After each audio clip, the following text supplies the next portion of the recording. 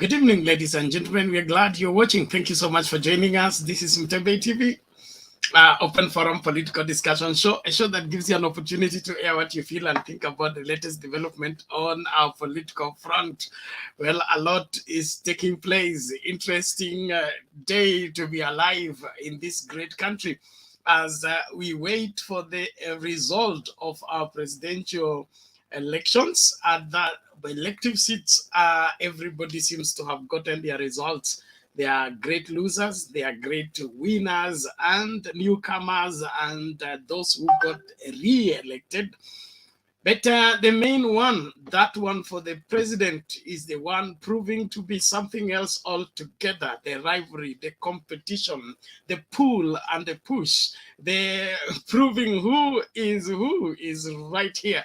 Just gotten latest that the Kenya Kwanza have set up also their celebration wherever venue in response to what Azimio have prepared at KICC. What is happening out there? We want to get everybody's feel and thought and whatever take on the whole scenario. Thank you, everybody, for joining me. Welcome on board. The link to use to get in the studio is right now in the comment section. You click on it, allows StreamYard to configure for you the camera as well as the audio. You will be in this very space for us to get talking. Thank you very much. Apologies for coming a little late. I made a big assumption that the other show that was going on will last a whole session. But I think we are here now. Let's get talking. Why is there two venues for celebrating the president when only one man can be the president after Chebukati's declaration? Kenya Kwanza have a venue, Azimio have a venue. What is your take on what is happening? Well, there is confusion, but there is still light at the end of the tunnel. So don't panic, don't get moved. We are just debating here. But, there is only one authorized body to announce who wins and get the winning authorization. That's the IEBC with Chebukati. The rest of the people are making the announcement, their pull and push. They cannot name for us who can be president and it becomes valid. I'm glad you're here. Please, thank you, everybody. Let's get talking. Well, the link, I've shared it. I share it again. Use it, please, as we get in the studio and get talking. I want to salute everybody. You are all coming in so fast and furious. I'm happy that you're excited, and I'm also aware that you are anxious, but take it easy. Everything is under control. Don't let the bloggers mess your day and mess you up. Wait for the valid result that are already in the custody of the authorized people. The other people were making their tallying and adjusting their figures. We thank God for Matiang'i, Kibicho, Kinoti, and team for having their eye on everything and leaving nothing to chance so that nothing go unattended to. And if you choose to go the wrong way, the law will take good care of you. And so we have been warning you over and over on this particular channel, particularly. If you choose to collaborate with the bad elements of this great country, then you must be prepared for the music of the same. But we are glad that our security boys are at it, catching all that wants to mess up the programs of this great country. But eventually mbivu na mbichi inakwenda kujulikana kwa muda usiokuwa mrefu. Kwa hivyo kila mmoja atulie mahala popote ulipo. Nashukuru kila mmoja kwamba hii ni nchi yetu na ni jukumu letu kuhakikisha kwamba kila Mkenya yuko imara na yuko safe mahala popote alipo. Vitisho kando, ujinga usitumike ili kila mmoja amakinike katika kujua yaliyojiri katika uchaguzi ambao tulifanya Jumanne. Thank you, everybody. For those of you that are joining from wherever you are, please keep it right here. And please let us stick within our standing orders. Keep your mics mute. If I can't mute your mic, I can't add you to the screen because that means there is something wrong with your configuration. And then you stick until you're given an opportunity to air what you feel and think about what is happening. I want to appreciate Abdallah, appreciate Retep Ngeno, Kwambia Onyanja, Frank, Miriam, James, Fatma, Bless, Imali, Cecil, Nani huyu, Sarah, Obuya. Thank you, everybody. Just want to mention a few. Kuna Mama Gozi. Hey, nakwambia majina iko hapa nje. Kuna Magak Atok. Tash Keriki, nani mwingine, twende kuna Wycliffe Eyes, Mbata, thank you everybody. Kuna Nyayo, kuna nani huyu, kuna Cosmas, Kemboi, Arab Jepseba. I tell you the truth.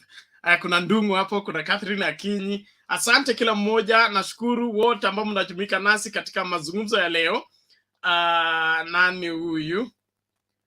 And people are coming and dropping off. I don't know what's up. I hope your internet is working effectively.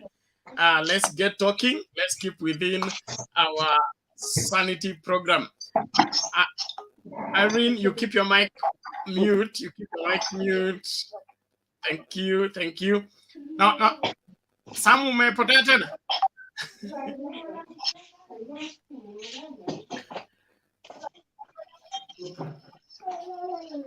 Irene Tarus, your mic must be mute until it's your turn to speak, and keep the kids off the camera and off the channel. Thank you. Sam, vipi? Okay, let me unmute. Jambo. Cheraisi, vipi? Siku nyingi ulipotea. Tulikuwa ground bwana kuomba. Jambo namna gani wewe? Tulikuwa tukiomba kura pole.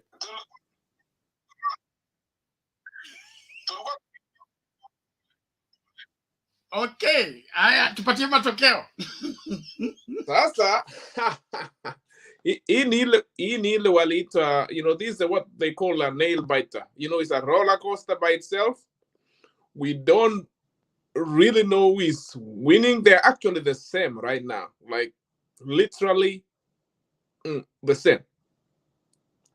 So you know, one thing I can say is the IEBC did commendable job this year. Like they have put the responsibility in our hands. Kama unataka kuhesabu kura, ingia kwa hiyo portal. If you have enough bundles, enough everything, you can download and na ufanye hesabu. If you have enough time in your hands, usisumbue Chebukati, enda hesabu kura for yourself. You know, go to the portal, download those Form 34A, and do your own count. So that's one good thing about IEBC. I think this election this year will be very credible. It will not have a lot of loopholes for complainers to complain. And what else? You said both teams are preparing celebrations in different venues. Yes, it's expected. In a campaign, you have to prepare for two things. To accept the results, you have to prepare two things, two speeches basically. Moja ya concede na moja ya accept. And to do those, you have to get a venue. Regardless, you'll have to have a venue to either accept the win or accept defeat. So they are doing the right things. When Kenya Kwanza doing it in Catholic, is it Catholic University or somewhere, and then Azimio is doing it in KICC. I think they are being proactive. So whatever outcome happens, they'll have a venue to accept or concede. So I think it's within the order, and I join you to tell our fellow Kenyans to be calm and wait for the official results. usikue na joto mingi. Ukiona TV ingine, one TV has like 7 million, another one has 5 million, whatever. All of them will converge eventually, because it depends on how fast a TV station is counting from the IEBC portal, and how slow. So don't panic. I think it's a credible process so far. Asante sana.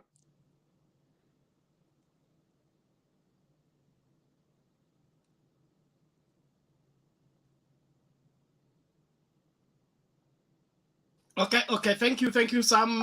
Let's hear from Irene. Irene, I'm not gonna...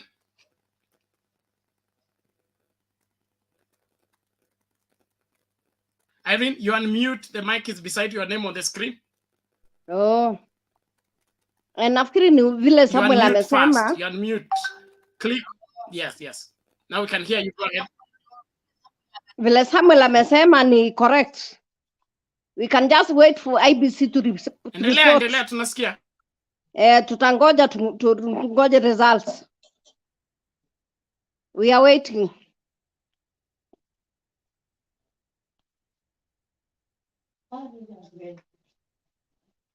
Okay, sawa, asante sana.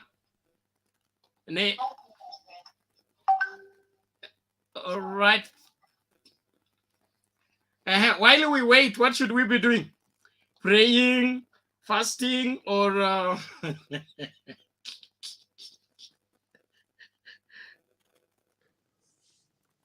we can talk.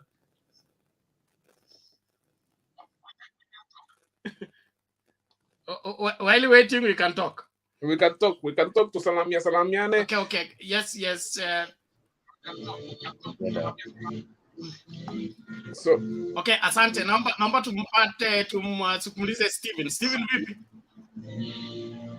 Yes, Bernard, jambo. Si jambo, namna gani? Salama, nawasalimia nyote katika studio jioni ya leo. Okay, so tumeona mambo vile inaenda. Naona kina Itumbi wanajaribu kuupload na kuweka vitu zenye hazi exist. Wanapost wakifuta. So sijui unajua what Azimio is doing, I think they are torturing psychologically the other team, Unaeka paka red carpet bwana.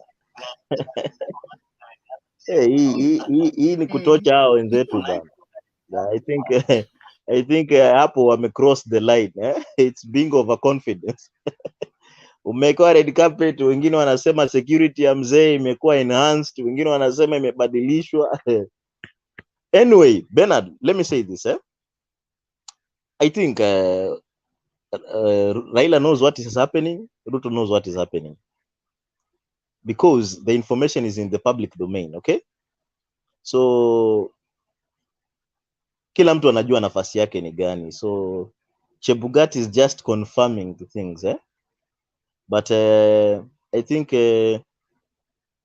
joto imepanda ikashuka, pressure imepanda ikashuka. So most of the Kenyans now are just there. Hawana ile anxiety tena. Unajua tumekuwa managed ki deep state, Tumekuwa managed ki deep state. So anything that the irony of this election is Kisumu is calm, I have a friend in Kisumu. Ananiambia maisha yanaendelea kama kawaida Kisumu. Surely tunaona Bomet ndo kuko na shida, sure. The opposite of what is used to be happening is now happening, Kisumu. Watu wanasema, I have a friend in Kisumu, I called him, he was telling me Kisumu maisha yanaendelea kama kawaida. You could not have this in the last elections. Hakuna duka ingekuwa imefungua CBD, hizo ma supermarket Java zote ziko wazi na hakuna presence ya polisi. Bernard, what is not happening in this country? Surely I think there is a white smoke somewhere. There's a white smoke somewhere, and by not seeing the mouthy side, wale wa kupiga kifua na kuvimba sana, ukiwaona mood yao na venye wanatayarisha hiyo Catholic University, kama wanatayarisha mahali wanataka kuangalia mwili, ya marehemu mwingine hapo, nafikiri wamejua kuna kitu imekoseka mahali. I think, you know, Bernard. End up on a pole, Stephen. Yes. No, the reality is there out there for everybody to see. Bernard, let's just say this. In the last elections, to the run up to the elections and the day to the counting, ungekuwa umeona press conference ngapi za Raila? Sahi, wewe unajua press conference ngapi za Raila angekuwa amefanya? Castigating Chebukati, castigating everything. Umeona ngapi? Mzee ametulia na kula raha. Nafikiri hata alikuwa Kilifi na akina Atoli. I think he was around Kilifi yesterday. I think so. Hiyo residence inakaa ya Atoli, because I know Atoli's residence. I know it's near where I'm staying, yeah. So mzee ametulia, hana pressure. Lakini the other side, paka wana upload from 34A 233 na tunajua ni 229, 46,229. Itumbe ameupload hata hana haya 46,233. Surely after being castigated anafuta haraka. They thought it was going to be easy, but even Citizen TV and the TV station, kwani hawana infrastructure hizi TV stations? Umeona venye wamekuwa overwhelmed na the same. Wengine bado wana lag behind, wengine wako mbele. So it was not easy, you know, downloading 46,000 plus forms. It's not easy. You must have infrastructure, you must have manpower, you must have people who will be there. So it won't be rushed to come out with some results. They were imaginary. Zilikuwa kwa server ya akili yake. So now the reality is there. Bernard, I think you are going to play us clips here today. You are going to play us clips. Tafuta clip ya Sabina Chege venye anaongea. Tutafutie hiyo clip ya Sabina Chege venye anaongea. Alafu tutafutie post ya Mama Ngilu venye anaongea. Hii kitu white smoke iko bana. Hiyo red carpet imechoma watu. Kuna watu hawakutuongelesha leo huku mitaani. Hiyo red carpet inaumiza watu roho. Lakini wajue ndio hivyo. Unajua there's another time, there's another chance. Wacha nisiongee sana Bernard, asante.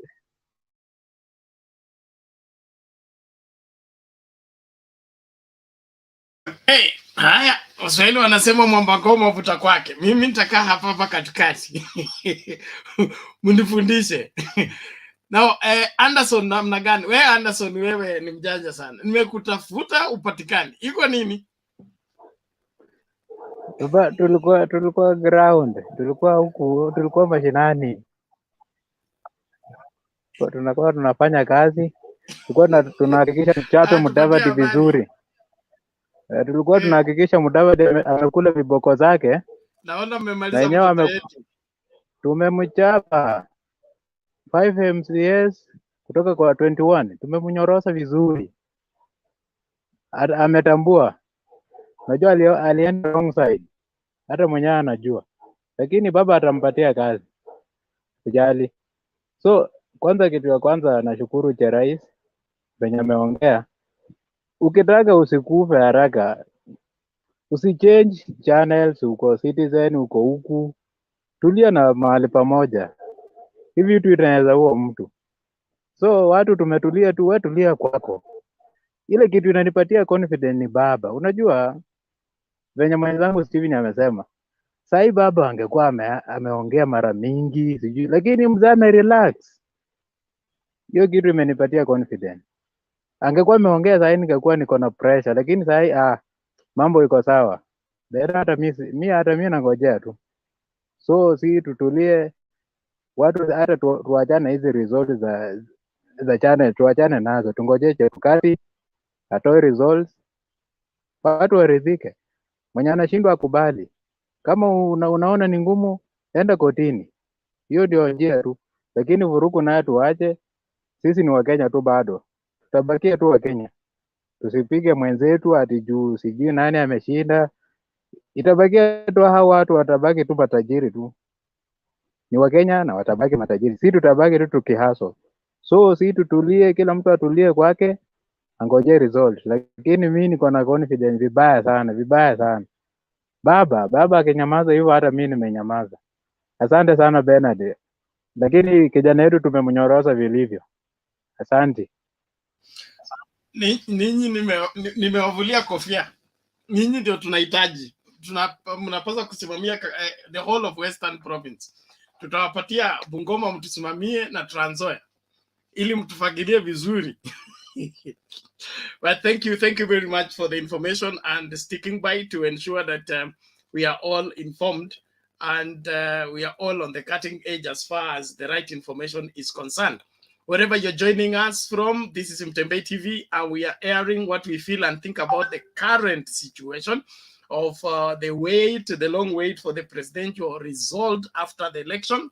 And I understand there are those protesting even the announcing of the whatever parliamentary results at Bomas. That is subject to confirmation.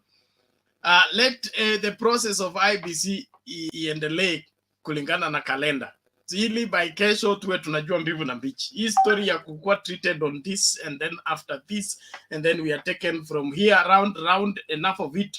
It's time people now got over this and we began to face our life and face the future squarely. This is our life and we can't surrender it to anybody else. Thank you. Mgambi Emmanuel, habari ya leo? Shwari kabisa bwana Manad, unanisikia vizuri? Kabisa, namna gani lakini? Mimi niko poa bwana, nafikiria mimi ndiye nilifanya utabiri mwingine hapa, sidhani kama mtapanda mbegu ama vipi. Mimi nilisema Kirito atashindwa, mkuamini. Kimefanyika, nafikiria bana ninafaa pande mbegu. Sijui kama utakubaliana na mimi. Sasa hiyo namba ya mbegu ndio utapeana ukitoa kitambulisho chako cha unabii. Naam. Yaani mmefanyaje mbasi? Yaani you are not serious. Unajua kwetu, I think we are special in a way. You have to understand it and take it. As you have still seen, even voting blogs, they sent through the way they did their thing and the way we did ours is different. I think now you should be treating us as different people. Msituchanganye tena na Wakikuyu ama Wakamba. Sisi Meru ni Meru. That is how it should be taken. And I think everything we have exhibited in a different way. Firstly, still we have voted in for Asian. You know, we have an Asian MP. Independent. Like my MCA, that is not my MCA, I think my MP.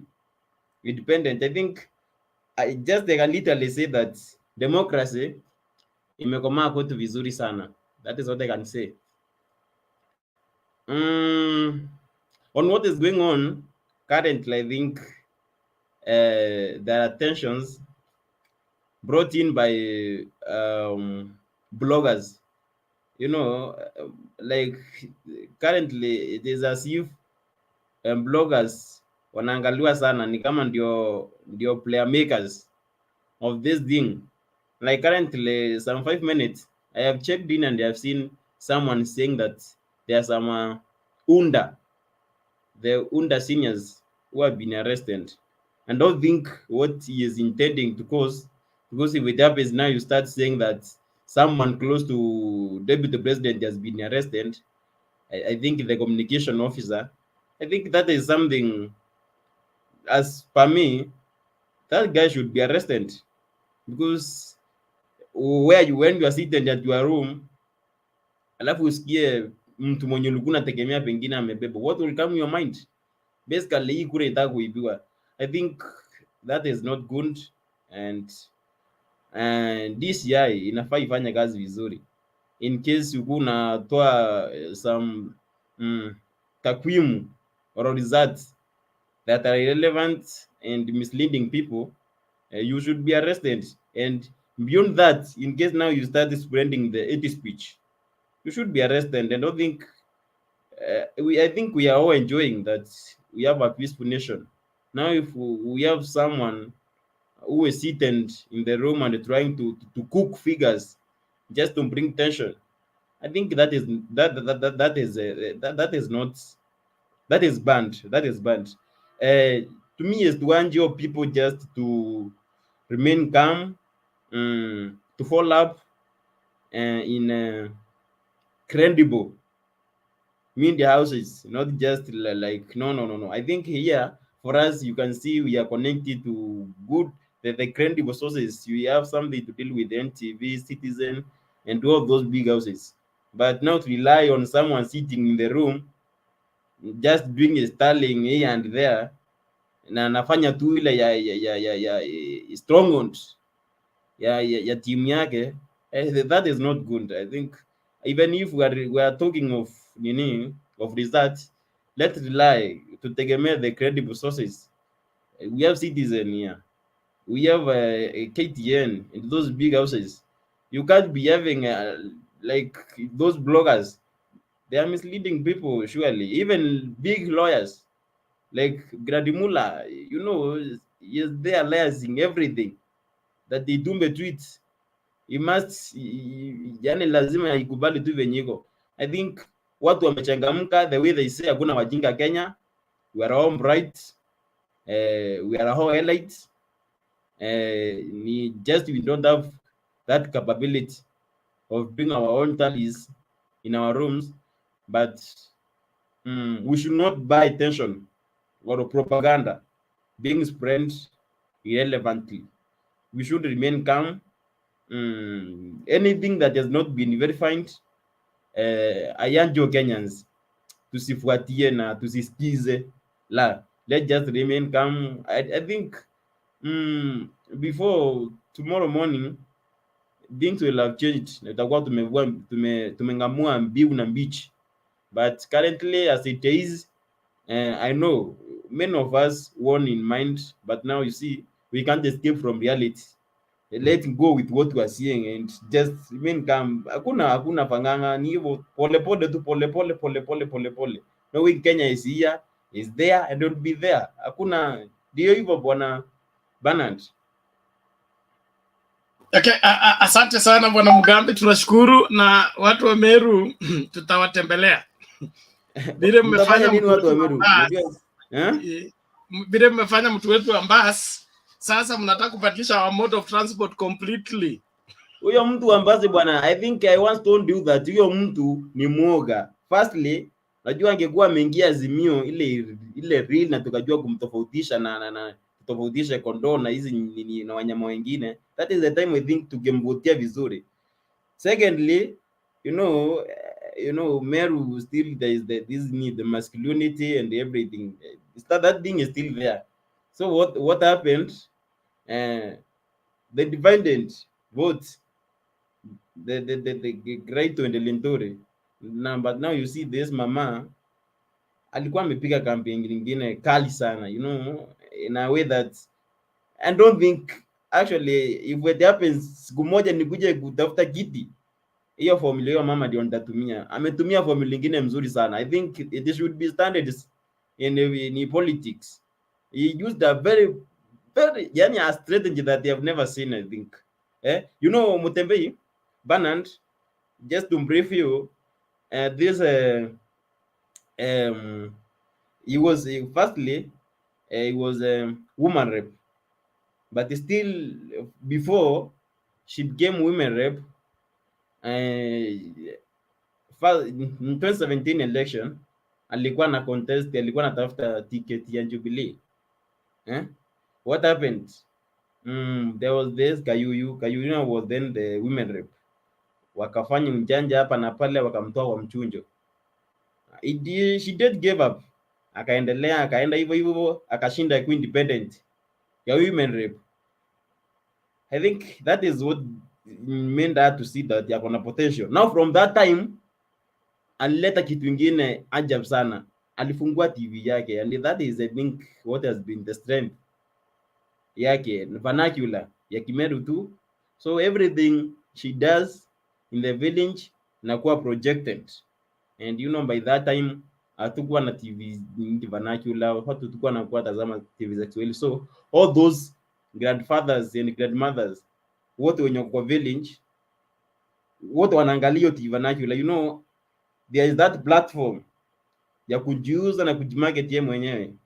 That TV has been there I think for like the last 5 years, na ndiye ametumia actually, hiyo ndio imekuwa feri yake na and the strength. I think there was even a time trying to invent the newsroom yake akaenda ndiye akawapiga akawachokoza. To some extent I think hata aliwapeleka kotini. So the mama, I think she's worth. But now I know it is not going to be easy for her, but the truth is that ameshinda. That is it.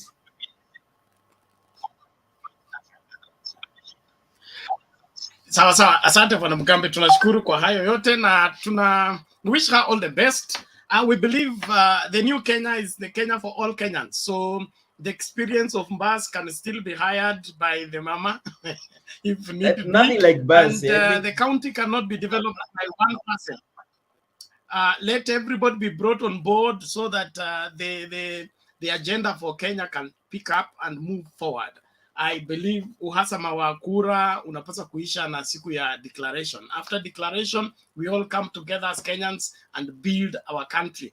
After this, I mean, when everything fails, we will not blame political parties, we will not blame our party leaders, we will blame ourselves for failing to take responsibility to make our country great. And so even as we pull on our side and support whatever political conviction we have, at the end of the day, we still have to roll up our sleeves and face our jobs and build our country. So let us not limit ourselves to our parties or our political persuasion. Let's understand that when all is said and done, we'll have to do what we are required to do to make our country tick. Thank you, everybody. Bwana Nelvin, namna gani? Mzuri sana Bernard, habari yenu? Salama, namna gani huko? Mimi niko mzima, sina ubaya wowote. Niko hapa. Kuna kitu kimoja ningependa kufunza hawa watu wenye wanatoka Mlima Kenya na watu wanatoka Rift Valley. Hii mambo ya kuchaguana na ukabila na kusema mambo ya suti itawaumiza kweli kama sisi watu wa Nairobi. Watu wa Nairobi tunachagua viongozi. Hatuchagui watu kulingana na kabila. Hiyo upuzi itawaumiza. Mnatuma mishira nyumbani. Mnasahau ya kwamba William peke yake hata hiyo Wilbaro walikuwa anapeana Central Kenya ajayo waletea. Hii ni upuzi ambaye mnafaa muache kabisa. Mnachagua viongozi kwa sababu ni wa kabila yenu ama ni wa jamii yenu ama ni wa ukoo yenu, itawaumiza sana. Mimi nasema hivyo kama Mkalenjin na nimechagua Raila na sifichi. Nilichagua Raila, niliweka mix up ya Mkikuyu, Mjaluo, yani nikaweka Sifuna, yani nikaweka kila kitu. Nikaweka Mutheu, Mathare. Lakini kuna kitu kimoja, mimi nachagua na mlango kubwa. Hapa mlango hapa, nachagua na mlango kubwa. Lakini kuna kitu kimoja yenye ningependa kufunza hao watu. No, hapana.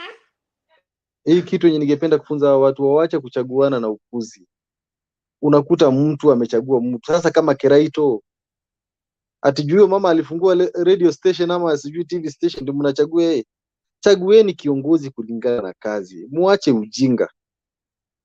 Hivi viongozi ambao mnaleta hata wajui kuongea kizungu ndani ya television ama kwa bunge. Kama hii mbunge mliletewa kutoka hapa Kiambu. Anatafsiri kizungu amechanganya pamoja na Kikuyu ya utoto yote ameweka hapo ndani, Kiswahili sijui inakaa namna gani, hajui introduce. Ndio viongozi mnataka kuleta waongoze.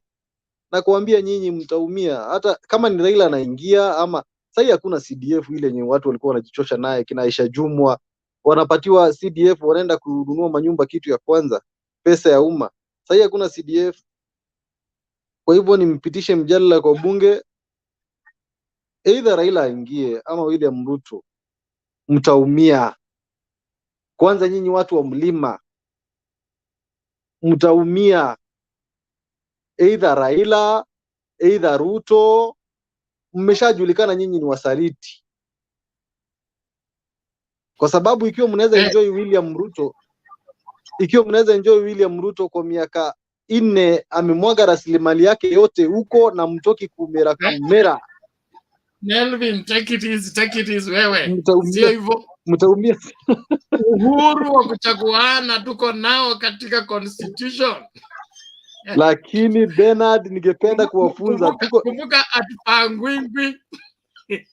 Ni hiyo ukweli, atupangwingwi, lakini mmepangwa, kwa sababu ikiwa mnaweza danganya William anakosa kupeleka rasilimali ya Rift Valley, anachukua anapeleka Central kwa miaka 4, pesa yote ya Kimwarel na Arol, alafu mnatoka 45%. Mungu akawalaani. We Melvin. Hata mmenishangaisha. Melvin. Yes. Melvin. Melvin, not that way, please. Thank you. Mind your language. language. Watu wawili wanakwanga. So wewe Melvin, stop. Watu wawili lazima wakuwe wawili. So wacha kukutesa. Na kama wangekumira mungekuwa wapi sai? Tungekuwa tu hata mimi kichwa sahi na niuma. Aliwaitisha MPs, mumepatiwa MPs, wachana na hawa. Sasa mkae mungoje muone mkiongozwa. Ona.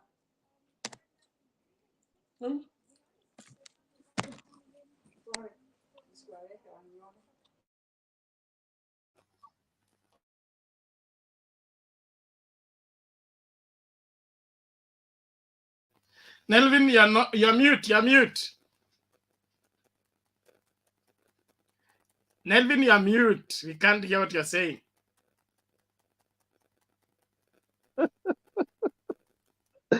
Bernard, nasema wewe Nelvin, wewe. Nasema Bernard. Vuta matisha. Bernard, nasema ukiwa umeamini enyewe, kama wakitoka kumera sasa, labda sisi wengine tungekuwa tunameza mara moja kwa sababu kichwa inatuuma. Lakini kuna kitu kimoja yenye wamefanya. Wamechagua viongozi ambao hawawezi kuwasaidia kwa kitu kimoja. Ukiangalia mtu kama Kanini Kega, ukiangalia hata nini yake amefanya kazi kwake. Wamekuja wamepatia, anaitwa huyu mwenye alikuwa speaker, kabla akule miaka 5 ndiye arudi miaka ingine 5 wafanyie kazi, mtatii. Wewe Melvin, alafu tunawashukuru sana. Sijui nani alikusaa wewe. Wale watu wote wameanguka ni watu ya baba. Wataingia serikali ya baba kutengeneza. Wewe Melvin, wewe, mimi ningekuwa karibu leo ningekuchapa. Wacha kuharibu maneno. Wacha watu wamekuwa na baba wakuje nyumbani watengeneze serikali na baba, na wale newcomers waone nchi ikiongozwa. Wewe Melvin, wacha kuharibu maneno. Kanini Kega the best, Peter Kenneth the best, Sabina Cheche, Nderetu, tuko na hiyo laini, wanapata ambassador, wanafanya nini, wamechoka kusumbuliwa na raia. So ungetaka sasa waingie, alafu wacha watulie, wacha tuone watu wengine. Unasikia?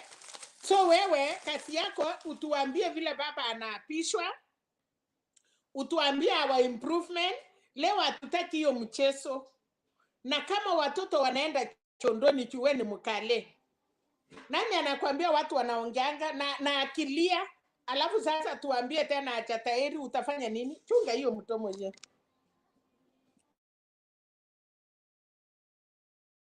Sawa mama, tumesikia. Asante.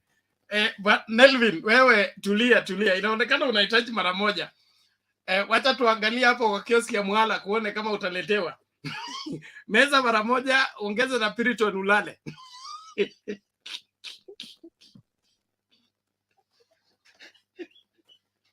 Bernard, lakini kitu moja yenye imenifurahisha, Nairobi tumewafunza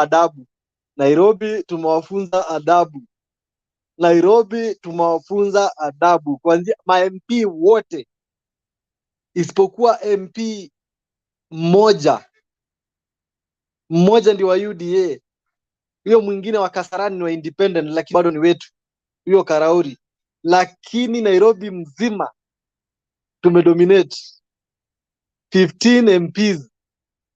Hapo nimeshukuru sana na nimeambia watu wazidi kufunza watu adabu. Lakini kwa hayo tu leo Bernard, wacha wengine wachangie mjadala. Ningependa kufurahisha watu. Nilikuwa nataka kufurahisha watu waache stress kidogo, kwa sababu stress hii inafanya mambo inakuwa mingi kwa kichwa Bernard. Sawa, relax, Nelvin. Thank you very much for that, and we appreciate everybody. Please, let's keep it clean. Let us all relax. Our country is under control. There's no vacuum, and be safe wherever you are. It is our duty to ensure that our country is governed rightly. Don't accept to participate in what is wrong. There have been some arrests. Okay, I've been witnessing some arrests everywhere about the IEBC officials who choose to collaborate with the bad elements. We have warned you on this platform over and over. Ukikubali utakamatwa, ukikamatwa utakuwa kamiti peke yako. Yule mtu alikutuma hata kuletea hata uji. So be careful. Then I hear there are other fresh arrests right now. Please just keep it neat. Let whoever has won win. Stop subverting anybody's win to make the loser win. It is you're creating problems for yourself. Now your children will be fatherless. Wewe uko kamiti, watoto wako home. Yani wewe umejichanganya tu kwa sababu ya pesa kidogo. Keep your integrity, do your job, and let it be finished peacefully and quietly. Now, kabla tumsikilize Dan, naomba tumsikilize Mkenya Daima kwanza. Mkenya Daima vipi? I hope no stress today. Stress tumetoa na keep huko. Tumetoa stress, tumekuwa sawa, tuko sawa tu. Mimi sina shida, mimi nafurahia tu. By the way, Bernard, niliona mkihudhuria therapy. Mimi nashukuru hii election yenye imefanywa Kenya leo haijaifanywa siku ingine. Hii election imekuwa mzuri, at least hata leo ukiangalia kwa screen Chebukati vile anaongea ana ile wasiwasi yenye alikuwa naye 2017. Ako sawa kabisa. Hii election ninapea Chebukati kongole. Hii election inafanywa kwa njia ya utaratibu. So wale watu wenye wanajaribu kutaka kuiba kura hawezi kuiba kura watu wakupiga 22 million, watu walipiga 14 million. So hakuna vile wewe utasema nimeibiwa. Na hii kura imekuwa transparent. Na mimi nimefurahia leo vile nimekaa nikiangalia Sifuna naye pia anafanya kazi mzuri. Anatembea kila mahali. Akienda anaangalia huku na huku na huku. Nimeangalia na ana rekodi kila kitu, baba amepata hapa ngapi. Anaenda kila mahali, baba amepata hapa ngapi. So hii election hakuna vile mtu atasema nimeibiwa hii election. Tena ninafurahia vile hii election leo imefanywa. Unamaliza mahali umepigia kura yako kwa hiyo nyumba, kama mlikuwa watu 100 ama watu 300, wanahesabu hapo. Raila amepata kura ngapi hapo, nani amepata kura ngapi hapo. Kila kitu inasema stream fulani ilikuwa na hii kura ya hii mwaka imekuwa kura ingine mzuri sana. Haijafanya watu wakuwa na tension kama ile wakati zingine tunakuanga na tension. Ile tu shida ni ile ya kwamba wakati wa TV imekuwa ikituchanganyisha akili. Imetuchanganyisha mpaka mimi nilikuwa nashindwa, kwani nikiangalia counties yenye Raila amewin, naona Raila anawin karibu county zote. Na nikiangalia kwa screen naona tena screen inaniletea vitu zingine. But nikakuja kuisoma polepole mpaka nika-understand. Nikakuja kuifuatilia polepole vile mtu anaelezea, nikajua okay, kuna wale watu wenye pengine wana upload hiyo manini ya 34 mapema haraka maybe ya hii nini inakuja. So ndio nikaona okay, unaona saa zingine ya Raila inapanda juu, saa zingine inarudi chini, unaona ya Ruto inapanda juu, inarudi chini, inalingana na vile hesabu inaingia. So hapo nimekuja nikakaa na nika-understand. So nika-understand na nikasema saizi hapa hakuna kujaribu kuiba. Hata kina Chirchir wamejaribu lakini imeshindikana, because hii nini ina stream, hakuna maneno ya kuhaka, utaweza kuhaka hata kama walikuwa najaribu lakini imeshindikana. So hiyo ni sawa. UDA huko walipatiana suit walipeana.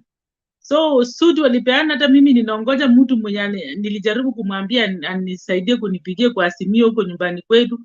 Naongoja niambie anti nitumie kitu, nimwambie aende kwa watu wa suti, alipiga suti waende wamsaidie kwa sababu aliwapigia suti. Wazi walikataa kusikia maneno yangu. Ni watu 3, 4, 5 kwa nyumba yetu ndio walipigia Azimio. Lakini hao wenye walipigia suti hao wataenda huko. Mimi mtu asiniambia anti nitumie kitu sijui credo sijui kitu gani, hiyo hakuna, hiyo tumemalizia hapo. Ataenda kwa wale watu wake amewapigia kura. Asante.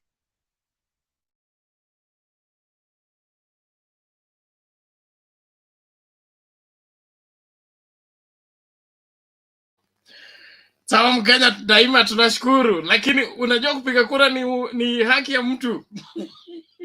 Tusilazimishe mtu kuchagua mwingine, kama ampendi.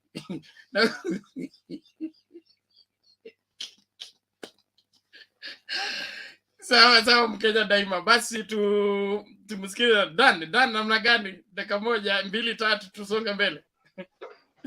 Yes, sawa. I've been wearing this for the last 2 days. The only blue thing I have here, I've been wearing for the last 2 days. Kingojea baba apishwe.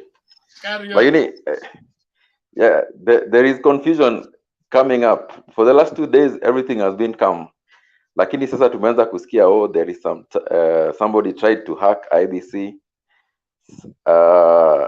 Somebody is hacking TV stations. How sure are we that Chebukati is not gonna pull a first one on us? Vile tumekaa tukingojea baba kuapishwa, but maybe Chebukati will pull a first one on us. And we are saying the constitution says that the one he announces is the president, unless tuende kotini sasa. So I am still in stress myself.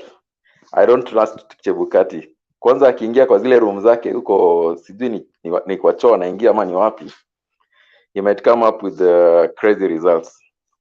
But otherwise we are still waiting. And also the internet is crazy. We don't have we don't have correct information. All we depend is in the internet. We are seeing our side already preparing red carpet, their side already preparing a room or something.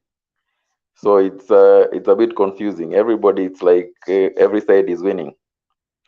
But we are hoping for the best. We are hoping that Baba is gonna take this one this time round. We are praying that nothing funny happens. But in Kenya, anything can happen. So we wait and see. Sawa Dan, kuwa na imani Dan, mambo itakuwa sawa. There are many things that are at stake. Chebukati cannot do what he wants to do, except what Kenyans have said. He can't, I don't think he's capable of doing anything by himself. And the promise is only guaranteed where there is a guarantor. What is the guarantor? That I make you this, then you will what? And then, of course, if these elections, the way it is looking, it may end up at the Supreme Court. I would want to just let Kenyans begin to internalize that.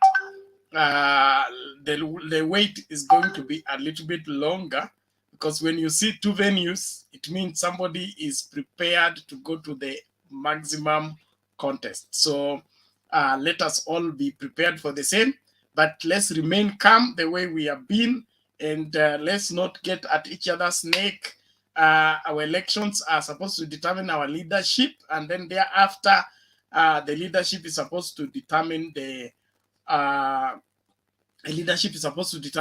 development and the progress of the country. And so the election is just one aspect of our livelihood. Let it not be made the whole of our livelihood. Just an exercise we undertake, after which it gives us the leaders. Then the leaders are supposed to lead us into the progression of the country. So the main thing we need to focus on is, from here, where do we go?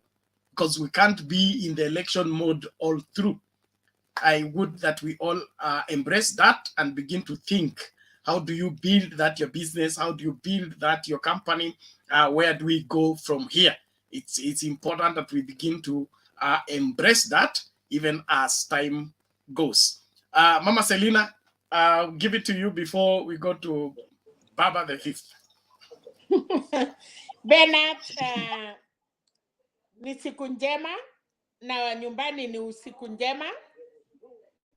Kasi yetu ni kungoja tuende apishe baba. mali imefika jana, na naona NTV naona wanakuwa na propaganda hata sasa wanasema chirchir, wanasema sijui nani wameshikwa, wanakuwa kidnap. Yes, mnaenda kuiba kura ya nani? Mkutano ya nani mnataka kuharibu? So wacha serikali ichukue hatua. Ile kitu nimefurahia ni Wakenya wamekuwa na amani, and that is what we want. Na hakuna mtu this time round baba hakutaka kuipiwa kura, alisema mtu wachie kiwanja plain crown, Gor Mahia na AFC wakutane. Sijui ya ile ya mnapendanga ya London, sijui kijana yangu sijui anasema hata sijui wanasemanga hiyo matimu mbili ile ya mnachiua Chelsea. Ndoi moja, ndoi moja. Arsenal na Man U. Sasa baba alisema muache kiwanja wasi muweke rivalry hapa na hapa, na hivyo ndio imefanyika. And penat, thank God the Venezuela guys walipatikana. Atungeongea sahi na tungekuwa tunaambiwa matusi, hata atungekufa. So we say Mungu anaitwa Mungu, and call time is the right time. Venezuela ile kuiba walifanya na Junet Mohamed, na shukuru watu ya Suna East. Junet Mohamed achakanyaka constituency yake kuomba kura. Ni bibi tuliona tu akiongea huko Tuluo, lakini nataka kusema aliwaambia tunawafuata, tuko hapa kwa hapa, na kweli tulifikiria ni mchezo. So Bernard hapa hivi wacha tupatie Chebukati, na hata Chebukati mwenyewe hayuko peke yake, pia tumemsaidia. Unajua Bernard watu walichoka sasa. Chebukati ikitaka kujipendua hivi anakuta hii mkono iwezi pita, akitaka kufanya sasa. Tumekaa straight Bernard, tunakaa straight, hatuwezi labda tumeficha vitu vingine kwa nguo. Sasa leo tumeweka mkono mbele kwa sababu Amerika usipoweka mkono mbele polisi anaweza kushoot akifikiria unatoa pistol. So Chebukati ameweka mkono yake mzuri, polisi aone Chebukati ana pistol somewhere. Otherwise sisi wa Kenya tunataka amani.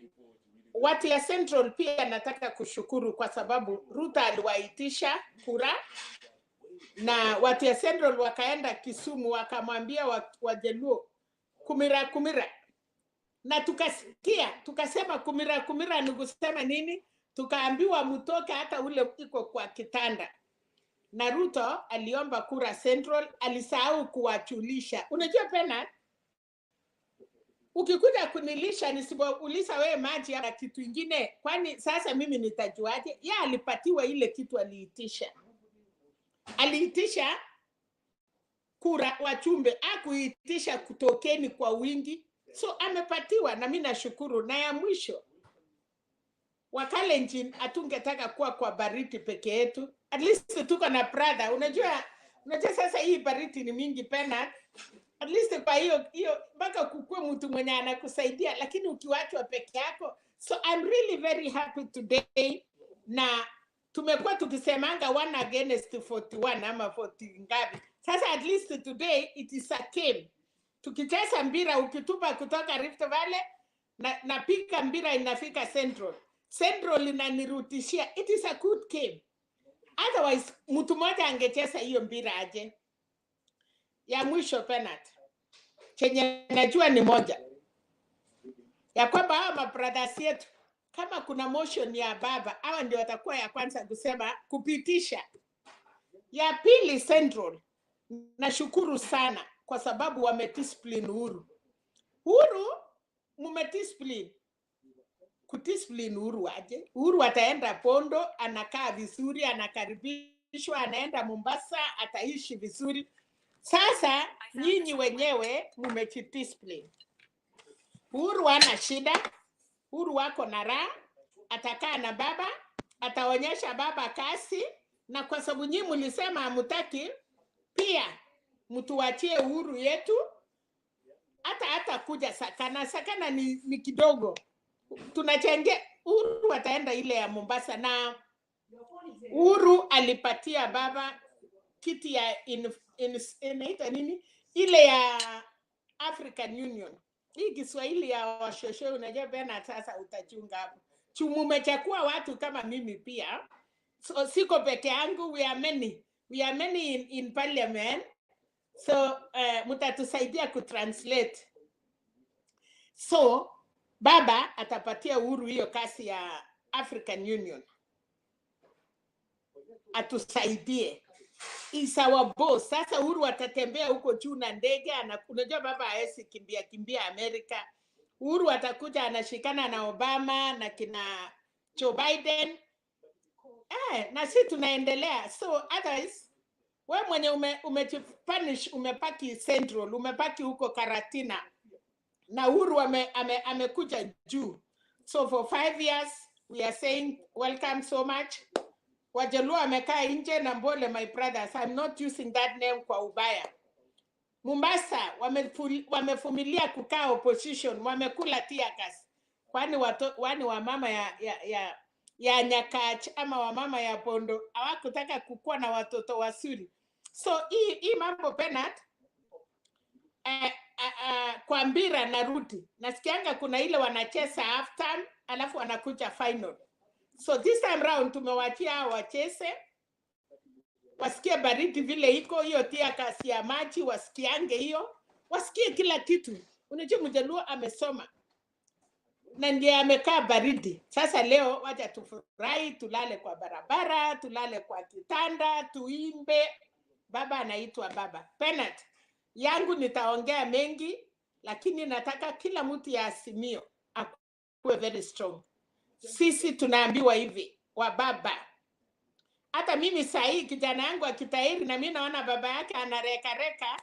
Siku hiyo ndiye ile hasira yote alikuwa amenifanyianga na ficha. Sasa ile vijana wanatahiri, wa mama wanajua leo ni leo. Wasee wanapata mwiko. Bernard, ile maneno yote amekufanyia unangoja saa ile watoto wanatahiri. Unakuja unatuanga mzee na kasia wewe. Unaona hata utatengeneza kijana yetu. Mama apigi mzee kwa sababu ya kijana ya kutahiri. Anapika kwa ile hasira mzee amekuwa akifanyianga yeye. Sasa leo sisi wa mama tuko ready. Asante Bernard. Na wewe utanirekebisha kwa sababu najua hiyo inafanyika. Sisi tuko hapo. Leo mama kama mtoto hata tahiri baba utaona. Nimepikia chakula kwani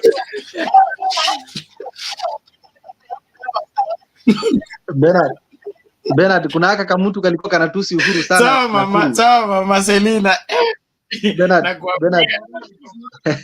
Bernard, kuna huyu mtu alikuwa anatusi sana Uhuru na Kuru. Naona amepigwa nje.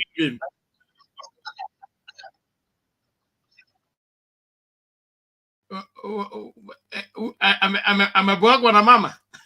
Amebwagwa na mama. Alikuwa analia sana. Kuna siku amelia na Sudi. Leo amepigwa nje. Si umesikia mama akisema anakula mama. Bernard, huyo ngomzuri atachapa mama. Alidanganya mama. Akamwambia kijana anaenda kutahiri. Mama anaona watoto wa baba wengine wamesimama imara. Mama amekuja na kiboko. Hiyo ni hapo tu.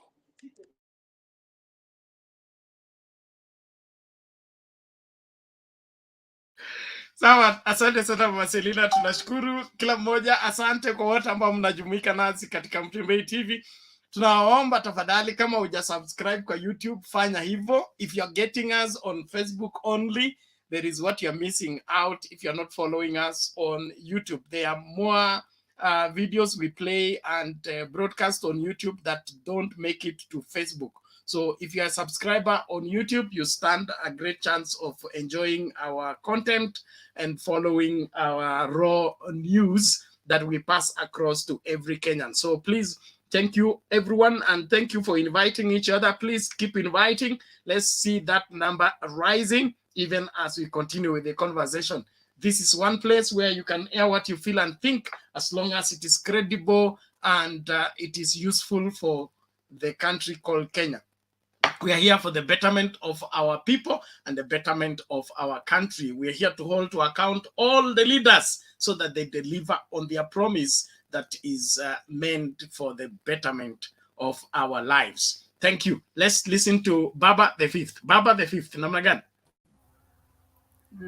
Poa sana Bernard, thank you. Bernard, nimewatafuta kutoka asubuhi saa moja time ya Kenya.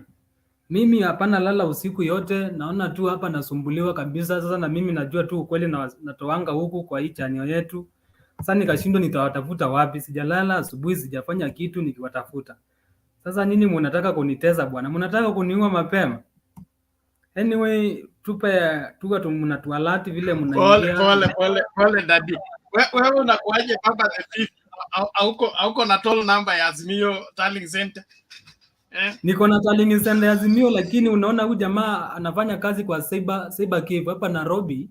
He is propagating things alafu zinashtua sana, lakini tunaendelea kujua ukweli na tunashinda hii kitu. We are bullish. We are bullish. So wacha sasa tungoje na tungojee. Mimi naendelea na kungojea.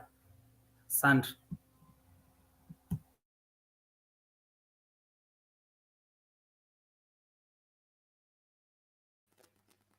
Okay. Thank you, Baba the Fifth. It is good.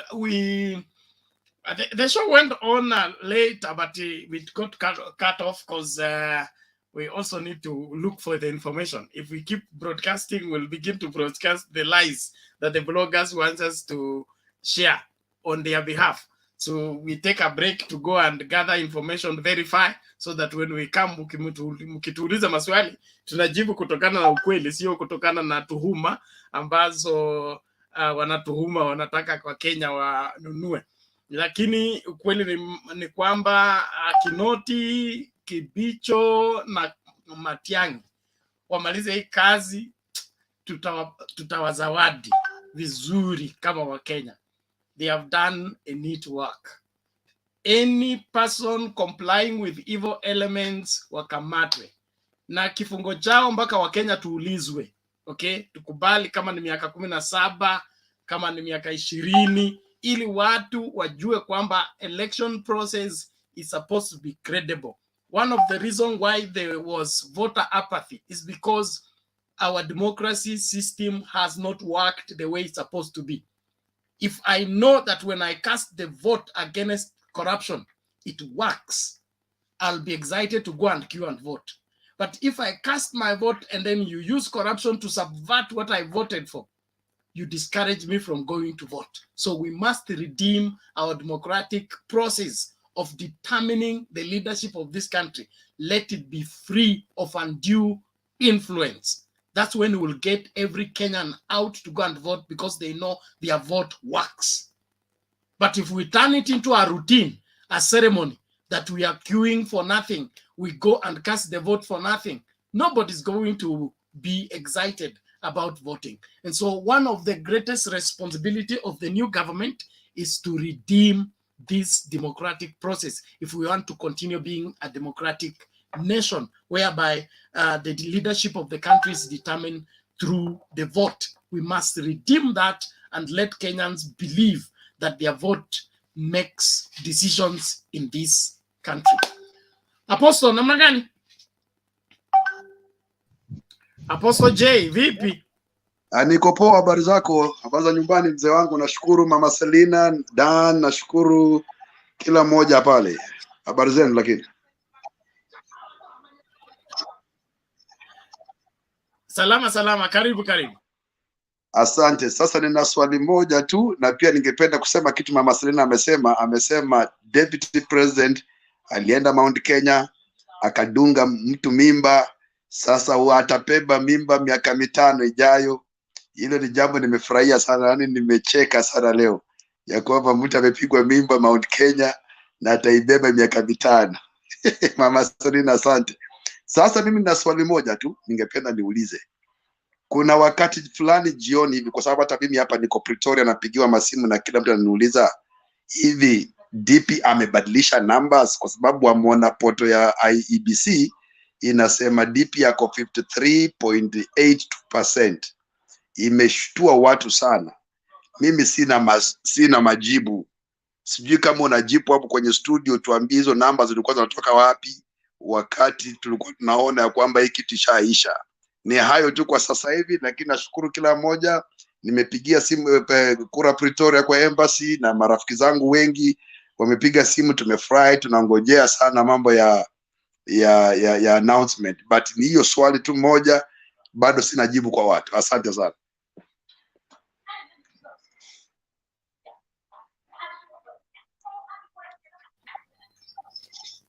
Okay, who wants to respond to that information, that question?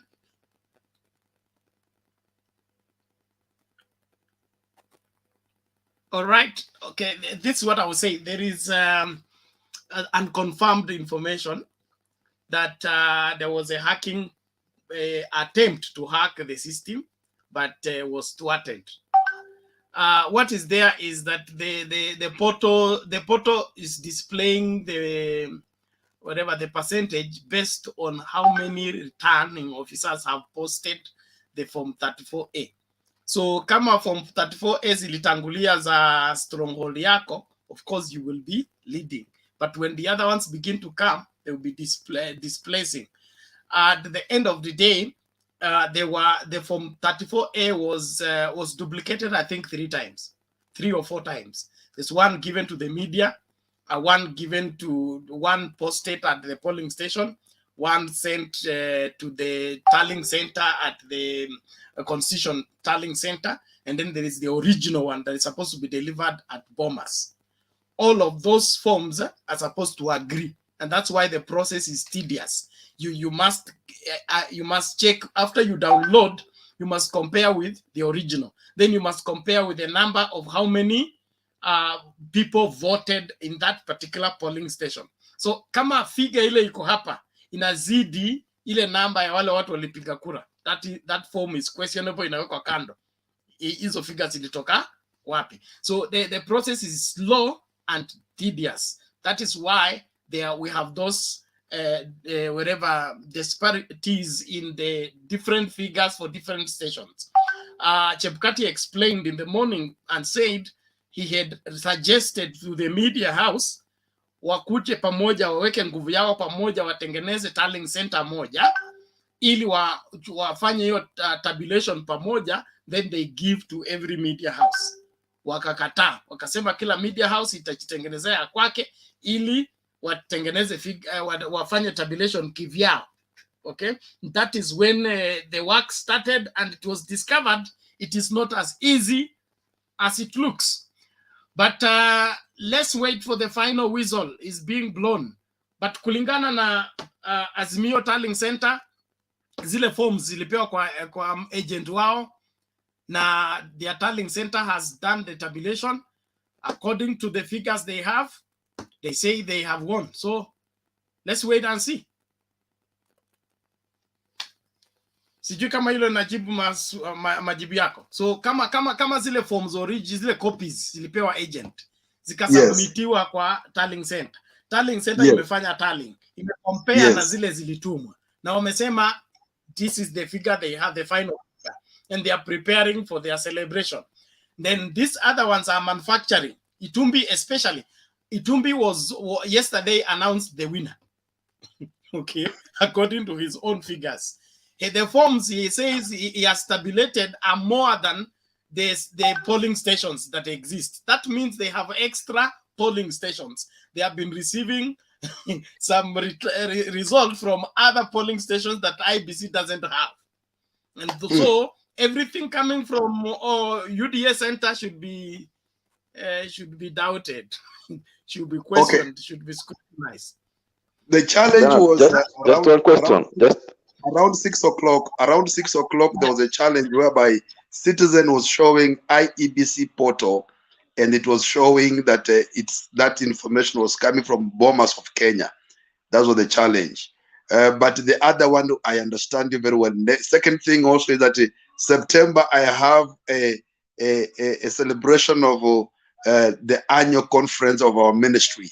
I would like to invite you officially, Bernard. If you can send me your number and your whatever, I will invite you, send an invitation to come and preach the gospel to South Africans. God bless you. Bye for now. Thank you. Most obliged. I'm available. Hawa watu wa Mtembei TV wataniacha nikuje. So for a week, just 3 days, just 3 days. 3 days. You fly in and you fly out. Yes. Thank you, Apostle. I appreciate that, and we'll work out the same. Welcome. I can still broadcast from wherever. This is international media. Thank you, sir. Thank you, sir. Yes. There was another question. Yes, Dan, you have an answer or a question? Yeah, I have a question because I'm also in the dark when it comes to our tallying center. Are they getting this information from only agents, or are also getting this information from the? I hear you can download from IEBC portal. So how are we sure that we are winning when we're just relying on information from our agents? And they also counter checking with the IEBC what IEBC is transmitting or what is happening. Okay, now ninyi mnataka kunifanya returning officer na mimi sio returning officer. Now na mimi sio representative wa IEBC, na wapatia tu information vile naijua. Kile najojua ni kwamba Azimio Center iko na wasomi, maprofesa, wale watu ambao hawakuletewa certificate. We can trust their judgment, number one. Number two, it will be very naive, okay, for somebody who has run presidential elections 5 times, all right, to put an incompetent person in the tallying center. I don't think Baba can make that kind of a mistake. And then, of course, the verification of the Form 34A, they cannot rely on one source. They must compare with everything, because, you know, at the end of the day, it is Chebukati who will call the winner. Nobody can call the winner. So if Chebukati does not, if what you are reporting is not what Chebukati has gotten from his agents, then it will be disputed. So at the end of the day, I trust that they know what they are talking about, and whatever they are giving is what is accurate based on their information. Apostle, on the private chat here, private chat is on your screen if you're on the, but if you're on the phone, there will be some 3 lines. You click on it, it will open private chat. You get my number there with all my names. Then you can leave yours there. Private chat is only accessible by the people on the screen. It's not the public, where they've 1,387 people are viewing. So you can share your number there, then we will be able to exchange from there. Alafu huyo ni mjunior ama ndio madam? Mjunior akubaliki kwa stream. Sawa. Okay, let's listen from Douglas if there is no other question.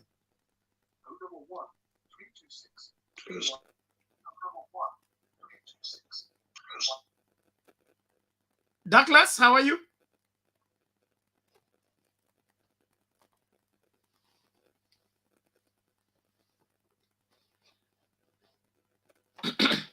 Douglas, are you able to get me? You are mute. Unmute.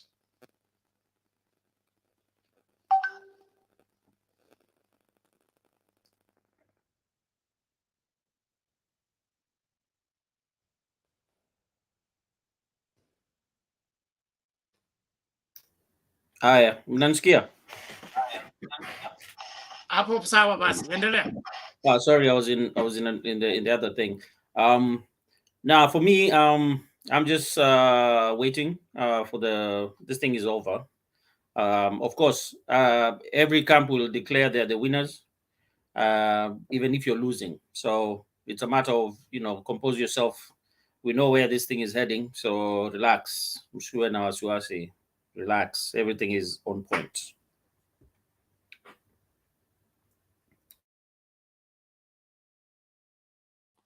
Okay, thank you very much. Sasa tumpate Sam Ayeka. Vipi mtu wa Mungu?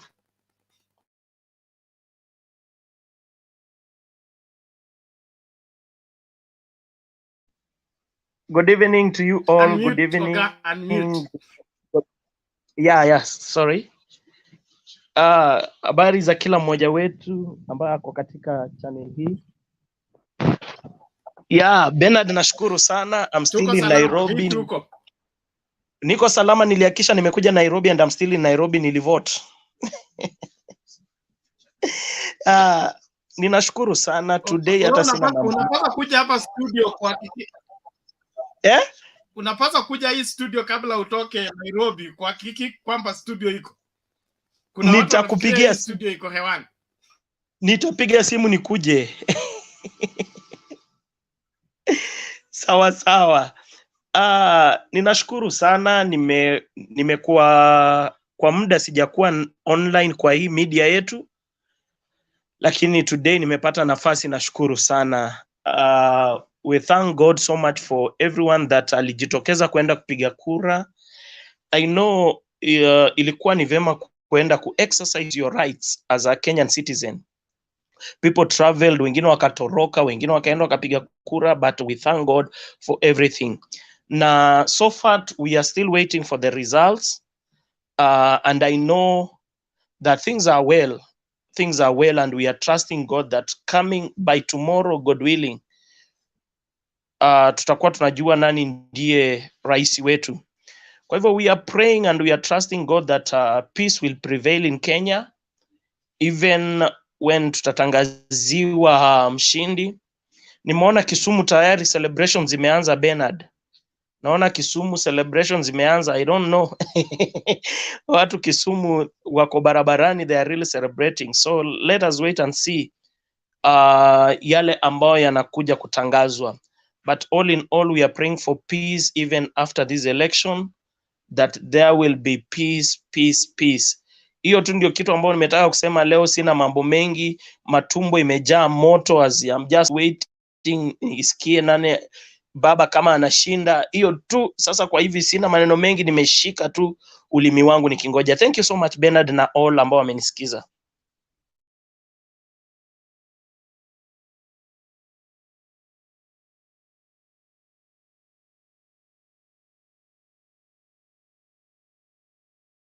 Thank you Sam, we appreciate that. Na ni muhimu kutulia.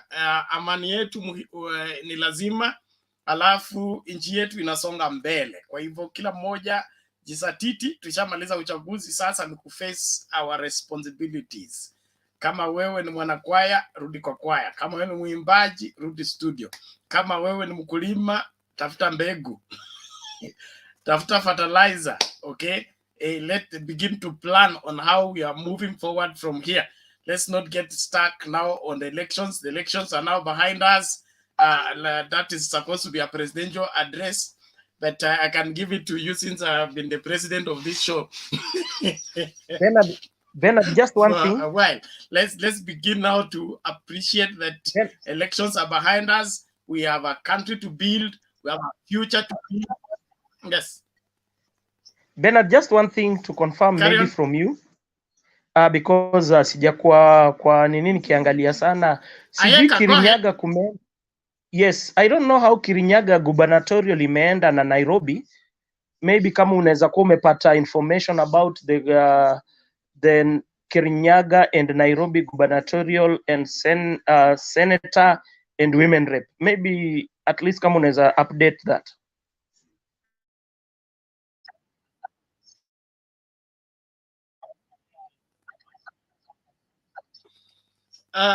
Kirinyaga, I think Kirinyaga is English. Waiguru amepigwa kalamu. Nairobi iko na tashwishi, kuna mushkili pale, but the call is supposed to be made any time from now. Na nimeona Sakaja ashajitangaza kwamba ameshinda, na ukiona akishajitangaza unajua unajua mtangazaji amekataa kumtangaza. So, but let's wait and see. Wanasema I have just seen a post, anasema he tried to stop the tallying and the tallying continued, but we are winning and all that. That means anaenda nyumbani mapema tu, na mapema kama vile tulisema. I think Nairobi cannot be managed by him. Is not capable. He has some growing to do. Ajipatie miaka ingine 10 hivi, vile baba anakuja kupeana free education, arudi university amalize masomo yake, akishamaliza masomo yake akuekue tena miaka 10 hivi ndio atakuwa mature enough to manage Nairobi. As at now is too young. Nairobi is too complicated for him to handle. Right now atoshi mboga, na hata akipewa hiyo nini Monday tuko kotini, arudi Uganda alete mwalimu wake na signatures zote valid. Kama hana, anarudi kutembea tamaking business. Yes, so that is that. So for Kirinyaga, I think Rishi took it. Well, the senator sijui ni nani, but we'll get information. Kuna watu hapa wa Kirinyaga. Mimi nataka watu waongee kuhusu masuala ya kwao. Ya Nakuru ilikuwa na masuala sijui kama imeenda through. Mara tumesikia ni Lee, mara ni Susan, but the UDA people are announcing people for nothing. Hata hawana basis yoyote. They just say like there was one guy who has I didn't know he's a UDA blogger. I almost believed him. He's called him David Wafula or something. And, you know, he's prestigious in suit and he has a very good presentation. I thought he's a news guy. Then I began to see what he's announcing. And I began to suspect him. So when I went to do background check, I found out it's the same people who have surrendered their brains when they joined UDA blogging business. You don't need to suspend your brains, for heaven's sake. After UDA closes shop, you will need that your brain to find your way forward. Please. Yes, Douglas. Hata siye peke yake, hata huu jamaa anaitwa Cyprian. Pia Douglas, Douglas, go ahead. Nasema, unanisikia? Unanisikia? Nasema hata huu jamaa anaitwa Cyprian. Cyprian yes, yes, I can get you. Huyu ni UDA pia. Huyu ni blogger wa UDA.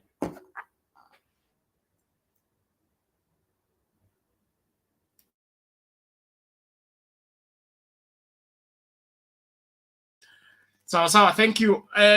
It's good that we keep away from those. You know, blogging also needs some sense.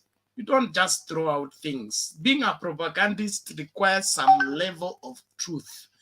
You can't do propaganda with no basis. Because if I'm hired to do propaganda, I need to have something credible. Like I want to write that William Ruto has reached out to Raila Odinga for a handshake. Okay, that is propaganda I want to propel. I must look for a place where William Ruto and Raila Odinga met. That as a basis for my propaganda. So kama ilikuwa Hilton, hata kama Raila alikuwa anatokea mlango huu na Ruto akaingilia mlango huu, now I have a base upon which naweza kusema the handshake program is at hand because Raila and Ruto met at Hilton. Na ukiuliza Raila amekuwa wapi leo? Hilton. Ruto amekuwa wapi leo? Hilton. So my story can sell because at least these people were in one venue. You don't just sit down and imagine things and write them and you think that everybody's going to buy into it. You declare so and so has taken, Kidero has taken, whoever has taken, on no basis or nothing. Let us, you know, grow up. Na aswa hawa vijana wanaingilia kazi ambayo hawaielewi. Kufanya propaganda, it's a valid issue if you do it soundly. But you don't have to make all lies. You put them together and feed Kenyans with it, and you think you are helping the country. That's not it. Yes, Douglas. Okay. You know, people have to understand, you know, we are living in an era of... Can you, Douglas, unmute? I've unmuted. I've unmuted. Can you hear me? Hello? Okay, I'm saying we are living in an era of misinformation. This is not 1960, 1970, where, you know, you have the mainstream media, where you have the mainstream media giving you all the information. We are living in a media world whereby we have social media, the era of misinformation. Anybody can post anything on social media without any consequences.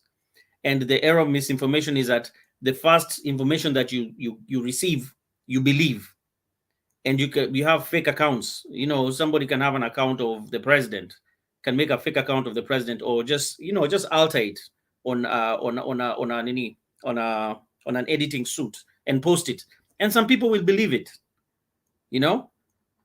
So right now you have to be very careful of the information that you're receiving. You have to do due diligence. Don't just believe what you see. There's always a second and a third layer to the truth. This world we live in, don't believe what you see in front of you. There is a second and a third layer behind the truth. So don't be gullible. If you're gullible, you'll be in your emotions. You will actually be misled. Always compose yourself. Yes, I've gotten this information. Let me do some research. Let me ask 2 different places, or let me do an inquiry to find out if this is the truth. Then you probably get other information, and when you weigh them, then you can come to a conclusion that maybe this information is true or not. But just don't believe whatever you see. That's all.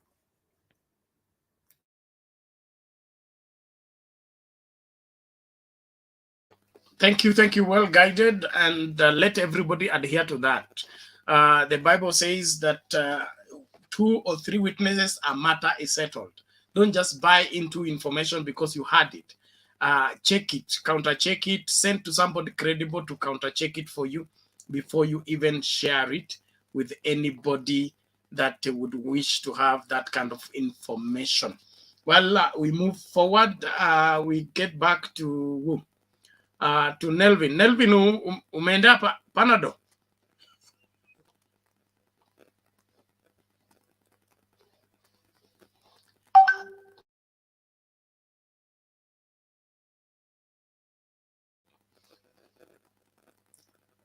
Oh, Nelvin Ayuko. Dan, what did you want to say? No, I just wanted to say I am glad for this channel, because at least you can get some way forward and some truth, because on social media there are so many things which are misleading right now. I think most of us here are Azimio people. I have just heard some people elsewhere, some UDA people also saying that they equally are winning. They are also waiting to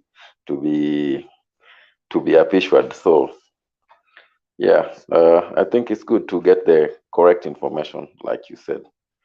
I think it should be like this. Yep.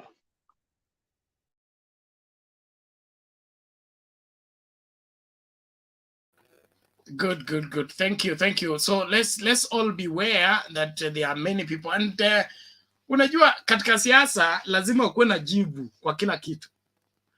It means when you're competing with your competitor, you can't allow your competitor to go ahead of you in terms of proving a point. And so when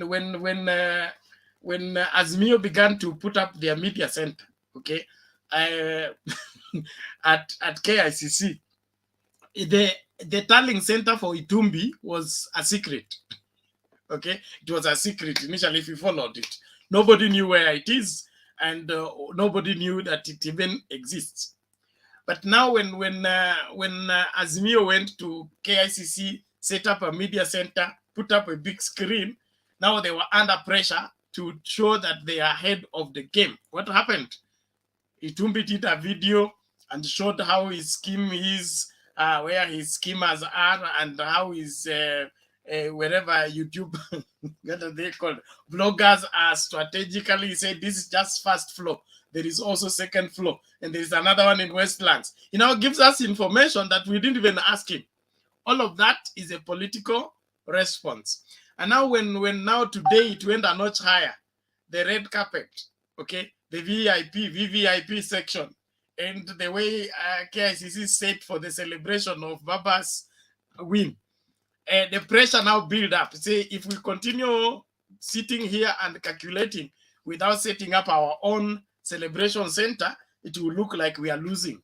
And of course, there must be an attempt to try to prove that you are on top, even when you know you're losing. And so it's just political games. Somebody responding to this politics so that you downgrade whoever that looks that is higher than you.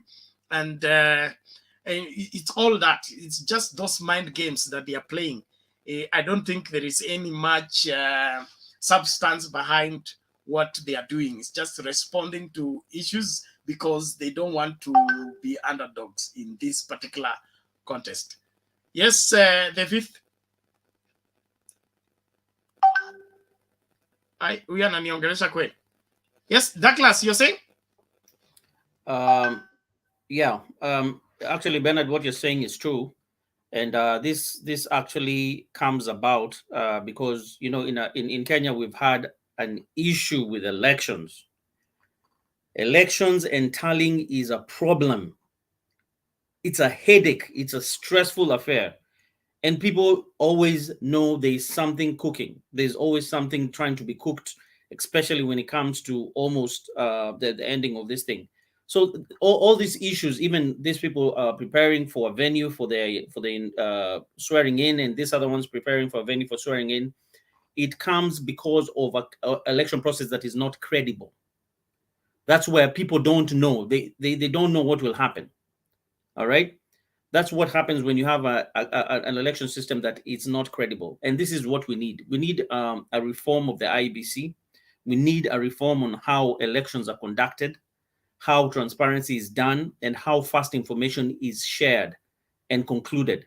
Because this whole delay creates room for suspicion, creates room for anxiety, and you know, anything can happen. And we know that the system, the electoral system in Kenya is compromised. We know that. Let's not play like we are not fools. There are people who have access to these IEBC portals. They can log in. They can do things.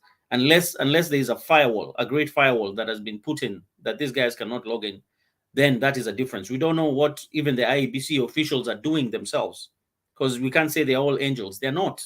They've been running this thing for a couple of times, and they know how this system runs. And they know how to interfere with the system or interfere with any firewall that is there. So a credible election system builds confidence in a country and reduces anxiety because the results are true. You know, this is who won. This is who lost, because you know the system is correct. It's just like when you're applying for let's say you're applying for a credit card. You send your information. And if your information shows that you're not credit worthy, you get a feedback. No, we are not allowing you because of. And if you want more information, they'll tell you because of 1, 2, 3, 4, 5, 6. You know, the system is clear. It's not a system whereby anything can happen. So, in future, the credibility of the electoral system has to be in such a way that it is trusted, it is proven, and it is very efficient. And that can be a very good example, not only for Kenya in future, but also for the rest of East Africa and the rest of Africa.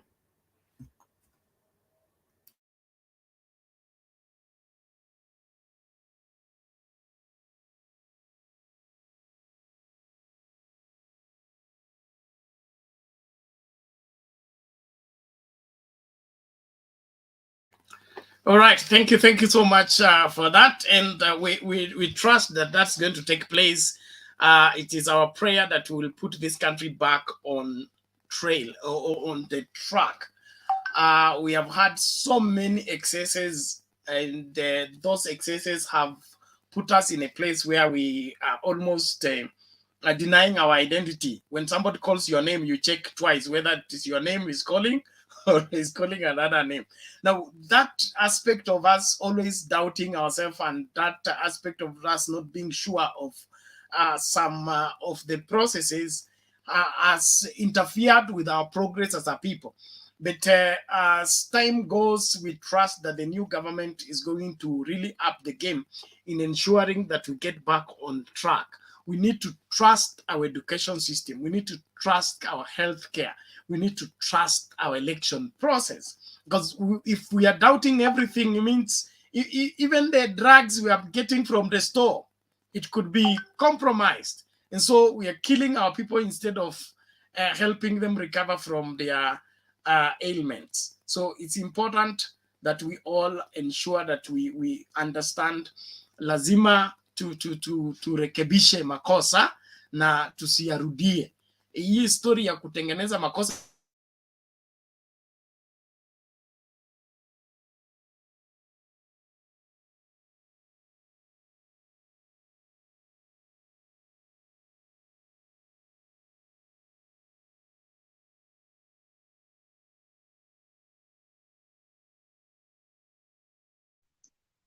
Bernard amepotea.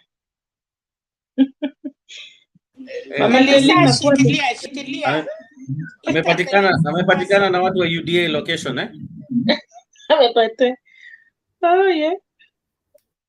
Acha na huyu anaitwa nani ameingia pale, simuoni vizuri. Aendelee. Huyu ako karibu na Selina. Anaitwa Rafael ama anaitwa nani? Endelea, jina yako ni ngumu kutamuka. Nilikwambia ni PAT ile kalimbaya sana.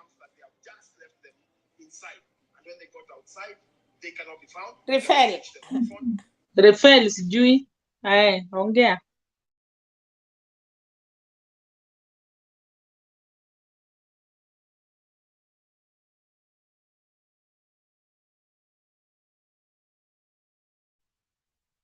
Reef. Karibu. Okay, unmute.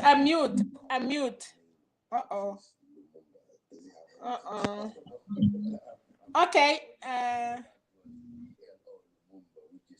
Melvin. Yeah.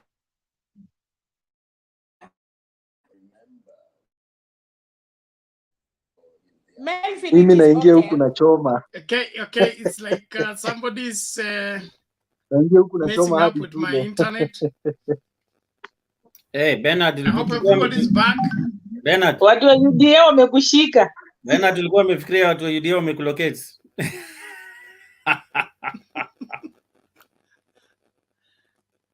Tuambie hii mambo Tumbi anasema, nilikuwa nafikiria ni rumors, lakini nimeona ni kama anasema kuna watu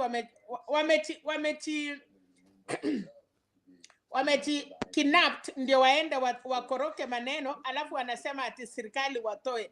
Ati kama ni watu ya Raila, serikali ingekuwa imeshughulika. Sasa hii mambo ya kufanya makosa inahusikana nini na baba jameni? Yaani kila kitu lazima watate Raila ndio ikue. Hebu tuambie penalty hiyo upusi wamefanya.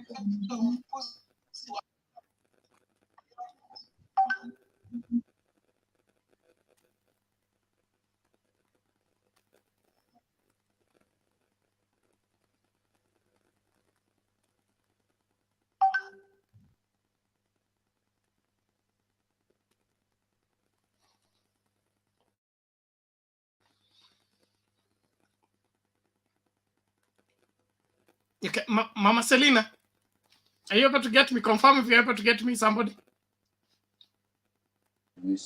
Yes, nimekutumia. Sorry? Nimekutumia, ilikuwa na keep. Nimekutumia hiyo, acha nione tena.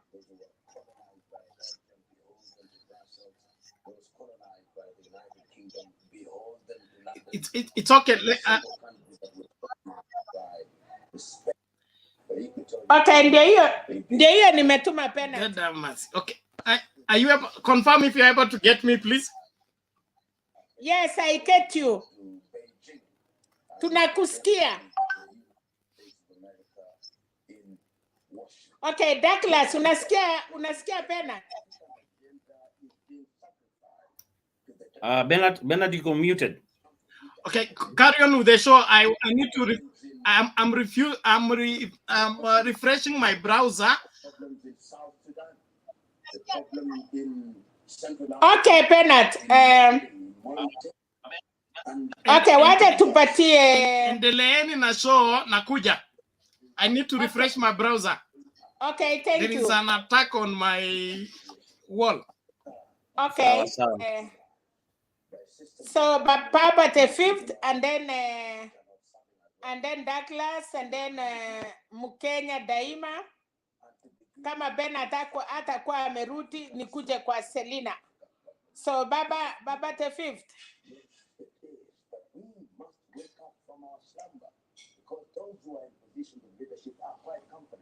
Baba the fifth, mute. Niliongea Mama Selina. Let me donate my time to Douglas. Douglas, you can take my time.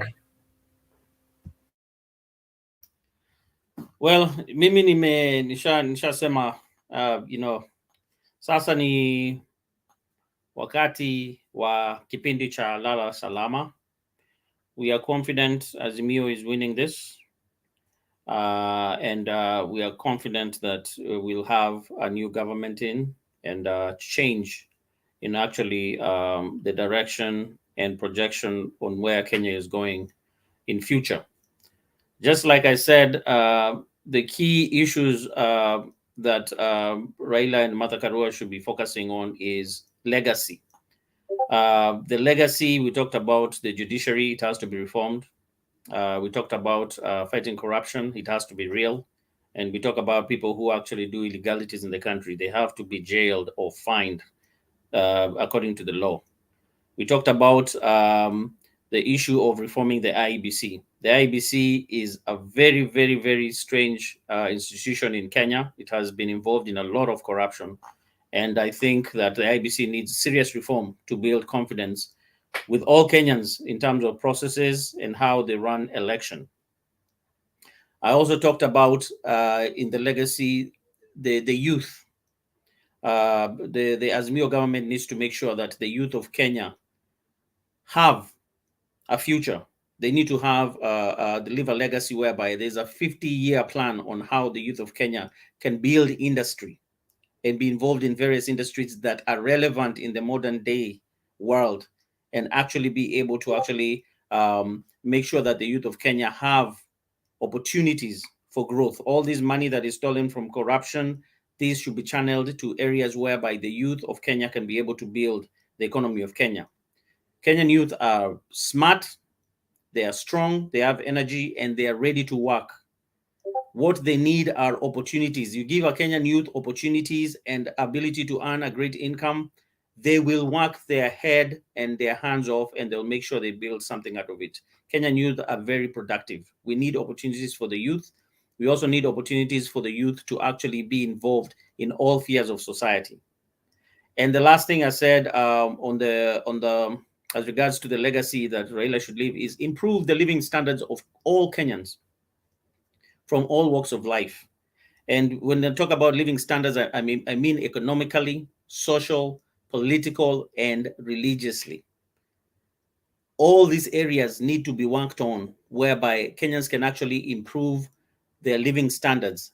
Justice has to be given to each and everyone. Haki yako, so long as you're paying taxes, you have to be provided with water, electricity, good roads, good security. You have to be protected from corruption. You have to see that your education, your health is really working and actually enabling and improving your life. It's not too expensive, because what's happening in Kenya right now, mimi nakwambia, how many times I normally get messages, oh, harambe here, harambe there, medical, death. Everybody ni kuchanga 24/7. Yeah, some of these kuchanga, you have to ignore them because you can't be contributing money all over the place. But when we have a proper health system, we have improved living standards, we have opportunities for young people. People will be able to generate income, they'll be able to save money, they'll be able to contribute this money towards actually taking care of their business without having to actually go into poverty because one person is sick in the family and all the money goes there.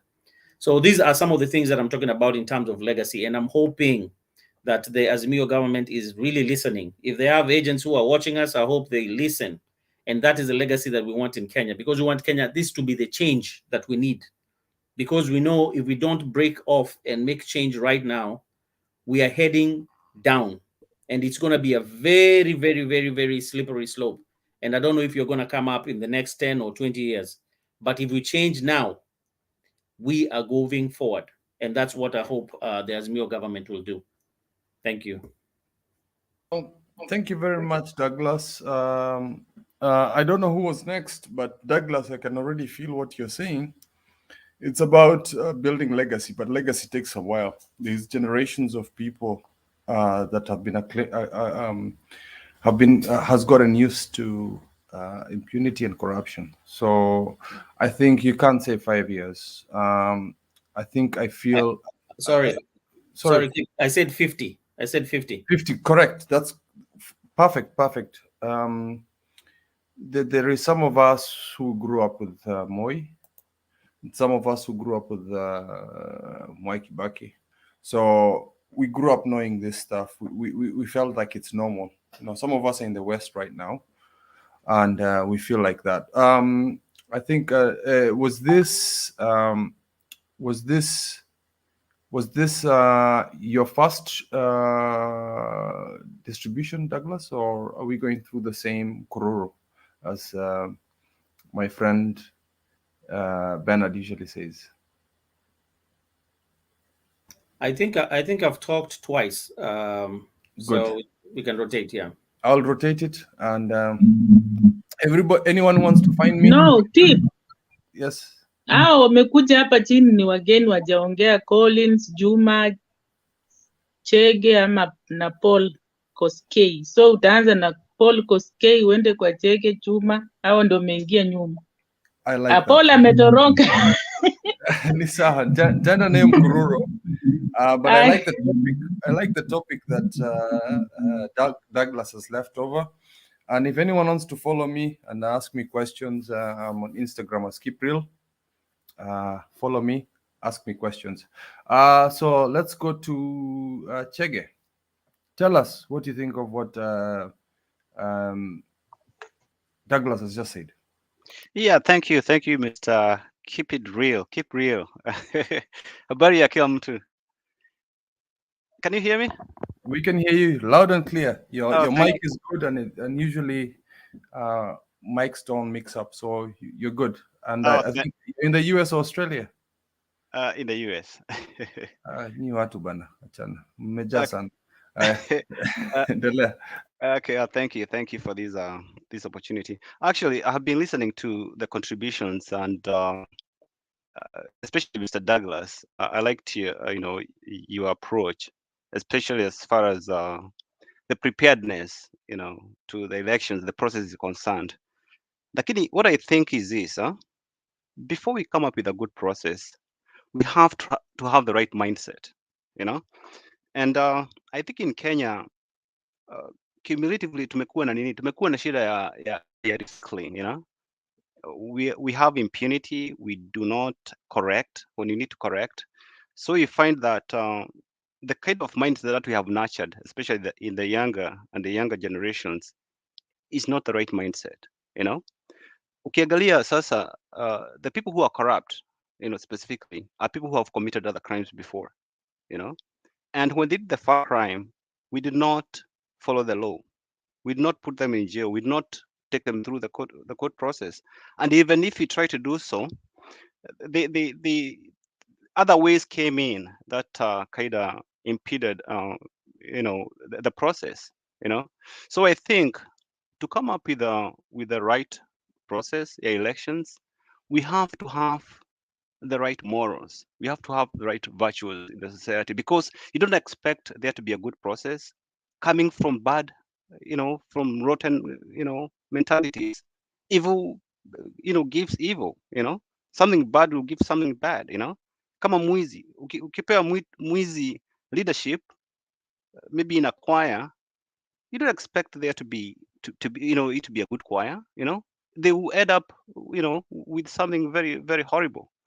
And in Kenya, we have made big strides as far as technology is concerned. Kenya is one of the most technology in Africa. But now,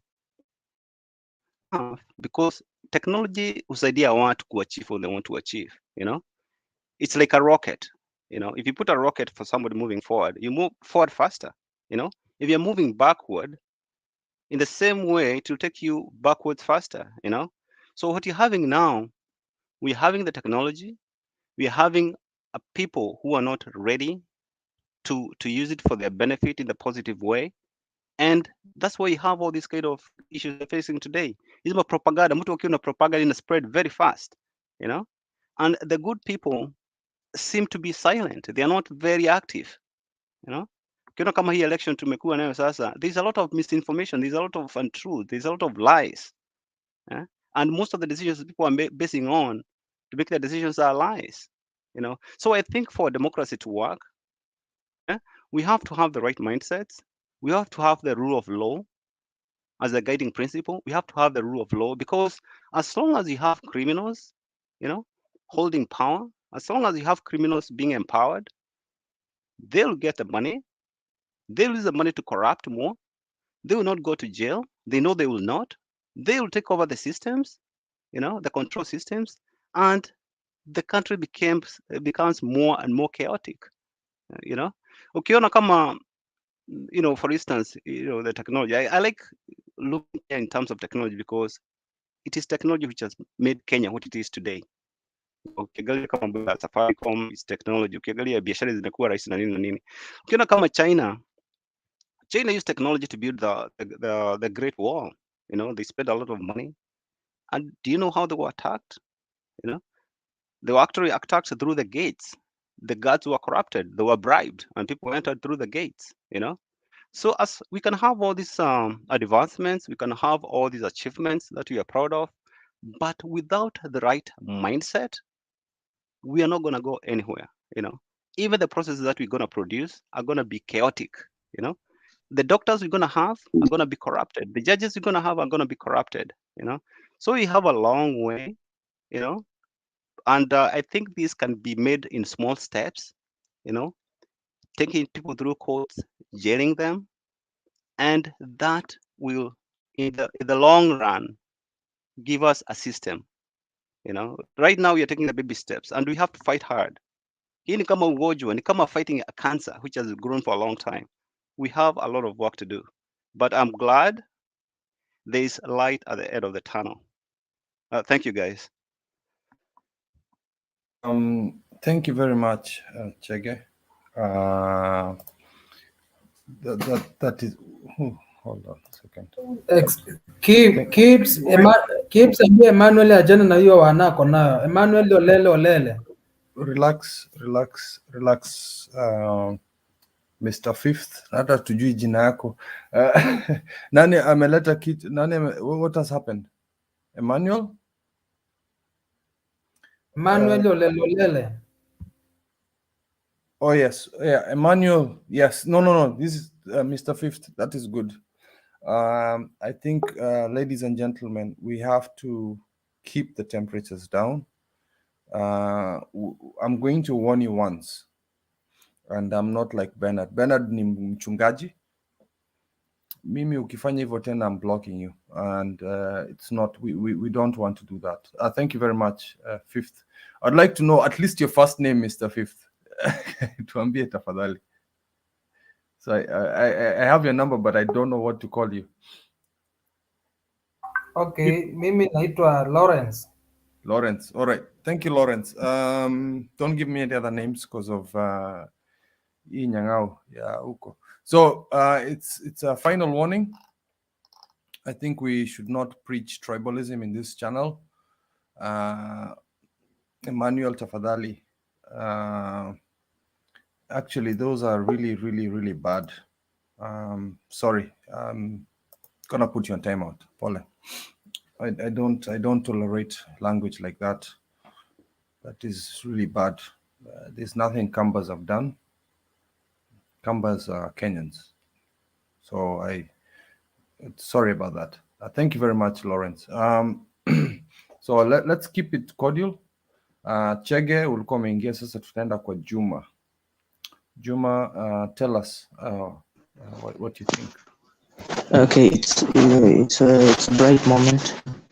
Sijaona shida yoyote, but for me what is confusing me ni hao watu wa price hiyo TV, hiyo mambo na TV, hizo vitu wanatoa. I'm not comfortable with them, but to my point of view pia naona hawataki watu wapige kelele. Unaona kama wanaona watu wa Azimio wanaanza kelele kidogo wanaletwa mbele. Ukiona hii ingine inapiga kelele kidogo wanaletwa mbele. So I don't know what is going on still, but bado tuko na hopes. Yes, we still have hopes that we are going to do it. Mambo na tribalism tuweke kando, haitasaidia sahi because Kenya, we are in one Kenya. Yeah. So for me, whatever I can say is that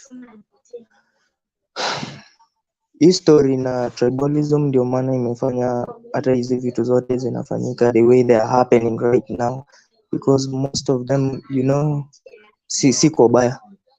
Luos mostly tunajulikana na kubrag, unaona, but this time naona tumekaa tumetulia na kila kitu naona inaenda sawa kwa Wajaluo, na venye wamesema Kisumu wameanza kucelebrate, sijui wametoa hiyo hotuba wapi, but kuna kitu imetokea na niko na hiyo video hapo nimesend hapo, ati Azimio were having their polling stations na wametoa result, baba ameshinda, ndio maana wana celebrate. I called my mommy back, she's in Kisumu, wananiambia hao wameanza kupiga manduru kwa street, baba ameshinda. So I don't know what is going on still, and we can't know before Chebukati atuambie. Sasa hiki tunajua ni Chebukati tu ndio tunangoja, but I know all shall be the way we think, or venye tuna think ama venye tunaamini itakuwa tu hivyo. So thank you very much, and we are still together, and I want to thank Mama Selina. Amekuwa hapa tangu hii kitu yanze. Bernard, hao ndio wazalendo na wajua na nawatii sana. Asante sana. You know, Mama Selina is from the warrior clan. She has warrior children. She's from Nandi. Na huyu akikuwa mkali huwezi mu relax. That's what they are. They are warriors. So if you hear her talking like that, this is warrior blood. Ini damu ya warriors. So that's why she's been here, and they're resilient people. Actually, they're very resilient people. Inakwanga hivyo. As for the results, take it easy. When you see the other side behaving like the opposition, like I'm about to show you, you know that you're on the winning side. So like Itumbi amekuja sahi, behave kama tuko opposition. So I'm going to play this video, and you could see how they're behaving right now. You'll see what I mean. So bear with me for 9 minutes. I know this is longer than the usual videos, but I think it's important that you hear him say this, and you'll understand how he's behaving, and that will give comfort to you, Juma, and your mother. So watch this, tafadhali. And give us tengeneze hiyo ya Itumbi. Jonaeka sahi. So let's see this. 10 minutes. So bear with us, please. Don't drop out, my guests. So tuende kazi. Tonight, a few minutes ago, Davis Churchill, and Davis Churchill, who is basically the chief of staff of William Ruto, and Wanjohi Githaya, who is the communications director of UDA, have gone missing. We suspect it's either an arrest, and with that we demand that the police confirm if it's an arrest. But given that he was speaking to one of our staff when they got missing, we suspect and believe it's a kidnap. We cannot get Wanjohi Githaya, we cannot get his driver, we cannot get Davis Churchill, our team at Bomas confirms that they have just left them inside. And when they got outside, they cannot be found. We cannot reach them on phone.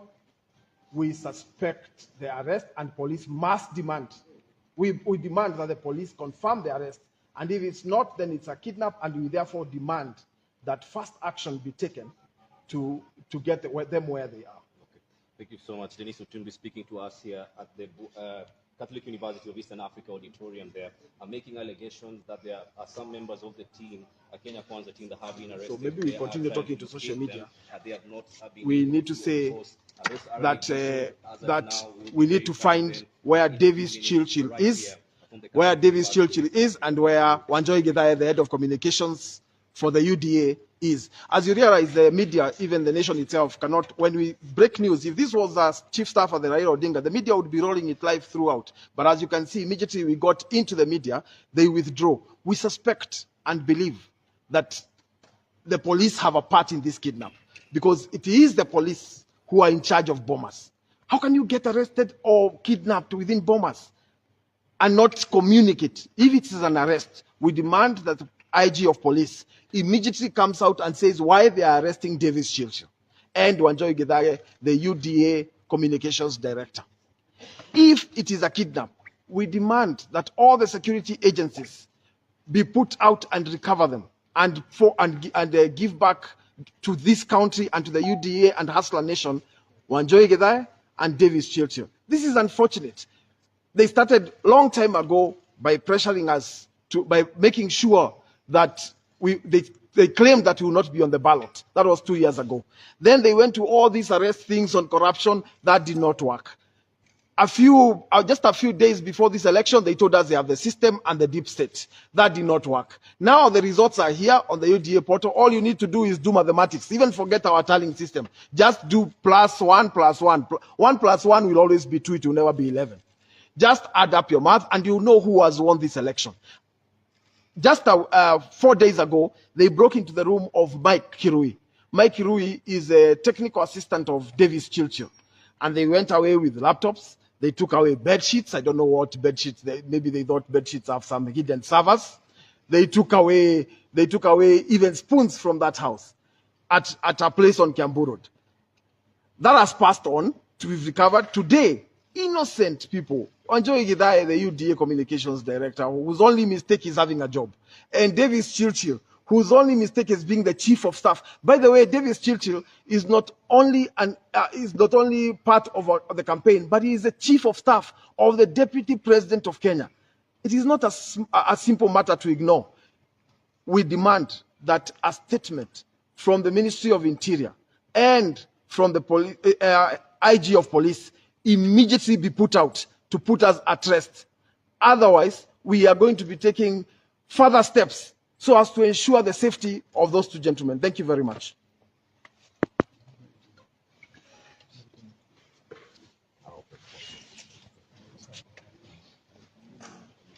You good?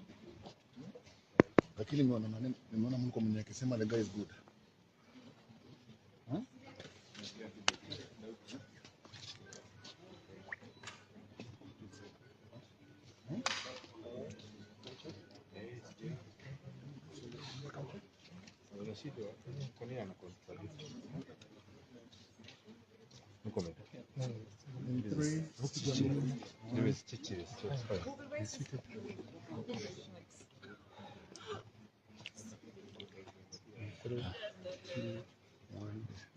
The race is still on right here in Kenya. As you know, that the country is waiting with collective bated breath to know who their next president is.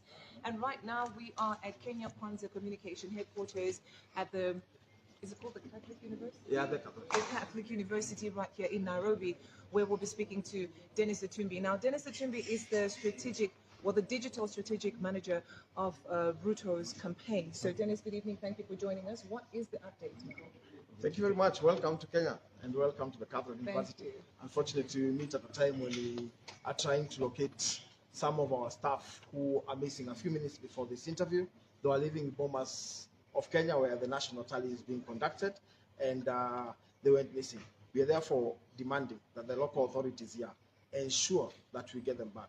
Normally, during an arrest, your phones don't go off. But immediately after this arrest, one of that staff was speaking to one of us, and the phone just went off trail. We thought maybe the charge has gone off, so we called the people who they were with, but we can't find the driver, we can't find the chief of staff of the deputy president, and we can't find the UDA communications director, Wanjoy Githare. So we are therefore calling for their immediate tracing from the security here, and let's stop the desperation. It's just an election. Now people have voted, we are just counting. Everybody should just relax, everything is fine. There is no point of getting into all this kind of thing. Has anything of this sort ever happened before? Never heard of, at least for the elections where I have been mature and been an adult to witness. Never seen or heard of anything like that. But would you say that this election is free? Is it fair? Is it transparent? Absolutely. As for free, fair, and transparent, I will leave it to the IEBC. But as for from where we sit, because we have run a national tally, we believe that everything has been done above board till now. So, and we've run a tally center. The only party with a tally center is actually this party. The other side does nothing like a tally center. They're just picking figures from everywhere. So what I can say at this point is we believe in the numbers that have been put out by IEBC in their portal. We've done the calculations, we've done the additions, and we invite everybody else to do their calculations. And for IEBC, because they're just following the law, to announce the results, and we are sure by the end of this week. Okay, now I would like to ask you particularly the reason why you would have your own tally center. Is this to verify the figures that the IEBC will be actually releasing? Does this help in verifying? Why we have our own tally center is because IEBC, after the 2017 Supreme Court decision, will not announce results until they get all the physical forms. So, because naturally you have agents to monitor your figures, they give us the figures as they come in. So why we have our tally center, and this means that now we have had 5 by-elections from 2017, which we have had our own tally centers, is to ensure that the numbers we are getting is what IEBC is putting out. It's just a comparative tally center. And so far, from the one, at least the one constituency that has been announced officially by IEBC, it clearly shows that our tally and IEBC tally is consistent, at least for the one announced. We'll be looking at all the others that are announced to see whether indeed they fit. Okay, now, yesterday when I was out and about at the different tallying stations, we came across one tallying station at the Upper Hill School. Very disturbing what I saw there. Ballot boxes lying all over, people got desperate, they had been waiting from 3 a.m. and as at the time that I was there, it was about 7 p.m. in the evening. Tired and probably negligent. One of the boxes even had a seal that was broken. Would you have knowledge of what is happening there? And if so, what will be the way forward? Well, I would leave that because I don't have this. It's good that you've raised the issue. I'll check it up. We can have another chat, maybe in another 30 minutes. Then I can be able to check with our ground teams what's happening at Upper Hill. But as for the ballot boxes strewn everywhere and number of people coming in, I would assume those are the presiding officers at the polling station going to the constituency tallying center with the ballots that have already been counted, and therefore they are taking it up there so that you fill a certain form called 34B, which is a clear record of all the results announced in the different polling stations. But because I do not have the details of that specific polling center, you give me a few times so I can verify with our ground teams, and then I'm able to speak to you. All right, so what is Kenya Kwanza expecting? In the next few days, I'm sure we'll have the announcement, as Kenyans would know who their next 5th presidential leader would be. Well, we are confident, we are happy, we've done our campaigns, we've sold our plan. Hear what the final result will be. As you all well know, that is actually regarded one of the most important elections in the year of 2022. So stay with us as we continue to give you more updates. Mchungaji, naona umekuja. Nilikuwa nakushikia hapo base. Unajua hii ni show yako. Mimi yangu nishamaliza. I would like to. Najua broken the rules. We're not supposed to play videos above 10 minutes, but I thought that was important. Douglas, ile video umechapa sahi. Tafadhali, could you tag Mtembei TV for us? You know, it's good for our social media. Hiyo video ulikuwa umechapa ukiwa hapo, nilikuwa nimekuona. We see you. Oh yeah, I was Nini. I was taking pictures. Yeah, whatever. Let me show you. Tag us. No, I'm saying no. Douglas, tag us. We want you to tag us. Oh, I've not even posted anywhere. When you post, that's something. Yeah. When you post, I'll tag. Tag us. We want to make this channel popular, and it will be. We want to be international, so that is good. We're happy. Bernard is doing a very big campaign. Tembei TV is going to be soon at a national television show. So that is why I'm insisting on that. Na nyinyi wengine mnifuate kwa Instagram, keep real. Mchungaji, I took the reins for you, Pole. Thank you, Kip, for saving the day. I was thrown out by Tumbi's boys. I think they came to hack my system. So, and my watchman seems to have been asleep, so they threw me out of the studio. But I've succeeded to lock them out. Now I'm back. And glad to, and then I found you playing the video. I was downloading before. I was thrown out. So mchungaji, ukitaka video downloadiwe, so unaniambia mimi ni fingerprinter. I took only 2 seconds to do that. Mama Selina alinitumia text message akisema cheza hii. 2 seconds later I played it. And that's 10 minutes. Nitumie ingine unataka. Sasa wewe sawa, and then I will be sharing the link. You produce it for me. Thank you. Now let's make progress, everybody. Let's everybody remain calm. If you know the telltale signs of who is losing and who is winning, you can tell. You don't need a prophet to point it to you.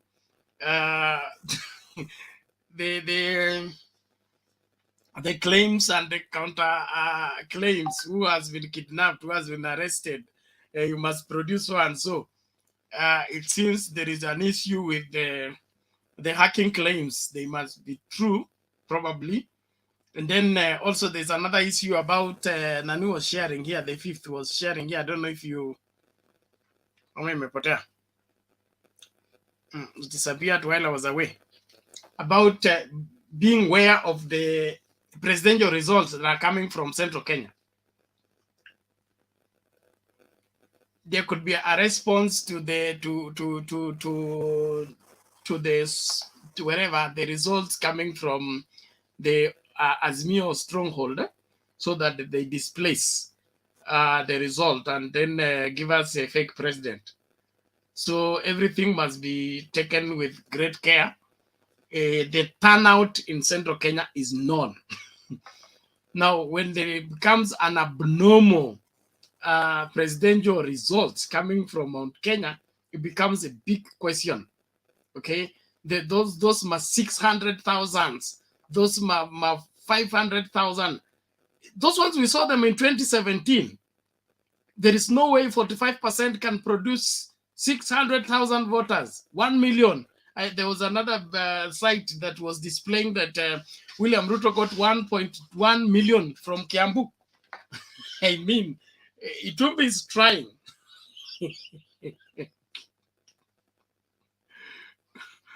All the same, let's let sijui nani ajaongea. Kuna Juma, kuna Joshua, kuna Seg, nani Joel, hawa sijawacha hapa. Mzee, unajua unakuanga nayo mkururo, wacha nikusaidie. Ndio utajua sasa. So na Chege amecheza. Alafu Juma ameongea. Sasa ni tunakuja hapo kwa Joshua, alafu tuende Joel, alafu this young lady anakuja hapa na Mama Selina huku juu. Okay. Bas, hivyo ndio inakuwa. Asante kwa kutupanga. So, Bwana Joshua vipi? Salama bena, habari yako? Niko salama, gangari hapa kama kawaida. Namna gani huko? Tuko tumetulia namna hii tu. Tunaoja tu matokeo ya Chebukati, but what you know that already baba yuko ndani. Kila kitu iko sambamba. Hii sherehe naona Kisumu iko vipi? Hiyo sherehe ni real. Hiyo ni ukweli, hiyo sio mchezo hiyo. Already mnafanya Sudi mpaka anatengeneza video. Na mnajua Sudi hajui kutengeneza video. Sasa mmelazimisha yeye ametengeneza video saa hii. Sudi anakasirika, anasema tusherekea, but if they think that they've also won, yes, are celebrating because as we know that we won this election, that's why we're celebrating. But them, they are sure that the election has been won by Raila. That's why they're quiet and kama wako kwa matanga. But already this thing is gone. And people were disturbing us, Chichiri na hiyo jamaa wengine hiyo. Wacha wekwe ndani. Watu wametusumbua sana because they're trying each and every time to work the system, wanataka kufanya vitu vyao. So I think hata huyu Itumbi pia angewekwa ndani. Nimesikia wale majamaa wa kuzimia, wale watu wa tikiti ya madharau, ati wanajaribu kutusomea, ati tumuheshimu Rais Uhuru Kenyatta. Mimi nataka niulize Bwana Kitendawili na Martha Karua, nyinyi mulikuwa wapi wakati sisi tulimpigia kura Uhuru Kenyatta? Mulikuwa wapi? That was by accident. I'm sorry. Sorry for that. It's okay. Yeah. Now I'm saying that hata hiyo Tumbi pia angekuwa ndani. Hao watu wanatuhangaisha sana, hao watu wanasumbua sana. Wanasumbua miaka hii yote hii. Nao angekuwa ndani, tuongoje Chebukati akisha declare mzee kama president, awatolewe nje. And to me I think that's the best move, because already this election has been won by Raila, but now they're trying to bring other things. Jana niona Itumbi anakuja na figure zake. He was just giving us percentage. And akaendelea akamention all counties. And then anasema kuwa Ruto has won with, I don't know, 50 something percent. He was not giving us figures. He was just saying, coming up with the percentages. So I think that these people are already in a panic mood. And nilikuwa naomba Chebukati. Najua anasema kuwa Saturday wata declare this thing. They need to do this thing tomorrow. People are anxious. Watu wanaongojea, watu wengine wameara. You know, some people wameumwa na kichwa like me. I don't sleep. I'm suffering. Ile ukweli unasikia mtu ana having a running stomach na kuwa ni mgonjwa. I've not been sick, but for now I'm having a running stomach, serious running stomach. I can't sleep. Siwezi kula. So this thing still we need him to appeal. This thing I declare tomorrow. Wewe bwana Joshua, hukuhudhuria therapy? Kulikuwa na therapy ya mapema, how to deal with the stress pre and post election. This is the first time video. Me, I've suffered. Sikuangalia hiyo, I've really suffered. This is the first election I've suffered. I've really suffered. Hata Mungu anajua. I'm only asking God anipatie nguvu. Joshua, kulikuwa na therapy video, custody of Mtembei TV. How to deal with the post-election and pre-election anxiety during tallying. Ungewatch hiyo, ungesikia umechangamka.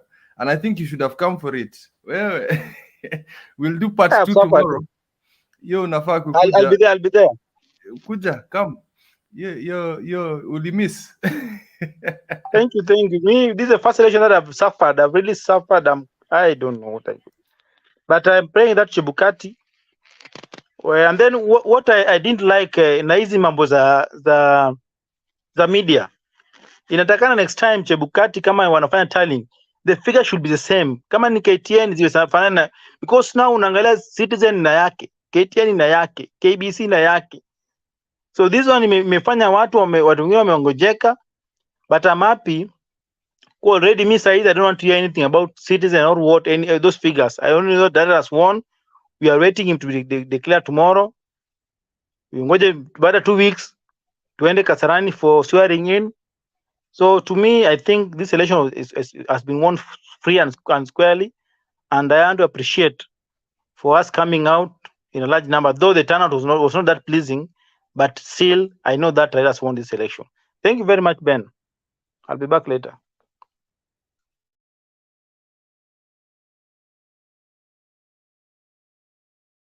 Okay, thank you. Bwana Joshua, relax yourself.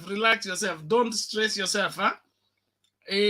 Hata ukipeleka mama maternity, mkiingia labor wote mtaleta shida. Lazima kuwa na mmoja strong wa kupepeta. Ili wote mkienda hivyo sasa kutakuwa na kizaazaa. But relax. Mambo itaenda sawa sawa. Wakora wote wamekamatwa. Tunashukuru Kinoti, Kibicho na Matiang'i. Wakimaliza hii, mimi naona tuwapatie holiday. Wende holiday Hawaii, wa relax, wa refresh, warudi tena kushika doria tena next 5 years. Mambo yakae sawa sawa. Hii story ya wewe ukikubali kudanganywa na UDA ati unawasaidia kupita kura ambayo wameanguka, wewe unafungwa, unaachwa kamiti wakati Kinoti, Kibicho na Matiang'i wanaenda holiday Hawaii. So wewe jitahidi tu usikubali kukubaliana na waovu kutengeneza maovu ambayo yatadhuru Kenya. Kenya ni nchi yetu na lazima kila mmoja wetu awajibike kuhakikisha kwamba inasonga mbele kwa njia inayoeleweka na kwa njia ambayo ni ya kiheshima. We must be respected with other countries. How will we be respected? When we conduct ourselves with dignity, with honor, with integrity. That when you are given responsibility kusimamia kitu, unakisimamia vizuri na uingizi ndani ukora. Hiyo story ya ukorakora ndio inaharibu jina la nchi na heshima yetu kimataifa. So kama Wakenya lazima tujitahidi kuhakikisha kwamba tunafuata sheria ipasavyo. Usikubali kuharibiwa na wale ambao ni waovu. Na tunajua hao ni wachache, wengi wetu ni wazuri tu. Tunaharibiwa na wachache ambao ni waovu. They are twisted in their minds. They think they must all get their way no matter what. Those people must be gotten rid of. And they must be behind bars. Na wakifika huko behind bars, nani director wa prisons? Tunataka mahindi gunia mingi kutoka prison farms. Hii story ya food security itoke kwa prison. Mtu akifikiria anaenda holiday kwa rumande ama anaenda holiday prison, asahau. Walime mahindi yote ya shule, zile shule zinakula, boarding schools, stoke prison. Ili ukifikiria umehepa kazi ya unafanya maovu, ukifika prison ni kulima kwa kajembe na kupanda mahindi weke fertilizer, mahindi mingi, ili kusikue na njaa tena Kenya. So let the director of prisons hakikisha hiyo mambo inaendelea. Well, thank you. Tumsikilize. Yes, Hapana, nadhani nimeonea Joshua huruma, Bernard. Nimemwonea huruma kabisa. Ladies and gentlemen, wacha nipatie hii Joshua tu ni wai radhi tafadhali. Hii ni ya Joshua for you. This is Kisumu City, Kisumu resident.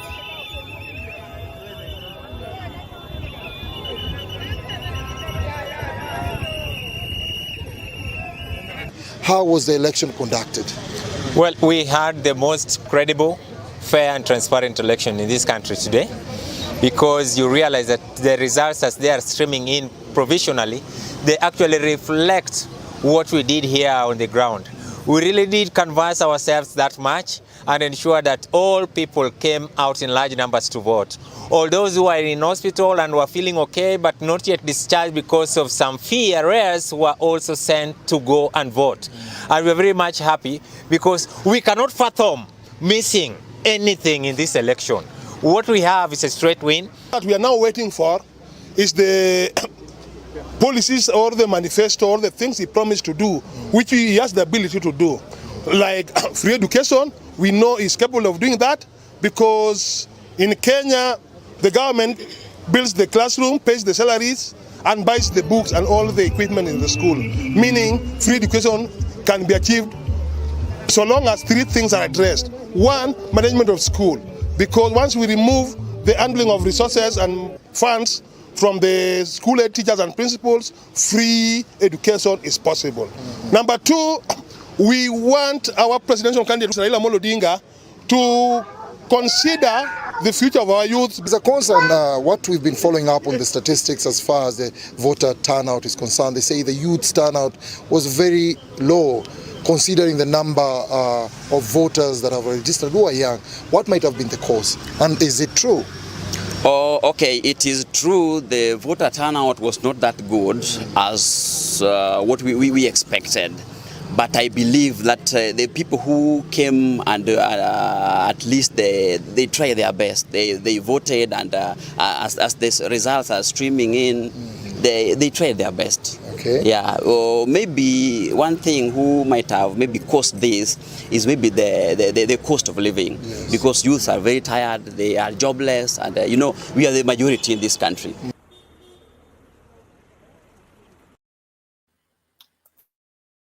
Thank you, Mr. Bernard. We needed that. We needed that. Uganda wamesema. That's Uganda. That's straight from Uganda. They know Raila is coming in. Thank you. That's a good one. Very inspiring. Good English. Not.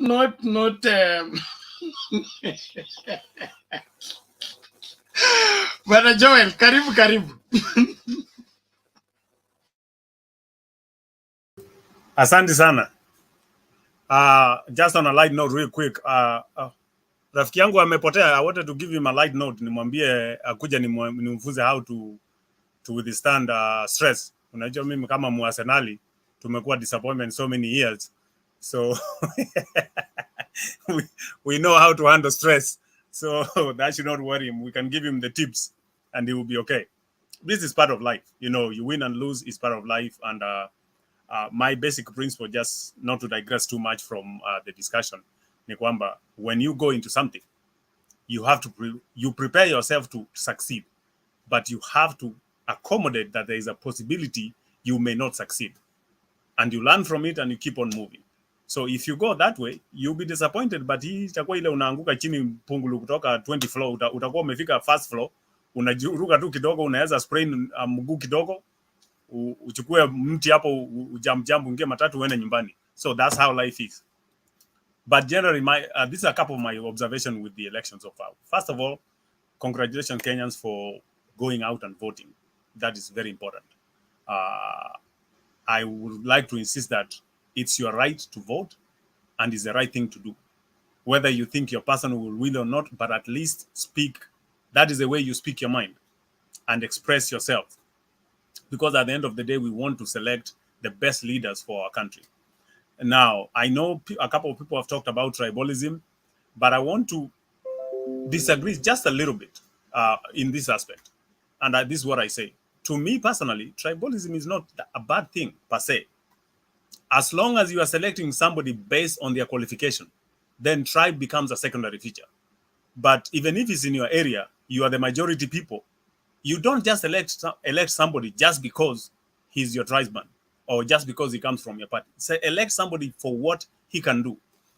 And I give you this example specifically for me. I come from Molo, Kuresoi North constituency. The current deputy speaker has been elected there several times. Lakini huyo mjamaa every year anasema tutawekea lami. My friend, when that place rains, I can tell you guys know, mnajua ile tractor ile ya Holland ile kubwa unatumia ngazi kupanda juu. That tractor cannot go through the road. So you can tell me how bad that road is. And this guy has been elected three times back in parliament. The worst part also is hata nyumba ile ya nyasi Mama Selina anaweza jua ile tunasema singira ile ya nyasi peke yake hana. The guy lives in Baringo. But he is a member of parliament in Kuresoi North. So gladly this time he's kicked out. Even though I may not have been supporting the party, the guy who won, but this is a person from our area. We know him. We have talked to him. He understands our problems. So people coalesce together wakasema, well, this time Alfred Mutai hata kama uko UDA na wengine hatutaki UDA, but because we want our interests to be addressed, we are going to give you this chance to lead our constituency. So that's how people need to approach issues, and that way we will have a better country. And at the end of the day, when you elect a member of parliament or an MCA, anajua akienda huko haendi huko because of the party. He goes there because of the people who elected him. Ukifanya mchezo, next time ungekuja, we tell you, don't even bother because you're not going to get anything. That's how we need, those are the process we need to move in. I like what Chege talked about technology and elections. To me, one of the things that I see that we need to improve on is one, and it's very simple. When it comes to tallying, if you serialize the information where you can scan it as a readable document, when I scan serial number, then part of the number shows you the polling station, part of the number shows you the constituency and the county. So that when you scan that document, it tallies that information. So that hii mambo ya tallying kila mtu wako na namba zake, you eliminate. Because you guys know, once you know the polling station and you know the number of polling station in a constituency, then it's easy for you to determine how many polling stations have missed, we haven't received their data. And then you can easily predict who is going to be the winner. Just like we do here in the US. Unajua, for example, wanaanza kutangaza kura, wanaanza na kwetu, me, I'm in the state of Alabama, so we are always the first one to announce results. Mtu akiona unashtuka anasema bado, relax. We start going to the other states. When you get states, enough inakuwa specific counties. Unaambia, okay, this county is a Democratic county and they have the highest number of votes. If that's the highest number of votes, then you can calculate, unajua, the chances of this guy winning or the other guy winning is whatever percentage, and you can pretty much determine. I think that's where we need to move on. And thirdly, the other comment that I wanted to make is we as Kenyans in the diaspora, we need, for one time, we need to be Kenyans. Vyama vyetu and our political leanings, we need to step aside for a moment. Because this is why I'm saying this. If all the Azimio supporters went to their candidates and say, hey, we are not supporting you, funding or anything until you make it possible for us to register here easily to vote, On the other side, you go to your candidate and say, we are not going to support you until you make it easy for us to register here and vote. So that why would I spend money to fly to DC, $800, and then I have to go back and verify, and then I have to go back and vote. Na DC hotel bwana sio cheap. The cheapest utapata ile get huko ni $200. I don't have that money. And even if I'm driving, it will take me at least a day to get there. Then I have to spend the night and then come. So 3 days out of work. And we have companies that do fingerprinting here that are used by all state governments and the federal government. You just walk in, wanachukua fingerprints zako, they transmit to where you want. You can use those companies. So I don't have to go to DC for you to take my fingerprints. I can take them here. I would rather pay the $40 to the company for them to take my fingerprints and then they send it to you. It's cheaper than me paying over $2,000 for me to travel to DC for you to take the same fingerprints. And worst of all is you get your ID ni fingerprints. Ukirudi passport, tena wanataka fingerprints. Nauliza jameni, kwani zile mlichukua za kwanza, why can't you use the same? Because all this information is going the same place. So those to me are the concerns that one thing that we should learn from this election is going forward, we need to be the 48th county as we have always demanded. We have the numbers, we have the people. All we need to make it easier for us to vote and for us to register as vote for voting, and then we move forward. Probably, saizi tungekuwa tunasema, hey, the winner will be determined by the diaspora vote. Rather than getting 14,000, we'll be talking of millions. Then you'll be saying, yeah, we are going to determine the election. But we can. But the problem is we want to be so selfish and not, because at the end of the day, imagine you are putting in system not just for you to win, but for everybody to get a fair chance. Because this time ni wewe utakuwa na advantage ya kuwin. Next time hautakuwa na hiyo advantage. Then what happens? You start crying foul. You know, like the way I saw the video you're playing about Itumbi complaining all these things. You guys remember when he was so quote unquote in power and making all kinds of nonsense and rubbish and calling people names and anasema, oh, we are taking a bill in parliament, tutanunua risasi na tear gas, mtatuona when you go to the streets. But when that tear gas was turned against him, he started crying. But you are the one sponsoring a bill to affect your fellow Kenyans. You didn't remember one time the same law is going to affect you. So that's where we need to come with that perspective, kwamba we need to do what is good for the country. We need to do what is good for us overall, irrespective of where our political leanings are. Once we start on that fair ground, then from there, convince me on your policies, I support you. I convince you on my policies, you support my side, and we keep moving, and we become civil. That to me is my contribution for today. Asante sana. Okay, thank you, Bwana Joel. That's a good one, and I believe we need to progress as a nation. One of the unmaking of our government system is setting up a process that is manipulatable or bound to fail, or put up a system in view that you would want to be in control of that system. In my opinion, we cannot be sending money across the world via M-Pesa, okay? Then you want us to queue for 3 hours to vote.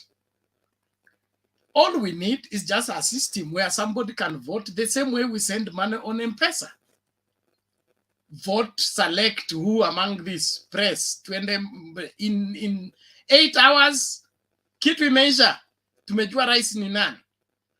Just make it whatever proof in such a way that the security whatever the security features and the security systems are strong enough not to be hacked or not to be manipulated. But we are so much into our traditional mindset that we have to do it physically.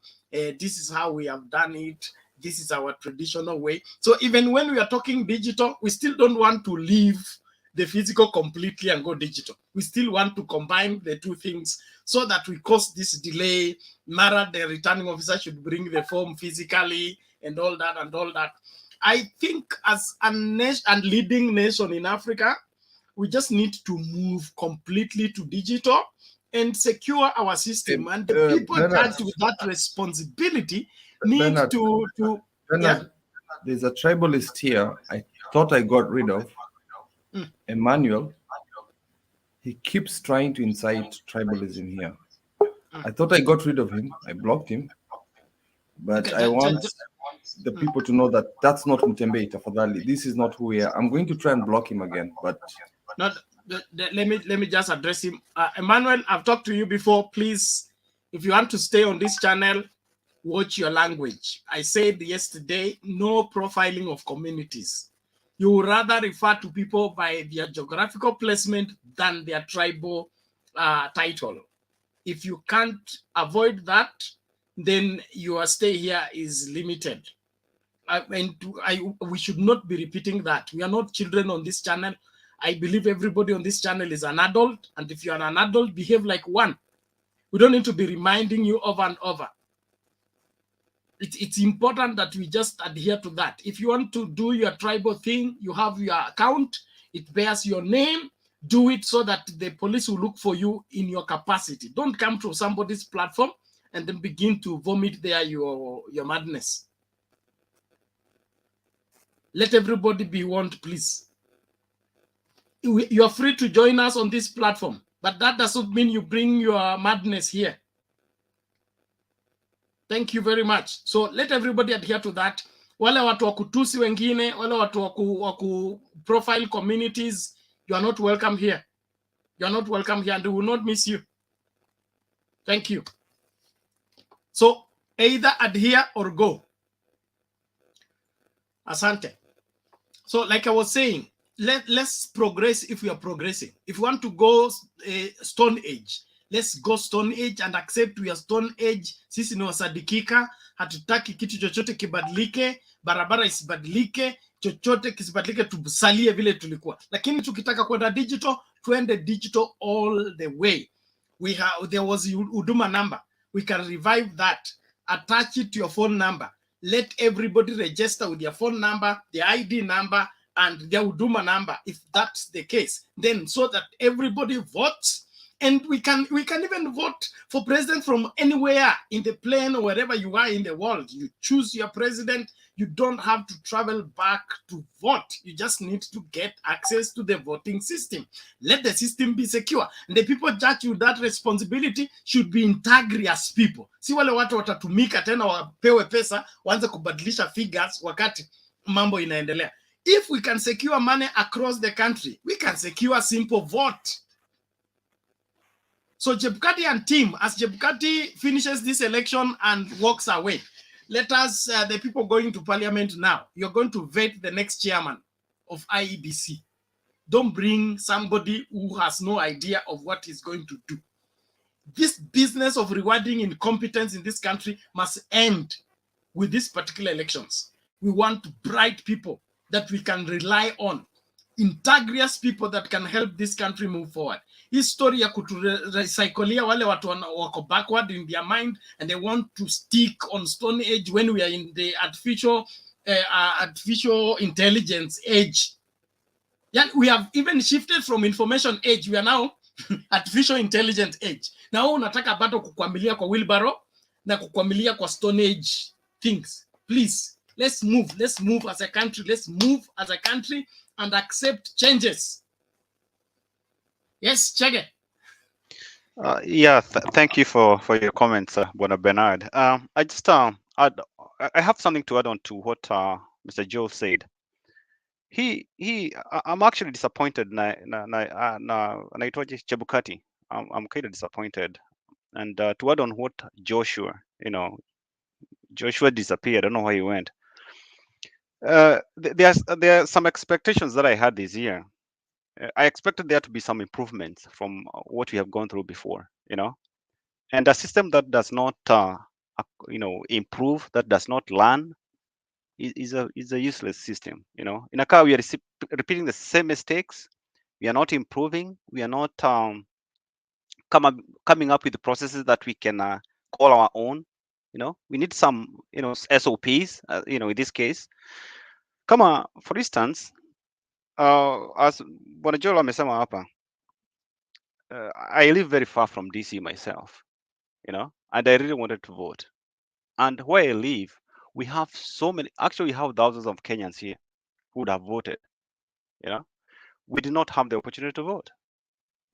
Kulipa dege $600, ulipa mkahawa once, twice, verify, then third to vote. I mean, that is not, our systems are not there to accommodate us. They're not there for what, for the person. They are there for other purposes. Hata hii process ya IEBC, we expect, like this year, we expect some other parameters kutoka kwa the vote, voting itself. Voting is not just electing people. We should have some data that we can use in future.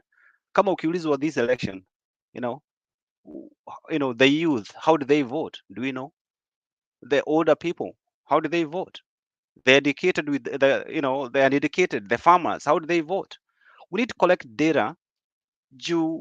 These groups have their interests, and as long as we can gear our resources to interests, then we'll be using the technology to grow. But kama sasa unaenda kwa KBC, unaenda kwa Citizen, they have different data, so expected IEBC wawe na structure, hata kama hizo forms wana upload to their whatever they use, kama I don't know whether they use cloud ama wako na servers, wawe na structure ati watu wakidownload they are starting from one point to the next, but now they have just things dumped there, and in a whole process which is creating confusion and chaos. People are stressed. Hata nimeona mtu mwingine alikuwa amepost kwa internet that if you want to know, you want to feel good about your fifth, just flip the channel. They are winning, just flip the channel. It should not be like that. See, we should have a system that is reliable, system that is mature. Kenya is mature. Technology wise, Kenya is very far, Lakini I'm talking about processes, actually. Talking about processes, we need to come up with processes that can be replicated, systems that reflect our needs. I know I've said that before, but I have to repeat that. Sometimes back nimekuwa Kenya, Kiambu Road. Hawa watu wa corruption wameshikwa, wanapelekwa huko kwa DCI. Wamefunga barabara, Kiambu Road umefungwa. Kwa sababu criminals wanapelekwa usijui kufanyiwa nini huko. Wamebebwa na Prados. Why not have a standard procedure? Why not have a standard? Mtu akishikwa, unawekwa pingu behind your back, unabebwa na gari ya polisi, kama ni mwizi wa kuku, kana mwizi wa bilioni, they should be treated the same, and actually we should have the system, the punishment, the threshold ya wale watu wanaibia wengine, it should be worse. Actually, we should have a prison somewhere huko Turkana huko with hard labor for those people, and for men wavae kama uniform, I don't know kama ni pink uniform for the men, vitu kama hizo. We need to punish these people seriously. But we are not serious with coming up with institutions that solve our needs. We are not serious, and as long as we don't have the law and as our guide, and as long as we don't have Wajiko as our target, as our subject, things will never work for us, because I think our institutions are set up to cater for some of the issues which I don't understand. Okay, you are talking about tribalism. What is tribalism? Sahi, where I live here, my friends, hata saa zingine hata huwa sijui, we are all Kenyans. Kama ni uko na kabuzi, mtu akikuja, is your friend. Lakini wakati wa elections ikifika, ndio watu wanajua tribes. Why? Because what we focus on is self-catered interest. Hawa watu wezi, they are never gonna let us develop what is good. They want those divisions. Kwa sababu mtu akishikwa, wanatushika, wanatuonea. You see? Lakini akiiba yuko huko. So if such person is the one who's gonna come up with policies to develop our institutions, are they gonna be honest? No. We're gonna be coming up with some processes which we don't understand. So let's start with the rule of law. And to have the rule of law, it has to come from us. Ukishikwa hiyo 50 bob unapea huyo mtu, in the long run you are feeding a snake. It's gonna grow. It's a process. It's like a domino effect. Inaanzia hapo inaenda hivi. Mtu anashikwa huko, mtu wetu ameshikwa. Ameiba mahindi. Next time, anaiba a whole billion. Next time, unasikia mtu amemeza a whole dam or whatever. Vitu kama hizo. And this is affecting us. We need to come up with the iteratively, small steps. What we do every day, our mindsets. What do you tell our kids? Kuiba ni baya, yes, but If I now be a kuiba buyer, then I go with the 50 bob, you know, what am I teaching them? You know? So we need to have the processes, and these processes don't come from heaven. They're not gonna come from heaven, you know. Mimi nakaa US, and if you look at the history of the US, you know, they dealt with gangs, they dealt with Al Capones, they dealt with grandfather Trump when they were pimps, and you know, during the great whatever, when they had the, what do you call it here? Yeah, the ban on alcohol. I don't know what it was. The prohibition period, you know. Walikuwa naiba beba pombe from Canada, bring it here, you know. The Al Capones in New York, you know, the Gabinos. Saizi they are oppressed. They are not there. You know why? Because people said no. People want the rule of law. Hata huyu jamaa alikuwa president, saizi is almost going to prison. You know, because they have processes.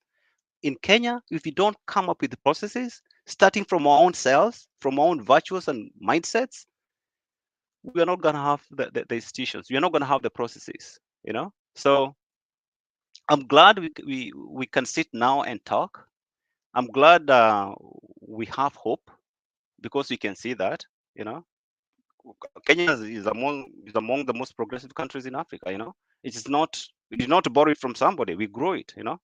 So we have a lot of opportunities, and I think Chebukati and the other whoever people who are leading our stations, we need to develop institutions. We need to develop structures. We need to have processes that we can replicate, which can improve, which we can call our own.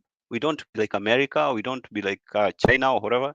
We can come up with our own processes, which will solve our own needs. There is no point at this moment in time. Bernard, sorry, Chege, umeenda sana. Oh, pole. I didn't mean to. I think I was touched. You know, I was touched by some of these topics, but I'm sorry. So, in short, I'm glad we know we are heading somewhere. Thank you. Mimi Bernard, mi natoka sahi. But I wanted to say something that is getting me a bit annoyed. Emmanuel, I had to ban you. Maybe you might come back tomorrow, but we can't keep doing that. I'm a Kalenjin, so what? And Kikuyus voted with us, so what? It doesn't matter. I'm Kenyan. So we'll keep doing. If it's a game we're going to play, whenever you see me, you're out. Bernard, you utaniachie yo. I cannot allow people to talk like that. I had to ban him. As for what Bernard is saying right now, I think it's important for Kenyans to understand, if a bank can secure your money through the phone, why not your votes? Ile account uko nayo, very few people. Actually, banking is the most secure way you can, receive your money. M-Pesa, very few fraud cases, and the fraud cases we see are major. But if you think about it, if the verification of your M-Pesa, the verification of you getting a mobile app, I think even in US and the UK, we've got like a machine. I don't know where I have it. There's a pin tab you have that they've secured your mobile so much. The initial process is painful. You have to go to the bank. So why don't we go to Huduma Center? We register, they see your photos. Anytime you change your mobile phone, you have to verify with a PIN, or you have to go to Huduma Center to do that. I don't think Kenyans would mind that. So that I'll be sitting here in Belgium and I will vote for my senator. I'll vote for my blah, blah, blah. And then those who do not have the ability to vote by mobile, vote physically. Go to the communes. Oh, sorry, talking like a Belgian. Go to the wards. Go to the wards and then vote there. Trust me, easy elections itaisha the next day. In a couple of hours, when they've switched it on a switch-on system, voting starts, and you put in your PIN and you're ready. You're good to go. Next president of Kenya is Bernard. Reverend Bernard is the next president. His Excellency. His Excellency. Yeah, and it will be easy. I I have a video, Bernard, but you're gonna play it later. I put it in the banner selection. Don't play it now. They've cancelled the conference, and I think when Mutua is keeping off, it's okay for us, because there's a lot of nonsense that the UDA team has done that hii kitu itaenda kotini. I'm sorry to tell you guys. I think I don't want to ruin your motivation. It's that this was the most fair election, but these guys just keep trying us. I don't know why they keep trying. Davis Chirchir, I don't think has been arrested. They just made him disappear. Walikuja kwa nyumba yake wakasearch vitu na wakatoa vitu akaenda akajificha. So people, let's not follow fake news and always see as these things as being just political stunts. They might be in Catholic University. We are preparing ourselves, but they just keep trying us. And Mutua keeping quiet, our spokesman, there's a reason for doing that. And let's keep calm, people. He doesn't want to give them ammunition for going to court against us.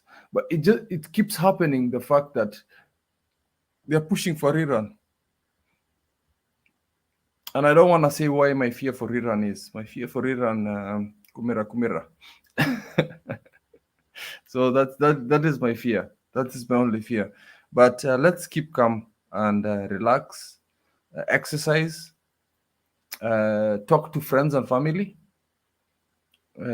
prepare yourselves mentally for the future. Either way, UDA or Azimio people, just prepare yourselves. Because this elections anxiety is actually true, because we've been going through this for very many months. So everybody relax, and see, election in Asia in a week, you'll still be alive. So some of us will be activists if we need to be, because hii hata kama mzee ameingia, kuna ma MP nitataka kukanyaga. There are a few MPs, I want them out. So Mtembe is going to continue, and we're going to continue our activism. And hey, Makori, we only hear your message once. Sorry about that. Makori, only once. So your comment is gone. Thank you very much. Bernard, if you need me, text me. I'll be here. So, thank you, everybody. Thank you. Stand guided. Thank you so much. Let's do this. Peace is important, yes. It's our civic duty to see to it that everything works out. But with these elections, drama has to be part and parcel of it. It's what keeps it going. So since UDA, they showed us their tallying center, we were not interested. They declared their results, we were not interested. So they have now resorted to drama of disappearance. And whether it's Kinoti's children, Kinoti's boys, or Matiangi's boys, or Kipito's boys, is still okay. I had already said these people needed to be collected before we began the voting, because they will go at any length to try to hack the system. And if they are caught with their hand in the pot, so be it. Mkono wa sheria upambane nao. Sisi tunataka rais ambaye tulichagua, sio rais ambaye tutachaguliwa na machine. Hiyo tulikataa kitambo, and that is our stand, and we remain there. Going to court is still part and parcel of our constitution provision, so it is okay. The court giving a rerun, I don't think so. Kuna huyu anaitwa Elim Kulus Oyo. Kama huna picha hauwezi ongeza kwa screen. Hiyo ndio sheria ya hapa. So if you want to be added to the screen so that you contribute, get your camera on as well as your audio. You've been on the waiting launch. The reason why you're waiting there is because we have not seen your face, and we can't add you to the screen without your face on. It's that important for the quality of the video, and especially for the people who come to watch the show when it is done. So please, let's all adhere to our standing orders and do what is required. So as Kenyans, please let us also understand the drama part of the election is just starting. The Itumbis of our days and the others will all pull and push. the losing side becomes very clear before the announcement is made. So relax, every Kenyan, keep peace, love one another, pursue what is good for this country. Elections are now behind us. Building the nation is what is ahead of us. Let us shoulder that responsibility and play our role effectively.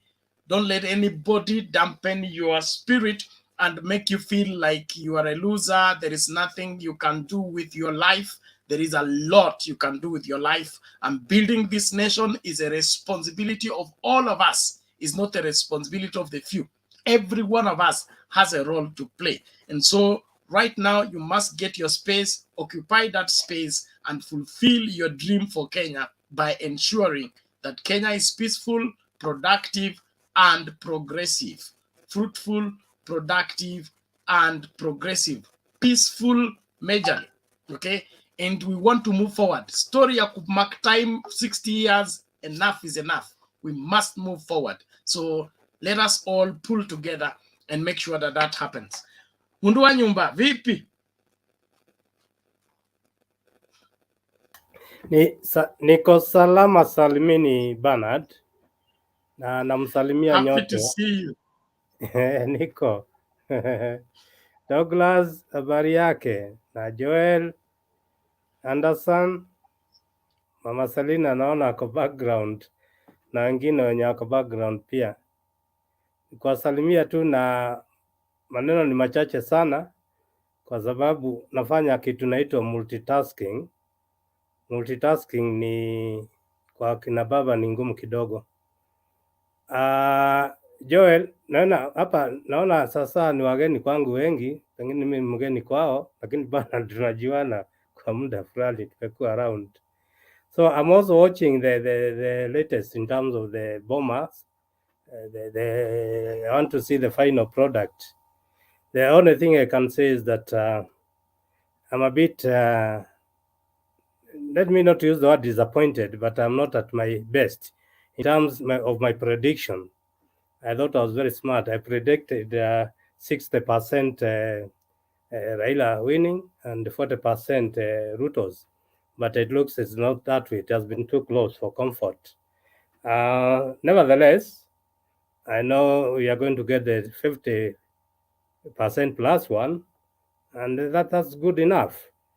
But I think there's something that needs some research here, Bernard and members of the panel. For example, for the people who are new whom I'm new to them, I'm a Nakuru resident, Nakuru County. And out of the 11, we have 11 constituencies. Out of the 11, the MPs, current MPs, 7 of them are Central Kenya related, and they had moved to UDA. I'm surprised after we've done so much groundwork, they have come back.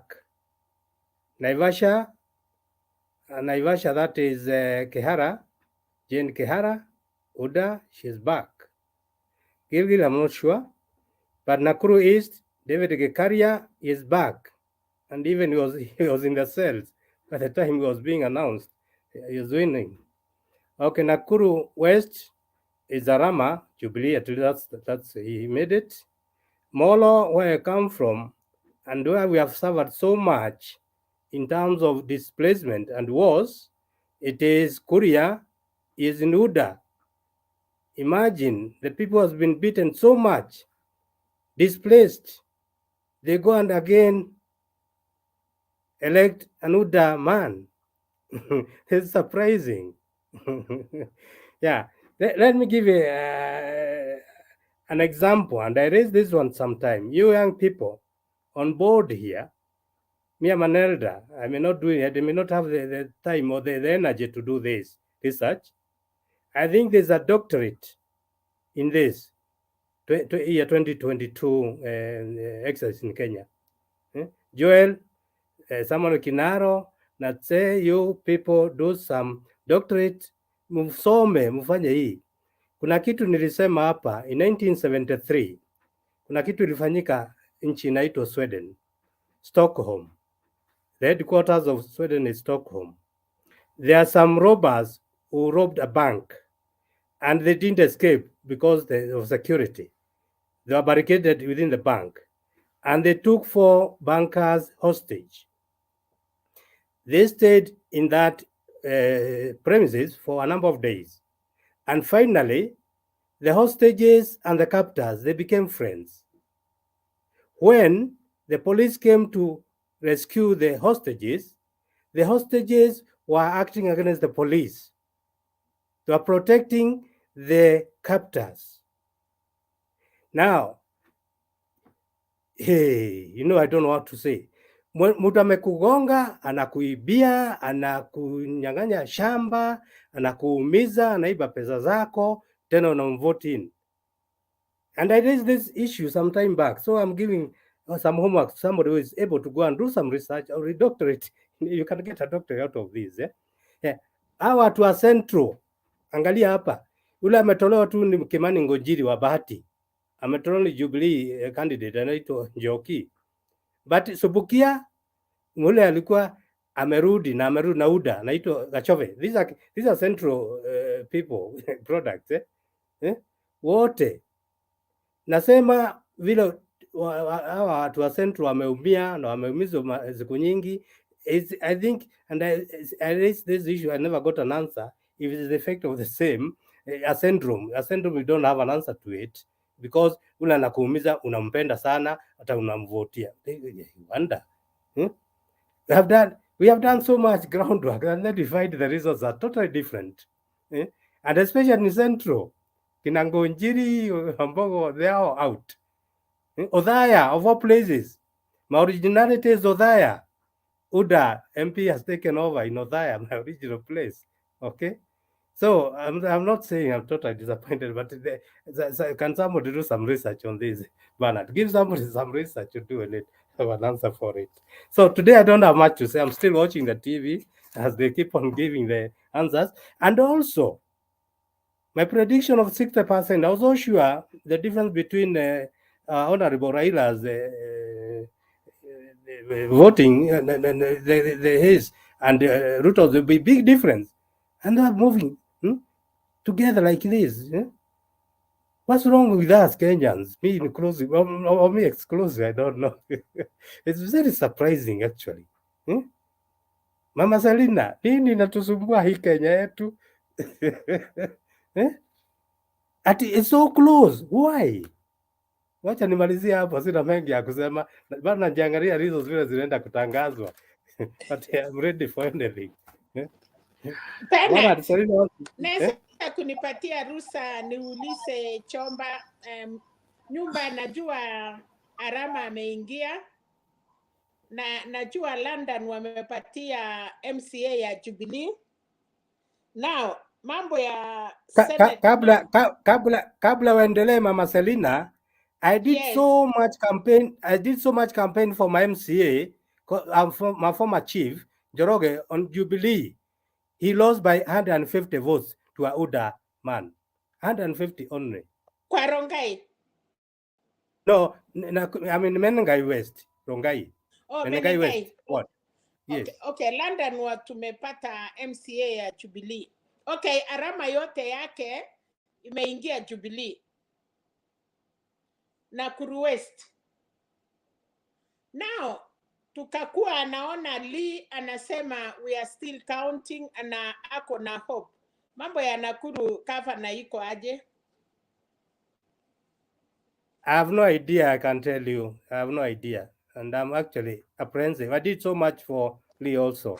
But you see, I hope it doesn't reflect the same. I did so much for my MCA. Then we lose by 150 votes. It's surprising. Okay, Euphoria. Ile nilikuwa najaribu kuambia, okay, Pena atanipatia nafasi. Pole, nilikuwa nauliza swali na sitaki kuongea, atanipa nafasi. It's okay. Go ahead, Mama. Go ahead, Mama. Thank you. Now, Chomba, hatutaki kusumbuka na mambo ya Central.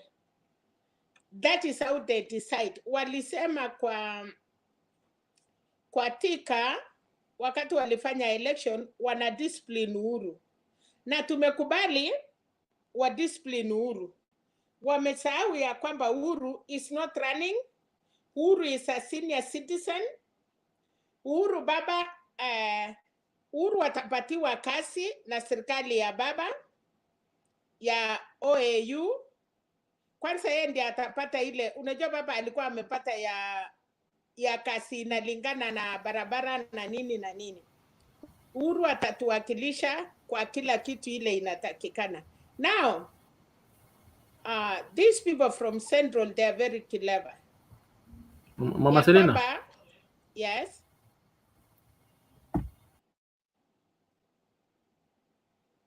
Nani anasema Mama Selina? Ni hacking. You are being hacked. Just go ahead. It's okay. Conclude and then we move further. Okay, so wamefanya vizuri kwa sababu for the last 5 years watakuwa backbenchers, wataangalia wakiona, na the best thing is mambo ya CDF imetoka. Now watajua vile wanapaki backbencher na kukaa hapo, na baba ataendelea kufanya kazi. So to me Mama Selina is also nashukuru wa Kalenjin kwa sababu Ruto amemanage kuweka mimba Central hili asikue peke yake.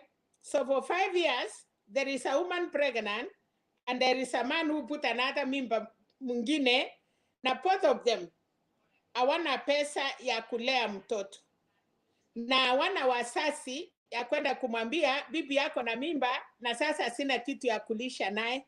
So itapiti wafumilie 5 years. So the two are the darlings. You know, chomba samani ukienda kutafuta mrembo unapatanga wawili. Ile utaangukia unafikiria ni mzuri, anakutesa for 5 years. Kitambo upate msichana ingine utasahau. So wamefanya vizuri. The two communities wametutawala. And by the way, Kalenjin na Kikuyu wameongoza Kenya. Na Uhuru Muigai Kenyatta alikuwa anasema tunataka serikali itoke kwa these two communities.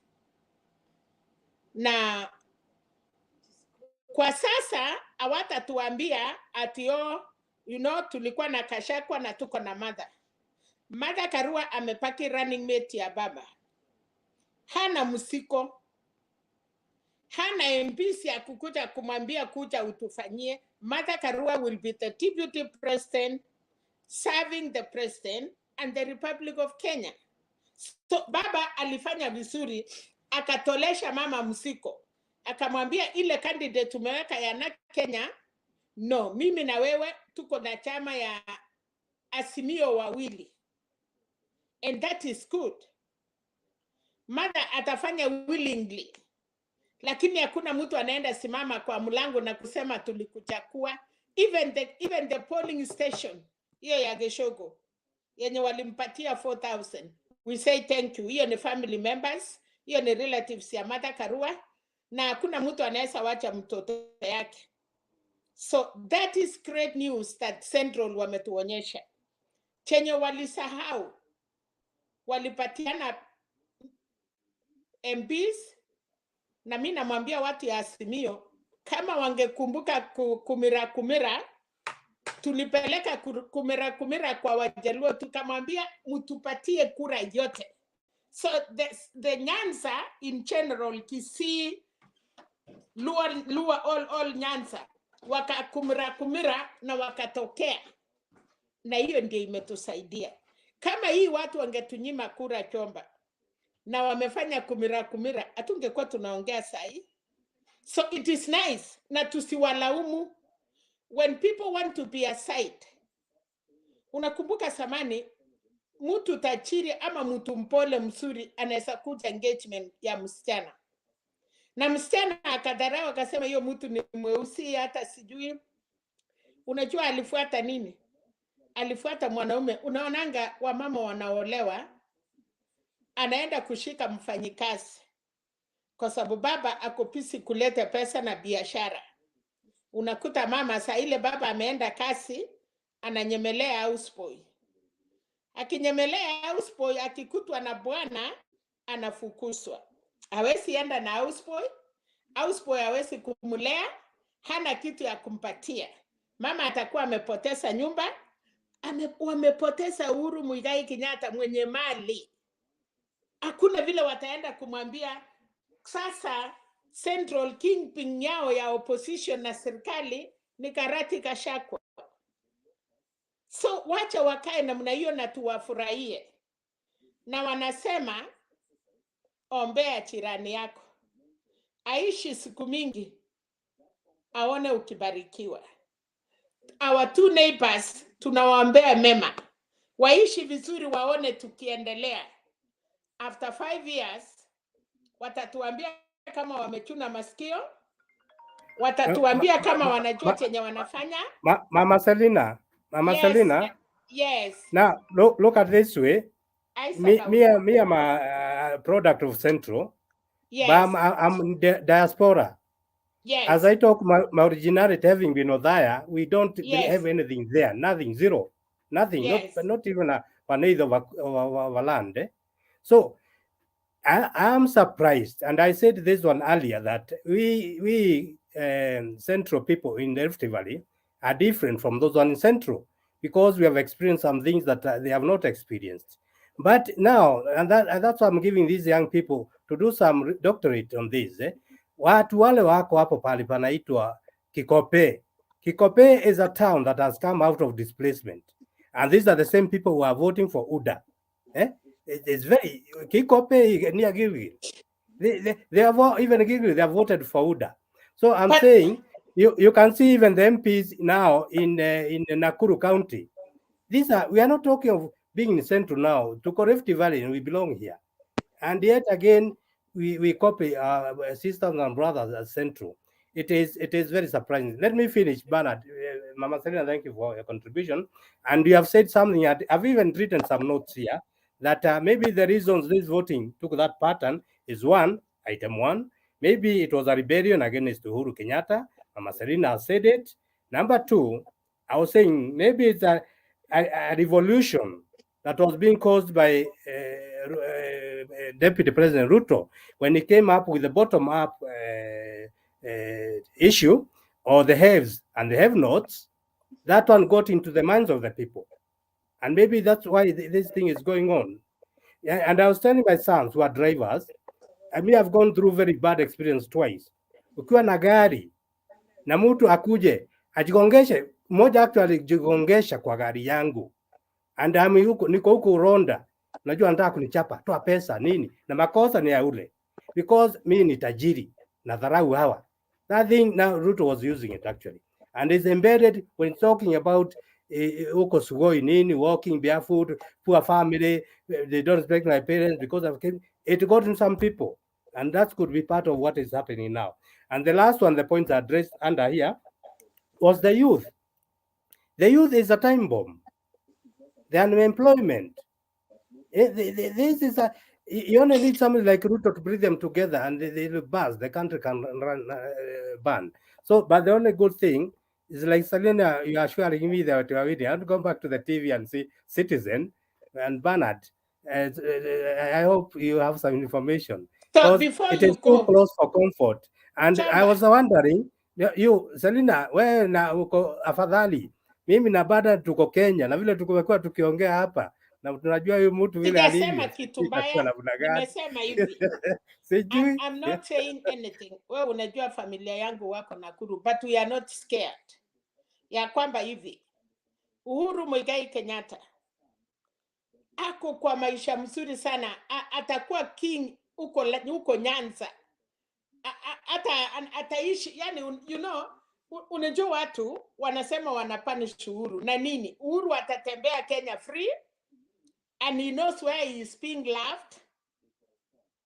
Na wale tu, unajua kama ninatembea mguu na niombe penalty long yake na suit kwenda harusi, baada ya kabla harusi ijafanyika, penalty patu ananipenda. na achaniuliza suti yake. Harusi ikiisha anasema toa viatu yangu, toa suti yangu, toa kila kitu, rudi kwa slippers yako, kinyasa yako, ile umeweka kinyira na maneno imetosha. So that is, unajua experience. Na wacha nikumwambie moja ukienda. Tangu independent, Wakenya wameokopa Wakikuyu sana. Na wamejua Wakikuyu ni watu wa muhimu na wanajua kuamua. Yani, you know, the Kikuyus are naked. Ruto amekuja kuwatolea hiyo nguo. You are naked, mnaangaliliwa mpaka unajua mwanamke anafaa nguo transparent ndio at least akipita akitembea hivi wanaume wanaona ako. Tumewaokopa siku mingi tukijua you know. We never knew you don't know. And we are useless. We are proved to be useless I'm not now. saying that. Order both of you. Order both No, of you. Ngoja wewe. Naambia Please. Chomba. Unajua Bernard, kuna msee anapikanga kelele sana. Na watu wanaokopa kuingia poma yake. Hata watu majirani wanaambiana ati kwa fulani hapo ukiingia utatoka bila mkuu. Alafu mwenda simu moja akakuja akasema ati mnasema nini? Wacha niende. Wacha msee aseme unakuja, utaniona. Simama hapo. Mwenye anakuja anaingia. Saila alifika, chama ile watu wameokopa miaka yote, aliingia chini ya ndani ya kitanda akiambia pipi funga mlango, wanakuja. Pipi anaambia wameenda, anasema ujaona vizuri. So we have seen and we have known and now our eyes are open. Thank you Ruto for opening our eyes. Thank you Chomba.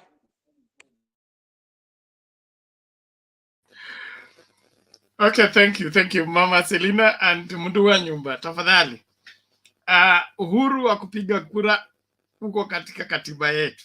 Hapo ndio nasimama. Okay. Na kila mtu ana uhuru wa kuchagua bila anataka.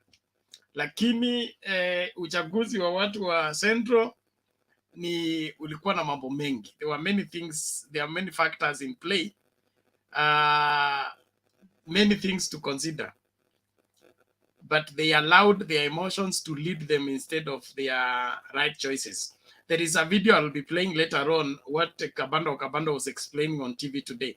And it makes sense to me that mixed messaging and they say when you study the pattern, like the voting of the gamer community in Nairobi, Kiambu, and the environment is very different from the rural section of Mount Kenya.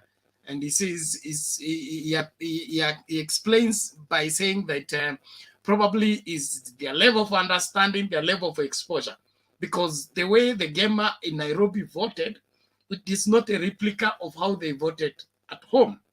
And also it also reflects in the urban centers. There is the Jubilee seats are more in urban centers than rural.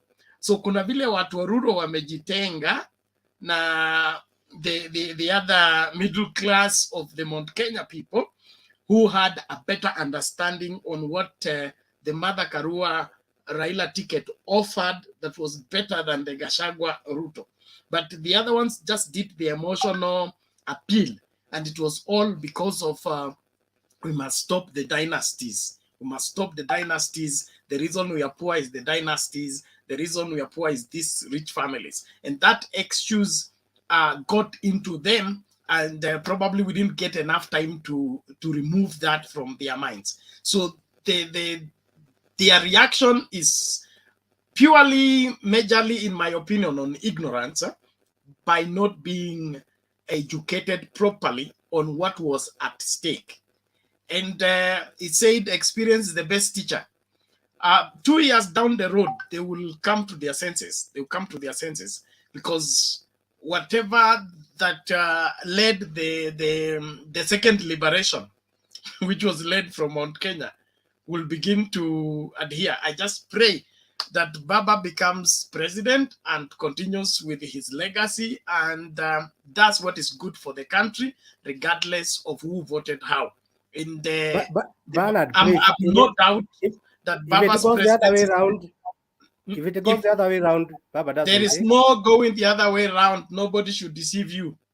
There is no going the other way around. Okay, Bernard. Nobody should deceive you. That one, forget about Itumbi and team Bernard, and their drama. Bernard, ikienda the other way round, baba pia atatuambia tuende leave. Na sisi tutalikuwa leave for 5 years. A great leave. So, you know, tuliwaonyesha. Yes. Sasa, ikienda the other way Wajilipie round, taxi wenyewe, wanunue product zao wenyewe, sisi tunajitengenezea zetu. Yes, na msitukaribie na tutawakaribia. Pulu imeonyesha sisi, imetuonyesha vile imeenda. Sasa sisi tutakuwa retire na baba for 5 years bila kuwasumbua. Na ni mzuri mumetuonyesha vile imeenda. So some of us don't come closer to me. Bernard, stay your way, I stay my way, and that is it. Simple. Hatutaki vita, usinichokose, wacha nikule nikilala. Nikisikia njaa naenda jirani kwa Bernard. Bernard akisikia njaa anaenda jirani huko. Sasa si tutasungukana tu majirani yetu. Na nyinyi wakubwa mnafanya yenu. So simple question. We don't have any problem. Hatutawasumbua na hatutaongea. Na mkikuja punge na Bernard, na wakikuja punge na hiyo kura yao 114. Sisi hatuongei, hatuhusiki na hakuna kitu inapita kwa sababu pia huwezi kuja kunikanyaka nikusaidie. Tutawaonyesha the real test of what is going on. Yes. Okay, thank you Marcelina. Let's make progress kidogo tu. Kuna I'm blessed hapa anasema anataka kunifungia, anauliza afungie wapi kuku yangu, mbuzi na nini. Nitakupatia namba ya kufungia mbuzi na kuku ili nianze kula mapema tu.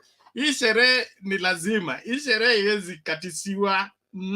Mbuzi nimeahidiwa na mundu wa nyumba. Mnataka hiyo mbuzi iende tu hivyo ati the other side. There is no the other side. Mbuzi zangu zote napokea, ng'ombe zangu zote napokea, na sherehe tushaandaa. Red carpet umeiona KICC. Section 3, Media Center, very important people, very important people section. Sherehe ipo. Mtu asikudanganya. I withdraw that thought. I withdraw that thought of the other side. I withdraw totally. There's not the other side. Wajaribu 2032. 2032. Ni 2032, yes. You loved at that time. But for now, too late. The election is already called. It's just we're waiting for formalities. Makaratasi yafike so that Chebukati aki-announce, wakienda kotini, atasema ali-announce kama makaratasi imefika. 2017 Maraga ali-overturn kwa sababu ali-announce kabla makaratasi ifike. So Chebukati amesema mimi nangoja karatasi zote ziingie ili niki-announce, tukifika kotini ambaye makaratasi ni haya. That's all that is happening right now. Na tunajua kile iko kwa makaratasi. Bernard, kesa amerudi. Uniform ya chama wawili. The two men, gentlemen, the us and Joe, Chinet Mohammed, we are going back there. Kesa, thank you for coming back. Barret, so tutaanza hivyo.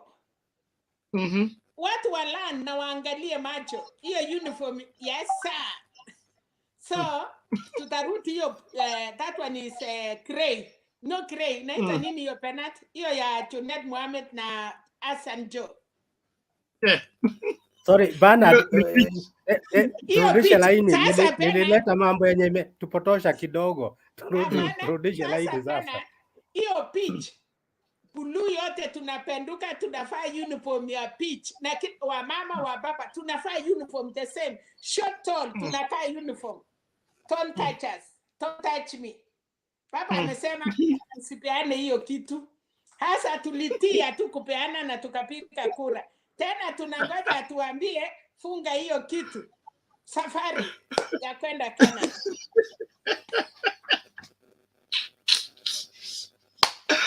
Well, ladies and gentlemen, we're glad you're still watching. Thank you so much for staying at Mtembei TV. We are glad you're out there. Please keep inviting somebody. And if you have not subscribed on YouTube, please do so.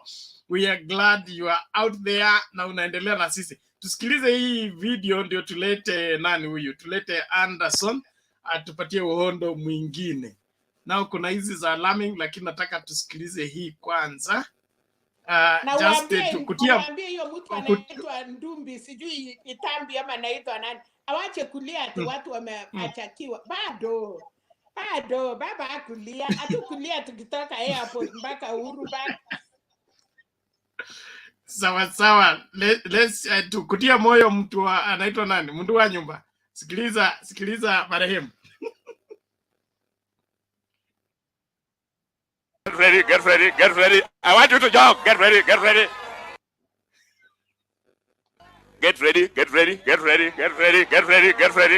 I want you to jog. Get ready. Get ready.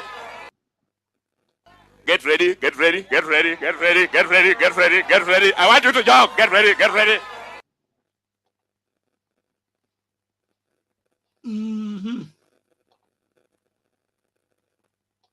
I think this is it.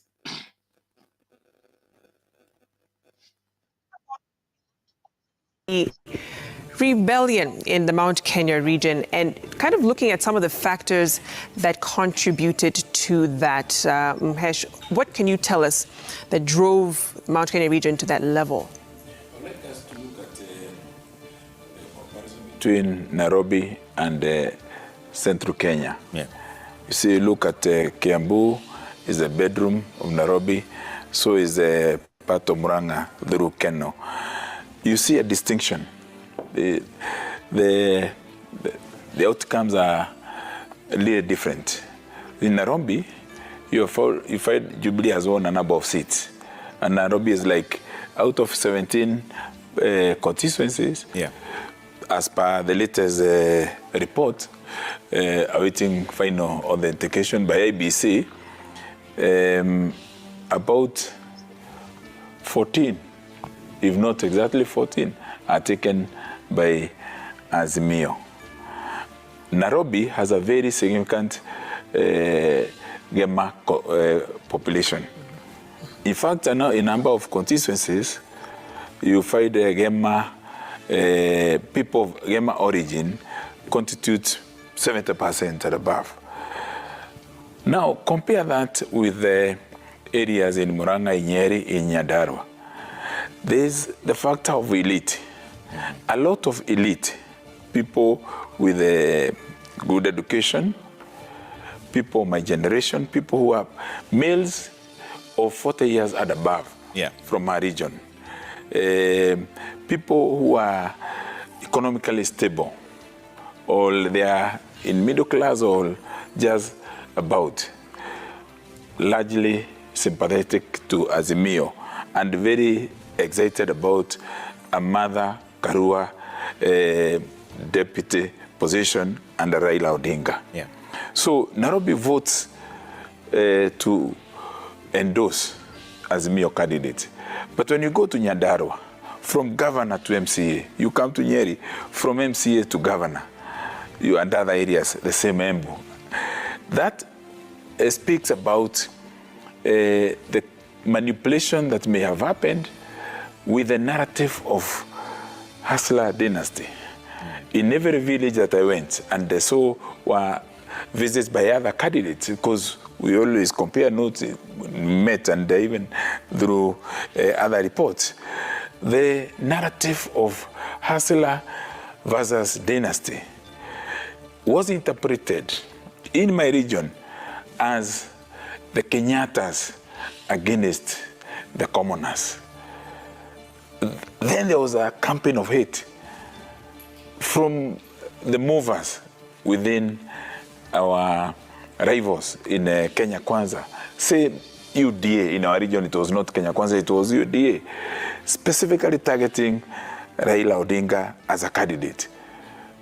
Even repeating the mistakes we made in 2013, 2007, and even 2017, calling some candidates even gubernatorial and senatorial, and even members of parliament were calling Raila not only the Kitadawili tag that was given by his rival Ruto, but even Kimundu. So that campaign of hate, the campaign of saying we must break away from dynasties, was very heavy in the region.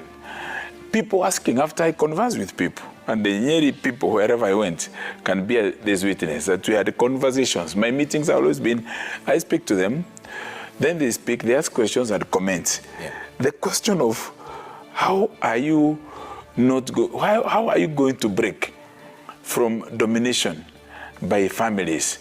And by families, they meant the Kenyatas, the Odingas, the Mois. Was a pertinent question. I'm speaking about this on national TV because I'm very confident that it is unetiquetted by the conversation that we had at the grassroots. So that affected a lot of, it raised emotions. So they said, this is likely to be a government that will be a perpetuation of the incumbent government. And our rivals were showing like they are breaking away. They are not part of the government. Now, let me touch this raw nerve. You don't help this narrative by nominating someone who is perceived to belong to one of the richest families in Kenya as #1 for Senate. Then #2, you nominate another person who comes from one of the largest, if not the richest family in Kenya. It aggravated the situation for us on the ground and even put us in a lot of difficulty in selling the candidature of Mother Karua, because they said, well, she's there, is she going to be, yet we know, they don't go there very personally, that she is her own person, she is of integrity, she is qualified, she's a reformist. The second issue that affected this campaign in our small levels in the villages and even affected the presidential percentage, as I said, we in Azimio expected Raila to get between 30 and that 5% at a very minimum. And now it's coming below 20%. Is the organization of the Azimio presidential campaign. Can I tell you that not a single day did the Azimio presidential campaign go to rural Kenya? And I know that was a report that they had received early. So if you come to Mokoroini, they only visited the tarmac headquarters. In Karatina, the same, only about 2 kilometers inside, but still on the tarmac. Then in terms of the machinery, the structure, and it is not because people did not submit proposals or generate ideas that could make it a little better. So these UDA guys had a free field to inject toxins, poison among the people's minds. And although the trade was showing like we are recovering and we are stable and we are in a good position, that became a difficult scenario. Finally, let me say this. And I should explain that of the nomination that I said.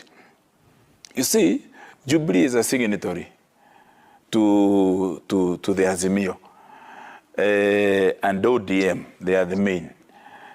Then NAK Kenya, with the draws in favor of Jubilee, it had its own candidates in Tharaka Nithi, in Embu, in Kirinyaga, and then in Laikipia. So the message that is sent is that NAK Kenya is not in a premier contest. And then when you double that with the listing of nominees, and let me insist on this, because I think it should get down. And for us who are in leadership, whether elected or not elected, should understand this. That when it seems that certain families are reluctant to see the ground, to individuals who have credentials, women who are very qualified, scholars who have participated in reforming the structure of governance in Kenya, and you go and pull somebody from a homestead, you put that person #1 on top there, and that person is not even campaigning in her own village. You go pull a second one, you put that person #2 or #3 in the nominations. It comes crashing down the point that really this election is not about us. Now, it gives UDA the opportunity to perpetuate a deception that we are here, we are the hustlers, and we want to get down with it.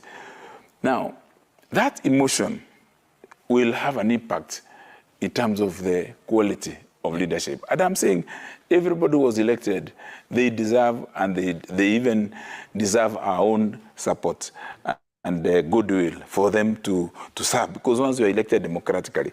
But I think we need to interrogate the status of Kenya's democracy, particularly in my region, Mount Kenya. People, I'm wishing them all the best, but I know there'll be questions and there'll be cries.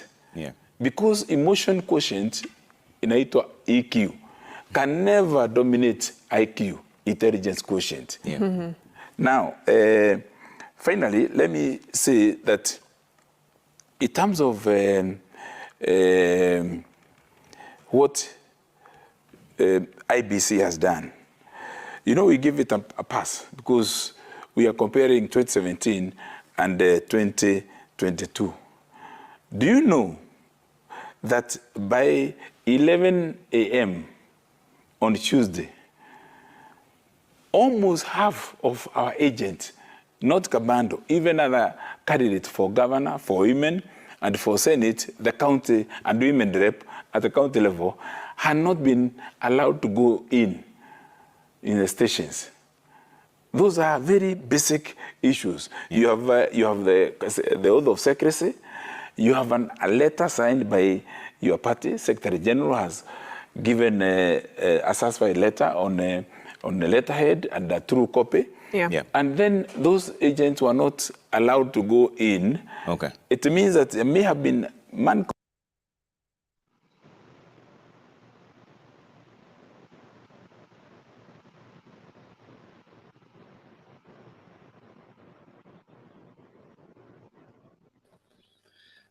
Yes, Mundu Wanyumba.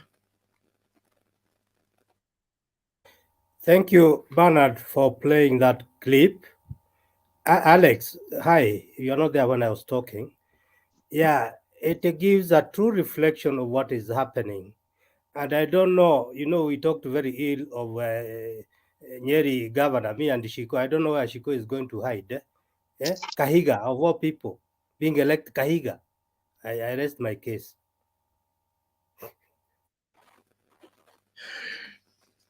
Sawa tunashukuru. Where everything will work out. The new government will take care of every one of us, and our progress is what is important. Alex, you already unmute. What is the matter? No. Maybe I did not mute when I came in, but I could say something because that clip has made me come in. Say something.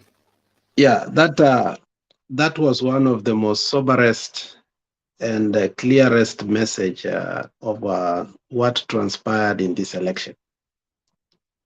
There was a time when Baba said, Jubilee ni Abunowasi ambaye tumekuja kuamsha.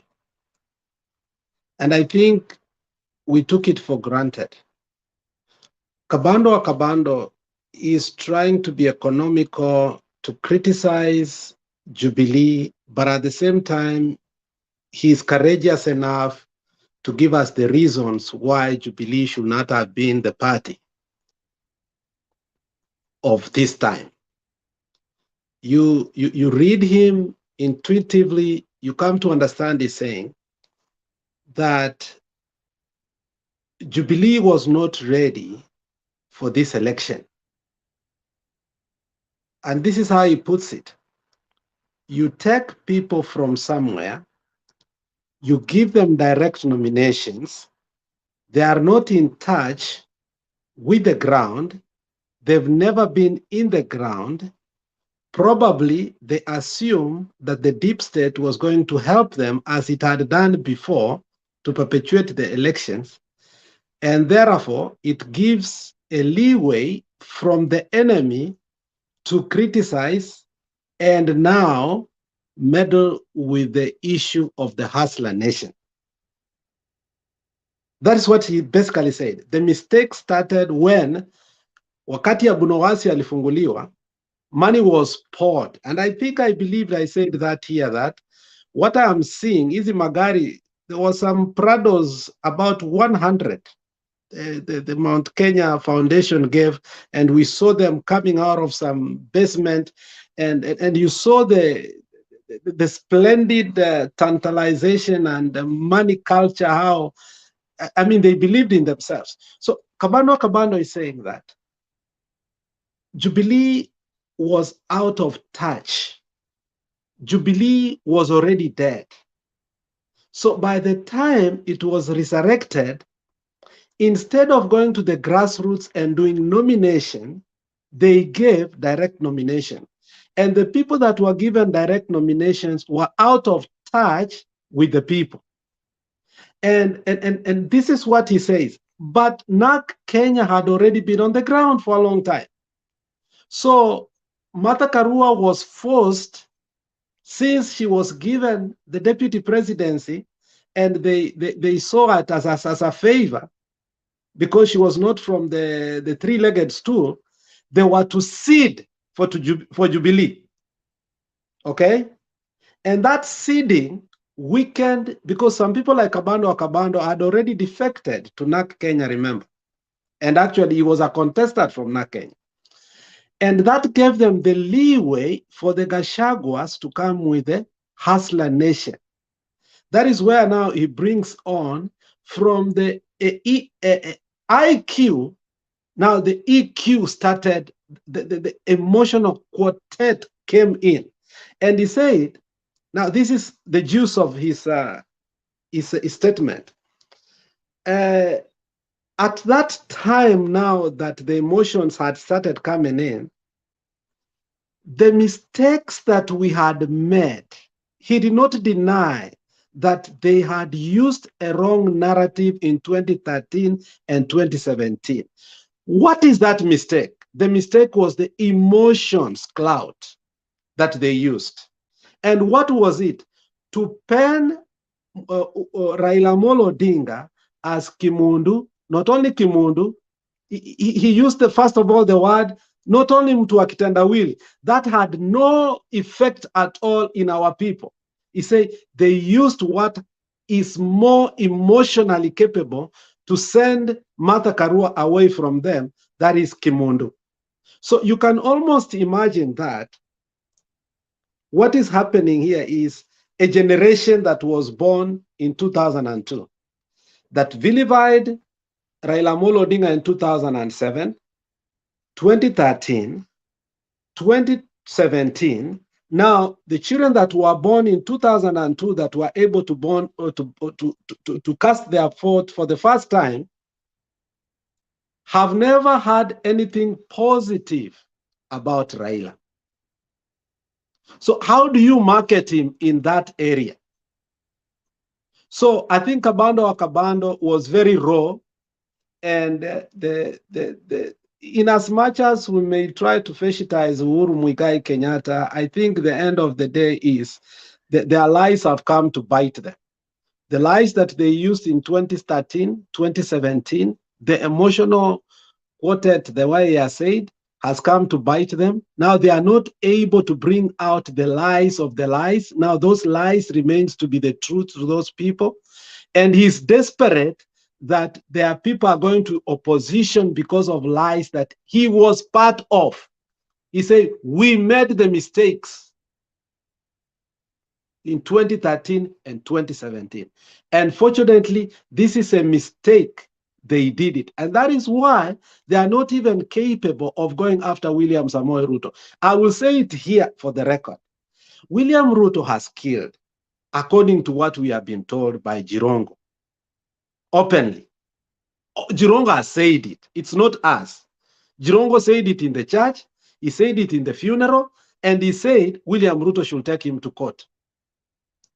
And we have seen all these disappearances and everything to an extent whereby we have even changed the currency of our country because of a man who had appetite for money and land and corruption. And yet, as deep as the deep state is, they were helpless because they understand the history they had with this man.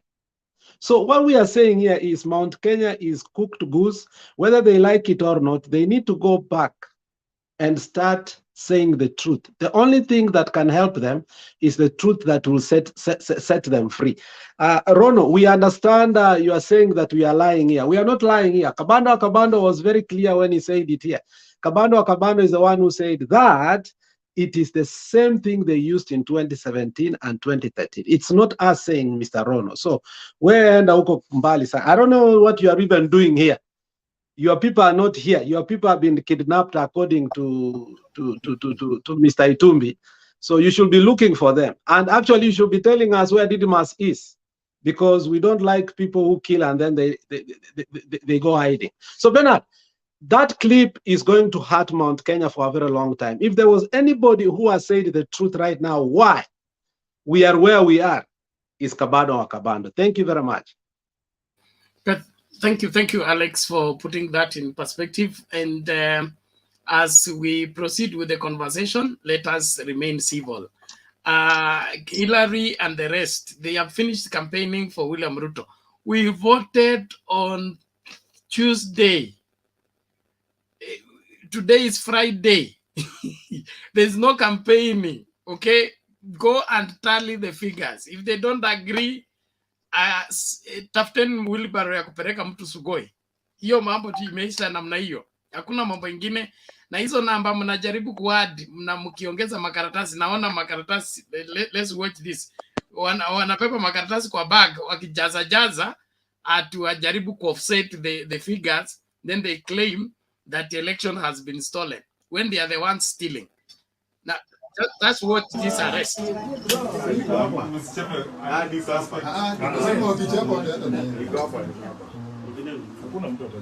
Fungua hiyo page tena Governor. Rudi kwa ile page ya kina women. Sawa, tuendelee tafadhali, tuendelee. Go ahead. Patia. Go ahead. Niendelee. Wacha tushika hivi mashine.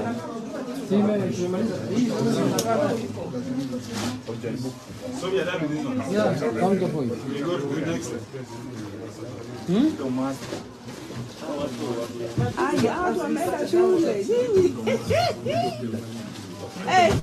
Hebu onyesha hiyo hesabu Governor.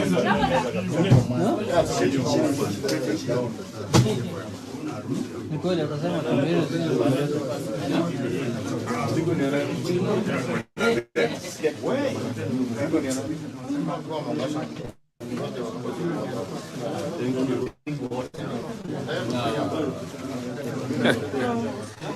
town. Yeah. You know, two incidents. Incidents at two separate constituencies where they show up with ballot boxes and then claim to have lost the results. Then they ask you to agree to open it so that it is counted. Yeah. Because they have in 3 constituencies in Kibra. They did that at Old Kibra Primary School. When? Today? Today. Embakasi Central today. And then even Kamkumichi and here told us there was 1 box that they wanted. This is what they're doing. This is what they're doing. So we should tell our people not to allow any ballot boxes that don't have results. And they want them to travel out of the state telling center. Okay, so we can do this one and then... The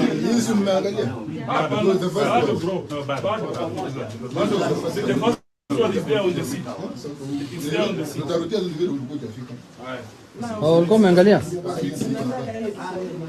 Hii tunataka kujua content.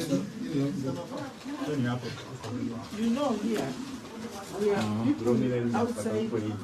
We are not Pre-marked. Governor, show me the balance of those books. The calculations. The calculations I'll send you. They will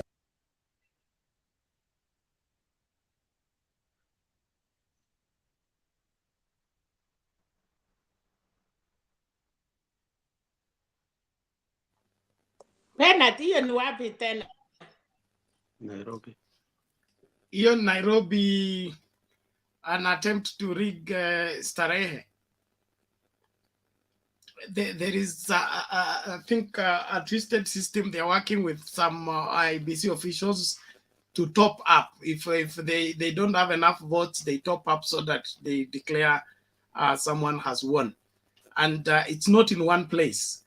There was an arrest in, was it in Kirinyaga or Meru, in the morning, where the person went to the house with the result, akalala huko, analeta jioni na amepangana na huyo mwingine, kumbe it was being monitored. So he brings whatever the form from his house. I say alilala kwake. So they got arrested. Both the presiding officer plus the returning officer was to receive the form and add to the figures. So that's why there is a red flag being placed on the presidential result that are coming from Mount Kenya, because we know the percentage of the turnout in Mount Kenya. Why are we having inflated presidential results from figures from Mount Kenya when only 45% voted? Okay, all these 600,000 Ruto has gotten, 500,000, where are they coming from? From still the 45%? So something fishy is going on, but it's too late in the day. We already have the results. We are not reviewing. And he said those papers had rubber stamps on them. The rubber stamp is supposed to be placed in the view of the voter, not for them to be stamped ahead of time, to be given when they are already stamped. So iko kitu hapo, lakini macho iko wazi. Yes, Adams, iko nini? So thank you for the opportunity. Can you hear? Uko sawa, endelea. Yeah, I've shared with you the part 2 and part 3 of that video, but what you need to know is this thing is countrywide. You'll notice the pace by Chebukati has slowed down, and it's deliberate, and media houses have stopped tallying because this is a very elaborate scheme. So luckily, our agents have verified some of these results. But I can assure you there was a very intentional scheme to mess around with this election, not just digitally, but also manually. I'm in Mombasa now, and we are very shocked with the number of votes that Ruto has gotten here. It is not in any way representative of the truth. Some of these MPs you're seeing come back, I don't think they came back. This thing is widespread. And there are members of IEBC who've been involved. So we're just hoping that God will come through. Our agents are really working hard. Our people are working hard. But at some point, I think if you were to add the numbers that are on the IEBC portal, I can tell you for sure, somebody is saying, let's not look at this until Sunday, because whatever is being projected to you on TV is absolutely fake. So don't lose faith. I had started to question a few things, but I'm glad that God is giving us evidence, and it's not like we are lying. These guys have actually tried to steal this election massively. But Mungu ni nani. So thank you, Bernard, for the time. I just wanted to share that video with you guys. I noticed perhaps you had not seen it. So don't be swayed that Mount Kenya didn't vote and all. There's been a scheme that is much bigger than most of us would know. Thank you.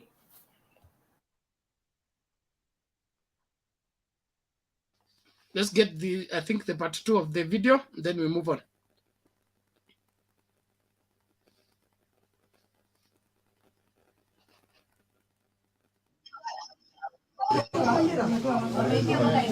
You know, you people are the ones who cause problems. Yes.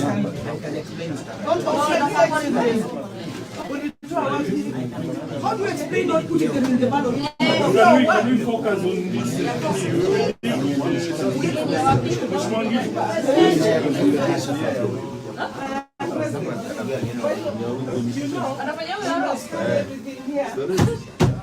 And they go to the bombers of Kenya so that IEBC can stop this.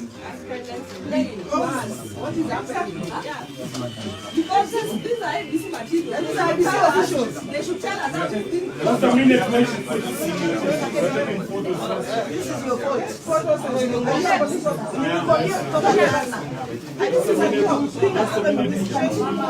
He was the one who was. I told him from yesterday.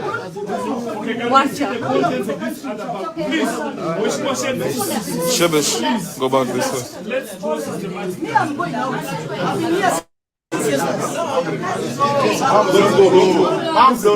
You're going nowhere. Wait, just wait. Stand there. Are you an employee of IEBC? I know them.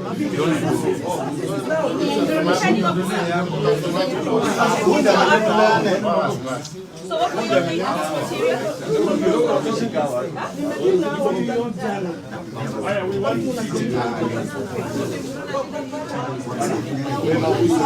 Mistaking.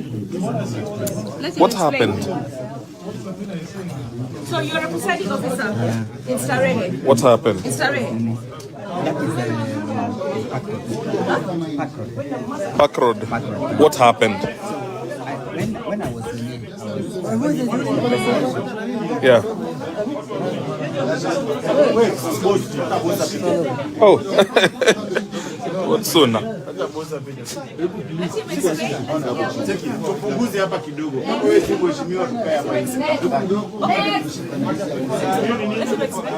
What happened?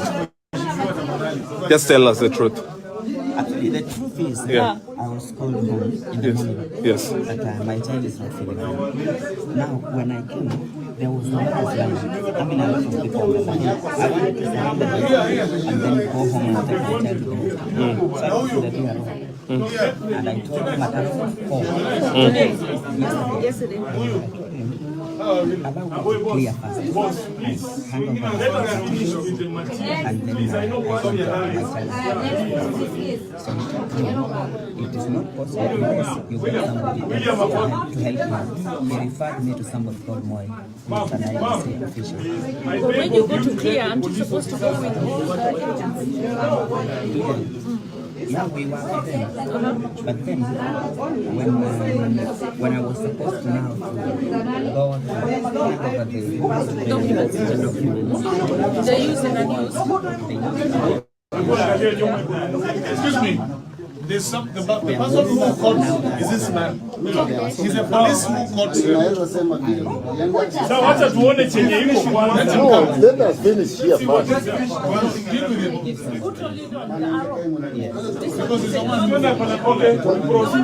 one who seated behind.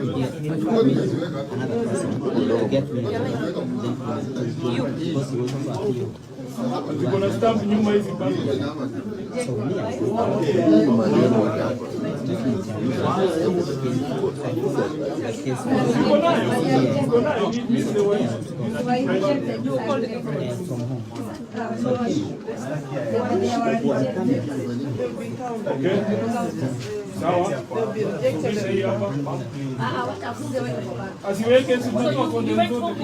Ni tofauti.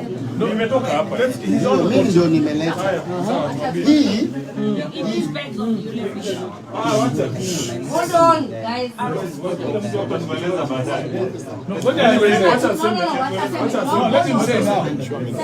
Hii ni tofauti.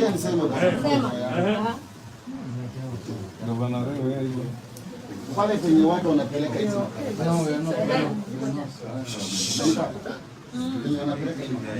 Sisi tuliona movie jana ya boxing mbili za kura, mimi kuona na macho, na nikasema, nikashauri, nikasema Chimbeshi ni mshahidi, nikasema hizi zimetoka wapi saa 8 usiku na boxi zingine ziko hapa ndani, hii imetoka wapi? Haingii wapi? Hapo hapo mimi kugeuka hivi nikaona huyu kwa kona, nikamwona kwa kona. Umenipata? Mwenye hii nilimwambia bagi yako hapa uingie na bagi. Sababu gani? Bagi yako ingia na hii sababu yuko na hiyo kanapto. Kuangalia kitu wakuta hivi. Wakamwambia wewe acha hizi vitu zikae wapi? Wewe zunguka, ukimaliza ukuje mwambie uchukue. Wakanongozana na huyo mwanaume hakusimama, akainua akaenda. Umenipata? Hizo vitu nikaenda Umenipata? Sasa hii tumeshika saa 10 ni hizo tu. So you're satisfied all of them, please. We are here. Let's just see what is in there.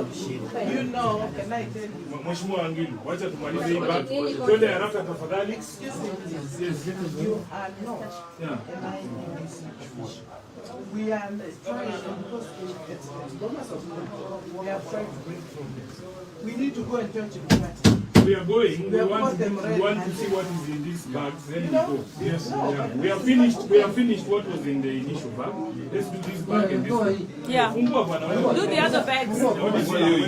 Yes, please. What is in here? We want to know the contents of the bag. What do you want to do? We are good.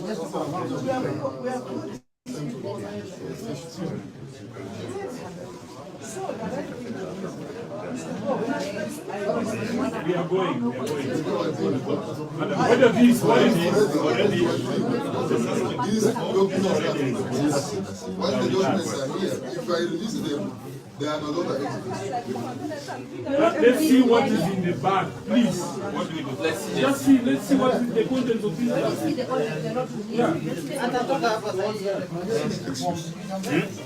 Kuja huyu moja na huyu. Ngoja. Just a minute. David.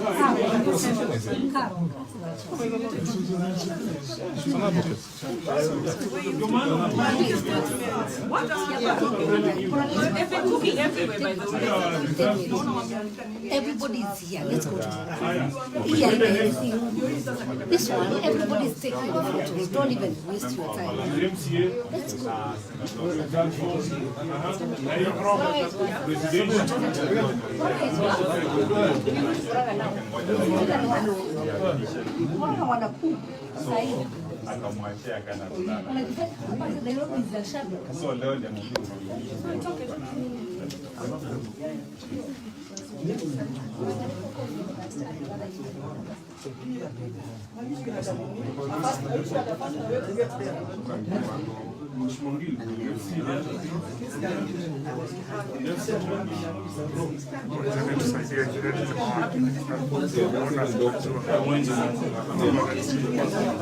Just bring it closer.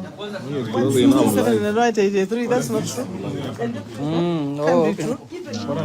Let's see. That's doctored. You can see, and 2 has been changed to 3.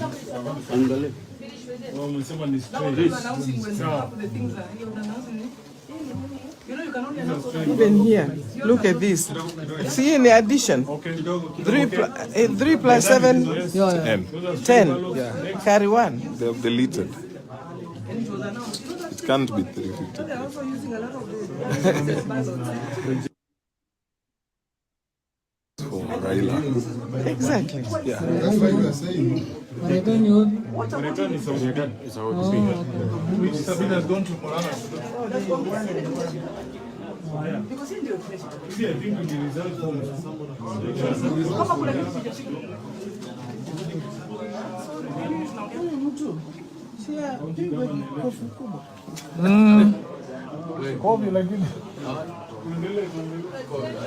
But now, boss, why are you doing that? I'm told now you're the one who's... The DRO has been the problem. I begged him yesterday this month. I begged him. I could see they are compromised. I told him, please. I know you're compromised. But stop it. I begged him. I have witnesses. Akusikia. For the sake of country, this is a close election. Lives depend on this election, my brother.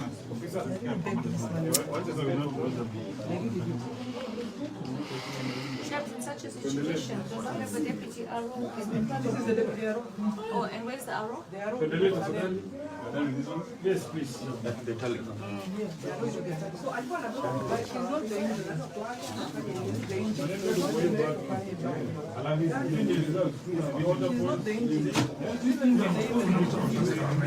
In the box, yes. We've been monitoring him since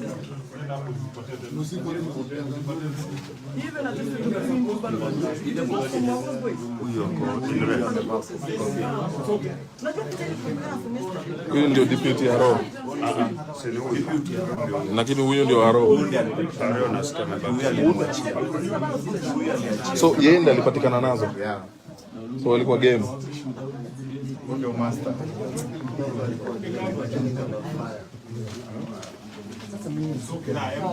Lakini sasa wewe, nchi nzima inategemea kura safi.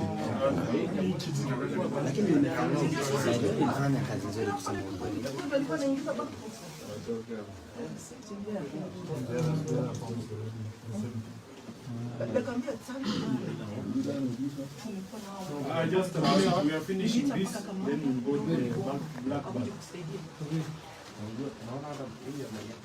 That is sealed. It's supposed to be required. Oh, Mariakane primary. So, okay, so you can put this back. So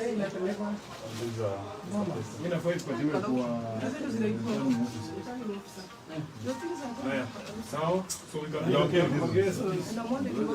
are not in the content.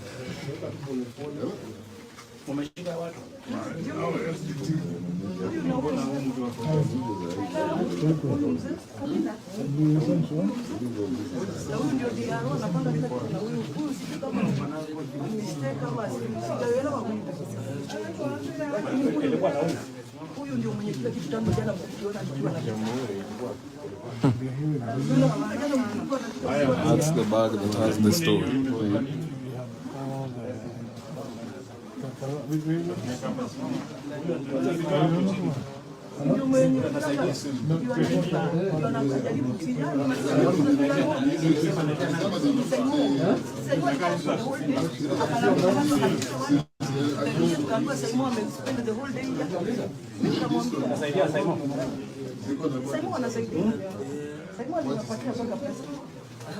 Alafu Simon anajaza vijana hapo ati atutishe. Tangu ndio hajui mambo pia simu. Unajua people simu hao wanaona mwago ni ordinary. Wapi mwago? Mwago na sisi tukajaza watu. Hata sasa hivi vijana wa Simon ndio wako paketa kule. Wameambiwa na time itakuja. Hizo zingine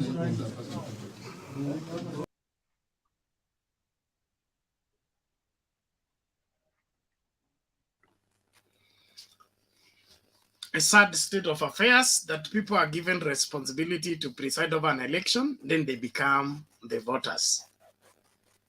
This is very disturbing. And there are two people here that I want to address before I give anybody another opportunity to speak. There is this Francis. Francis, for heaven's sake, you have M7 to deal with. Leave Kenyan affairs to Kenyans. Supporting William Ruto, any person who supports stealing must be a thief. Okay? And if you live by stealing, then that's why you're comfortable when people are stealing. Any form of stealing is evil and should be condemned by everybody. So all of you who are supporting the stealing of elections, you are twisted. When will you straighten up and understand that this country needs to move forward? We cannot be going through a cycle of incompetent leaders imposing themselves on Kenyans. When Kenyans reject them on the ballot, you bring them back through rigging. And you are proudly supporting it. Winning an election is not an issue, but win it cleanly. Why all this stealing here and there, presiding officer here and there, shooting somebody dead here and there? All that is happening in UDA Manenos. Why is UDA obsessed with becoming president in this country? You run for president for the first time and you want to force it? If Kenyans ratify you, it's okay. But if we took now, the career of this man is trouble. Why is not going home from here to committee. Watoto wake, wife wake, familia yake that was depending on him, all their career destroyed. All of it because of one person. Sasa nakubaliana na huyo mzee. Kumbe huyu jamaa alianza wizi ya raba na pencil. Na ni kama hajaacha hiyo nini, hiyo anointing. even in his old age. This is too bad.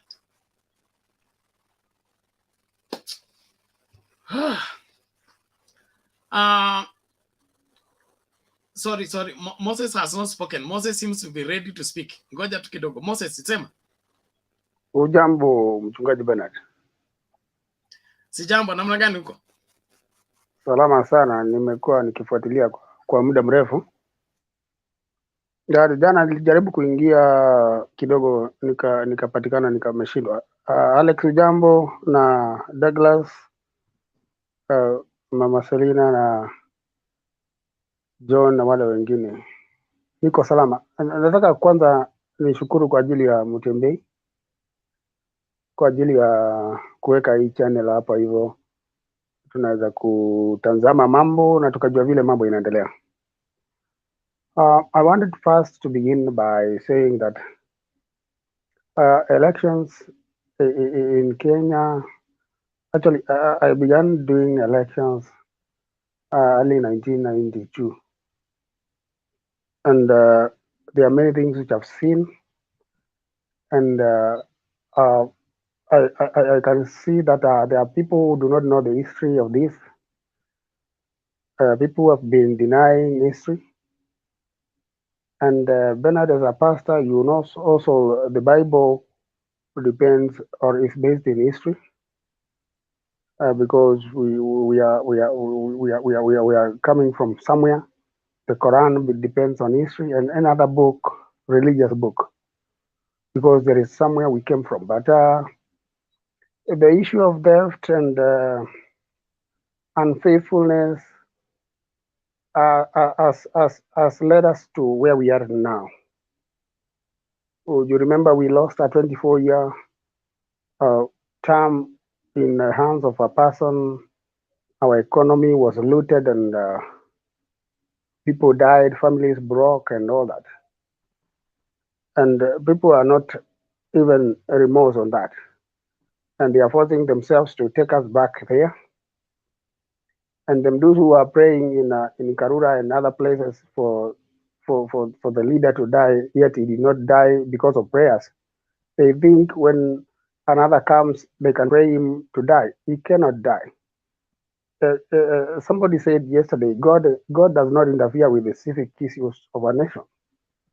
You can read it to the guys who divide and say they wanted Saul, until he led them to witchcraft and all that, and he killed himself. He committed suicide actually. Ile kitu inafanyika saa hizi, wizi sio kitu ya kushutumiwa tu, wizi ni kitu ya kuadhibiwa. Na kuna mtu ameongea kuhusu wale watu wanahusika kwa wizi wanabebwa na magari makubwa. Hiyo jela anasema ijengwe kule Northeastern. Nafikiri inafaa kujengwa hata kama tunaweza pewa mahali kule Siberia, tujenge jela yetu huko, tuwe tunawapeleka huko, na pia walime chakula hapa na huko, wafanye ile kazi watafanya, kwa sababu ile mambo tunafanya saa hizi, ile shida tuko nayo, hiyo maisha wanasema tunaishi ya fuliza, hiyo maisha wanasema ya mama mboga, hii vitu imeletwa na wizi wa mali ya nchi. They seem to be happy when they are addressing Mama Mboga and the hustlers. That is not an issue to be happy of. Actually, we should not be addressing such an issue. We should be somewhere far. So, unajua kuna mambo mengi tunaweza kufanya, lakini katika hii uchaguzi wa sasa, nimeona December alikuwa anaongea pale kwa Twitter yake, na kidogo tukamkemea, lakini umeileta wazi hapo kwamba alikuwa ameongea kuhusu wizi ambao umeendelea pale. Forms zilikuwa zinatumwa, kuna mlango ya nyuma ilifunguliwa, kuna vitu vilitengenezwa kule zinatolewa, then media houses zote zikakuwa corrupted, and it is true. But somebody was asking him, kwani hamkuwa na agents kwa vituo? And if that is what was happening, then it would have been done so. And I believe election began on 9th, and we shall continue with election until we see the truth of elections since independence. Because I believe this one was to be the first and the most clear election ever in Kenya. It was to be an historic election, and I believe it is going to be so. So I'm not afraid of that, and I'm not scared of that. I was here in 2007 in Eastlands actually, and whatever we saw live on TV, people being butchered, and people were clapping, and people were cooking for the goons to eat overnight and to kill people, actually, to maim people and to displace people. It began in 1992 in Molo, and we have been all through following the history, and we are going to work out on this, and I believe this one can be done now, despite the young guys who are being like lured by some little money or with some little money. Hiyo pesa kidogo mtu anakunywa mung'are leo na kesho anakuwa hana kitu, anaharibu maisha yake. Lakini licha na hayo, kuna mambo yataenda kutendeka na nchi yetu itarudi. Na hiyo watu kidogo wanafanya mambo wanafikiri wanaweza teka Kenya nyara. Kenya haiwezi tekwa nyara na watu kidogo. Kenya hii ikiwa pamoja na Mungu na watu wa Kenya wakiwa pamoja, tunaweza songa mbele. Kwa hivyo najua tutashinda hii vita. Kwa hivyo wale tuko hapa tusimame kidete, hata kama tukibaki watatu tusimame kidete. Rubia walisimama, Matiba wakasimama, japo hawakutawala lakini waliweka alama mahali. Achana na kina Didi Nyoro wanapiga kelele. Matiba akifufuka sasa hivi, Didi atakimbia akaingia kwa mtu huko.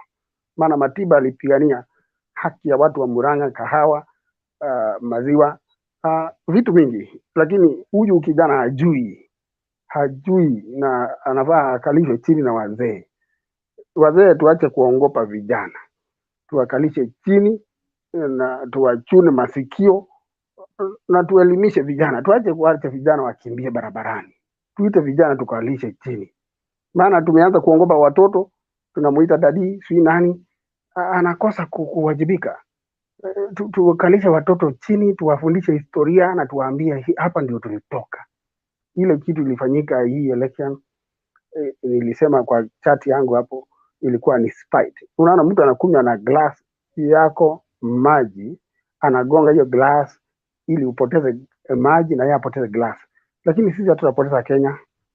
Wale watapoteza vitu zao wapoteze, lakini Kenya sisi hatupotezi.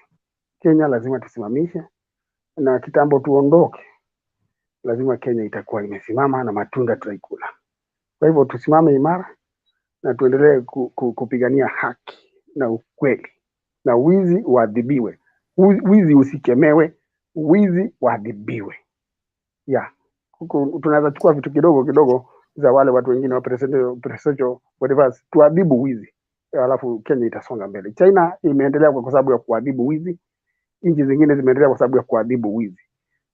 Tukifanya hiyo kitu, at least tutakuwa mahali. Tuache kubebeleza uwizi na makosa iadhibiwe.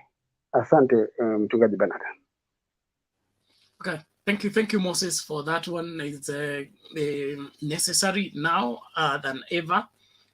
We all need to take responsibility. On the comment section, everybody supporting stealing, rigging is not ready for Kenya and is not ready for democracy. You cannot subvert democracy process and still call yourself a Democrat. Don't participate in a democratic process if you don't believe in its outcome.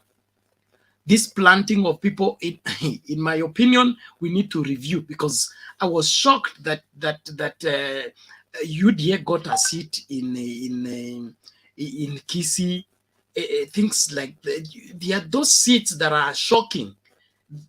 Now we are beginning to understand how these things were made possible. How did the Indian man lose the seat in Uasin Gishu? I don't think it's true. So this thing need to be investigated. Tujue ukweli. Hatutaki viongozi ambao tunachaguliwa na machine.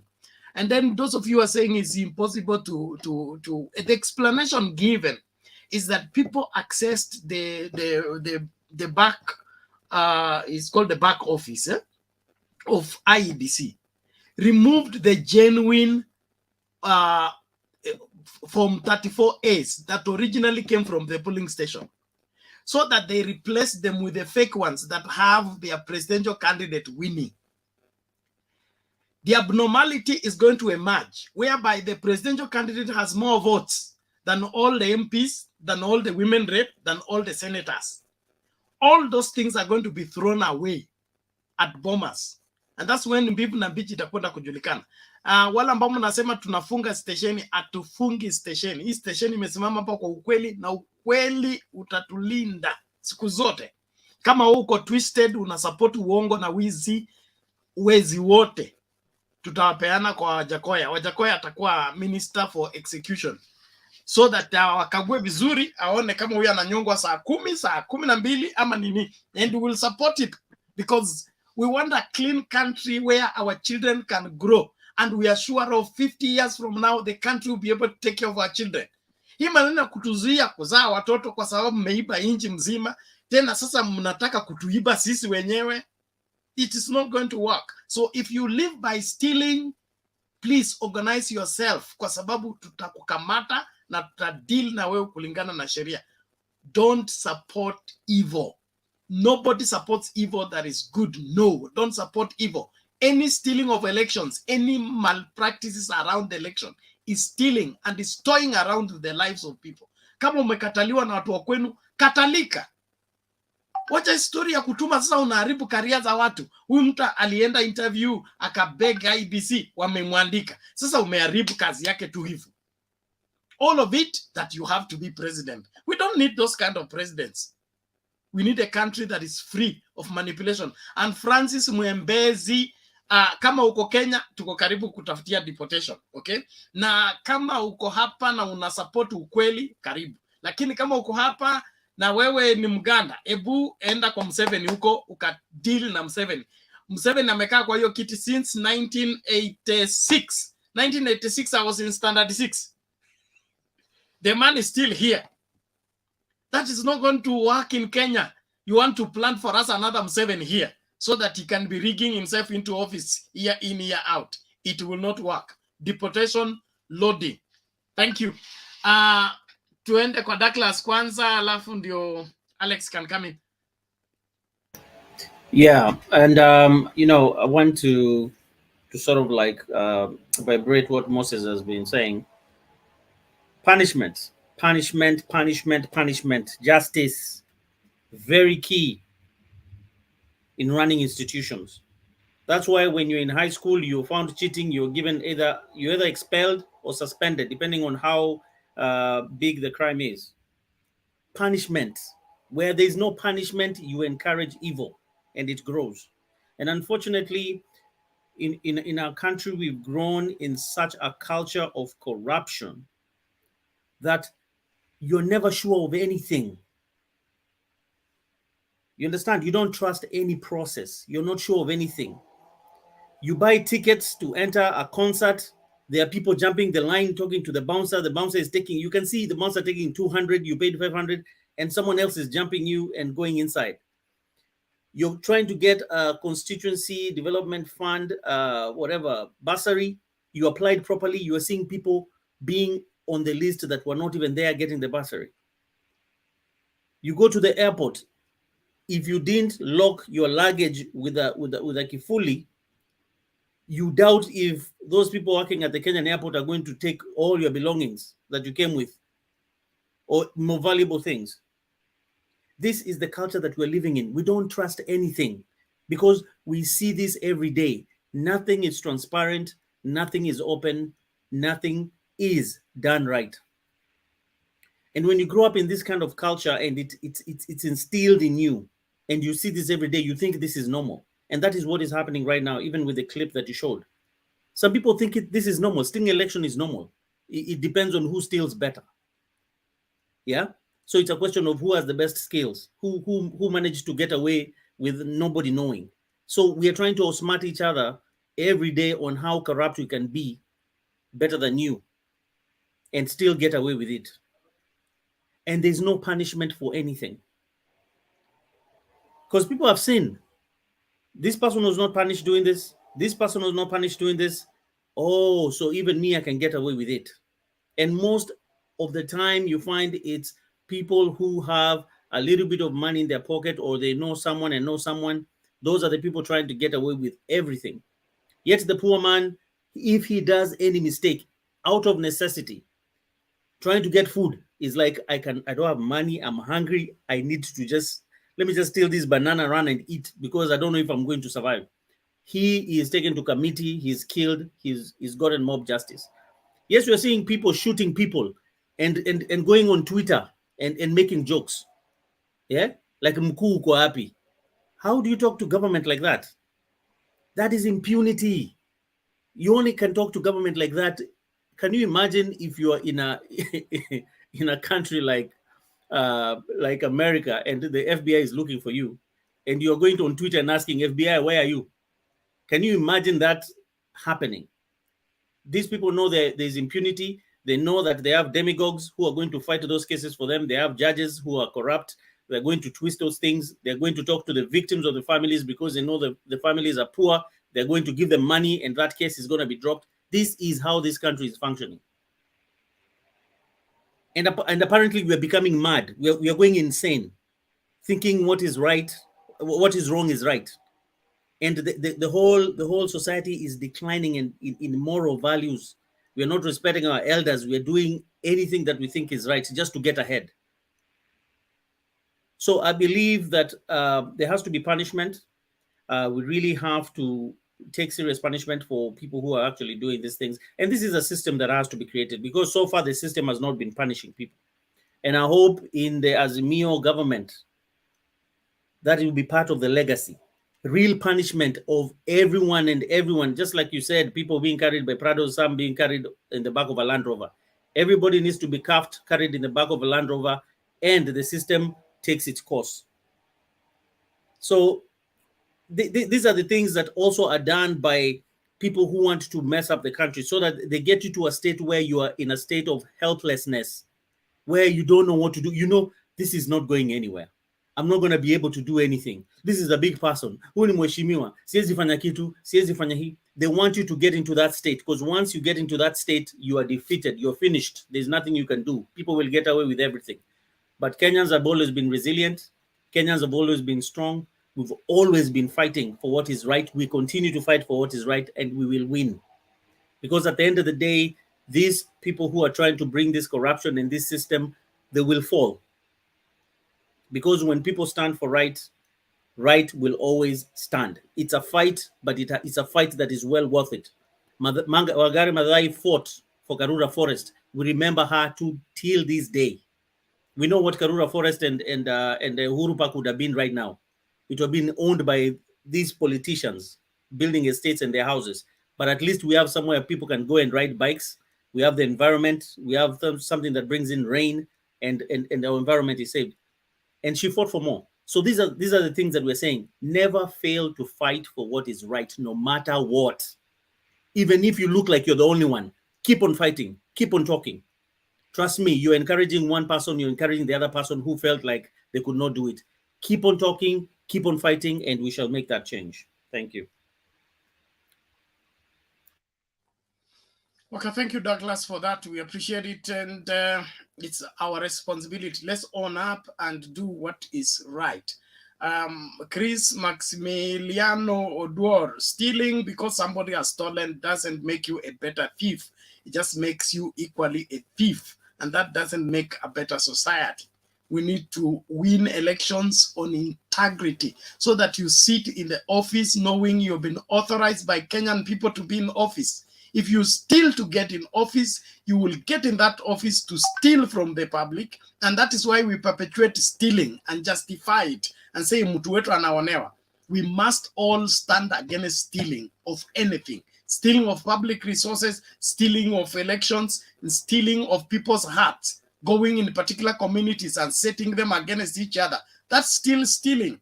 Let's all do our politics cleanly, with respect and dignity. That's how we will be respected in the society. Hii vitu zingine tuna support ni uovu, tuachane nayo. Alex, please, come in. Anderson, nilisahau wewe lakini narudi kwako, samahani.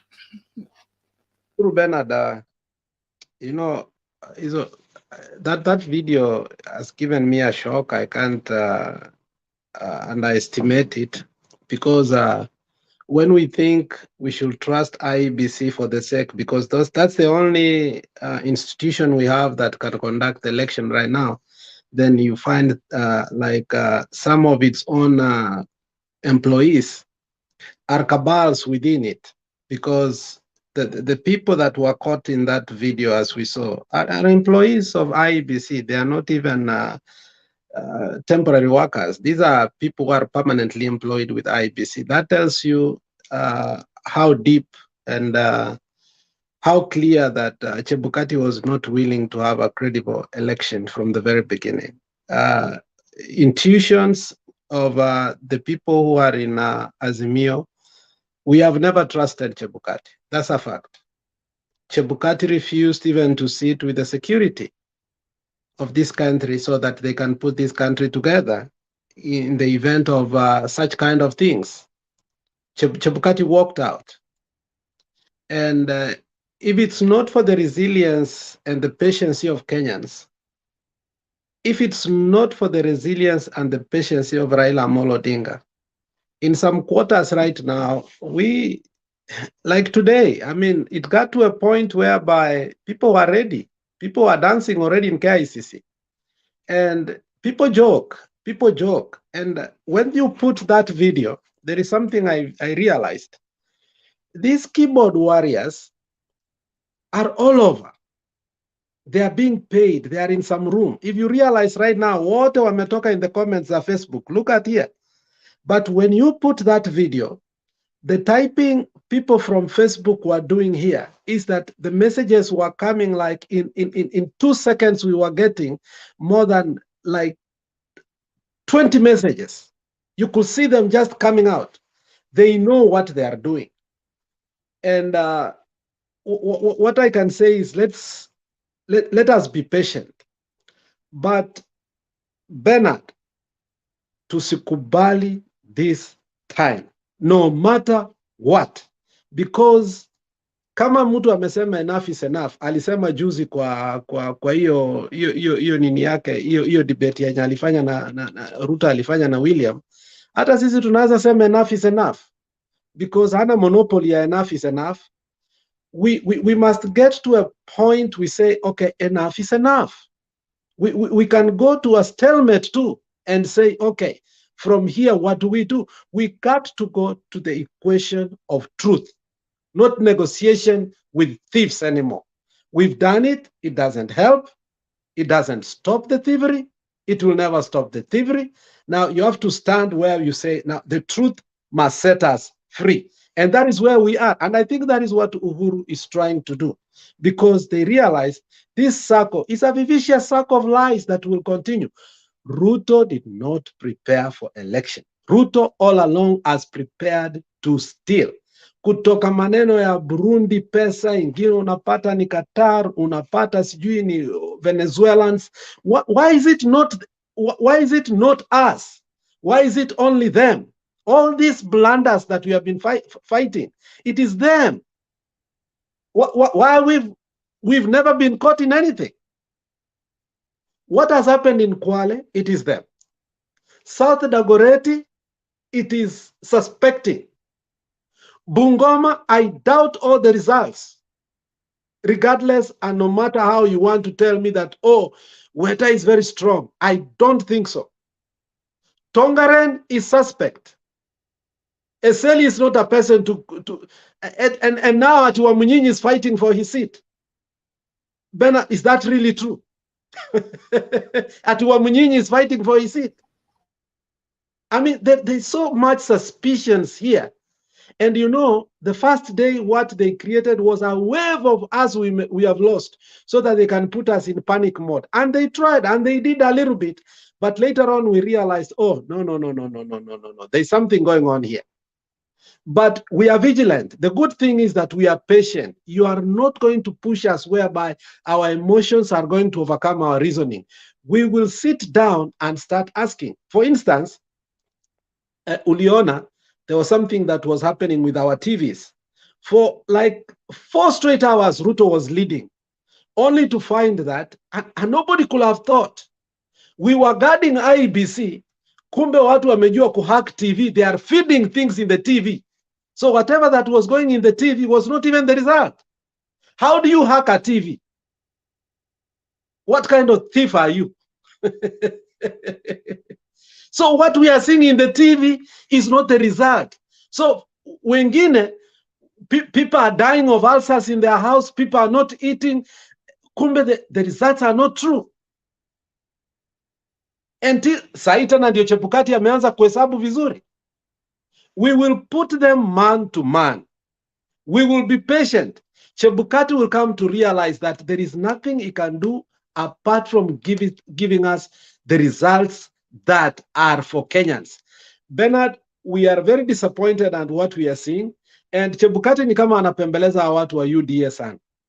Look to a point whereby when somebody was caught, ameweka all these wrappings kwa gari ya CDF, and then he dared the state that what will you do?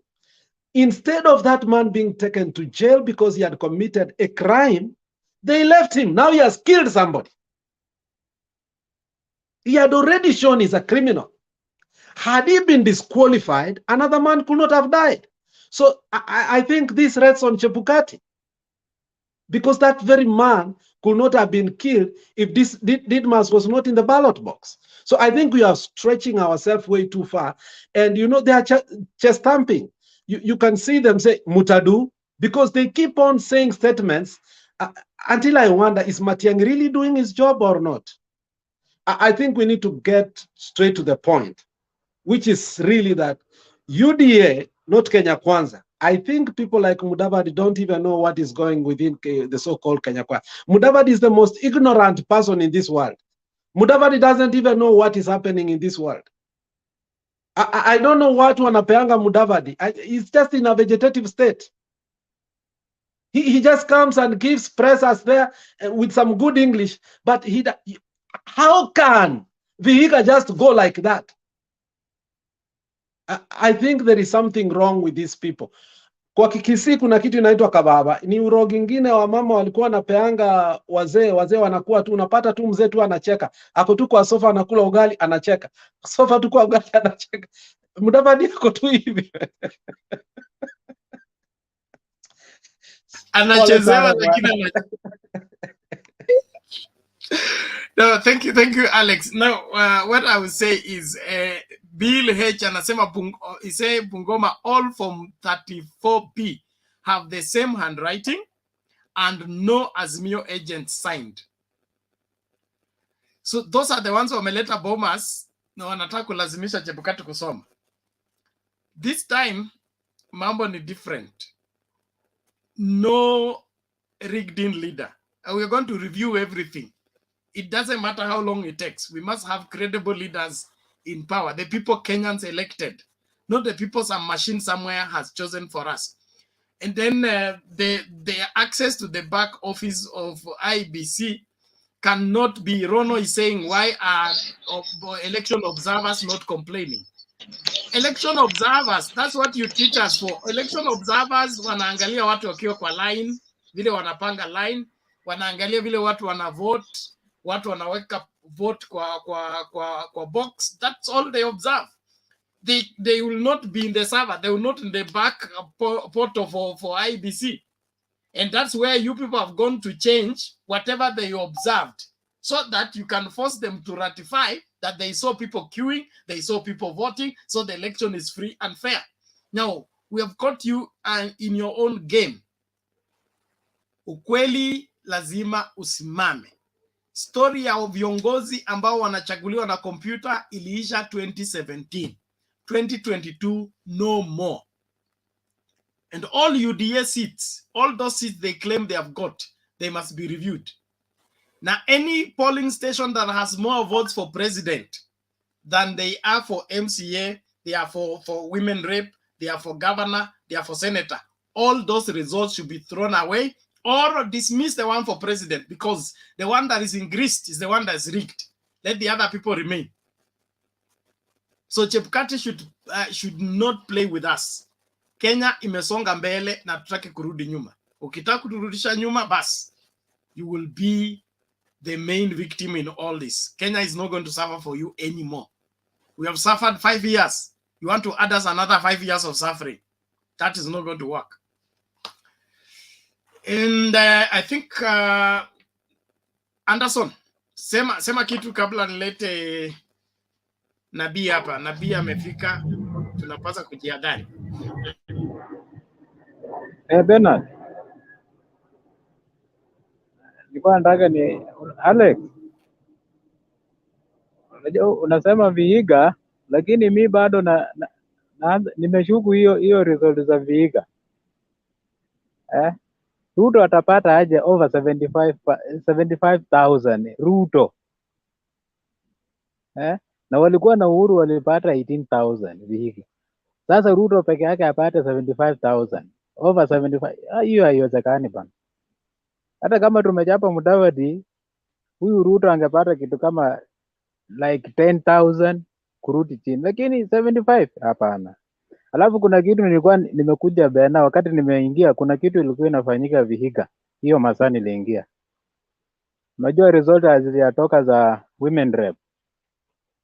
Ile wakati nilikuwa nimeingia, huyo Adagala women rep mwenye yuko ni wa nini? ANC. Unajua history umeleta tu hizi saa hii ndio zinafanyika huko saa hii. Adagala anajaribu kuiba na wanaiba mahali, yani wanaiba tu huko ndani, mahali wanahesabia kura. Unaona? Sasa kuna kivumbi huko ndani, kuna kivumbi, hata mtasikia, mtaona video. Adagala analazimisha akuwe women rep, na hiyo ni kiti ameshindwa. Hiyo ni ya ODM. Raundi hii tulikuwa tuna reward baba, tulikuwa tunataka tu Vihiga baba apate zote ODM. Unaona, hiyo ndio kitu inaendelea sasa huko. Nitafuatilia alafu nitawaambia, juu wanasema zile makaratasi zenye walikuwa wametoa results.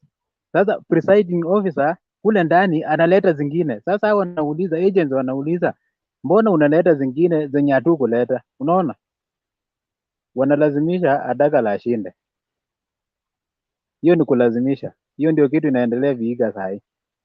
So wenye unasema tu UDA, yani wanalazimisha watu, wanatulazimishia watu hatutaki. Na lazima waangalie, Chebukati angalie hizi vitu zote. Venye Bena umesema hao watu hawezi shinda hizo vitu hivyo.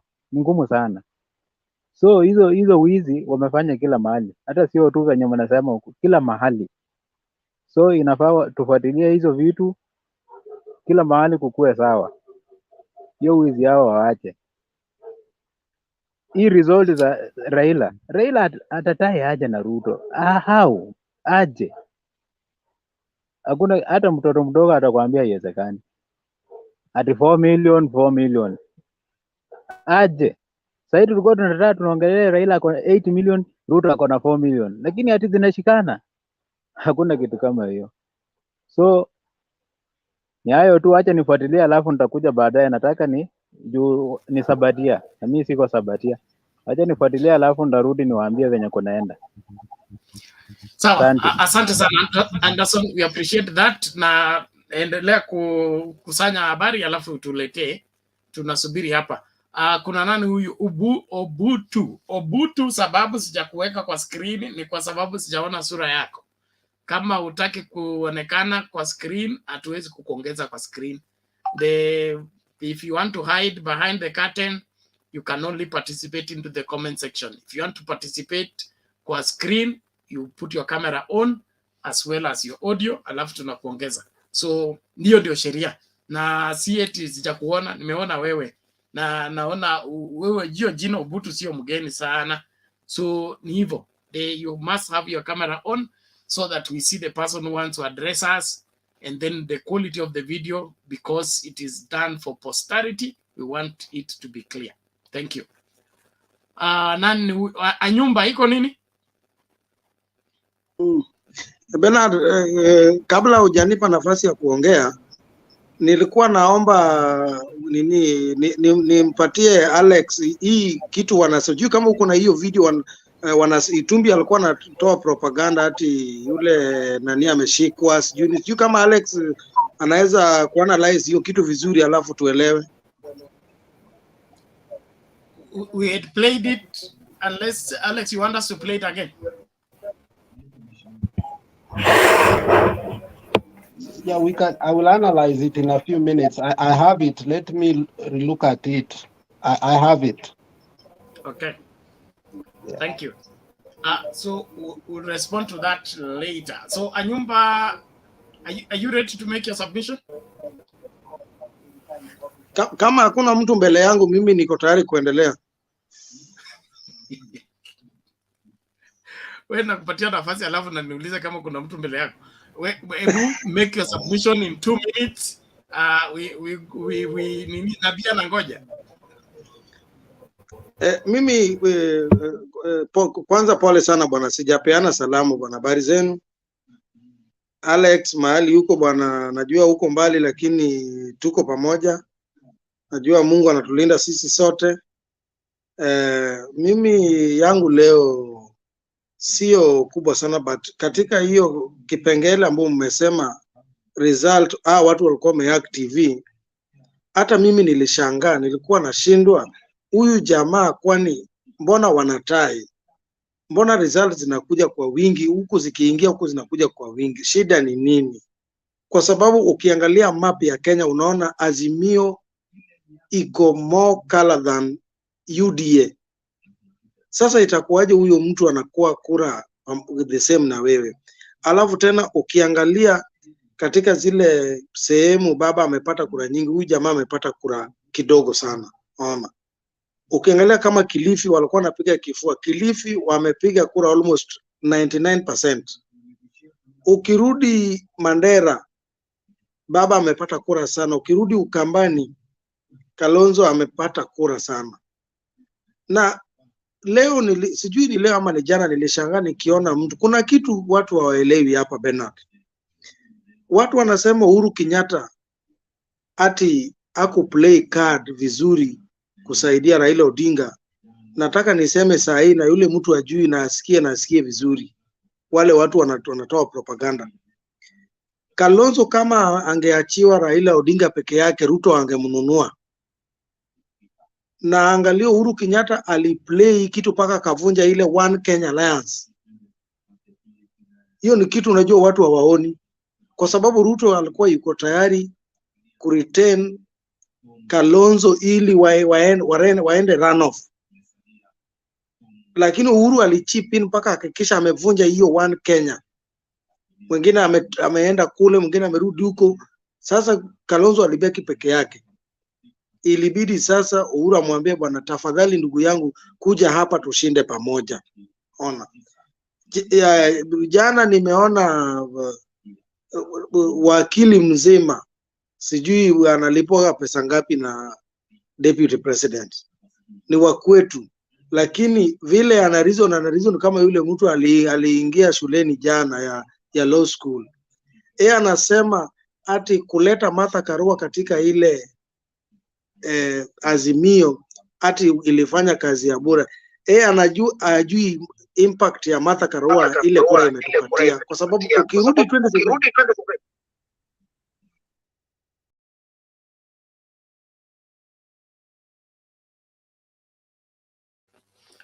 Anyumba, unmute. You are mute. You are mute. And everybody keep your mic mute until it's your turn to speak.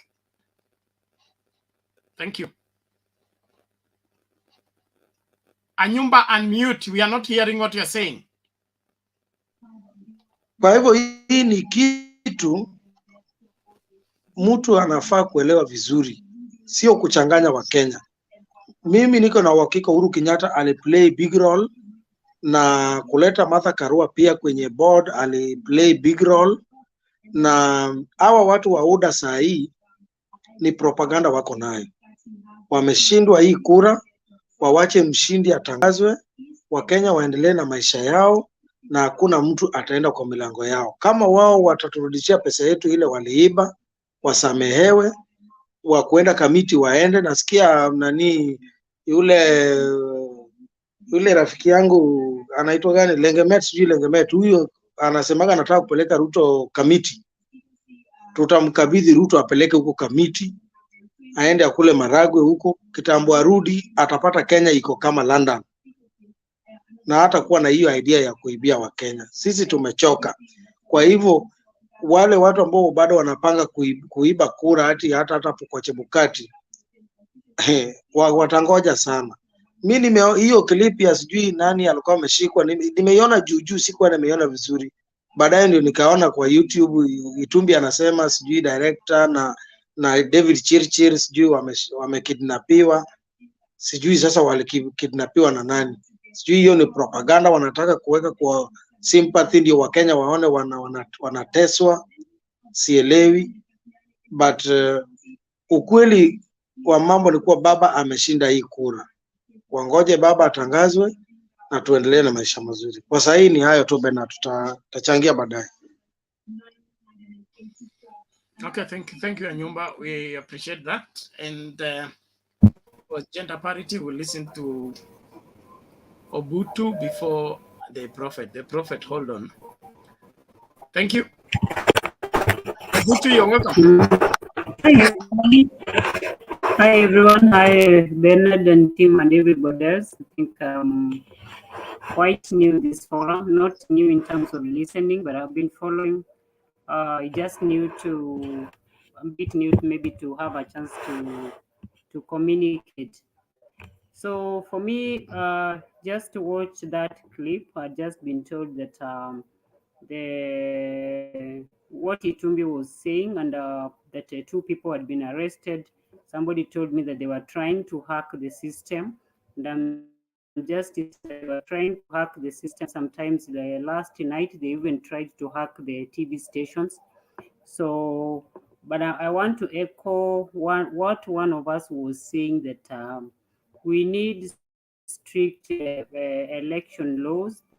The election laws needs to be reviewed, and, especially if we manage that the Azimio government goes through, the laws needs to be very strict. Somebody has said is that those things that Wajakoya was saying maybe is extreme, but we can't afford to see some of the things that we are seeing.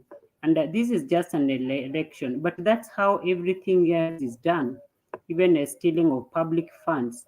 It's like we've just institutionalized stealing. People don't care.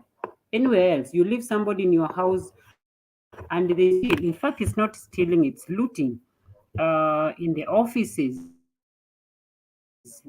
teams, people just steal and they do not care. And that's why even you're looking at how even people are trying to vote, people are fed up. They do not care. People are like, it's just yourself. You have to fight for your life. You do not care, and it's becoming so bad. And how can we go about it? We can talk, we can complain, and nothing much can happen. But people have to take a step. And what we are seeing today, even how we are crediting what is IEBC is trying to do, these are the efforts of what the civil society and other freedom fighters have been fighting for a very long time, for the last 20 or 30 years. And we are not yet there. We are not yet 100%. We had the constitution, we have a number of laws, and we are trying to see that out of the band of the election in 2013, 2007, and 2017, things are trying to get better, and people are trying, even within the region, other countries are trying to envy us. But then we are not yet there. So for me, we see a mistake, and we need to do something. How are people trying to do? It is like, maybe I call this like a lobby group, a governance group. People have to come up and just trying to say, hey, this is something wrong. Can the election laws be reviewed? And then they follow up with the relevant bodies, because once the government is formed, guys will go inside there and they form the same group. And then we'll go 5 years to come, we see the same problem. But between now and the next 5 years, they loot the CDF funds. Do you know how they loot the CDF funds? how they loot the funds, the county governments, you know, those county governments. In fact, the first county governments, it was said that most of those government cars, they were written in people's names. The governors, they take government, they put their kin, their next kin, their spouses, their children, they benefit. So this country is in dire need of reforms. So maybe from just starting like what we've seen. So for me, when people realize there's a problem, then it doesn't cost a lot, because what has happened is that somebody was saying one person went and was even stopping the BBI. So one person can come up, or two people, or three, and this is a group. People should just go and say, even have a petition that we need election laws reviewed and they need to be strict. If you are the officials of IBC and you are just going to steal, I know they were given maybe very little money, maybe 5,000, 10,000 or less, and then they're stealing elections. And looking at what we've seen, I'm sure they've done it across the country. I was just wondering the amount of votes people are getting in some places. Then you are like, really? Where did all these votes come from? Even the way Mount Kenya people voted, I'm starting to believe that that's not how they voted. But then for me, what I'm saying is that we need some kind of action where people say, okay, once people have settled in government, this is a problem, and we come together and just to say, approach the relevant authorities. And one of the things that for me, I'm happy is that when I saw Karua getting into the ticket, that is a person I believe. I'm looking at that government. You have Mother Karua, you have Raila Odinga. Of course, I know he's a hands-off person. He'll leave people work. I'm looking at Charity Ngilu, and I'm not talking about ladies. I'm looking at Makau Mtua. I'm looking at Peter Kenneth, even Kabando Wakaba, and those guys. And these guys, I believe, is it. And that is if this gap they win the government. If they don't win, we live to fight another day.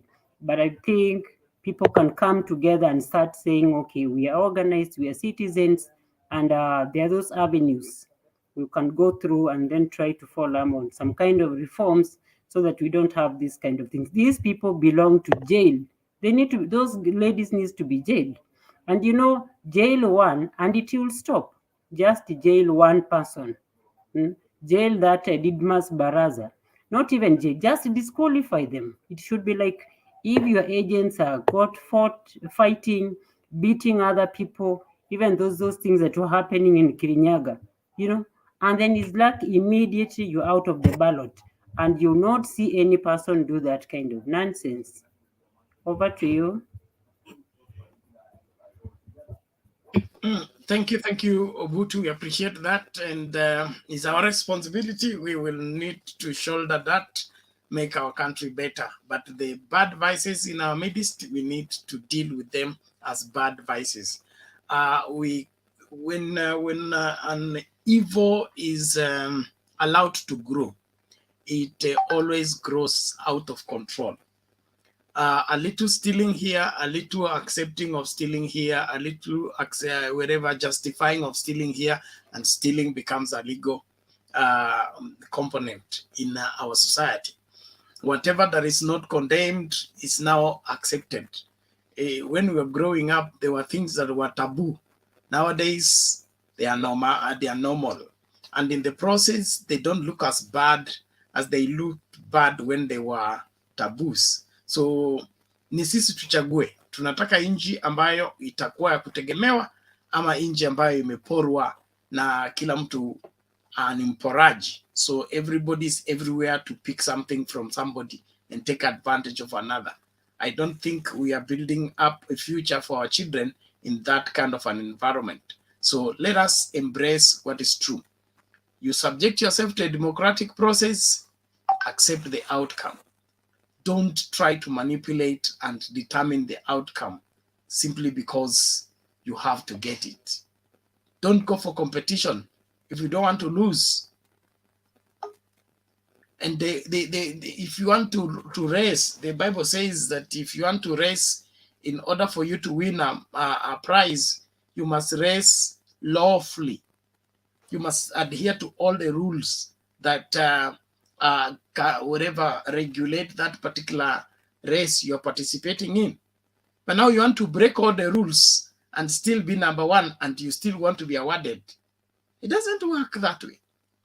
So let's let our institutions work, but the interference, no, it's unacceptable. Naomba tumsikilize Mato, nabii wetu, alafu atuambie roho anasemaje. Nabii vipi? Vipi mtumishi? Sijui kama mnanisikia. Wewe unapatikana, naona umetuvalia leo miwani, sasa sijui kwaje. Ati nimefanya nini? Umetuvalia hiyo ndio ya kuona vizuri kinabii.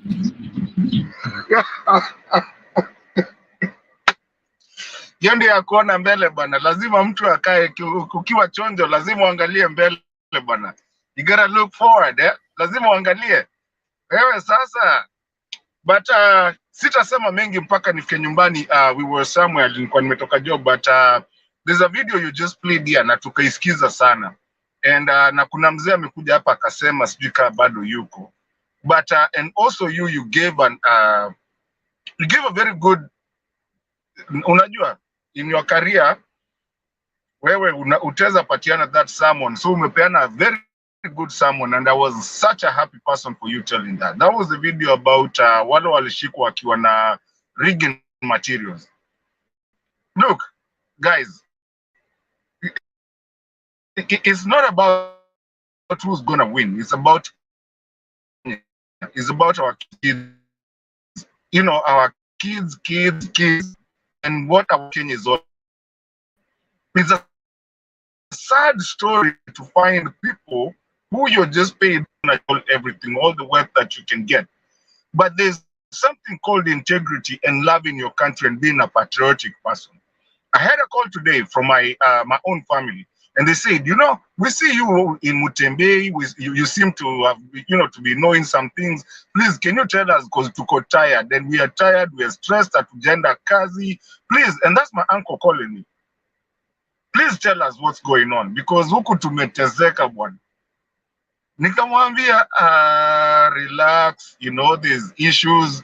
I mean, at least you know, they don't get as much as information that most of us that actually come to this channel and actually have the, you know, the side, you know, the side chats where we get people who know somebody, who can bring somebody, you know, and, you know, who can give you information. They're not getting that information. Na sijui sasa ni ng'ombe gani imeanza kunipigia nikiwa kwa show. Okay, can you still hear me? Yes, we can hear you. Paul, ni mama. Yeah. So it caught me so much, because I think at this point people don't understand. This is not about who gets elected, who doesn't. It's about the country in itself and where we are. And I need people to understand that. So Bernard, sorry, I'm getting distracted by somebody trying to call me. Clear with the call, then you'll come back later. Thank you. Clear with the call, then you come back later. Thank you. No, if you can still hear me, I've declined it. I've declined it if you can still hear me. Kuna kelele fulani inatoka huko. So here's the thing.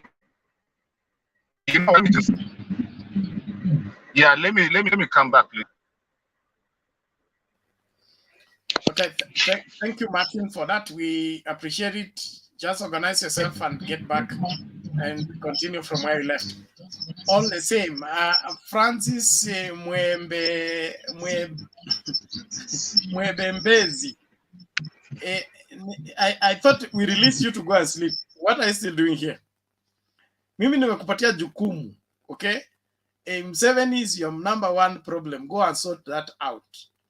The Kenyan election program is not your interest.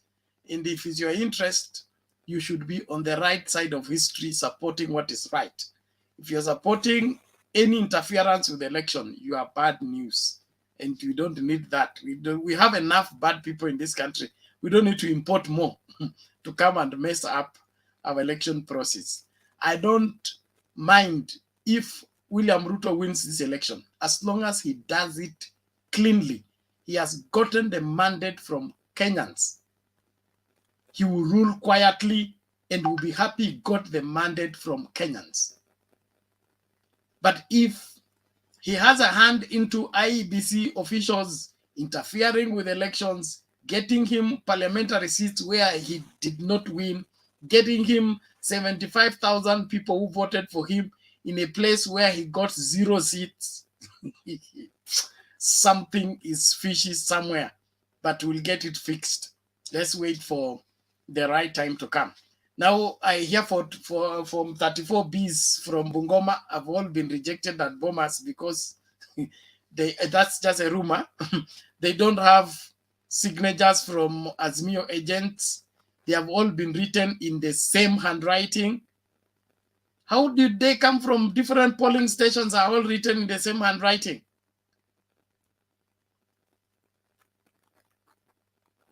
Let Kenya come back to their senses and do what is right. Well, tumsikilize Mr. Kamau drives the bus every day. Mr. Kamau. Yes, good morning, everybody. I am happy, and I'm a driver of a bus. But when Makanga is a thief, then you can expect that bus will not reach. I am so disturbed as a person. I'm disturbed because the reason why these things have so many rules is because the Kenyan society is dishonest, and unfortunately, we have a deputy president who claims to be a person who knows God, but he has meticulously planned to lead Kenya by force. Now it is so interesting because what we saw today, that video you have just played there, I think it's widespread. It's only that we have not known the depth of it. But I'll tell you for free, there is no way 1.7 Mount Kenya people came out to vote. That is about like 20% out of 1.7 out of almost 5 million. And the Northeastern, all of it has voted for Azimio. And of course, we know that there are questions on Western and Coast. And you're competing with Baba. That is an insult of the highest order. You want to tell me so many people are so excited of electing a thief in this country? There's something wrong. Something is wrong somewhere. And we have to find out where. Because if these materials have been found in Starehe with the IEBC staff, then I'm suspecting Chebukati, and half of the staff are UDA proponents. And that is why, if you are very careful and keen to see the arrows, they are from one legion who went to Mount Kenya and specific places. So we have to be very careful, and I'm telling Kenyans, we will not accept things that are going. How do you want to lead Kenya with a lot of, with all means? It is unfortunate that this thing is being done by the institution that we have trusted, and the head of the institution is so much interested in biometric that has that has infinity, what we call infinity list of the people who can vote. And of course, he is really insisting on that the polling station is final. He's very much insisting on those words. So that tells you there's something they know we do not know. Because the systems in Kenya, you only have to study them and you go around them. And I'll tell you, like the procurement system, whereby it is a universal suffrage, but you allow so many companies that are belonging to one person in different names to bid for a tender. So one company wins and the others don't. You think that they have lost. The same person benefits. It is about understanding how to beat the system. And this guy has understood the system and is trying to manipulate. I can tell you, the reason why even Waiguru was won after some few minutes is because it is true. There was a car that was government that brought the ballot, and they stuffed it. And that is why you see people are winning after after some time, because this is a game, and we cannot allow game. When did we reach here, Mr. Bernard? Dishonesty. People want to lead with all manner of lies, and I'm listening to seeing people there on comment section saying that we are talking nonsense. We are talking the truth. We are not going to give a thief this country. Take it to the bank. What kind of a country? How can we be led by that kind of a person who is manipulating systems, sabotaging system, using money to give the church, and yet come again and give a testimony, God and the people? It is not God and the people.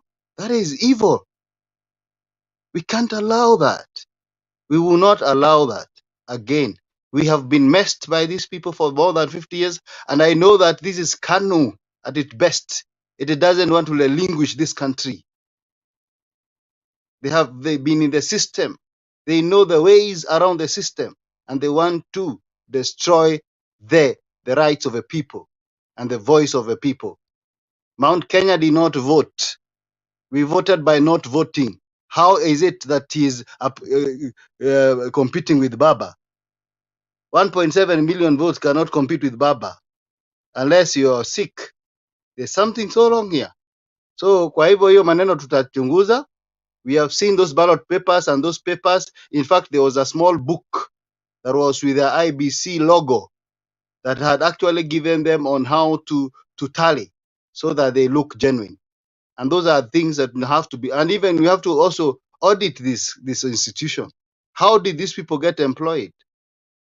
Because it seems for the last 4 years, this has been the job they have been doing. Because if indeed Kapenguria, there is an evidence of a staff that has been arrested, Starehe, and many other places, if at least 10 people have been arrested, it is a sign of it's deeper than deep. Kwa hivyo hawa watu wako kwa comment wanafikiri wamepata uongozi. Sisi ndio tuko na sword. Now we are not going to give a thug to lead this country, because that is messing the country, messing our generation, and messing our people. Some of them have already killed people and still are commenting on Twitter. What kind of a country is this? So, Bernard, I'm calling upon Kenyans to stand up and be vigilant, because KANU does not want to relinquish power. The umbilical cord has to be cut, and we give liberators, people who are full of justice, and who are fair in this country.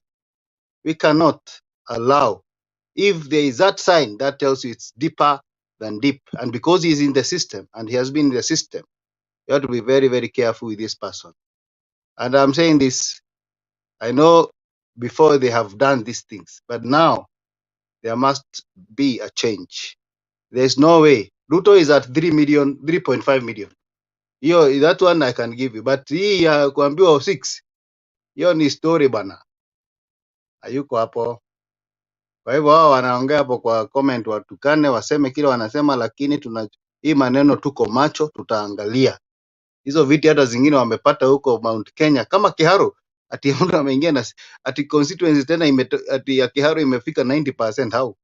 Anyway, tutaangalia hii vitu yote itakuwa audited before we give that sword. Kwa hivyo wa chill down. The sword is not going to be very easily given, and you have to look at too many things. Thank you. Okay, thank you, Mr. Kamau. We appreciate that. And it's our duty, I keep repeating, it is our duty to take care of this country for the future. Our children must have a country to inherit. For them to have a country to inherit, it must be established on the right rule of the law. The rule of the jungle will not let this country exist longer than it should, as it should. So as a people, let's be vigilant. Let's do what is right. Every leader must get into their leadership position the right way. Politics of deceit, conmanship that we've been preached to must end with these elections. No fake MP, no fake senator, no fake governor, no fake president. We must have the people we elected into office. And anybody sabotaging our democratic process must be dealt with according to the law. Hakuna kuingia mlango wa nyuma. Thank you. Naomba tumsikilize Bwana Olara. Namna gani leo? Nilikuwa kwenye habari yenu wote. Tuko poa, namna gani huko? Hapa siku nzuri sana, nilikuwa kwenye hiyo stress class tulipita na tulikuwa na kina Arabu, tulijaribu kuongea mambo stress management, lakini pia siasa ikaingia pale. Lakini I have two observations. As huyu jamaa si Chebukati is calling up the constituency. I want this channel to be very vigilant how he calls up Nakuru. Nakuru is going to be dividing factor. 207, Nakuru was called after then they called Tarkanidi. If I remember well, I think there's something, a big vote chunk came from somewhere, then another big chunk come from somewhere else. Sasa, I don't want to bring the 207 necessarily in mind, but as we discuss these elections here, Nakuru, if Liki and you lose to Kiharo, then you'll know this country is headed somewhere. It means you people on here to be hacked. If you remember the last campaign of President Kenyatta alikwenda Nakuru, and he knew the cutoff which Nakuru represents. This is where all the Kenyans converge, and this is especially this can be where the real 207 can be repeated. I know the audience will come from the other north side. I know security were deployed there. Security were deployed heavily to cut off early enough movements of people coming to Nakuru to make Nakuru a mayhem place. And starting from Gilgil, we have NYS there. If those guys were deployed well enough or before the time, we can convert anything which is happening. Coming back to the election now. I am tired, but I'm still very, very hopeful. Hopeful why? I didn't see any come clearly and say that there's some riggings going on or the being outdone or that. Officially, that's what I mean officially. Though officially on our site, on our Facebooks, on our handles, because they know they can get us somewhere else, we have seen progressive or even not progressive, it's just criminal relay of information which are not controlled. And this is what brought us to this sunset here now. I think from this channel, there are people are claiming that some of our TV channels screens were utilized to bring us to this sunset, which means, if you all remember, Ruto said he can shake hands somewhere. And I'm wondering whose hand is he wanting to shake this time round. He may not use the violence, he may not machetes, he may not use. So I don't want us to envisage a country shared with Ruto, because we've witnessed that We've witnessed a Kenya, Ruto, Uhuru handshake because literally they are the first handshake in fact. In fact, there could be a second handshake. Maybe Ibaki, that one was done constitutionally with Raila, but this one now it could be another forceful involvement in a government. Somebody who doesn't need to leave government. So if you ask yourself, does Ruto have enough money to leave government? Yes, he has enough money to live out of government. He can live comfortably. Does he need government? Then you say yes, he needs government. Why? Then you ask why. David Masanga has been here in this channel for many times, for many, many times. This guy is indicted and he doesn't want to go back to ICC alone.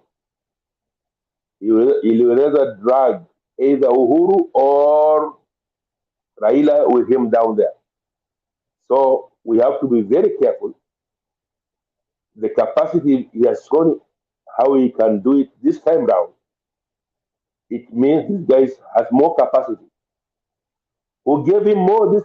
Who give him this capacity, this enabling, all that is just another stupid earlier handshake, which was realized at least 5 years to their life. Then they try to psycho to just siphon out the powers he's been sucking out of the country, out of the government, because if what is giving us the headache is giving us now, it means amount of money is sucked out of the government. You cannot set up a parallel system to fight the same government, and you are still challenging the same government. This will tell you a lot, and by that only, the standstill we are having now should be resolved very carefully, especially by Uhuru Kenyatta himself. He allowed this guy to have that power, soft power. I mean, like literally half of the government is himself, with all the finances, with financing his half government. So this is what we are seeing now. That's why we have maize crisis. He never used that money to salvage Kenyans or to cushion Kenyans out of hunger. He just used this money so that it can be in another equation. Whoever comes in, he'll be in another equation.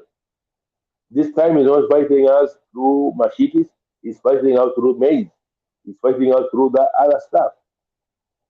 This guy, he hijacked Mount Kenya. But I thank Martha and I thank Uhuru Kenyatta. Last day's campaigns at least kept the voter apathy alive.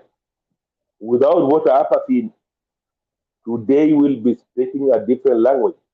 Today we'll be speaking a different language. Imagine he came in with all the votes they had 2013, and then only the second 208, if they come with that vote, we'll be talking about parity now. Like we'll be talking about how Raila is conceding.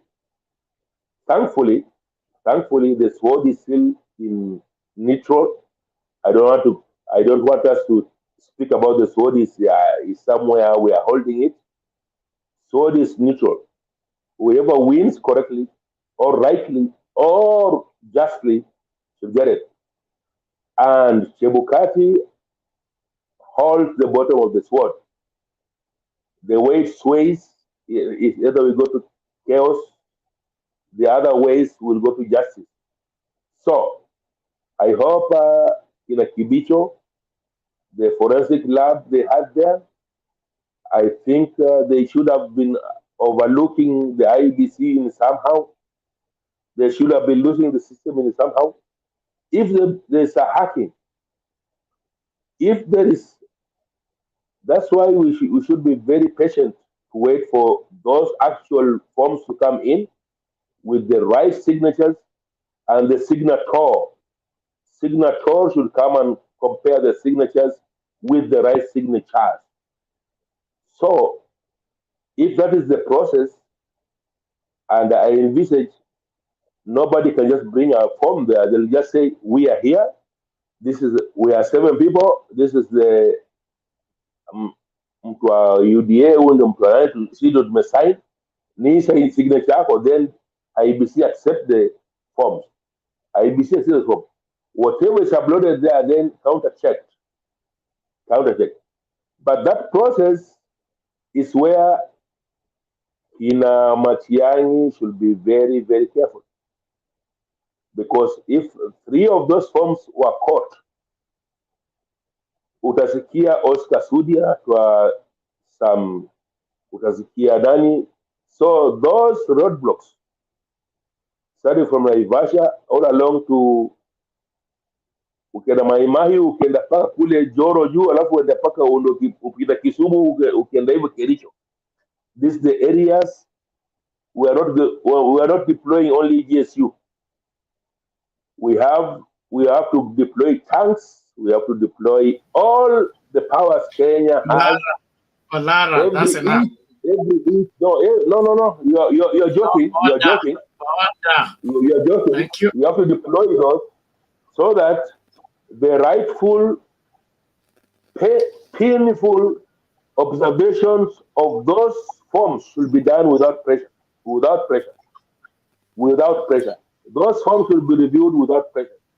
Because I almost painted 2 nights ago, and I cannot allow. We have a country with a sword, with a jeshi, with everything. Then the stupid thing still continues on. I'm sorry if I smoke fire or I breathe fire, but for this country, I'll take any sword. I'll kill myself, but we have to have a peaceful country. Asanteni sana. It's okay, Olara. Thank you for your submission. We are for peace, and we are for progress, and we are for right rule of law. The form verification is a simple exercise, in my opinion, because we already have the physical copies given to 3 different people: the media house, the agents, the party officials, and all that.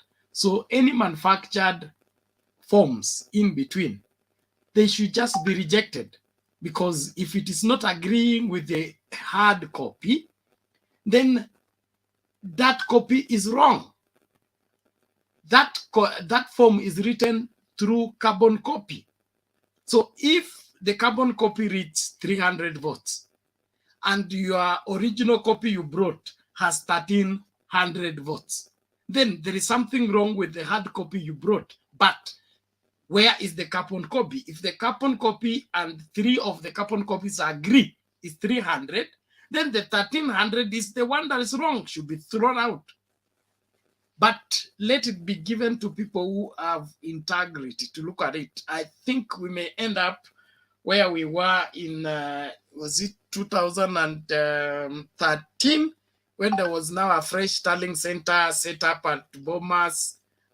Instantly, every time IEBC goes to Bomas, things go upside down, where there was now a physical verification of everything and going through all that. But I really wanted us to have a free and fair election where the losers lose fairly, the winners win fairly. This monkey business is not adding value. The voter apathy should be a message to the Kenyan leadership. People will not go to exercise the voting process if it doesn't work. Subverting that process is what generates voter apathy. If I'm going to vote and my vote doesn't count, why should I brave the cold in the morning to go to the line and vote? The voting will only be an excitement if it really works. So the subverting of the same is what is evil and should be condemned by everybody. Nobody who is a Democrat or wants the good of this country should support the subverting of the democratic process, not for any reason. Let the losers lose fairly. Let the winners win fairly. Simple and pure. Let the people reject people. Don't make people reject what they have accepted, and you make them, you make the losers winners. That should end. That should be condemned. That should not be tolerated by any standards. Let's play this video. Olara, I think nimekupatia muda mrefu, subiri hapo hapo, tunakuja. Ni time ya tuya, lakini tucheze hii video kwanza alafu tunakuja. Right. In fact, there are two videos. Let me see how long this is. Oh God. We have a message which we feel is better passed to the public through you. We started the general elections on 9th, whereby we had all our strategies on security in place. We had deployed sufficiently. We had enough officers in all the polling stations. We had all the intelligence officers who were working closely with the operation officers. In any occurrence, they were able to handle anything which came other way during the general elections. We have already contained the area.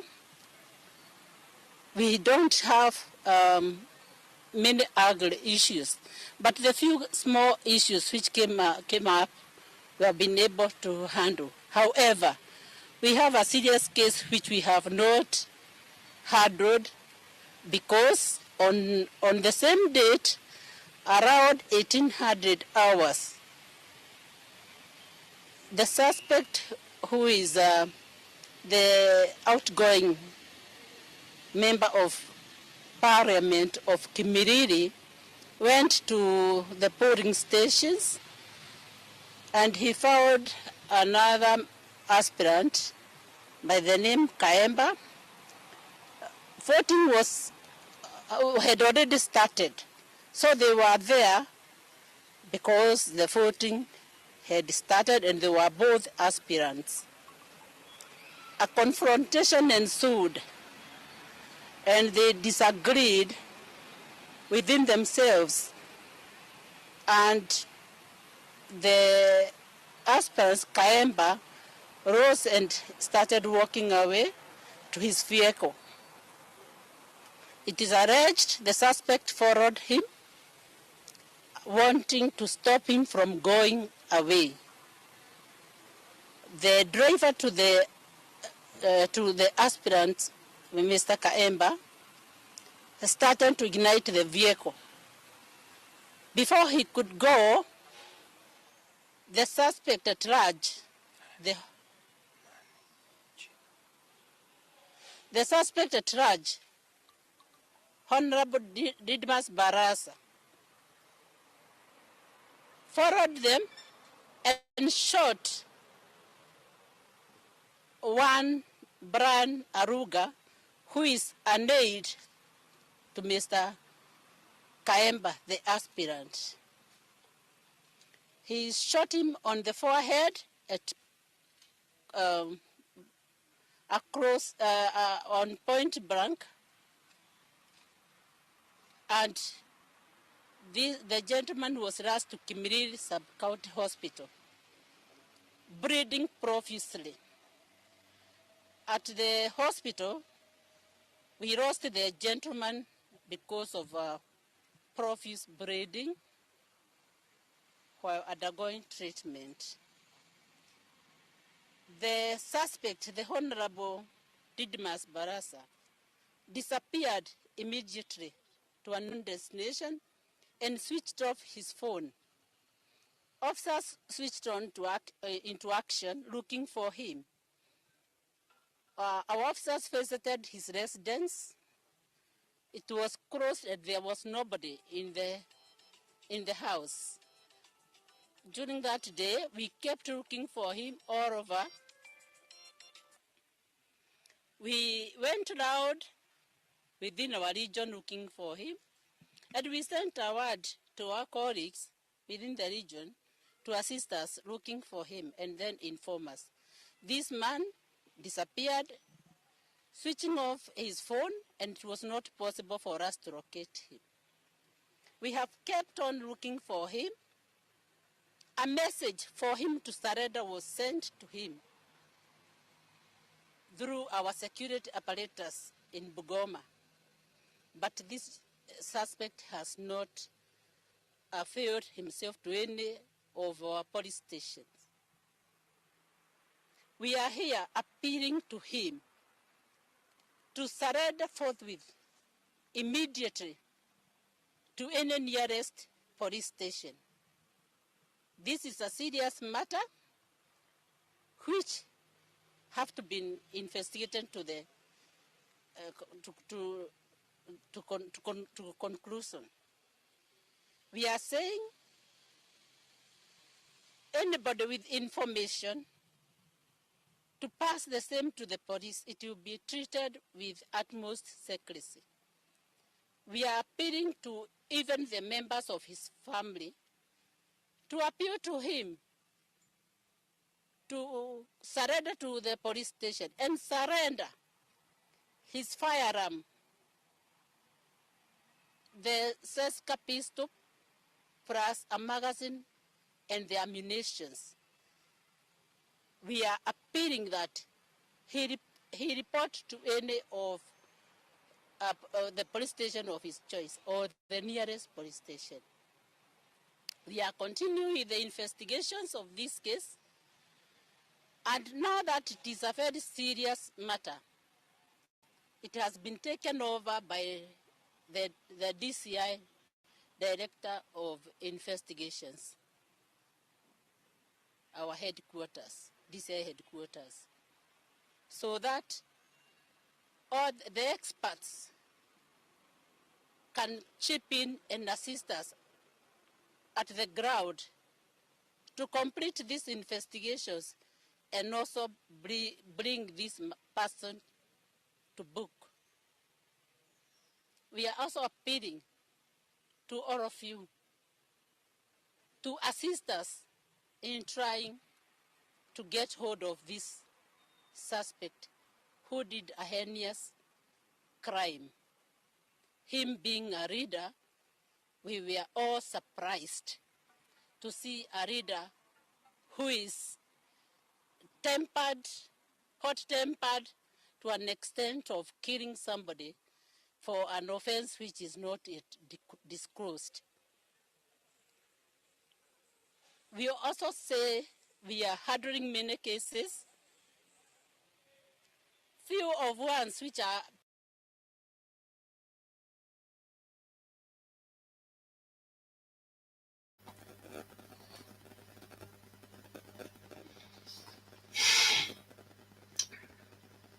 No comment, eh?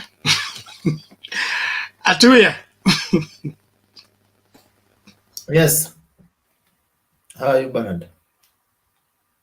I'm okay. How are you today? I'm just tensed. I can't deny that I'm okay. I can't say I'm okay. I'm tensed up. What is tensing you? The situation in the country. Anyway, first and foremost, I think I want to join the rest of the people in the country who are calling for the arrest of Didmas Baraza. Just like I stood against one Babu Owino for shooting one DJ Evolve, I want to send the same message. Nobody has got the right to terminate other people's life in this country. So Didmas Baraza must be jailed and a by-election held in Kimilili. Whoever becomes president, Didmas has killed. He killed live and he must be jailed. And so to other murderers who are being supported by the government to to stay free and win elections somewhere else. We must be very, very free. We must say the truth. If it was my brother who was killed, if it was your uncle or your brother, there is no political sides when it comes to life. Baraza must be arrested and jailed for life. And that one, it's no compromise to that. Number two, I came here more tensed, but listening to majority of the people in here, and I thought I'll come here and find people celebrating. I found Bernard sulking, and I've found people speaking lots with lots of negativity. I don't know why. The election is still very, very close. I can't tell why people are so much in fear that the election is going the other way around, and the numbers still it's still a very 50-50 affair. I can't tell why people like Olara are preaching violence, saying we should have tanks distributing the country, we should have guns, we should have NYS. We are calling for peace in this country. All we want is that let the elections be free and fair. We don't want anyone. We don't want such kind of violence to happen in this country. Maybe Olara is not in the country, so he thinks that having violence will help anyone. We want to go back to our business. We want to accept results that will come out. If William Ruto loses, I will be the first to come here and congratulate whoever wins. If that one does not happen, if we win, I'll come here and I'll say the same message to Bernard that we have won, but we don't want violence and we don't want encouragement of NYS and tanks being distributed across the country. That's not the message of peace. As for the video that has been spreading around of fake papers, ballot papers being marked, I think that is an election illegality. And because it was found in Starehe, I know the UDA candidate in Starehe is always cheeky. I've forgotten the name, but he's not someone straight and he's capable of doing such things. So the people who are found culpable should be arrested and be prosecuted. The good thing is they were not presidential ballots, so they will have no bearing on the outcome of the elections that is we are waiting for. You will have your say when it comes to your time. I was not raising fingers when you guys were speaking, so you'll have your time. Relax. Atuya, just make your submission, stop addressing people. Yes, I'm seeing fingers and others jamaliza. You mentioned and then me. There was somebody who was complaining that the polling station results should be final. I think it was Olara or somebody who spoke before Olara. That is a fact. It's law. It's not something that Chebukati is saying here today. The results that were announced at the polling station should always be final. That's why we have agents there. They should be able to confirm that wherever that is being announced at Bomas is the same result that was announced at the polling stations. I heard Bernard say that there are exaggerated numbers from Bungoma. We had ODM agents there. We had UDA agents there. Then they should be able to confirm that it is what they sent to the IEBC system. It is what they signed. If it is not the same, then that's why we have the verification process going on. And I think we all must give that process a chance to happen.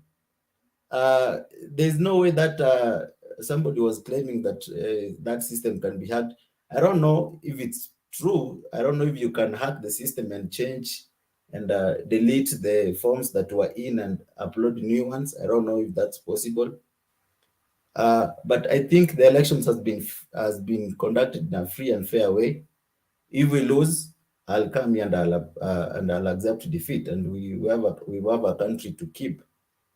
Someone was also complaining that Uhuru has left William Ruto to enjoy government wherever. That's why he's doing. I don't know who he was, but just want to remind him that Uhuru has got no authority over the deputy president. The deputy president was elected by the Kenyan people. He has got constitutional mandate to enjoy whatever he's enjoying until his term ends in a few days, in a few hours. He takes a new term as president, or he goes home as a citizen. So we should keep calm. I don't see why people in here are sulking. I came here expecting to see people happy. I didn't expect Bernard would be the way he is. And there is a real chance. Let me finish. My anger is against an attempt to mess up a clean system. The celebration is on. KICC is ready. The jubilation is everywhere. But we will not let the twisting of a clear election by a few bad elements in our world. And if that doesn't make you angry, then there's something wrong. Just to finish up, I don't know why a side that has got government support will be out here crying over rigging claims. We are Atuya, we are not crying. Let me finish, Bernard. No. Don't paint a picture that does not exist. Okay, it is our duty to let's condemn not take nonsense here. Please. Don't give us rubbish.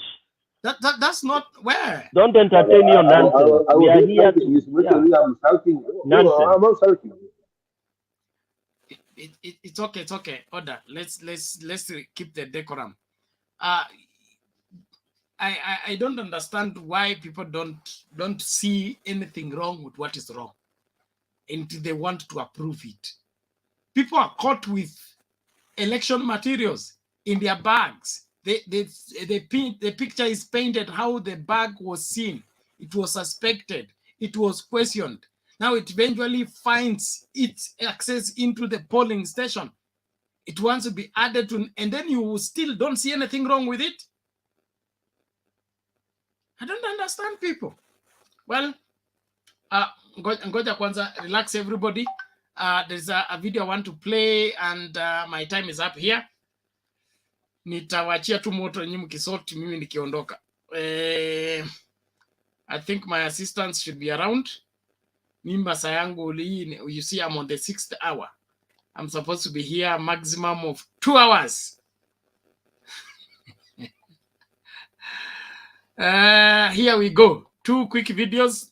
Alafu Bana usiende mbali, wewe ndio unajua kudeal na hawa watu. Wewe usiende, chukua overtime. Tutakulipa. And his deputy were arrested today in Kisauni in Mombasa County, and that was for refusing to count votes after the polls closed. Well, in Kajiado County, 2 IEBC officials were arrested for trying to alter results of the just concluded election at a center in Kajiado East constituency. All right, do we have those details? Police are investigating claims that 2 IEBC officials in Kisauni constituency, Mombasa County, allegedly refused to count votes at Station 3 in Utange polling station. The presiding officer and his deputy were reported by Kisauni constituency returning officer Ibrahim Wario. They were arrested at 3 a.m. and taken to Bamburi police station. Police said they will be charged in court under the Elections Act of 2016. Kisauni has 217 polling stations, and a majority were yet to return ballot boxes to the constituency tallying center at Shanzu Teachers Training College. In Kajiado East constituency, police officers arrested 2 IEBC officials who were trying to alter the results. The duo were ferrying the ballot boxes from Emakoko polling station to the main tallying center at Moi Girls High School. The 2 were detained by DCI officials. The ballot boxes were also confiscated by the police. And only 1 ballot box has been tampered. Yes. The rest, the 5 of them are intact, and they are here, inside the tallying hall. So the DCIO has taken over the one that is being treated as an exhibit, and the person responsible for the materials took on hapa. The announcement of results in the governor's race in Narok North constituency turned chaotic after one candidate's agent claimed the numbers had been switched. A commotion ensued at Masai Girls Secondary School when the results from the Naitupaki polling station were allegedly switched. Patrick Ntutu of UDA had garnered 36 votes, while ODM Moitalel Ole Kenta had 404 votes, but the numbers were switched around when they were read out. Kenta's agent asked Deputy Returning Officer Magdalene Soita to read the carbon copy that was in the ballot box and compare the numbers on it with the results that were announced. The copy confirmed that the votes had indeed been switched. We have taken in custody the PO, and we believe that he will be able to tell us exactly what transpired, because this one brings confusion, it brings discontent, it brings disagreement, and it can even result into chaos. Police officers fired tear gas and shots in the air to scatter a small number of demonstrators in Kapenguria, West Pokot County. The protesters were trying to gain entry at Nasokol Girls High School, which is the main tallying center. Earlier today, a presiding officer was arrested for allegedly attempting to edit Form 34A. The IEBC official was first cornered by residents before police officers came to her rescue. Impossible, this is a criminal chief. And earlier there was tension in Bonchari constituency in Kisii after 26 ballot boxes were found inside a bus. Kisii South OCPD Charles Machinji said authorities are investigating how they got there and who is responsible. Already tuko na suspect wawili, kwa hiyo tunachunguza, wako kwa seri ya polisi, tunachunguza ili tuone ni kitu gani ilifanyika ndio sikapatikana hapa. Rozongoi, NTV.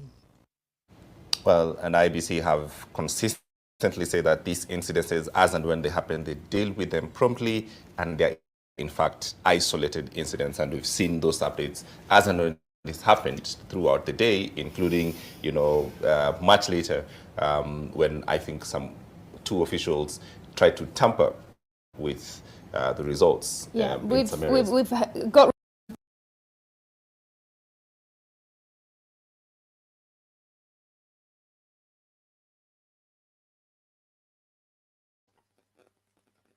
One moment, one more video, please.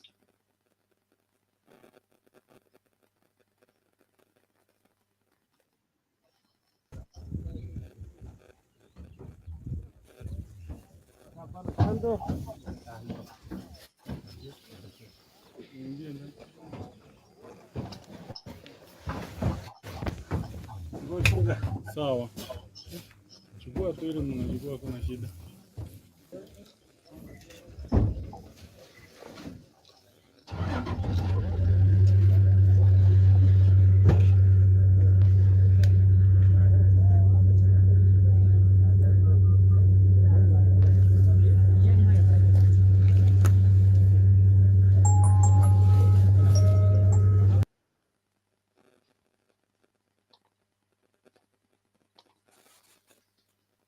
Sorry, that did not have voice, but it's another allegation of what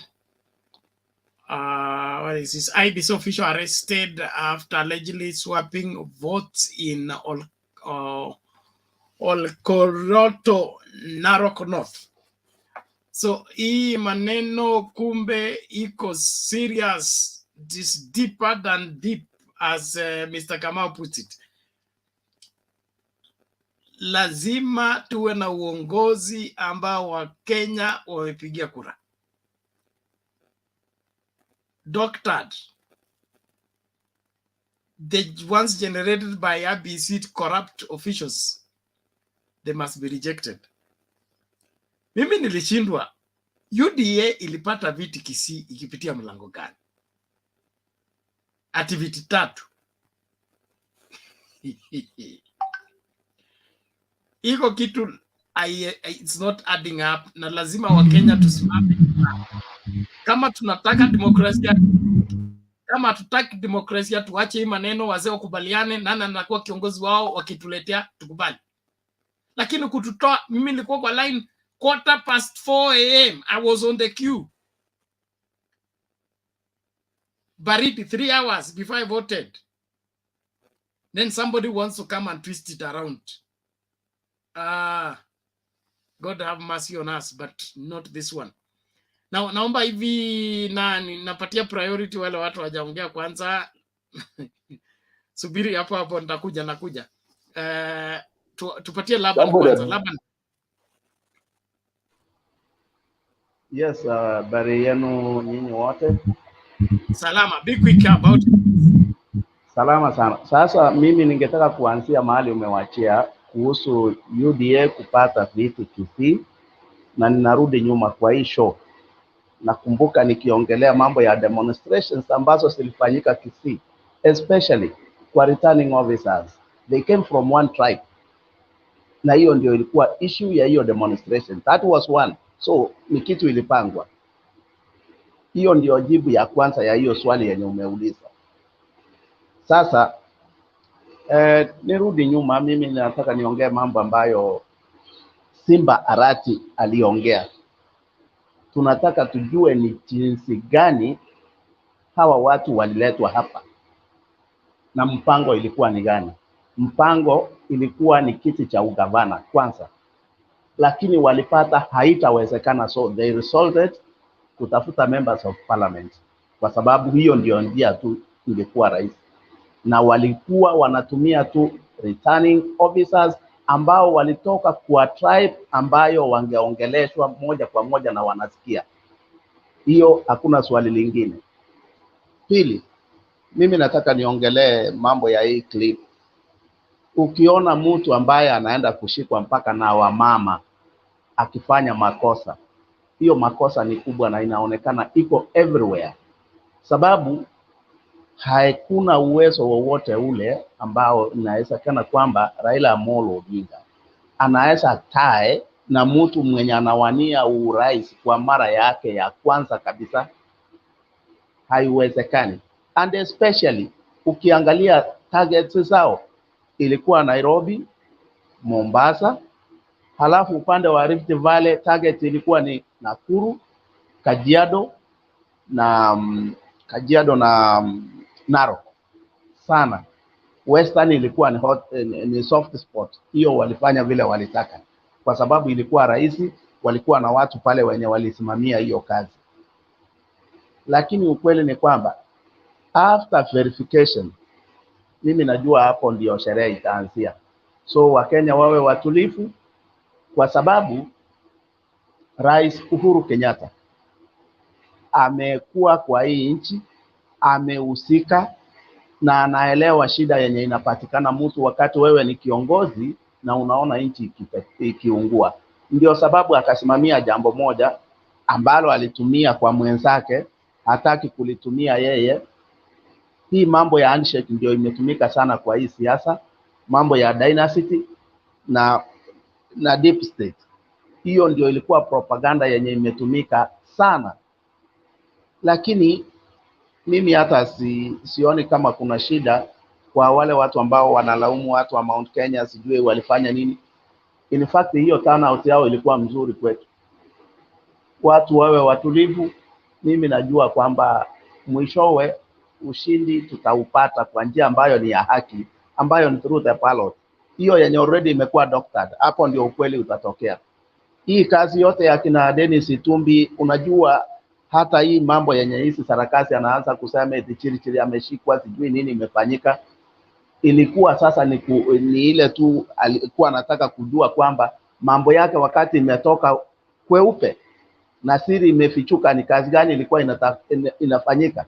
Alikuwa anataka kusway attention ya watu waende kwa hiyo sarakasi zao, ndio watu wasione kitu yenye imefanyika hapa nyuma.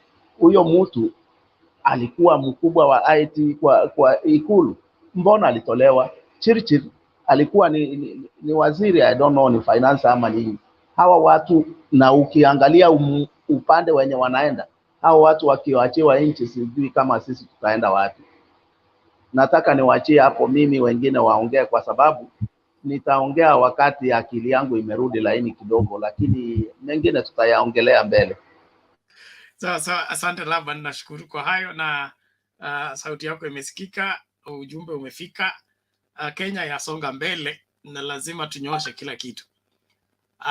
Tusikubaliane na maovu kwa vyovyote vile, kwa sababu yale maovu tunayo yasimamia leo yatatufanyikia kesho. Wale watu walikuwa wakisema ongezeni tear gas, nueni tangas, maliza watu wa NASA. The tables have turned. Watu wakubali matokeo. The tables have turned. And now what's happening?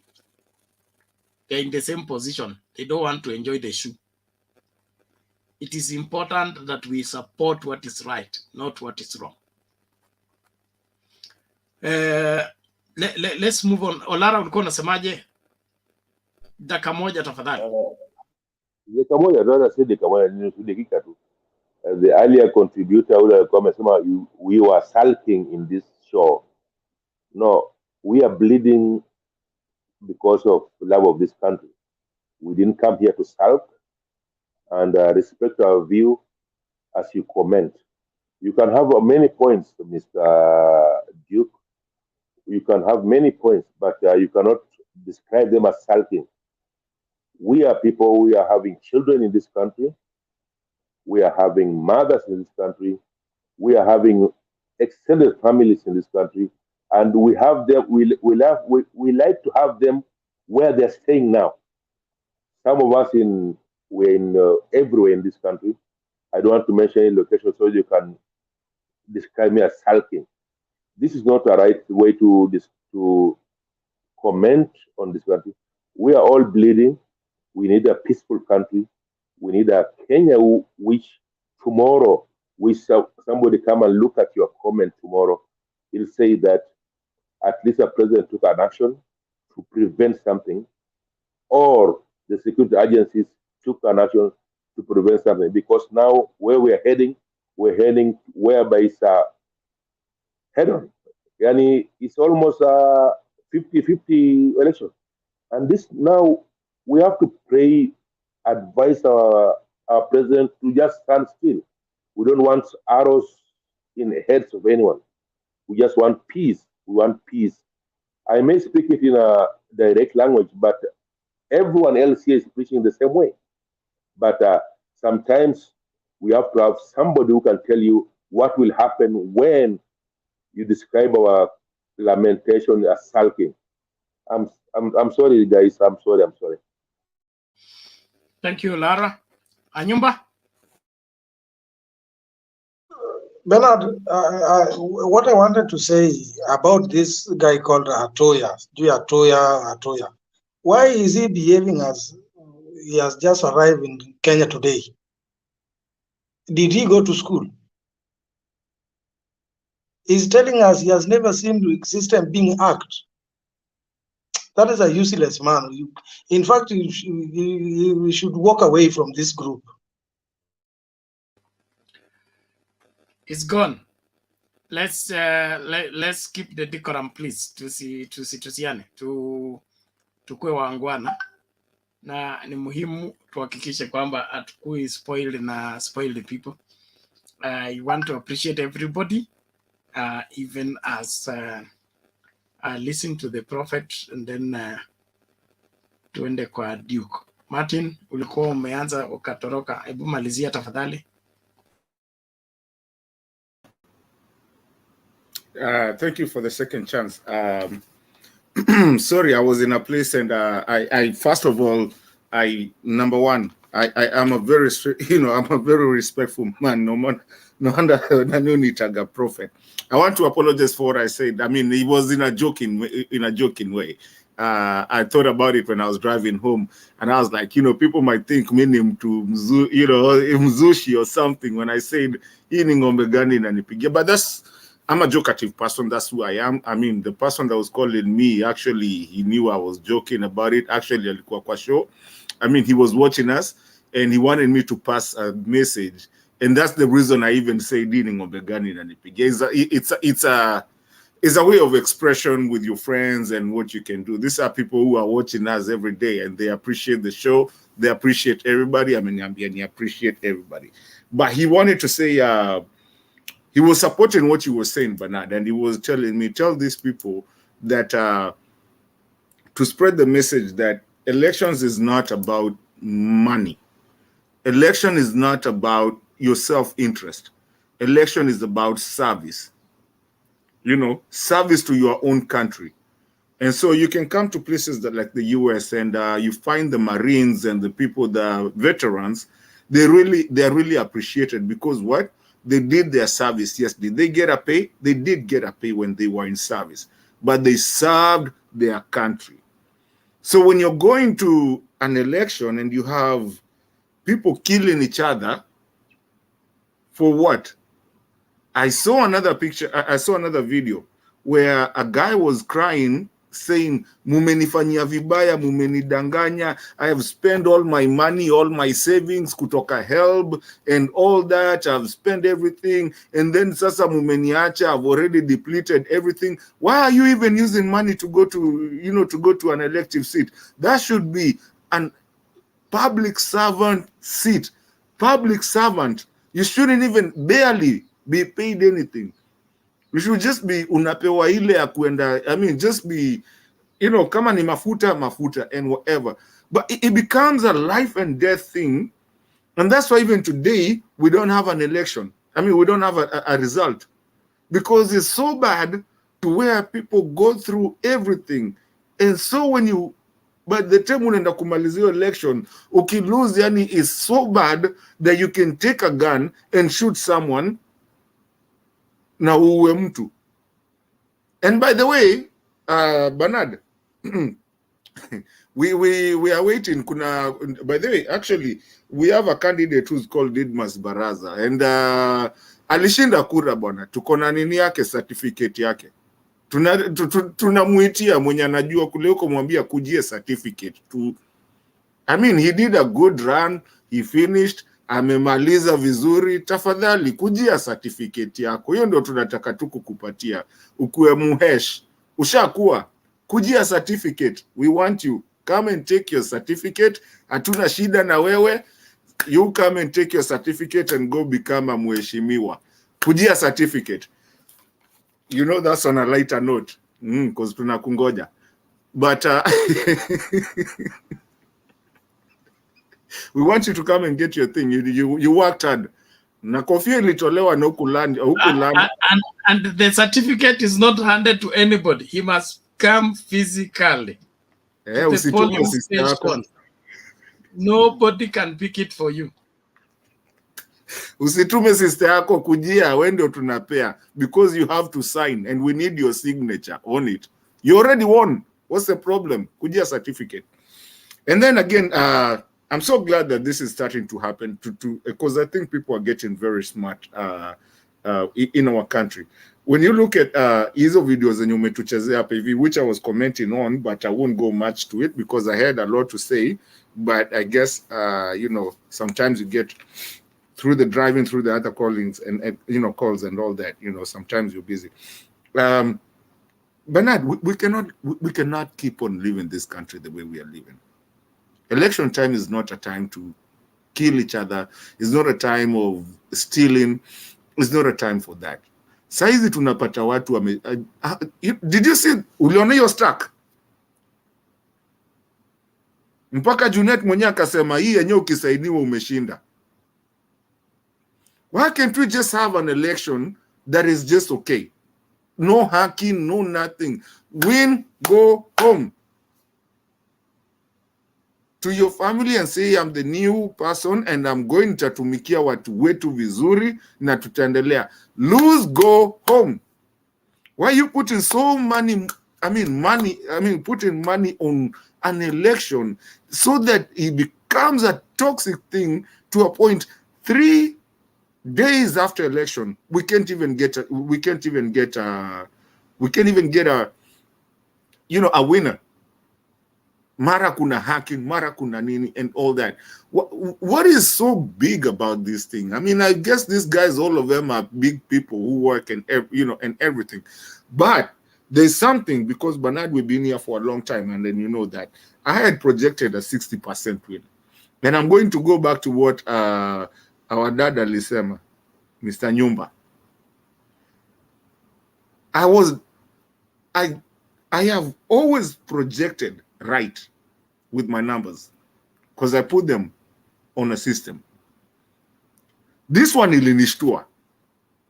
The numbers that I was seeing, something was not adding up. Like kabisa kabisa, it wasn't adding up, Bernard. I swear to God. Sorry, I can't swear. But it was just not adding up. Na nikaanza kuona, hey, kumbe no, I'm not as a good political, you know, when I used to be. Then I start seeing these pictures. Now I start looking at what is happening. So these guys actually did work. And you know what? One as Samuel Ruto told us, kwani munadhani mimi ni mujinga? Na nitaibiwa kura. And now he started looking, oh, okay. Hata hii centro yenye mnasema, I'm starting to doubt. So many things have gone wrong, and I think things are being supported. Because you know what? The president is still the president. He still has the power. And people are watching. And I don't think we are going to get any results until Sunday. I think we need to calm down. I think there's some things that needs to be brushed, because I think this is something that is going to be done once and for all, so that way we don't ever steal election again. And it never happens. I think this needs to be cleared so that we go to an election, by the next day it's over, done and dusted, and everybody goes back to work, and there's no fighting and there's nothing now. That's what I'm hoping for our country, because this country has a lot to go. Is the hub, like I always say, of East Africa, is the hub of Africa.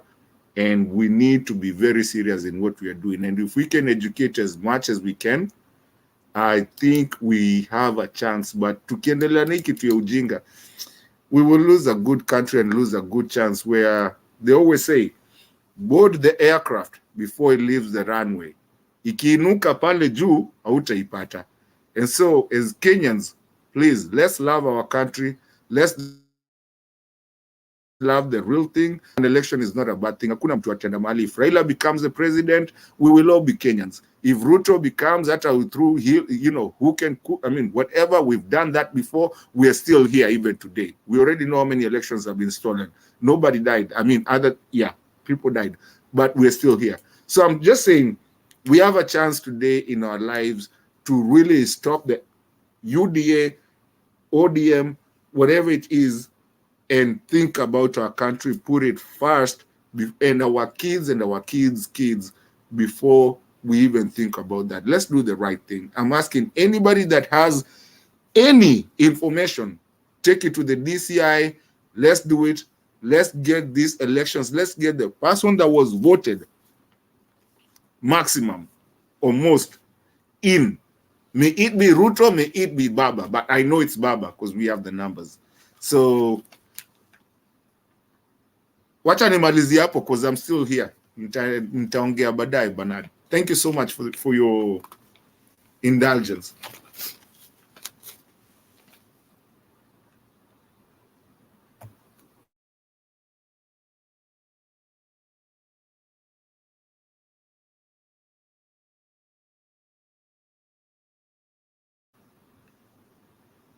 Bernard, bado unatusikia?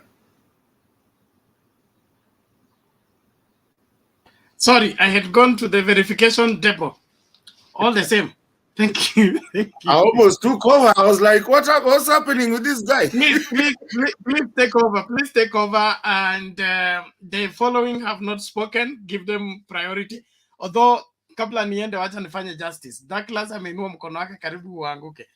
Douglas, say something. I'm signing out. My time is up here. First of all, I really wanted that Atuya guy to be there to be given a rebuttal, eh? Because sometimes we stand like men and we answer other men when they're talking nonsense, so that we give them facts, because we rely on facts. Just rebut. He's listening. He can't stay the heat. Okay, before I go to him, let me just touch on one thing. That video you played about the police woman, actually appealing to, first of all, can we just be proud of our language? If you can't speak English properly, speak in Swahili. If you can't speak Swahili properly, speak in your mother tongue. There will be subtitles so that you are clearly understood as a Kenyan what you're trying to say. Because that policeman was speaking English and really got us wondering what is she trying to say. The message was lost to many people. Another thing, you don't appeal to a criminal to avail himself to any police station that is near you. You give a command. We need you at Kilimani police station by 10 a.m. tomorrow. Failure to do that now, we know what to do as a government or as a police station. I just wanted to touch on that just to show that even the police, they don't seem to be having power over these people. They're appealing to them. They're appealing to criminals. No, you give commands. They have to follow. All right, just moving to the Atuya guy. One, when he says, when he talks about, oh, when a criminal does something like what this guy has done in Kimilili, that the president should appeal. We should appeal to the president. No, the systems of government should be separate from the president. The police should be working under a system that is well managed, the system that is well oiled, that works independently, depending on the laws of Kenya, to actually do its job. We don't need a president to tell arrest this one, arrest this one, arrest this one. No, the system should be working properly. That is one thing I wanted to debunk from him. The second thing, he was talking about the Starehe votes, that those votes that have been stolen in Starehe cannot affect the presidential votes. He does not understand how voting tallying happens. That is another way of him showing his ignorance. All the votes that are stolen, they tally up, then they're taken to the presidential, because everyone who votes on a fake ballot paper is also voting for a president. And those information is taken by Form 34A. So that is another thing that he doesn't understand. Another thing he talks about is he doesn't know if the system can be hacked. Systems are hacked. Go to a cyber cafe and leave your Facebook page open. People will go in and hack it and write whatever they want to write. They can even say, I'm dead, I'm going to commit suicide. And your friends are like, what is wrong? Or they put porn in your cyber cafe account. That's why you are always told, log out, don't share passwords. Once you're given a password to any system, you will hack it, and if you're an IT professional, you will destroy and cause a lot of mayhem. So that is another thing that he does not understand. Then he talked about the deputy president is not, the deputy president was elected. No, what he doesn't understand is that a deputy president or a deputy governor is someone who is actually taken by the governor to accompany him on a ticket. People vote for the governor. People vote for president, not deputy president. He's on the ticket as a deputy. So these are some of the things that I really wanted to debunk from him so that he can understand that he doesn't know what he's talking about. But anyway, he was kicked out because he was being silly. But sometimes we just need to give these guys a rebuttal so that they can also understand what it is, so that it doesn't look like if someone brings an opinion that we just have to kick him out. No, even if he's being silly, we can stop his mic and give him a rebuttal, then we kick him out. Thank you. We didn't kick him out. He kicked himself out. He doesn't appreciate being challenged so much. He's been here long enough for us to know that. About the deputy president. I have a fun analogy for the same. The best man takes the groom to go and get married, but the best man does not get married. So these people claim the deputy has been voted for. That's escorting your being a best man or in a wedding. Does it automatically make you a co-husband? Food for thought. Thank you. Naomba nani yuko hapa, Martin yuko hapa. Martin, you can chair. Julia is here to add the new people that are coming in. And I want you to follow the protocol. We have Duke, then Stony PK, then Papa, namna hiyo, and then you can proceed further. Otherwise, let's keep sober. Let's do the right thing. Let's condemn what is wrong. It's our duty. And as a channel, we really want to stand for what is true. We are for Kenya that is better than before, and the Kenya that is led democratically the right way. Wale watu ambao hawaamini demokrasia wahamie nchi ya udikteta, wakae huko. lakini kama unataka kukaa Kenya na unataka kuwa kiongozi, lazima ukubali demokrasia. Usituambie tukubali majibu, results. The whole process, it's the whole process. And when you interfere with the process, the result are no longer democratic. The result ceases to be the people's mind. It becomes your personal mind, because you are the one who did the selecting. It is not the people who did the electing. So let's get that clear. You're only a verified, that is why there is 50+1, and there is another threshold, 25% of at least 24 counties, a half of the counties. So you only qualify to be president by having the majority of support from the majority of the country, so that you be acceptable. Why do you want to be president and you only voted for from 2 regions? The rest of the regions did not approve you. So how are you going to be president to them? And simply because you are able to blow up the numbers from the 2 regions, and you want to make the 2 regions Kenya. Kenya is bigger than 2 regions. And so let's not interfere with the process that we have given ourselves in the Constitution to be the means for us to get leaders. Let's protect it. Let it be sacred. That when you're given charge to take care of the ballot papers, let it be your sacred vocation, that you protect it with your life. Lakini tu pesa ndogo ndogo, ati mtu amekutumia mpesa kidogo, unaanza kubadilisha numbers. Unaharibu the whole country for a small lunch. May God help us. Oh, Martin, so endelea, you bring in Duke and then continue. I will see you later, Ron. Guys, keep it there. Celebration tomorrow, KICC. Thank you, Bernard. As you go, I want to thank you so much for everything that you do for us. We really appreciate you taking all that time, and I believe there's a lot of people that actually concur with me around here. We are always waiting for you. You've done a good job. We really appreciate you and always feel appreciated. As you go, Ukenda Kulala, I think there is Olara wants to say something. I didn't want to say something. I was just saluting him. But on a lighter note, Martin, whatever script you are reading is the script of nationality. I don't know why you are not a politician, and I don't know why you are not in any of those chairman's list. You should be nominated to parliament, and this channel has done a lot of ODM for Azimio.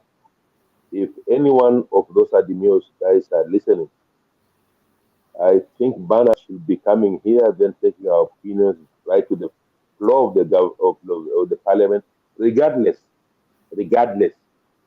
If anyone supports that, this is my opinion, but because Bana mtumishi au kutumikia bure, ulitumikia Wakenya wote, and you'll be a right MP, not MP of constituency, a right MP for all Kenyans. Sasa tunataka wewe next campaign tukupigia baba kusikie, na baba anajua anakuangalia hapa. Baba achukua huyu kijana na Mungu akubariki mbele huko, alafu atubariki na sisi, kwa sababu hata kubali upuzi na Mungu amesaidia sisi. Hiyo mambo ya CDF imetolewa, hiyo ndio kisirani kubwa sana ilikuwa kwenye siasa yetu ya Kenya. Baba, uphold that, and Bernard, ukienda pale, if you can do only one thing as a nominated MP, be there as somebody against CDF. Asante sana. Thank you for that input. Let's let Bernard go sleep. Thank you for Bernard, you want to say something? See you later. All right, Mr. Duke. We begin a new chapter, guys. Let's keep it real. Mine is never going too far, so I'm probably going to be here with you guys for an hour or something before the rest of the guys come in. I want us to keep it sober, keep it nice while I'm nimeshikilia. Let's be real. You can counter anybody that you want to counter, but let's actually be mature people, because we are mature people, and the people that are coming in, let's all respect each other as we move on.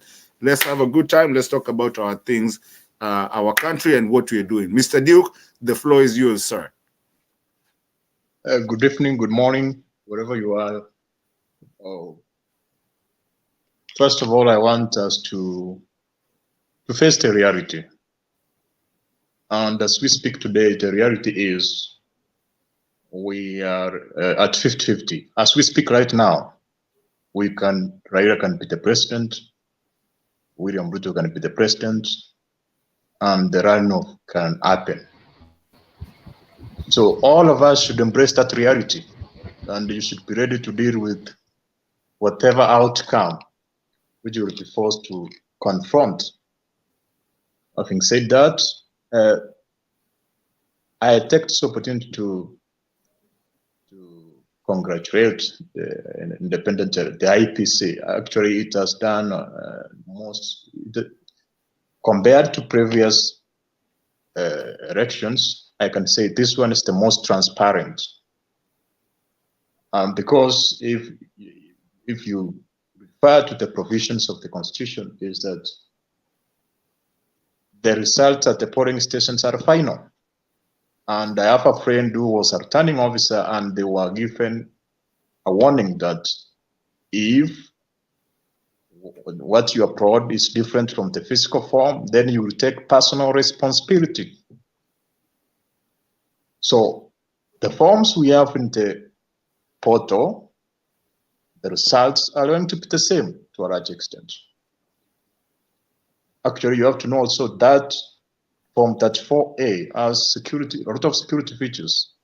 One of the key features is what you call the QR code.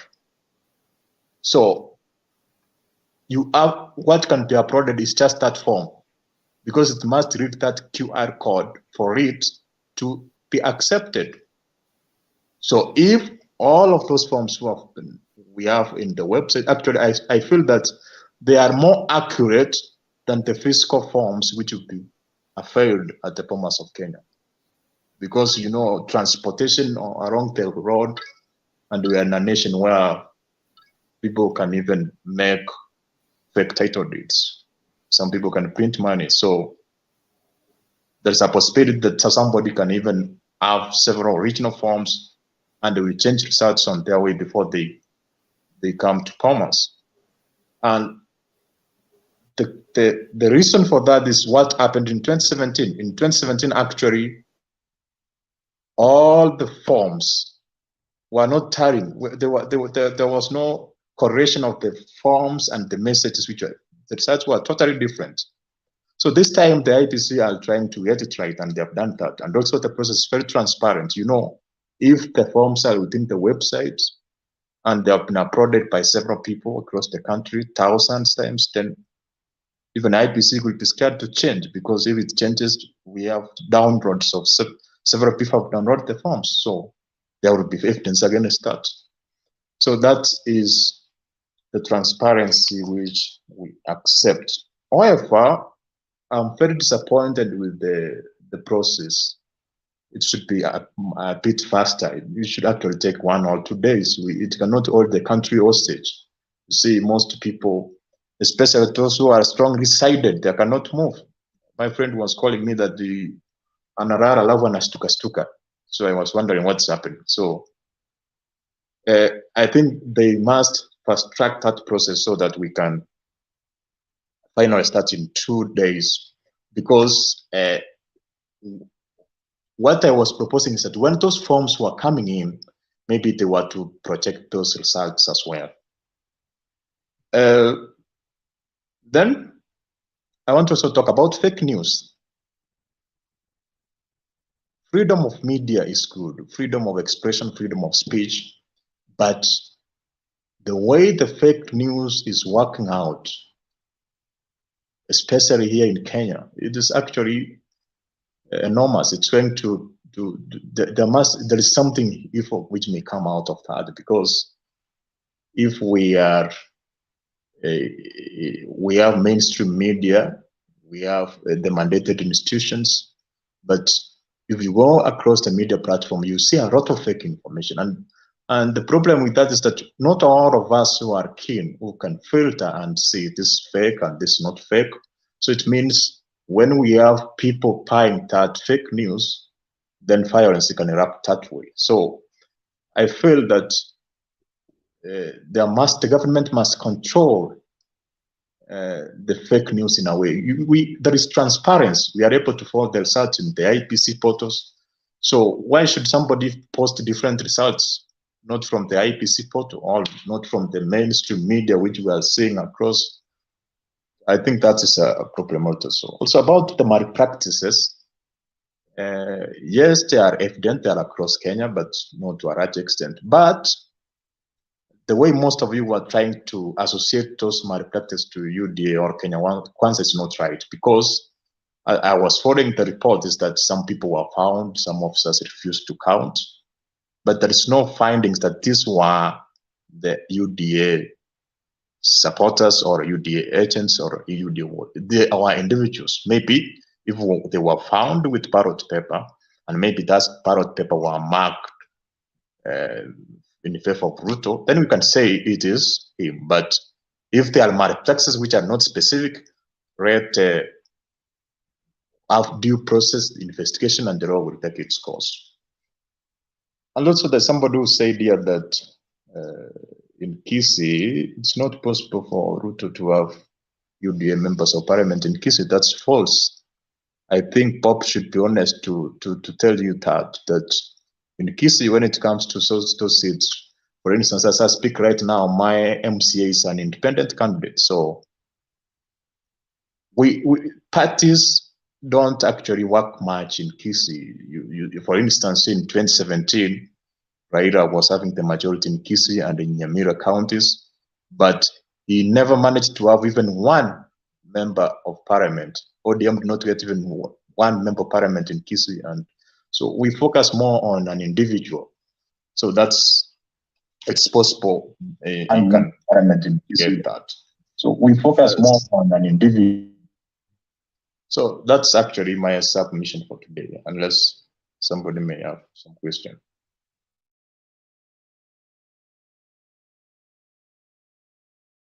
I guess kuna mkono. I'm so sorry. Bob Papa, I think you have something that you want to say. It's your time. Ask what you want to ask. And then after that, Laban will say something. He has a hand up too. And then Stone PK, you're supposed to be next. So let's move on, Ivo.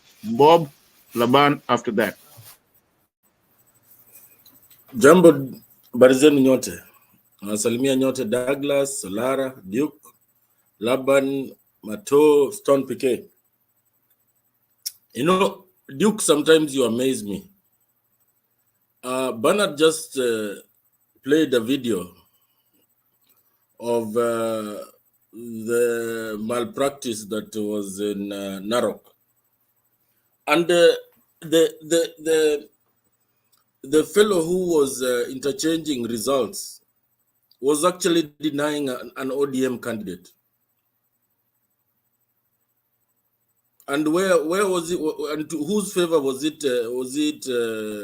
Was the interchanging of or swapping of results? It was UDA candidate. You know, Duke, sometimes you cannot deny. I told you defending a thief is so hard. So please desist from defending a thief. UDA is a criminal enterprise. Take it from me. Can you give us one or two single or three incidences where an Azimio candidate has been found with funny issues regarding elections? Dismas Baraza is a UDA candidate. He is now, for me, is a murderer. You know, the fellows who are being caught in, name it, all over the country, they are from UDA. The fellow who was arrested here in Mombasa, the contestant for member of parliament in Vita, who was put in the cells, is a UDA candidate. So Duke, sometimes, you know, I told you defending lies and defending thieves is so hard. It is glaring. So that one, you don't try to convince us that UDA are that clean. In short, I am just putting to you that UDA is a criminal enterprise, because you can see Dennis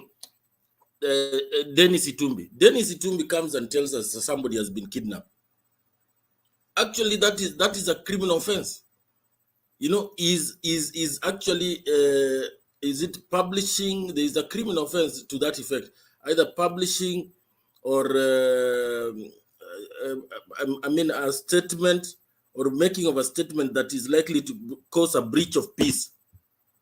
In fact, the police have even that man should be inside. Papa, Because Papa, since yours was a hand and you're coming in after Stone, can you wrap up, because that was a hand not directed to Duke, so that let me hear from Stone before I come back for Duke, because Duke sometimes when he comes back here, he comes to defend the criminals, and we are not going to allow that. Laban, do you still have that question that you wanted to ask? Yes, Martin. Okay, make it easy so that people can contribute. Yeah, hiyo ni very brief. Same case, ilikuwa nataka ni correct Duke kwamba mimi pia niliongelea mambo ya issue ya kesi na mambo ya elections. So kutuambia kwamba issue ya chama cha UDA eti hakingepata mambo ya viti, nafikiria the contest yenye ilikuwa in Kisii, it was Simba Arati ambaye ni candidate wa ODM, na in fact hata ukifuata vizuri Simba Arati fought kwamba yeye atadeal na any candidate mwenye atatoka kwa chama cha UDA mbele ya William Ruto. Ukikumbuka hata ile vita ya Osoro na Simba Arati, it was about parties. So hii haikuwa question, walikuwa wanangojea uchaguzi. So hata wale watu wenye wamechaguliwa pale ni suspects.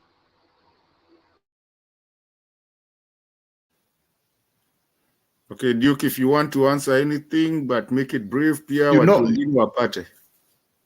You know, is that now a question? Because the guy was saying that it is not possible for you, dear guy, to win a seat. So what's that? So I was saying that I was debunking that. And mimi hiyo nimeileta kama clarification. So you cannot protect this issue of Kisii, na tunaweza explain kwa vile tunaielewa vizuri. William Ruto in Kisii politics is not accepted. So hawezi tuambia kwamba a party inaweza kuwa accepted na party leader ndio issue. In fact, our people have suffered a lot out of this guy, na wamepoteza mali yao mingi sana. So our people are very bitter. Anything yenye iko related na UDA pale, it's an issue of money, sio eti ni chama. Okay, sawa. Laban, utakuja pia wewe, utakuwa na chance yako ya kusema kila kitu. I believe Duke, unless kuna kitu ingine unataka kuongezea. If not, we should be moving on to Stone PK, unless we're not starting a new whole conversation, because there's people who have not spoken around. So unless you just want to say something about the two, arakaraka tafadhali, so that other people have a conversation too. I want to respond to Bob. What I was saying still is that if I watched actually the video, and there was nowhere where there was a mention that this person was doing malpractice for UDA. So unless you interpret the video otherwise, so I am accepting their malpractices have been reported, and that is very wrong. Duke, I'll cut you short. I've not seen a specific situation where. No. Let me Duke, finish. No, you are wrong, because that guy was changing Ole Kenta's votes, and he was giving them to Tunai. Who is Tunai? Did the video say that? Did the video which they say that? It is in the news. You can read it. Let me get it for you. I'll put a link there. No, I'm responding to the video which was played here. Okay, both of you, let's have an order. And also let's not go on a back and forth, trajectory where we end up talking 24/7 back and forth. Big Papa and Duke and whoever wants to, there's a lot of people that also might also want to take their time to changia on what you guys are talking, but we might end up here doing 30 minutes of a back and forth. So please, let's close that. I'll give you guys just 30 seconds each to finish up what you want to finish to each other. Oh, Duke and Papa na umepotea sijui kama you want to say something, and then we move on to Stone PK, because watu wengine pia wanaweza taka kuchangia what you guys are talking about, and Alex wants to say something too. So Alex, before you come, let me see if these two people want to say anything last, and then you come in. I know you've umenua. My last comment was about hacking. Somebody said that there was hacking attempts. It's true, systems can be hacked, but we want to hear that from IPC. I've been actually checking the forms, the website, and the website has been working. So the IPC has not said that there was an attempt of hacking. So you should not just come with your own information here and say there was attempted hacking episode. So we should actually get that from the mandated institutions. So that's what I can respond to that. Okay, Duke, you sasa hiyo ingine utagoja your rebuttal on the other side. Bob, because ulikuwa umeinua, do you want to recounter that? And then Alex comes in, and then we can go to Stone.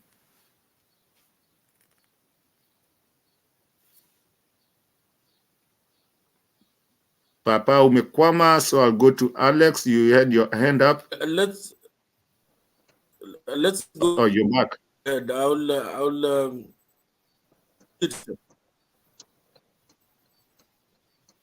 Papa, you seem to be having a problem with your network. I'll include it in my submission. It's okay. Just thank you. Let's go next guy. Yeah, I don't like defending Duke, even though Duke is my personal friend. We've known each other for a long time, but on this I'll defend him. How did UDA get seats in Kisii? It's very simple. UDA took advantage, and the advantage they took was very simple, and I agreed with UDA on this. When Ongwae decided to defend Machogu to become the governor of Kisii, money was stolen after the county assembly. Alex, you not drive and talk. Alex, you not drive and talk. Please park. I mean, those are my personal opinions, so I don't know why you are getting aggravated. So when Ongwae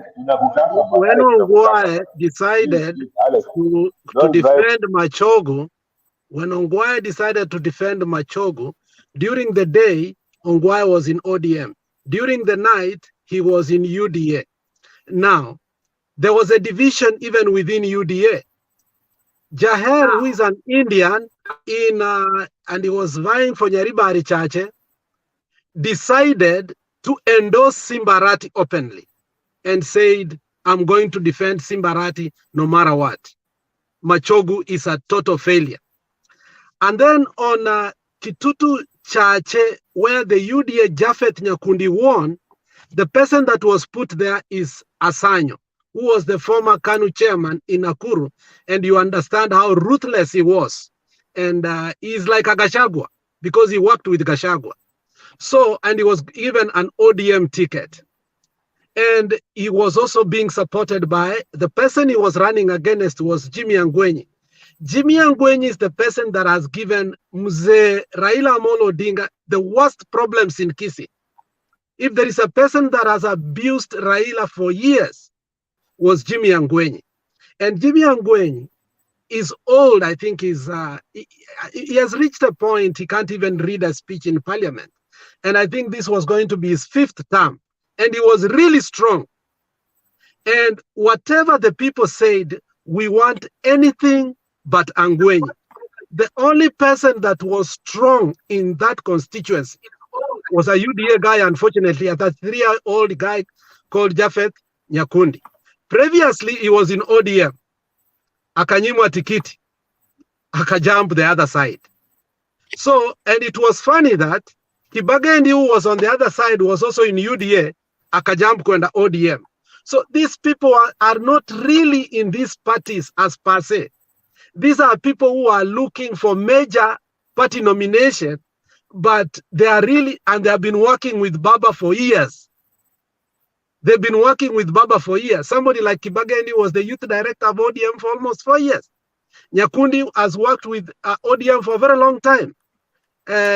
This young Indian boy who was caught with the gold saga, you remember him, also has been working, and we've worked together in ODM in Kisii for a very long time. So when you realize in politics that you are not getting, because the competition is so hard, you shift the other side to get a nomination. And that is what happened there. And really, these people, their hearts are not even in UDA.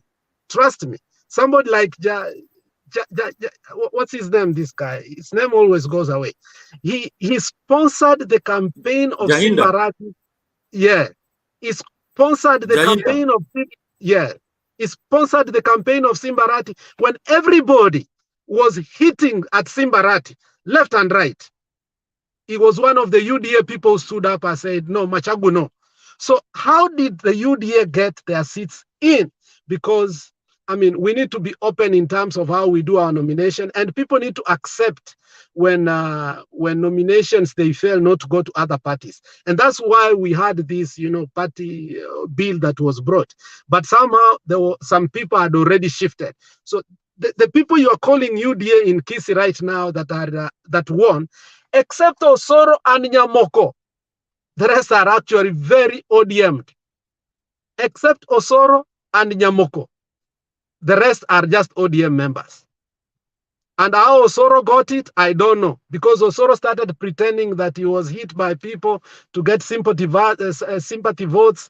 I don't know how Osoro got that. Because we have, and Duke knows very well, that in South Mogirango, how do you have all officials of IEBC, even one person, there's no one person from Kisii, the whole constituency, Duke, the whole constituency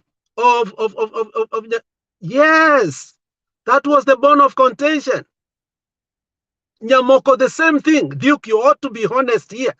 That is what happened. That was the bone of contention. And you remember that is what happened. Do you remember the ile vita ambayo ilifanyika in Ogembo, whereby they took the wall off and they went after the IEBC? Duke, you were there, you remember that. So don't lie to people here. Go on, Duke. It's not 100%. That's Duke. not true. There were people from different sides, but not 100%. At the beginning, it was 100%. Then they had to change it. Alex, after those people complained. I didn't want this to go for a whole hour. When Duke comes over here, some people don't get to talk because people will answer, then he answers, then it becomes a whole thing that other people don't get to. I was thinking that would be something that Duke can put somewhere on his notes so that he can answer after other people. I want to give people a fair, equal opportunity while they are here, because Duke comes in and we already, he's a good guy. We love you, Duke, when you come in. But when you take a whole, 50 minutes when other people are just seated and not contributing, then sometimes it becomes very unfair for other people. So I was trying to ask that we don't go back and forth with Duke. Thank you, Alex, for your contribution, but you can finish. I didn't mean to cut you, but it's just that, Duke, if you can write it down so that we can go to Stone PK after that. Alex, if you haven't finished, you can finish. No, I am done. I just wanted Duke to let know that some of these people who won in their constituency at the beginning, all the IEBC officials, 100% were not from Kisii. Not only that, they were from one tribe. And we had to demonstrate. You can go to Handsight, go to Google. Go Google and see that. All of them were Kalenjins. I'm not going to fear to say that. In South Mogirango, how do you have the whole constituency that the IEBC officials are all Kalenjins? That was uncalled for. And we demonstrated, and they changed half of them. And that is how it was before.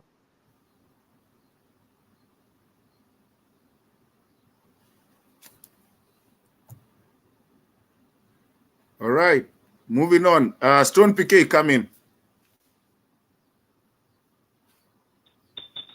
Thank you, Mato, and all the panelists. Hamjambo. Let me first of all begin by really registering my disappointment and also condoling with the family of the gentleman that was shot by Baraza. And Douglas has really registered my initial submission, and he has lowered my anger, because I think Kenya is not, I mean, Kenyans, we have to look retrogressively who we are, because I think we are not human. Na Kenyans, I think tuna ujinga mwingi sana, hata kama tumesoma.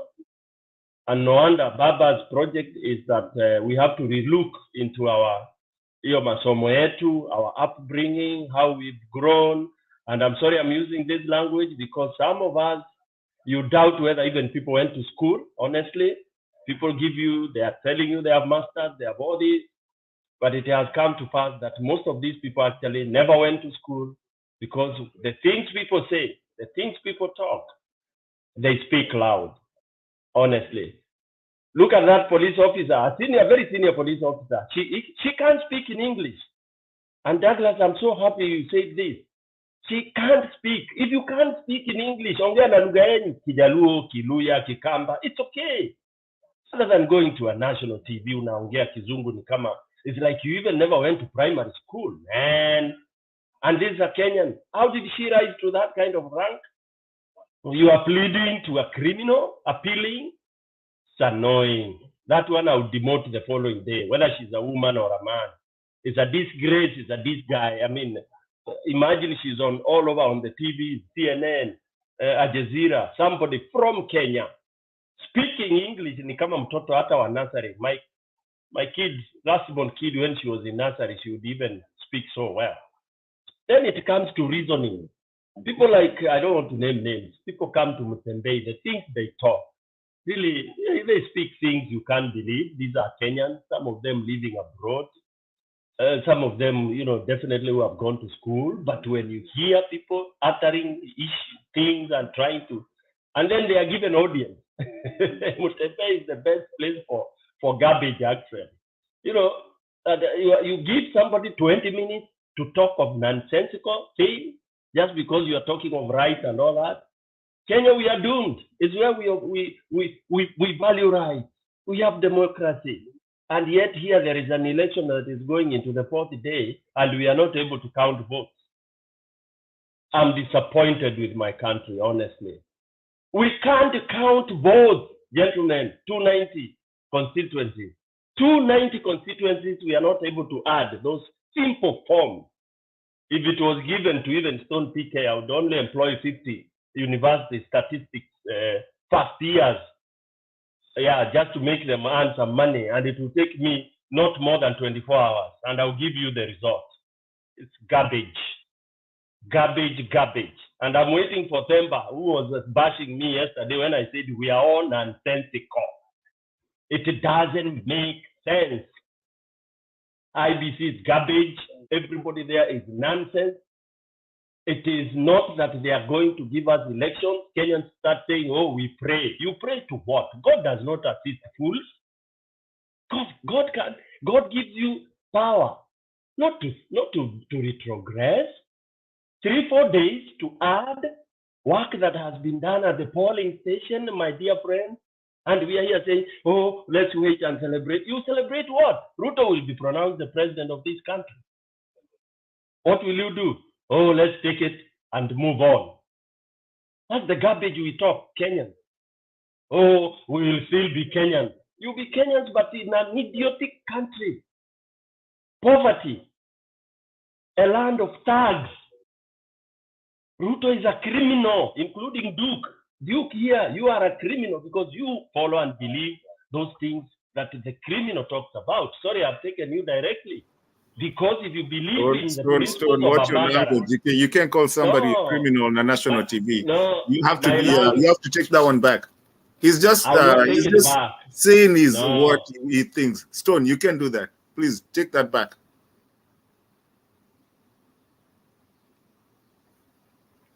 Stone, take that back. You can't call somebody criminal on a Stone. I mean, especially not on my show. I'm sorry.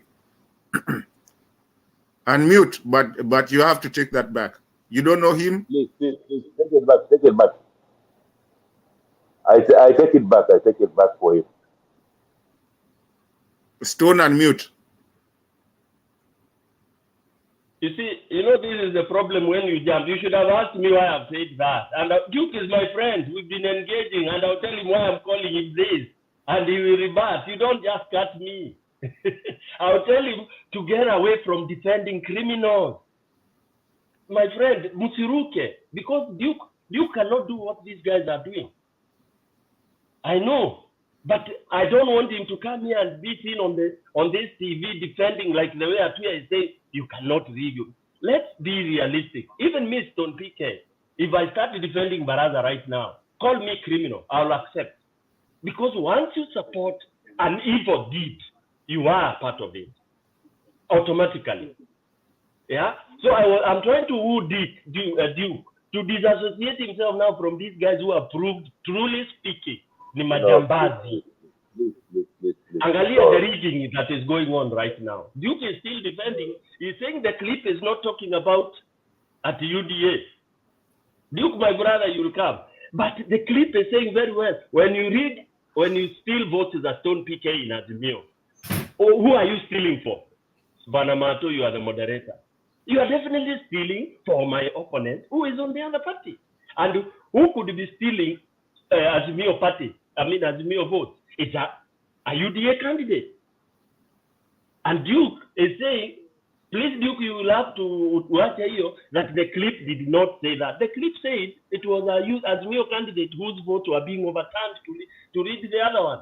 I want Kenyans to really be very realistic. Let's call a spade a spade. As we keep on saying, this is our country. And we are now at the verge of bursting.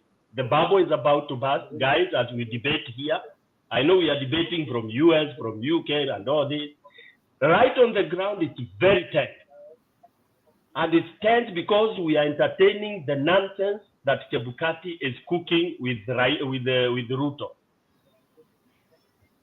Tallying votes from 290 constituencies, whether you have been given 30 days to announce the president, does not take you more than 48 hours to add those things. Which is the farthest point in this country, constituency headquarters, the farthest. We have helicopters that were running up and down. We have the budget. Why don't you fly those officers to Bomas? Why are you telling me only I don't know how many he's saying, 80? Where are the other officers who are carrying those papers? Hey guys, don't be modest. Face the reality. Where are they? Since we voted that they have not reached Bomas and it's being broadcasted. For them, they are still hanging. They are somewhere. What are they doing? Kenyans, open up your eyes. The bubble will burst, and then we start praying to God. God will not assist us because we are the ones who are cooking this country. I'll go very quickly. And Duke, don't feel offended. I've explained why I was saying don't associate with criminals because they are truly criminals. It has been proved beyond reasonable doubt. All right? Then I want to go to these guys, the issue of when we talk of somebody who has killed, you continue calling him honorable. Again, this is our Kenyan. Stone PK, I'm an MP, yeah? Then I come and shoot my brother Mato. You still refer to me as Mheshimiwa Stone PK, aliumiza ndugu yake Martin. Really? Do we know what this means? You're calling me a Mheshimiwa Bobo Wino, Honorable Bobo Wino. Don't you see we are comedies, we are cartoons? The moment you do such an act, that heart of honorable, inatakiwa iondolewe immediately. You have to earn it again.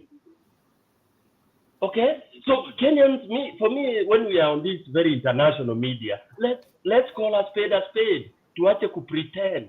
Right now, what is going down in Kenya is what we are supposed to be talking at in Tembei. Not sugarcoating, saying let's wait for whichever president comes. The other president is a criminal, is a thug. How do you say you don't mind if he comes? Kenya will have to continue. Kenya will continue, but as a rag. Yeah, I'm not saying we incite people, but we should tell people the truth. The truth is that right now they are cooking and cooking and cooking, and we know that Ruto was ahead of this exercise in terms of rigging. Kenyans are so forgetful. We have forgotten about the Venezuela issues. Right now, hata kwa hii panel hakuna mtu anaongea juu ya Venezuela. We have forgotten. Tumepuliziwa hiyo yellow fever. Hapa kwa hii panel, nobody is touching. Who are the Venezuelans? Yeah? Chunga time, bro.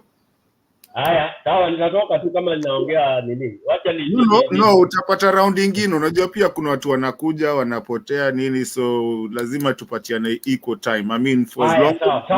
Sawa bro. Wacha niache hizi swali tatu. Alafu wale wanaongea wanijibu. What is the farthest point to Bomas ya kudeliver hizo form? Okay? And how long does it take? Huyo officer akuje na hizo original copies, which I also think is a nonsense. And I'll say why I think it's nonsense. If I am in Kateliba, nimesign hiyo form that let's say, assuming, wacha niende to the worst, I'm supporting Duke who is in UDA. I'm his agent. Nimesign. Nimehesabu, hizo votes zimehesabiwa. Ako na 300 out of 400. I signed. The form inaenda. Bombers. What will they be verifying? I want somebody to answer that. How will you know that it is still PK agent who was left in Kacheliba na aka-verify ndio hiyo sign imefika Bomas compared to the original? That is food for your thought. Okay? That is one question. The other question is, how long does it take for an officer to reach to Bomas? Now, the other question is, 290 constituencies. How long would it take to tally those forms? Not even tallying, adding. Chukua hii form ya kwetu Karigori, unaongeza na ya Matungulu, unaongeza. How long would it take? If it is 290 constituencies and I have 20 clerks or 15 clerks, or with the systems that we know, the IT gurus should tell us. Thank you very much. I'll come next time. And Duke, don't take offense, as I've said, don't associate with the criminals, please. Okay, good deal. Anybody wants to answer any kind of questions of that before Bob comes in? And if you're going to answer, please take your time, or you can write it somewhere. Utaweza kuanza time yako, but if really kama inawasha, we can go right now. The next person will be Bob after that. I think let's go to Douglas. Aminua mkono, Duke aminua mkono, and I think Black mkono yako iko juu ama ni unajisalimia? Oh, iko juu. Okay, so Douglas, Duke, Black. Okay. In fact, I wanted to have a rebuttal with what Dick has said, but I think Stone PK has talked to him. You cannot defend criminals. There's a reason why people are charged as accomplices to crime. Because if you're in a car that is going to rob the bank and you're out there minding your own business and your friend did not tell you that they're robbing a bank, trust me, if the police find you, both of you are going in because you're the driver and you're assisting in the crime, even though you didn't know it. So there's this thing called empathy. And empathy is very critical. Empathy is defined as putting yourself in someone else's shoes. Majority of the time, people don't exercise empathy. Like people, if you put yourself in the shoes of that gentleman who was shot by that criminal in Kimilili, yeah? If you put yourself in the shoes of him as that was your brother or your dad or your father, your breadwinner, someone's dad, how would you be feeling right now? Some people will not even be waiting for the police. They'll be waiting to do something themselves because it affects you directly and it affects your future. I'm sure that guy probably has a child. If he doesn't have a child, I'm sure the parents were depending on him in whatever he was doing. And he has, we don't know his situation, but probably there are people depending on him. So when you don't empathize, then it's easy to dismiss things like, oh, we think this election looks fair, and we don't matter who wins. And this is the biggest fallacy that is being peddled around, and especially Kenyans are good at peddling it, that you have your life you have your family, you have your job to go back to. You know, this does not mean a lot. At the end of the day, we are one, we have to stick together. But you have a broken system, a system that is oppressing you, the system that is stealing from you, individuals who are actually pushing themselves to power by force, by all means necessary. That's why the political system in Kenya has been invaded by criminals. Criminals and jokers and entertainers, those are the people who are dominating the political system in Kenya, because we have allowed that to be the norm. You want to tell me all those people who went to Mangu High School, went to Alliance High School, they don't have brains that they can come into the political system and be able to actually bring the new ideas that they have? No. They are afraid of the thuggery that goes on and the stealing and the hiring of goons that goes on in the political system. And the majority of the population don't want to listen to facts. They don't want to listen to sensible conversation. They want comedy, they want insults, and they want bravado. Douglas, I'm sorry to counter you. What I'm going to say, I'm going to ask everybody while I'm here, maybe the other guys will do something different. If you, ukinua mkono yako, let it be a question or maybe just even less than a minute of a rebuttal, so that way I try to be fair with everybody else, because, you know, people sit down there and then, you know, you will get your chance when we come another round to do all that. I would urge somebody to have a pen and just write whatever is eating them. Ukinua mkono, let it be a question or something that goes less than a minute. Please, I'm asking for as long as I'm here as a favor from all the panelists. You can finish though, but I guess that's something as a rule set that I want to set as we go. When the other moderators come, they will set their own rules. I'm so sorry. Okay. Yeah. Sorry if I was taking so much time. Let me just cut it short. Just like Stone PK said, look, what is the fastest way to bomb us? These guys have signed. We know we have state resources. We have choppers that are running everywhere. We have government resources. Which is the most fastest way to deliver these Form 34As and Form 34Bs to bomb us? We have very learned young people in university. They can count these votes in the fastest way possible. We have people who are returning officers. They've been working in one station for the last 7 elections. They know how to steal. They know all the games, the tricks, the games they use. These are the same people who are still working in some of these stations. So these are some of the issues that we really need to ask ourselves, because we know our electoral system is corrupt.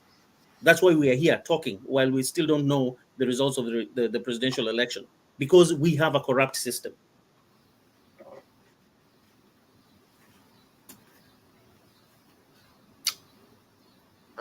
Duke, briefly. I wanted to comment about the forms being submitted to bombers of Kenya. Stony PK, you have to know that we have returning officers at each polling station. Then we have the returning officer at the constituency level. So you find that at the polling station, they bring those forms to the constituency level, and then they do all the tallying at the constituency level. So sometimes you can see activities, if you watch the media, the mainstream media, you see there are activities, several activities going on at several constituency levels. Maybe they have not done their tallying. So that is what's taking time. And also I was told that there is some people, agents, who actually call for recounting. So that can actually even delay the process or the activities of the polling station. So the reason why we have that delay is that the constituency returning officer must receive all the Form 34As from all the returning officers of the polling stations within a constituency. Then after that verification and the tallying, then you will report them to bombers of Kenya. I think that's what's taking time. Also about counting, you can talk about, counting can be quick, but now the court directed that the counting must from the Form 34A. So people must download them, and then record, and then, so that process of downloading, you have 46,000 34A, Forms 34A. So because they are final, initially people were sending messages and then uploading the forms. Then it was discovered that the messages are different from the forms. Then the court directed that those numbers must be read from those forms. That's why people have to download them and then take the numbers one by one. So it will take time for 46,000 forms to be downloaded and then record the numbers recorded and then being added. So that's what I can say. Thank you, Mr. Duke. I think right now we're going Black had a question, and then after that we're going to go to Bob. LLL Future, you keep on living. Do you have a problem with your network or what's happening?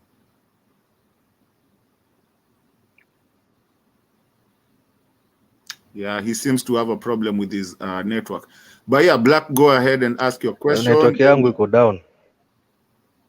Okay. Uliza alafu Bob akuja. My network is a little bit down. Yes. Can you hear me? Can you hear me in network? Yes, we can hear you loud and clear. Okay. No, my issue was with Stone because I think the rest has been addressed by Stone himself and the other panelists. So there's no need for me to repeat myself. But there's just one issue that is left that I wanted to address Stone. On the issue of the COP, first of all, it was wrong for Didmas Baraza to have done what he did. And before I proceed further, sorry, pardon my manners. Amjambo watu wote kwenye studio. Duke, great to see you one more time. My old good friend. I hope you're doing well on the other side. And wote ambao popote mahali mlipo. Black, hold on. I hope you're all doing fine kama kawaida na wapenda. Black, hold on just a second. Black, hold on. Olara. Okay. Olara. You cannot be smoking in the TV. Utafanya nifutwe kazi bwana. Toka nje, piga raundi.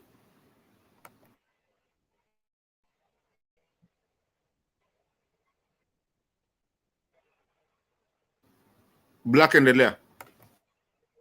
Okay, should I go on? Okay, sir. Stone. In regards to that COP, she may have had maybe challenges in expressing herself, maybe in English, yeah. But you know, for her to have reached that point, it's not necessarily due to her to having maybe papers, gamma diplomas, and degrees and all that. Some rise through the ranks, maybe through their performance. Pengine unapata mtu alianza chini but due to the performance akarise the ranks, naona hivyo, na pengine hakuwa amesoma vizuri. But most important thing is that she must have done her work well to have reached that point, in my belief. And the other thing is that at least in her way of expressing herself, we got the message of what she was trying to say, and that's what is most important. So trashing her and saying that she's garbage, I think ndugu hapo kidogo ulitumia maneno mazito kidogo, and I was not happy about that, to be honest with you. So that's it. The rest wameaddress your story ya IEBC na sitaki kujirudia. I'm not the kind of guy that repeats himself. Thank you. Okay, Bob Papa ni yako, alafu tutaenda kwa Black. Then tukizunguka tu hivyo venye iko unless mtu mwingine akuja. I think we'll go to Bob. Black hasn't contributed. It was just that a counteraction. And then Douglas, I think you will be next. Duke, Stone, and as we go, mtu mmoja akikuja, if a new person comes in, I would want us to be carrier, let them at least contribute on something. So yeah, let's tufuate mkururo.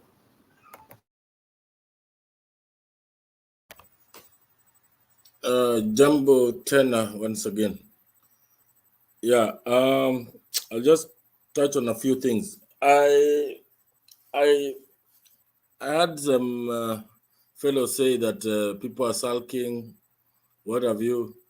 I don't know whether that gentleman disappeared too, but one thing I want to let people know is that, you know, these elections, personally, I have no doubt. I have communicated with a few people, very credible.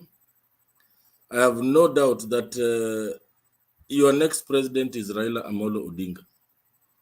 And the reason I'm saying this is that the images of the forms in at least not less than 44,000 polling stations. We have them in our Azimio Tallying Center. Our figures are talking. So therefore, I have no doubt that he will definitely be announced as the 5th president.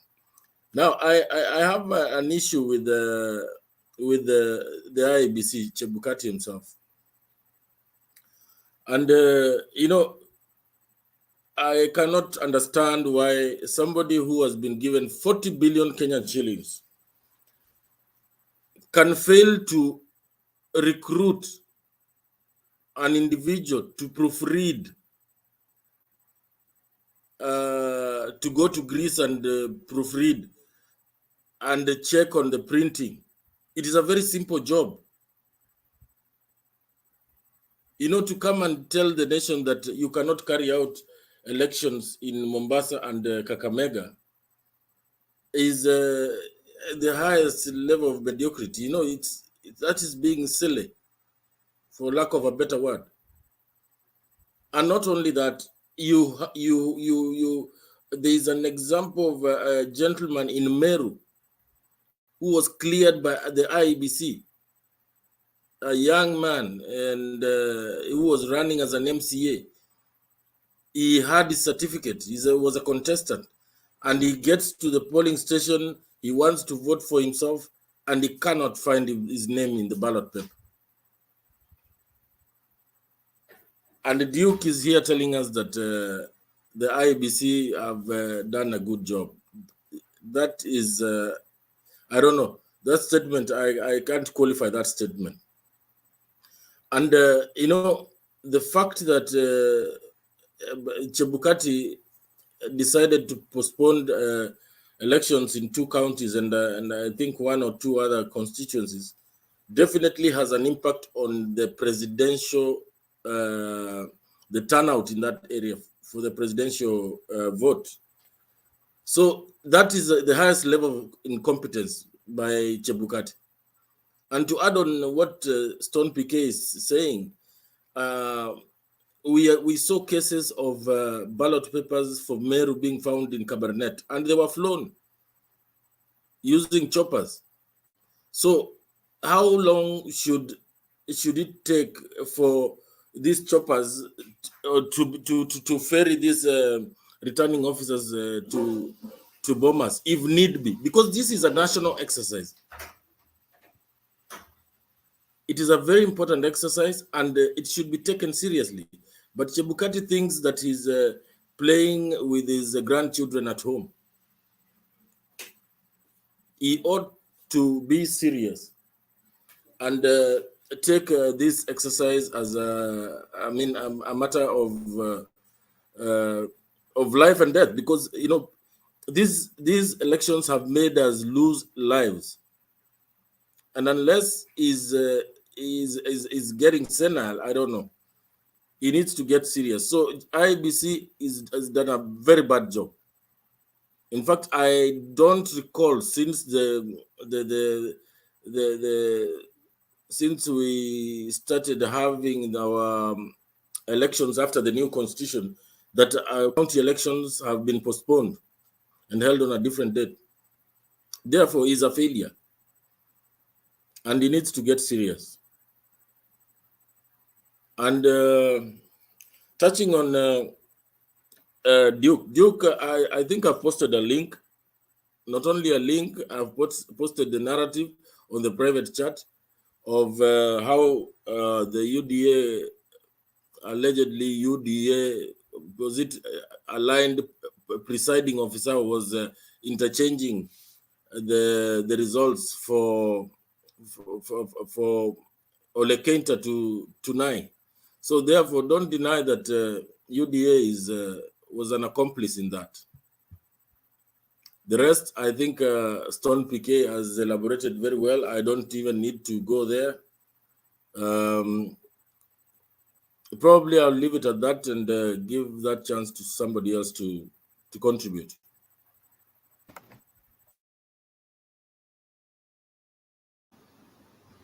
Thank you so much, Mr. Bob Papa. We really appreciate you. We appreciate everybody that is here. People in the comment section, thank you so much. You're doing a good job. You're keeping it real. We really appreciate. If you have any suggestion, we are watching, all of us, and we appreciate that. Anybody that wants to join into the conversation, you can always, there's a link. It's always being posted there. It is being posted as we move on. Just, click on it. Let StreamYard, get you in, and you're always welcome to come here and join. We have 4 slots that you can come in and join it, and let's have a conversation that we need to do, and we need to talk, because if we don't talk, then we start fighting. It's our country. Let's talk about it. Let's air it out. At this point, I think Rhoda is here. Rhoda, I think I'll give it to you as we keep on moving. Like we said, tutana tu na mkururo anti-clockwise, unless somebody else new comes in, or we'll see as it moves on. So Rhoda, uskani kwako. Habari zenyu. I hope you are doing well. Mimi napenda nchi yangu sana sana. Sasa hii nimefast wiki moja nikiombea nchi yetu ati tukue na serikali ingine ina understand, serikali ina respect our democracy, serikali ina respect freedom expressions and freedom to say how I feel. Sijakula chakula since election started, just praying and fasting, na watu wengi sana wanaombea nchi ya Kenya, manchi baribari za kutoka Afrika Kusini, kwa sababu watu wengi wanapenda nchi ya Kenya. Kenya ni nchi nzuri sana, na watu wa Kenya ni watu wazuri sana, lakini tuko na mtu mmoja nataka kuharibu nchi yetu, anaitwa Ruto. Ruto ni mtu yule apendi mema, yani he doesn't see the goodness. Unajua ukianga, unajua kama we want to live a country everybody's happy. Happy is very important. Unafurahi, unasema hii ni nchi yangu, lakini vile anafanya, it's not good. It's not good. So that's why I'm praying to God. I'm calling to God every day. I'm putting my knee. I pray to Chebukati that God grace to give him. Unajua Biblia inasema ukinililia nitakusikia huko juu. Ndio mimi na step by faith. Nasema Mungu atatufanyia mema, ati hii kiti tuchukue. Na mnaona hata makanisa leaders church wamesimama na sisi wote tunapenda nchi yetu, si ndio? Ndio maana tunakuja hapa usiku tunaongea, kwa sababu tunapenda nchi yetu na tunawish the best, watu wanakaa na amani, watu wanaendelea na biashara zao. Si mambo ya kama mnaona vile watu huyo mtu anatufanyia vitu vibaya sana sana. Anyway, inasikia hata roho yangu na naomba tu, lakini let me tell you, Mungu akona before hata tujaumbwa, before Mungu aliumba Kenya, before tujaumbwa, na Mungu alikuwa anajua siku kama hii tuko sahi ati kutakuwa na elections, na alichoose. The Bible says God know before we are born in our mother's womb. Alijua Raila Odinga atakuwa president, na Mungu anatujalia mazuri, anapenda kila mtu akae na amani na mapenzi. Ndio maana mimi niko hapa, kwa sababu mimi napenda nchi yangu sana sana kabisa. Ndio maana, and I hope you guys you have the same spirit. Go back to you, Manto. Thank you. Thank you for that. Thank you for your contribution, Rhoda. And just to give you courage, you should smile, be happy. Hii country ni yetu, yendi mahali, we've been here, so be happy. Whatever comes in, even sometimes the devil comes to you on your toughest times, but it's for you to get through what it is. Sometimes they say if you're given lemons, make lemonade. So don't be depressed. Country ni yetu, hakuna kitu inafanyika na hakuna mahali inaenda. Weendelea tu kutuombea, naendelea kuombea watu wenye wako Kenya na kule tuko wote wengine. Ile country ni yetu na watoto wetu and everything. Smile, be happy. yes, watu wako in a place wako depressed saizi because of the, we're not getting the results as we want to get them, but still at the end of the day we will get a result one way or the other, and we will have a president, a vice president, and we will never fight again. So I need you to smile, don't be depressed, and let's keep on talking. This is a good thing. This is a good place to talk. So many people have heard you. Uzuni yenye uko nao, lakini usiwe na uzuni. But people understand that we love our country. That's our country regardless where we are. We'll always be our country. That's why we are proud to be Kenyans. So I need you to, smile. It's okay. It's just waiting. Douglas, wakati ni wako. Okay. First of all, I would just like to talk to Black. I think Black and kama alienda background ametoka. I wanted to answer Black. We were saying we were not insulting the police woman who was talking.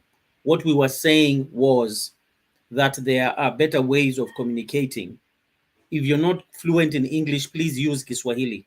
If you're not fluent in Kiswahili, please use your mother tongue. Yes, and also the police speaker. They can also have spokespeople. People who actually can read out statements clearly to the public so that the public can understand. But we know our first language or national language is Kiswahili. Kiswahili is easily understandable. That's why that's what we were saying. In other words, why belabor yourself to talk? It's like me trying to talk in French and I'm not fluent in French and trying to explain very intricate details. I will sound obnoxious and people will wonder, what the hell am I saying? So speak in the language that is fluent to you. That's all I was saying. And the other things, he agreed with me. Obviously, you should not plead with criminals. You give them orders, they need to follow, and that's it. I would like to bring two issues, maybe the panel can talk about as we go along. One, I know Rhoda Waithera talked about the church and how the church is praying for this country, but we also know that the church in Kenya has been part and parcel of corruption. We need to talk about it. What is going on with the church in endorsing corrupt leaders and taking their money and taking their gifts and giving them a platform to actually sell their false prophecies to the people and sells their fake acceptance and association with the church to the people, yet we know they are not clean. Why is the church allowing this? And also, I'd like to also bring out another issue that can be discussed is what the socialism, the socialite aspect and comedic aspect in our political system seems to be the norm. It's socialites, popularity, and comedians, and then musicians. It seems that is going to be the norm in terms of leadership. Where is this coming from? I know it's coming from the social media culture, because now the social media culture is all about your followers. It's all about likes, and people think they get 20,000 likes. They think they can lead a country or they can lead a constituency. They can be able to actually run a constituency or run a ward. So I would really like to bring this up. Why have we turned into socialites, musicians, comedians, and also entertained individuals who are just doing nothing but comedy and insults in our political system as a form of leadership and hooliganism?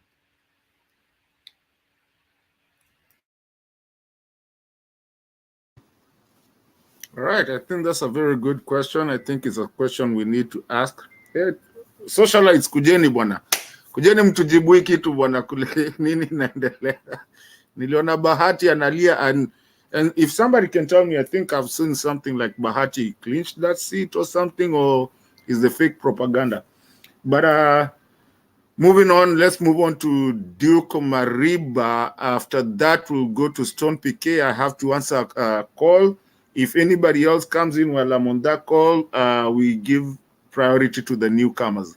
But Duke and then Stone. My first statement is to tell Rhoda that whatever the outcome, whether Ruto wins, whether Raila wins, whether there is a runoff, Kenya must continue. It's a must for it to continue. So there is nothing which should scare you. So I'm the kind of person who believes that if there is something wrong, maybe if there is rigging, we could follow the due process. People go to court, the court decides. You see. So let's get prepared to accept whatever the outcome. You see, now you see, in 2017, Raila was competing with Uhuru Kenyatta, and many people died. Remember that? And now they are friends. So Yes, I remember that. having that in mind, you should not be actually two-sided.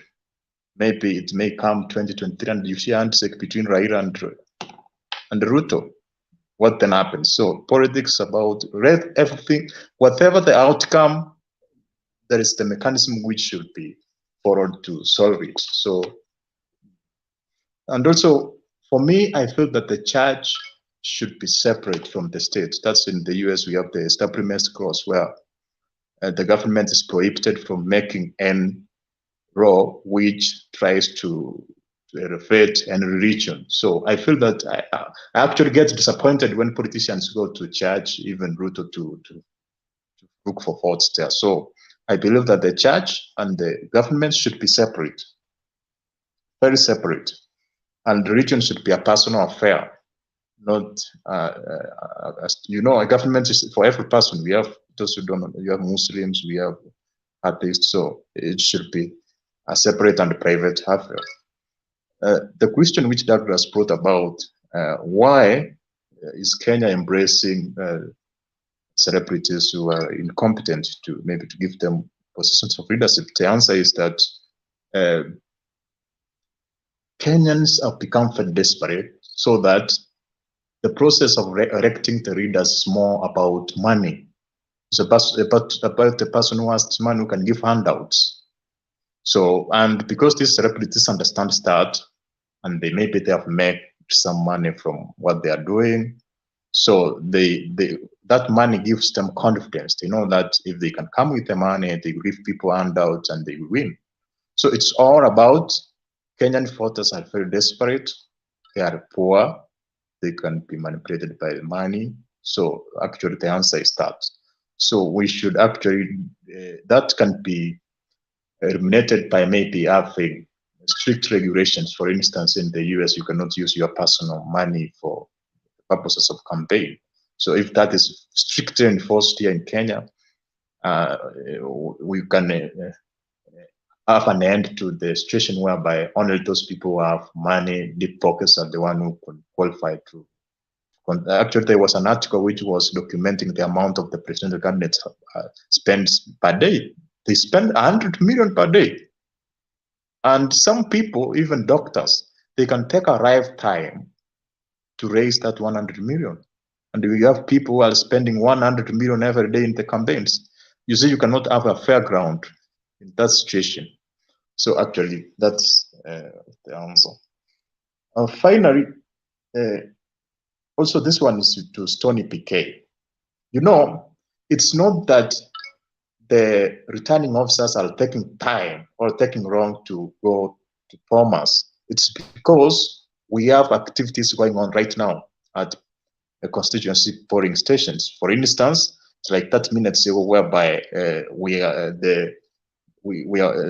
was an announcement of the Kisumu results, where Nyang' Nyong'o has been announced as a governor and the Thomas as senator, like 20 minutes ago. So those people cannot transfer or bring those forms to Thomas without finalizing the processes and the activities at their tallying centers.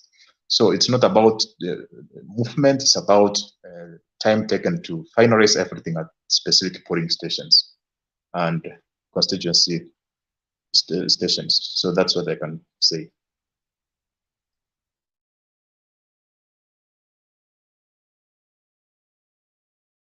I think next is Tony PK. Tony PK, you are next.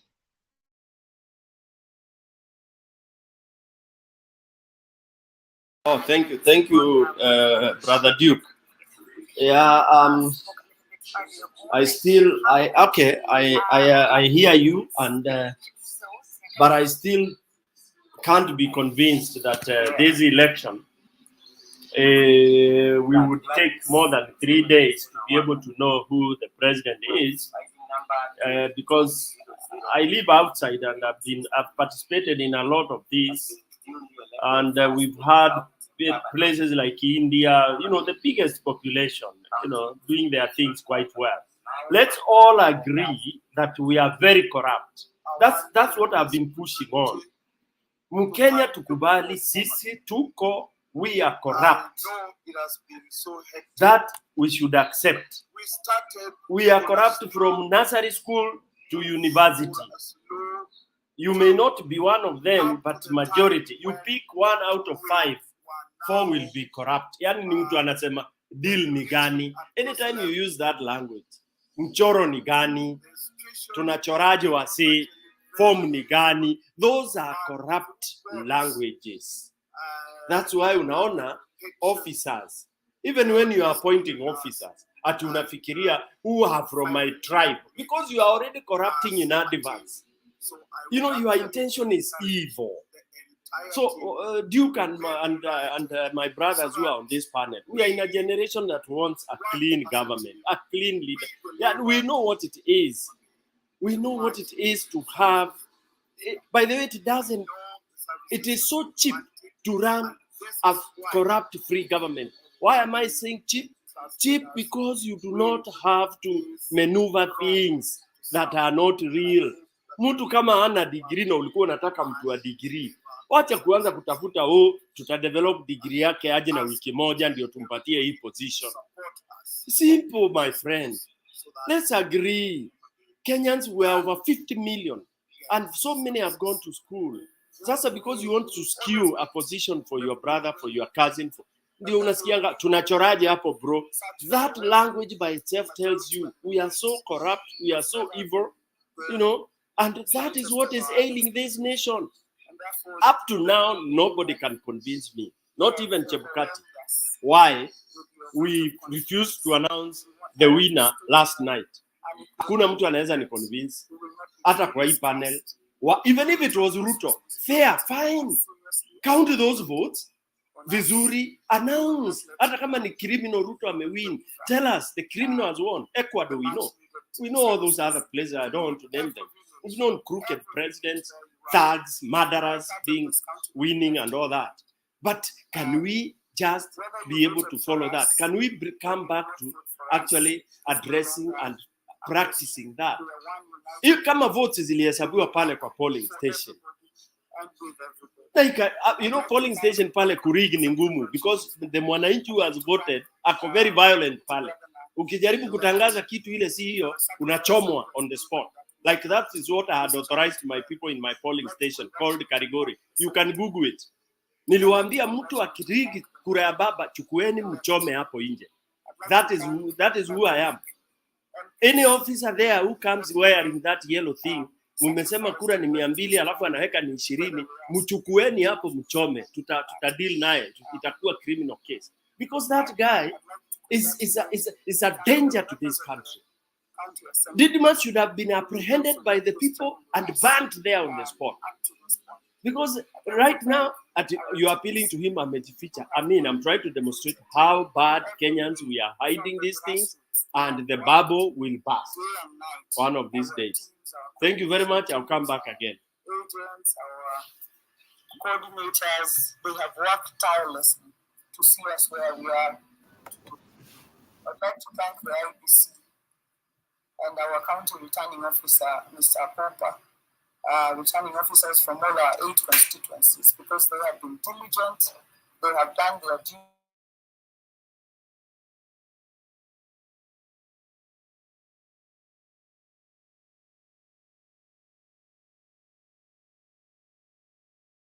I can speak as Mdeto trying to finalize. What I can say is this, Stone PK, we also have procedures, bureaucratic procedures which have to be followed.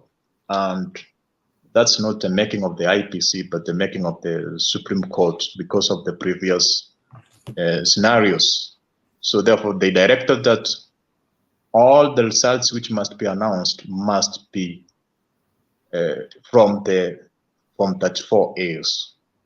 Therefore, the IEBC is trying to be very careful to ensure that they will just take the numbers from those forms, and after those forms have been verified. I think that provision is the one also which it can make IEBC take a longer time. Maybe if it was allowed to announce only electronic results, maybe, or if all of those figures which have been transmitted electronically, they are final, then maybe we will have a faster process. Therefore, we should also think about changing that, because for me, I feel that if those forms, because they have QR codes, once they have been scanned and been submitted to the portal, I think they can be final. Because in Kenya, people can even have several original forms. Maybe they were printed 2, 3, and kind of fill different figures and then bring them to Bomas the way it was in 2017. And therefore, I feel that those results which have been scanned at the polling station, instantly and transmitted to the portal, they will be more accurate, and they will not. There will be no much time for manipulation. And we may have several difficulties. For instance, if we have original forms coming into Bomas of Kenya, and you find the figures in those forms are different from the figures in the portal, you see, and then there is that maybe it will take that process. I think also we need to refine the procedures and rules which are governing the process. Okay, thank you, guys. I appreciate so much. I appreciate you guys for keeping the conversation going. Sometimes, when you sit on this moderator seat, sometimes your life doesn't stop. Sometimes you also get some calls, and I appreciate you guys keeping it going. In case of anything, munaendelea tu hivyo na shukuru. Mr. Respect, Roda, then we'll come to you after that. Respect, how are you doing, sir? Uko vipi? Unaendelea vipi? Uko na gani mpya leo? Ama unataka kuchangia vipi leo? Tuambie. Ama uko stress kama sisi? Unanisikia? Tunakusikia vizuri. Okay, good. Good to see you, Douglas. Nice to meet you. Duke, good to see you back. Storm PK, umeenda kujificha. Roda, Neto. Yeah, I've been listening to some of the ideas being shared around, and it's saddening that at this point, after the elections have been done, we are going back and forth. It's like we are just groping in the darkness. We have no idea what is going on. Most countries, actually democratic countries, by now people will be having a clear idea of who is going to be the winner of the election. But it's the system that we have. If you remember the lyrics, system ya majambazi. That's where we are at. That is our country, unfortunately, and there needs to be a major overhaul, cleanup, in a big way. So I'll touch on some of the things without belaboring the points that have been made. Just to say, Douglas, I think I found that you are talking about the police spokesman or spokeslady. I just listened a little bit, and I kind of lost interest after like 2 seconds listening to her talk, because it just looked like she had no idea what she was talking about. She was all over the map, and I was like, why are you forcing yourself to speak the language that you can't even articulate yourself properly? You are letting the whole government down. You are letting the whole police force down by trying to force yourself to say things in a language that everybody can see that you're not comfortable with. So that became a hindrance. Even if you have an important point to relay across, it ends up being comical. And So it goes to the vetting process that we also have. It's like, really, that's the best we can do with the force that we have. Like, is that all we can do? I'm not trying to pull her down, because it may not be her fault. People pushed her there to say those things, and you have to question the system. Is at what advantage? Who is benefiting from all this? Is it deliberate? Just go there and just speak gibberish things, and that's how it's gonna end up. Nobody is gonna take this thing serious, because I doubt whether people actually took that serious. There will be some comical, there will be some TikTokers who will pick that up, and it will become hilarious instead of being a serious thing.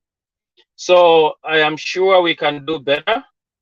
I am sure that in the force they have people who have even PhDs who can articulate very well the things that they are maybe wanting to put across. But unfortunately, that's where we are at.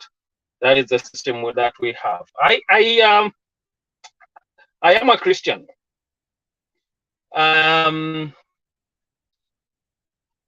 I take my faith very seriously. And when I see people make a mockery of it, I think I get offended, and I wonder where, like, what point they are trying to put across, especially when they call themselves priests and pastors. And I used to do water camp in Kenya when I was still there, and I used to have youth, lots of youth who came to camp in Mombasa. And one of the things that they used to talk and share about was how pastors in their churches were misbehaving.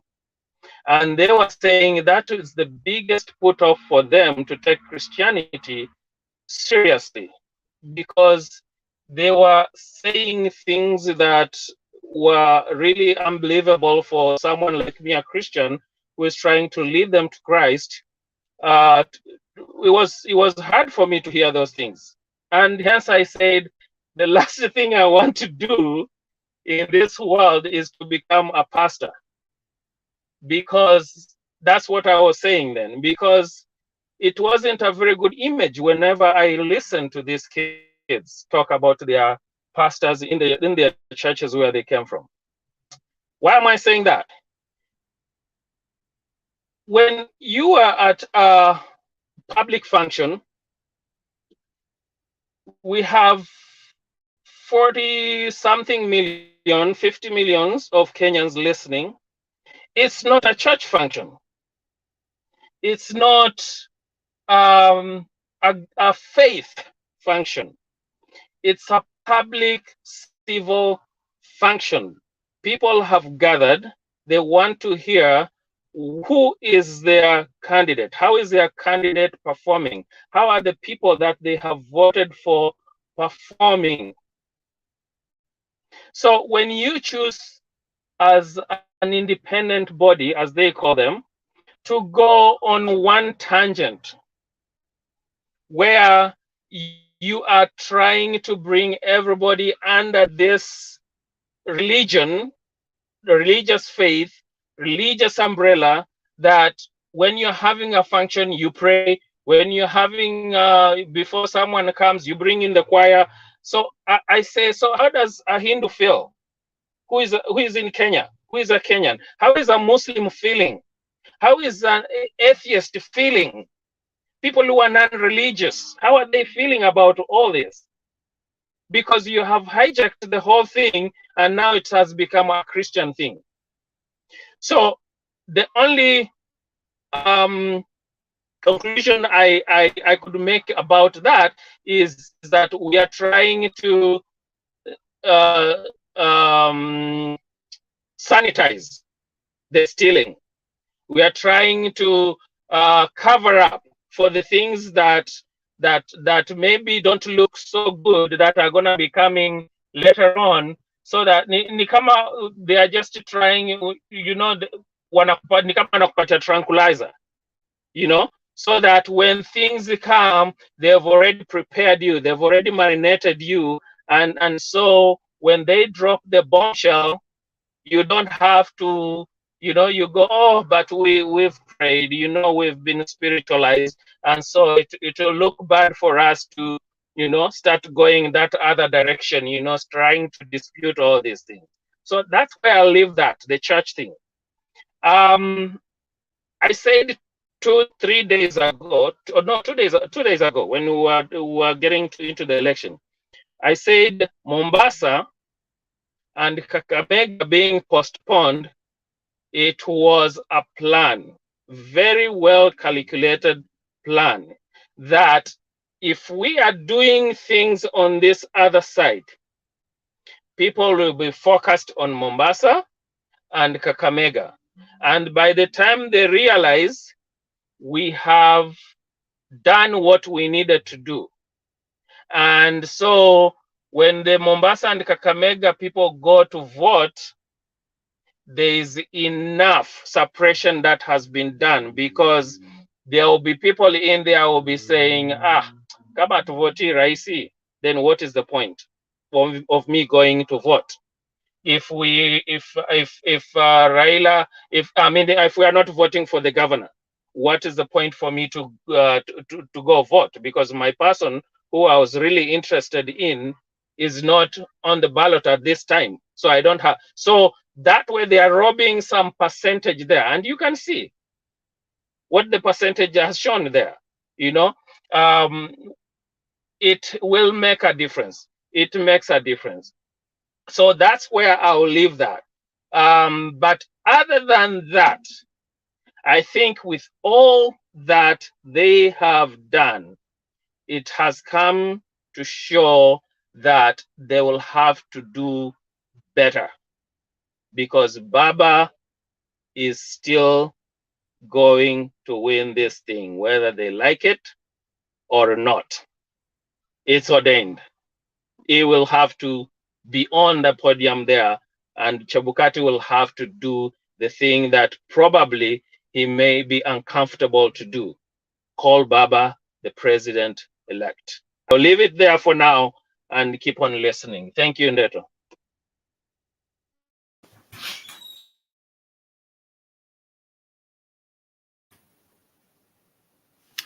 Respect. Thank you. We appreciate your input. Again, we are saying if you're out there on the comment section, we really appreciate you guys. We're still watching you guys. You're doing a good job. If you still want to come in and have a conversation, tuongee hiki tu, we know where it's going. There's a, you know, I have calls, people saying, you know, they're stressed, some watu wakule vizuri, you know, Rhoda came and said that. I hope she's still here. But it's not the first conversation nimesikia kitu kama hiyo.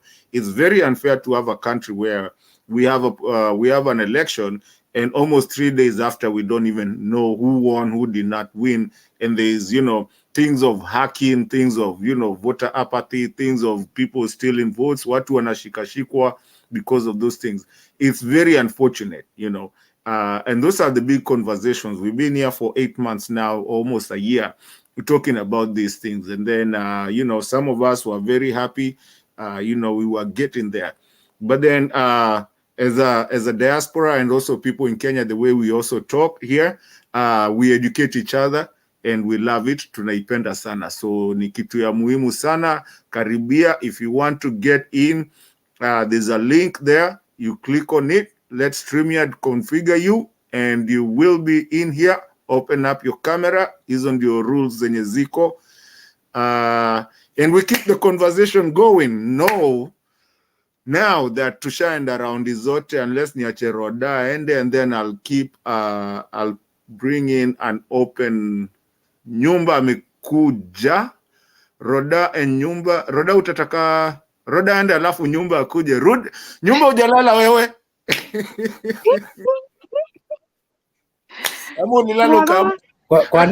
Kwa nini nilale wewe? I was here with Bernard earlier. Nilikuona. Wewe ni mzee wa heshima sana. Umeamka ukasema lazima uingie huku. I'm multitasking. I'm watching the TV, the results as announced, and they are stuck. We are not moving anywhere. We are stuck. And we are not going to move. We are not going to move mpaka kwanza to solve IEBC na to solve hizo hacking na kila kitu. It's not going to move anywhere until hata wenye wameshikwa tujue hiyo, we clean up that system. We are not going to show elections that are bound with hacking. Lazima we clean up. They are not going to move mpaka kesho. Agreed. Let's be patient until it's sorted out. We should not have fake results, prearranged. No, we don't want that this time. Yeah. So Nyumba, if you don't mind, I'll give Rhoda, because she was here na alikuwa amenyamaza kidogo. She was in a bad place. Maybe unaweza mu-advise akishamaliza, and then we'll come to you after that, with all due respect. Rhoda. Habari ya nyumbani, nyumba. Hai, Hai Rhoda, ni kuzuri, kunanyesha. Tuko watulivu, we are peaceful. That's why I'm alerting Nani Aupe is around. Stone PK, Stone Kahiga PK. We should not go violent. Let's be peaceful. Yes, I'm praying for the peace, everything. Because without peace, I love peace, by the way. Hata Biblia inasema peace, fruit of spirit, peace, love, joy. Yeah, sasa mimi nitasema tukae na amani na tukojee matokeo ile kutaendelea, na we continue to pray God, as I said before. Naendelea tu kuomba na kufast na kuitana juu, kwa sababu mimi I trust God. Najua Mungu, I have faith with God that God will answer our prayer and everything will be fine. Alafu mimi alafu naombea watu wote wa Kenya, kwa sababu mimi napenda wa Kenya. By the way, mimi napenda wa Kenya sana. Sina kitu mingi ya kusema, nitaongea baadaye. Nyumba, flow ni yako, utuambie Nakuru leo mumeamua aje, Kaptembwa, Shabe, kuteremka yote Kiamunyi, vile mumeamua. Nilisikia ulisema kuna watu waligongwa huko, lakini umeona tumeanza kuona kumbe zinaweza kuwa ni vifaranga za makaratasi, hata si computer this time. I don't know if you saw the video that they played for us here. Watu wakishikwa na makaratasi wamejaza already. So tuambie Nakuru kuko vipi? Ya kwanza vile amesikia Madam Rhoda amesema,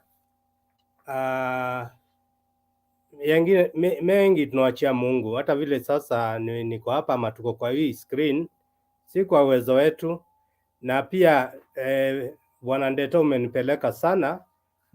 Mzee uanza na salamu. Wacha niwasalimie. Douglas Ebole na kusalimia. Duko Mariba, salamu nyingi. Wende tona kuruka, ulinikimbisha hata nikasahau kusalimia watu. Roda Idera, salimika. Respect na kupatia heshima, salimika pia. Hata Baba the Fifth, tulikuwa na hawa hapa juzi, nikasema utoe hiyo jina, but I was joking, It didn't take me seriously. It's a nice name. Now, so, kama umesalimika ni kusema ya kwamba, hapa Nakuru hatuna ubaya, na tumefanya kazi nyingi sana. Deto, wacha nikusalimie pia. Nilikuwa nikataa kusalimia, ulinikimbiza hata salamu zikasaulika. Tuko wazima. Tuko na peace. Na pia kunanyesha. Na Ikuru kunanyesha. Kwa hivyo ya kwanza kabisa tumbo tushibe kabla tujafikiria ingine. Mungu ametuchunga. At least mvua ilikuwa imepotea. Tunapata maji, na niliposema hata hapa Kiamunyi pale nakaa tupataki maji ya piped. We depend on rainwater, so we give thanks to God. Now, as you say, I may not have all the details of what is happening, but I'm not a very happy person. I'm a bit disappointed on a few things. The list of them all, Bwanandeto, because you have asked, is that I did a lot of campaign for my MCA aspirant. MCA, my former chief, called, let me not say the name, on a Jubilee ticket. He lost. we lost by 150 votes to a UDA guy. Okay, that's I'm in a ward called Menengai West in Rongai constituency. My MCA lost. So, that is not very pleasing after doing so much. And we have been, as somebody has said, we have been in this channel for many months. On the ground, we had done so much. I don't know kama ni kifaranga manenini, my MCA candidate lost by 150 only votes. Now, similarly, the trend has been this. I had said earlier on, even before the elections, the MP for Naivasha, Jane Kihara, of course, she was a UDA sympathizer. Although, UDA came the other day, so she was in Jubilee before. The MP for Gilgil, Malda Wangari, was an UDA sympathizer. The MP for Nakuru East, David Gekaria, was UDA sympathizer, and he was still in Jubilee. The MP for Nakuru West, Nakuru Town West, Honorable Arama, was in ODM, but he stood on a Jubilee ticket. He won on a Jubilee ticket. Then we go to Njoro. Let me live in Njoro. I go to Molo, where I come from, and where actually the clashes have been very bad. And Gachagua was a deal once there. They elected a UDA MP, the foreman, who the previous one called Kuria, of all places where we have suffered so much and displacement in Molo. They chose a UDA candidate. We come to Rongai, where I stay. This one was postponed because of errors.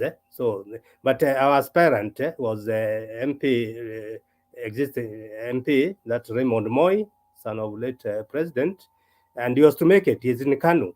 So the arrangement was that Jubilee should not stand somebody, so that actually Raymond was to go in actually, but it was messed up.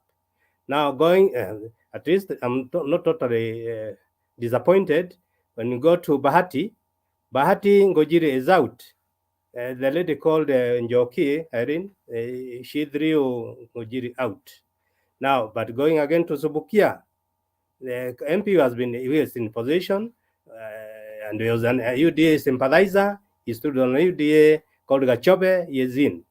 You can see the scenario, all of them. And these are central Kenya products, the ones I'm mentioning. Of course, Kuresoi North and Kuresoi South, those are UDA strongholds. Those ones we cannot argue. But these are the places I'm saying the people who are there, they are central Kenya products, and they all went there. And the funniest part of it is there's a town called Kikope. Kikope is a town between Gilgil and Nakuru. This town grew out of the people who are displaced by the clashes, okay? And ilikuwa ni nyama choma hapo kwa barabara, na imekuwa town sasa. Lakini hii ni town ambayo ilianzishwa kwa watu walikuwa displaced, Eldoret, bla bla, Molo, walikuja wakaanza hapo as refugees or internal displaced people, and the town started. They voted UDA of all things. So in my earlier submission in the other panel that was headed by Bernard, Pastor Bernard, I said this, and I repeat this here. Baba the fifth, I'm giving you some homework. Me, I'm an elder now. I may not be able to do these things. And a bright man like Duke Omariba, and Deto also, you are not my age mates. Similarly, the fifth, there is the fifth, another one, the fifth. Oh, how are you, madam, the fifth? Happy to see you. And I hope the fifth succeeds if it doesn't, because up to now I'm still watching the TV on the other side. They have not pronounced. And respect also. And whoever is in the background, I would be very happy if one of you took the effort to do a doctorate degree in your research. What happened? There's a time I talked about the Stockholm syndrome. This is Stockholm is the capital of Sweden. Sweden in 1973, some bankers were taken hostage by some bad guys. They were barricaded there before the robbers could escape. So the abductees and the abductors. They finally became friends. And when the police came to rescue the hostages from the captors, the hostages were protecting the captors from the police. They became friends after suffering for so long, a number of days. I'm wondering, and this is what, by the faith, you can do some research. Is it that we Kenyans, we have suffered so much until we have become friends to our enemies? The people who beat us, the people who steal from us, the people who do bad things to us, we have now become friendly to them, especially the central people product. I don't want to talk of Kikuyu because this is widespread. Central is not only Kikuyu. We have suffered so much. And again, the people who has been actually been punishing us, we are becoming friendly. And again, we are even electing them.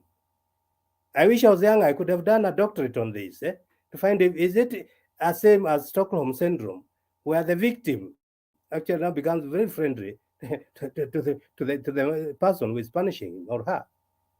Now, as I finish, I've given an overall picture, Martin. Of course, Shabab is in Nakuru West constituency. We have Arama in Jubilee, at least it's okay. About the crashes, I was not aware. Today I've actually been indoors following this, Nikiamuni, and so I've not been exposed to so much. And the only thing I can say, it has taken too long.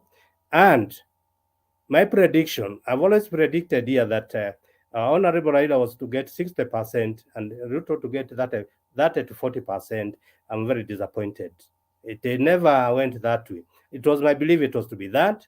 It has been too close for comfort to me. In fact, I wonder. I think there could be some vifarangas somewhere, but the system should not be beaten by these other outside guys.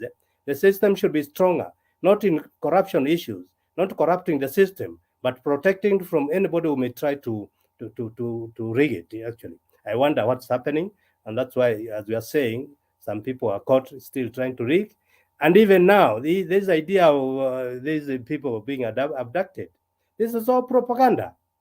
For example, I can tell you this late, I don't know my governor up to now, but the day before, is it yesterday? Actually, I had to go to town and find the truth, because I said already my candidate, Kinyanjui, is beaten by Susan Keheka.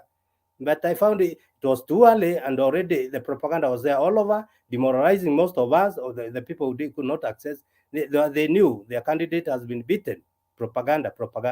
Duko Mariba, I would like your presentation here, although you have been in the other side, Kenya Kwanza. You have been very sober and considerate, and factual also.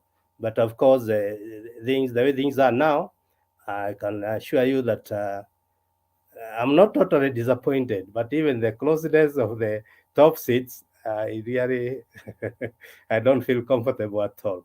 Thank you, Bonadetto. I'm still around now until I go and release my goats and hens and sheep, but I'm within. Thank you, everybody. Thank you, Mr. Nyumba. You're a big addition to this channel. You're one of the people that we really appreciate. Hata nikiwa kazi saa zingine na kuangaliaga tu na nafurahi sana every time I see your commitment na vile unakuja hapa, hata kama saa zingine tuko huko nyuma tunakuangalia. Sorry, Bwana Ndeto. Yes, sorry, sir. please. There's something important I forgot. I watched Stone PK's presentation, and as an elder, I request that we don't go that route. You don't start saying violence. You don't plan for violence from any side, not from the Azimio, not from the Kenya Kwisha side. Let's be fair.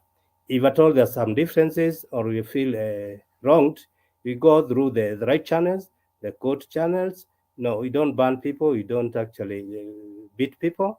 We don't shout at people. We just handle it legally, though it should be. However corrupt the courts are, however corrupt we Kenyans are, it's us. We can't run away from it, and we should handle it in a manner that we don't hurt each other. I wrote a small note. Stone PK is a friend of mine and is a very good contributor. But for once, I don't want to go that route. He was actually exposing of being violent. No, we don't go that way. We want peace. Thank you.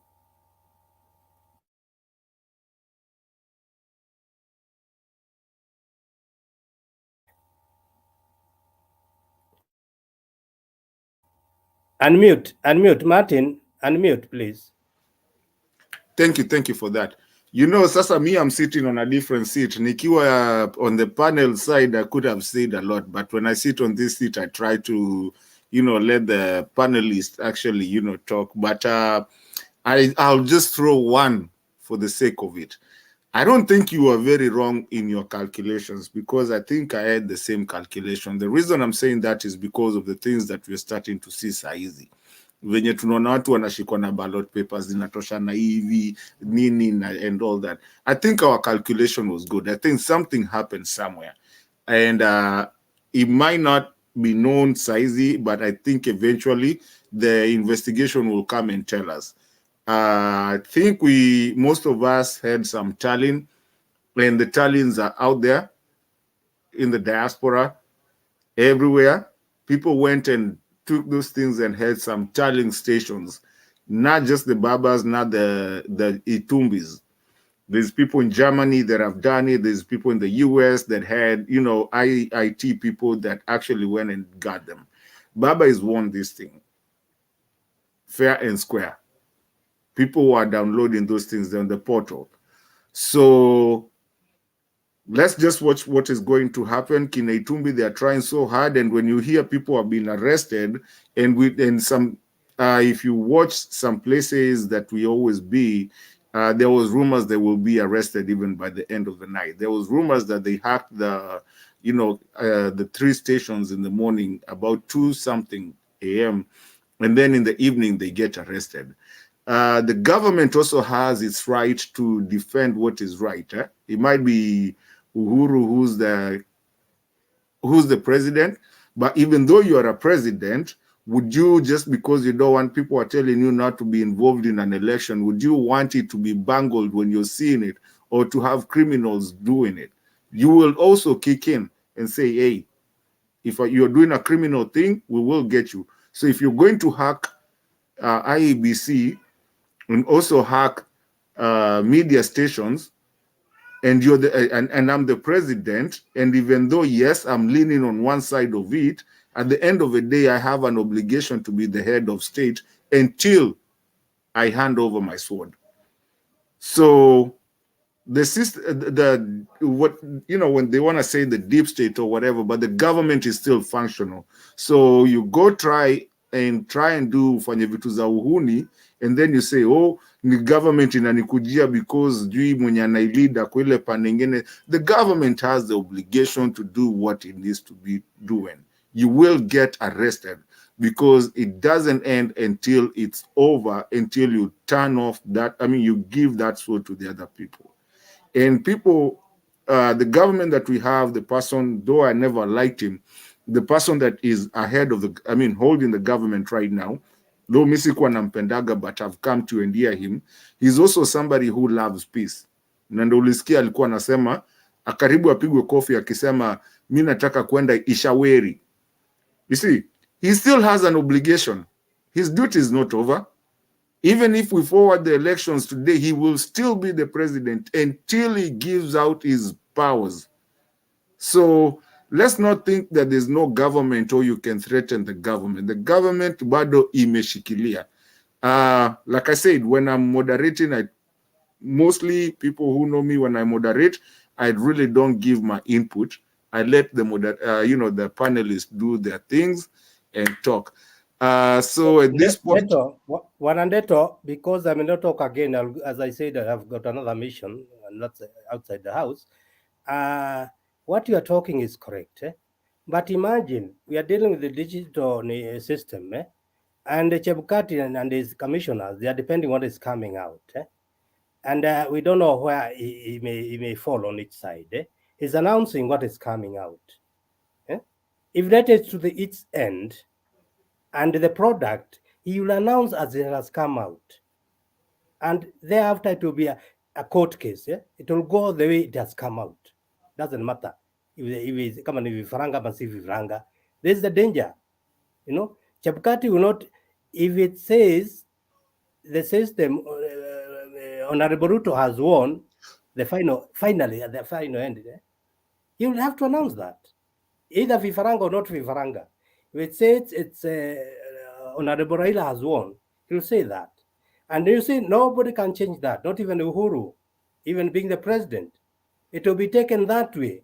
It will be a court case or some other things, They're a bit more complicated, but they are saying, I hope the system is also trying to correct things, not to put things in the wrong manner, but to hold them and put them correct. Because there's a lot of propaganda from the other end. There's still a danger.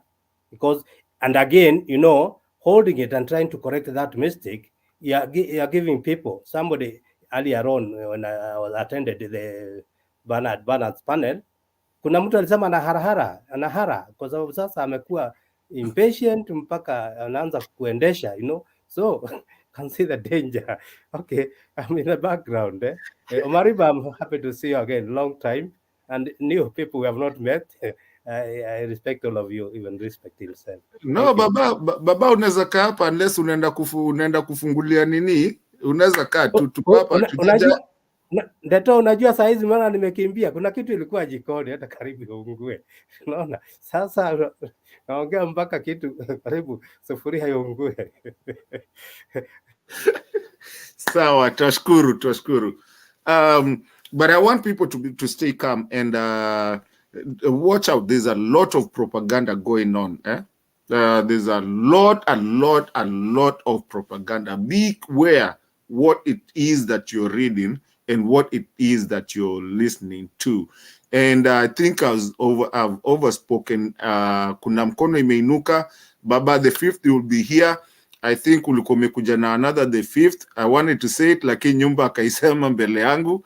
And the 5th, kama bado koko, come in. You are gonna go ahead due to gender equality. Come in, we'll give you we'll give you first hand. But I think there's a question, Nyumba Usiende. I think Douglas, if it was a question, I don't know what you wanted to do. You lifted up your hand. Yeah. I wanted to, I was actually trying to arrive at whatever you actually said, which is interesting. Yeah, in case of those kind of scenarios, there could be 2 cases. Yes, Vifaranga or no Vifaranga. One, the chairman of the IEBC will announce a winner. Okay. Then from there, whatever follows. Acceptance, conceding, or court. Whatever follows. Then you have a situation where the chairman of the IEBC says that according to this election, I cannot tell who is the winner. So he does not announce a winner. What are the constitutional provisions in that particular point? Because Uhuru still remains the president. Until another election is set, if there's no budget for that election, or the country is in so much tension that the president says, because the country is in a situation that there is so much tension in the country, this election needs to be postponed maybe until 4 months or 5 months ahead. All right? Because now there's so much energy and you don't want people to go back with that kind of energy. So I'm looking at this kind of scenario. So I just wanted to find out. I'm not a constitutional lawyer. I'm not saying that is what will happen, but I'm just giving you scenarios so that we can see how things can play out in different scenarios. We are thinking outside the box right here.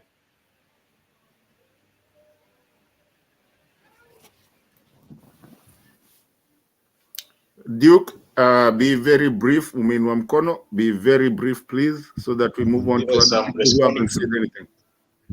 I'm responding to Douglas that there is no option where the Chipkati will say he cannot determine who's the winner.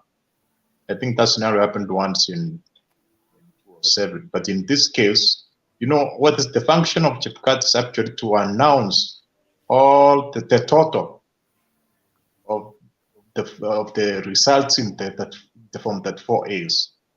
So he's not even tasked with he's actually totaling all across the country.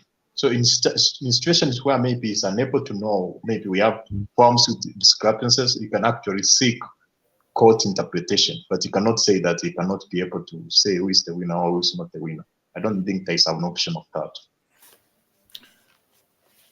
Duke, I think that has happened with Kivuito one time. Can I make a rebuttal to that? A quick rebuttal. I'm not taking time. My rebuttal to that, Duke, is just what you said. When you say it's like communication. You can talk to me and I don't answer. I don't say anything. That is still a form of communication. I'm saying something. Okay? Just like you said, he cannot say, he cannot, just the way you're putting an analogy that he cannot say, I cannot tell who is the winner.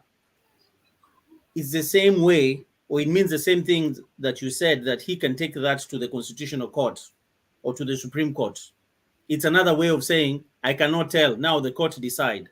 So it's a different form of communication. We are saying the same thing, but you're trying to put it in a different way. But anyway. And you, just to let you know, it's happened before. Kivuitu, when Kivuitu, the time of Kivuitu, which really finished him, he said, there's a famous saying that he said, I cannot say who won because some people are not coming. They're somewhere cooking their things.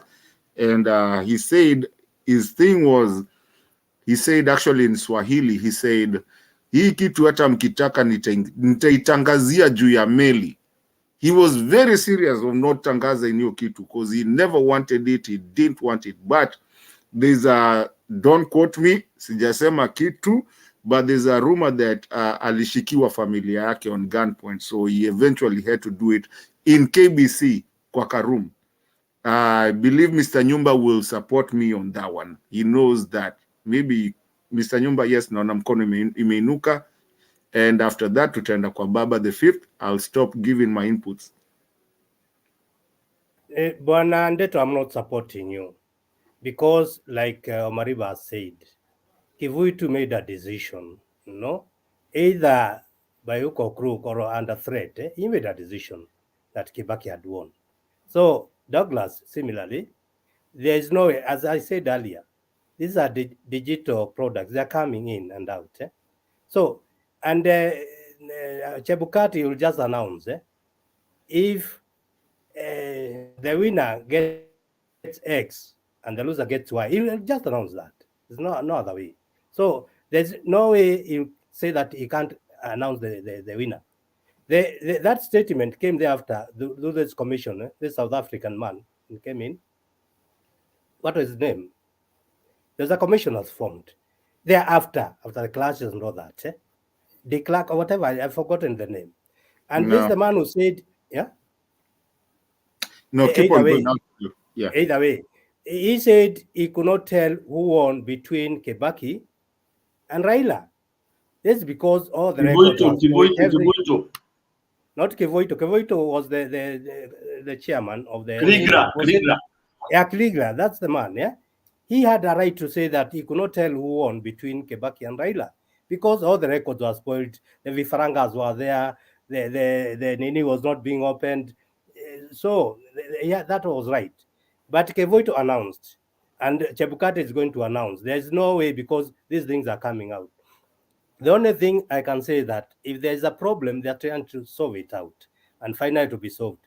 But you see now, we are still in danger. If once the problem is solved, and whoever was planning to do evil is going to cause an outcry, saying that now the deep state and blah, blah. So we are still on a very sketchy and risky grounds, actually. Yeah. And you can see the Matumbes, the Itumbe guy has already started this nonsense, you know. This causes. And you have followers, everyone's followers. Remember, even Trump in America, he had followers. Walienda mpaka huko kwenu, sijui ni Capitol Hill ama ni White House, whatever, you know. And they believe in him. So it's a very dangerous ground we are trending on. But let's pray. And I'm helpful. I'm happy to see you, Stone PK. I quite with all respect, and I wrote it on the sideline. I'm not happy also, but I'm older than you. Maybe I can take things. When I was younger, your age, I used to be a fighter. I could not start nonsense, you know. But nowadays, as an old man, I take things cool, and I like peace for my children and my grandchildren. I'm a grandfather, actually. So, however bad the situation is, let's not ban people. Let's just be considerate and follow the right routes. Thanks, everybody. Now, if I go out, you know, as I was talking, Deto, nilikuwa nimewekelea kitu kwa gas. Unajua nilikimbia, nilikuwa nimesahau. Naweza anza moto hapa nyumba yangu. Tuko pamoja everybody. Happy to see everybody here. Thank you. Ako kachai tuwekee vizuri, tutakuja kukunywa.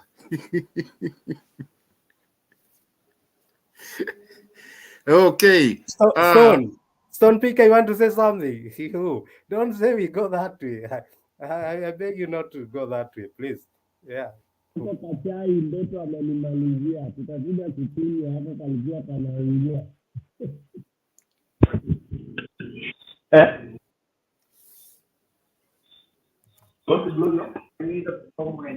Oh, you need it. Okay. All right. What to mute? Baba the fifth, I think the floor is yours right now. Kila mtu mwingine ashaongea. Na ututafutie the other fifth of yours. All right. Thank you so much, Martin Deto. Here it is morning. It is 5. Stone Picker, you can mute your mic, please.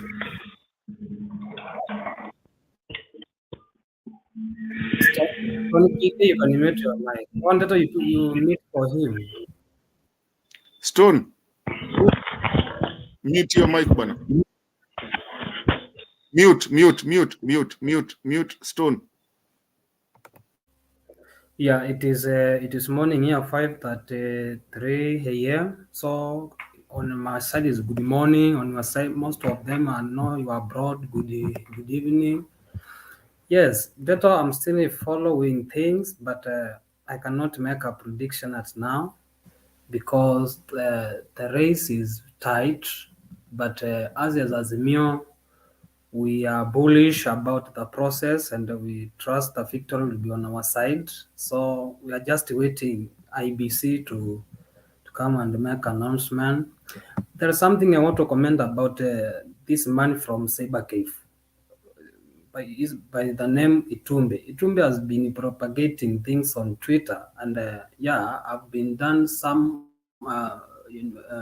nikaenda kuchunguza kidogo, this guy by the name Davis Chichil and I don't know James, they kidnapped themselves, and that was a diversionary tactics. I think they want to make confusion there, bombers of Kenya, so that they can do their thing. So we know that what they are doing and what they are planning to. There is CCTV cameras all over around the bombers of Kenya. So I don't know how they had been kidnapped, but that was a tactics, and we are against that, and everything will come light, and we shall know what is going on. So up to now, that I'm still waiting, following things. I've been checked the result from Nation Kenya elections 2022. As I've said, the race is tight, 49.91%, 49.41%. But I don't know what is happening with the media house. We know, and everybody knows, there was a low turnout from Mount Kenya. I don't know how these things, they are trying to balance it to be 49.91%, 49.41%. What I can tell our team from Azimio, who are in Bomas of Kenya, this is not time to sleep. They need to be awake, alert, and be active, because anything can happen there. We don't need manipulation there. Again, I'm rebuking these incidents was happening in Nairobi about some of the blank unmarked papers, ballot papers, they were found, and I think Bernard played that clip here yesterday, Kenyan's time. So, meaning that is reflecting they have been doing that kutoka most of the places wanaamini kuna stiff competition, more so gubernatorial race and senatorial race. Hiyo kitu inatupeleka hivyo, Kitu ingine naweza ona ni about this from Kirinyaga. Still Kirinyaga, if Nairobi imekuja ikafichuliwa hivyo, still we need to know what is going on from Kirinyaga count. Since yesterday, one of them declared himself a winner. Around saa saba, is a competitor can declare a winner within saa kumi, mwingine can declare a winner. Yeah, kind of that game. So we want to know what is going on, and the Kenyans, we are here. Let's maintain and be calm. A peace is our portion. Thank you so much, Ndeto. We are here.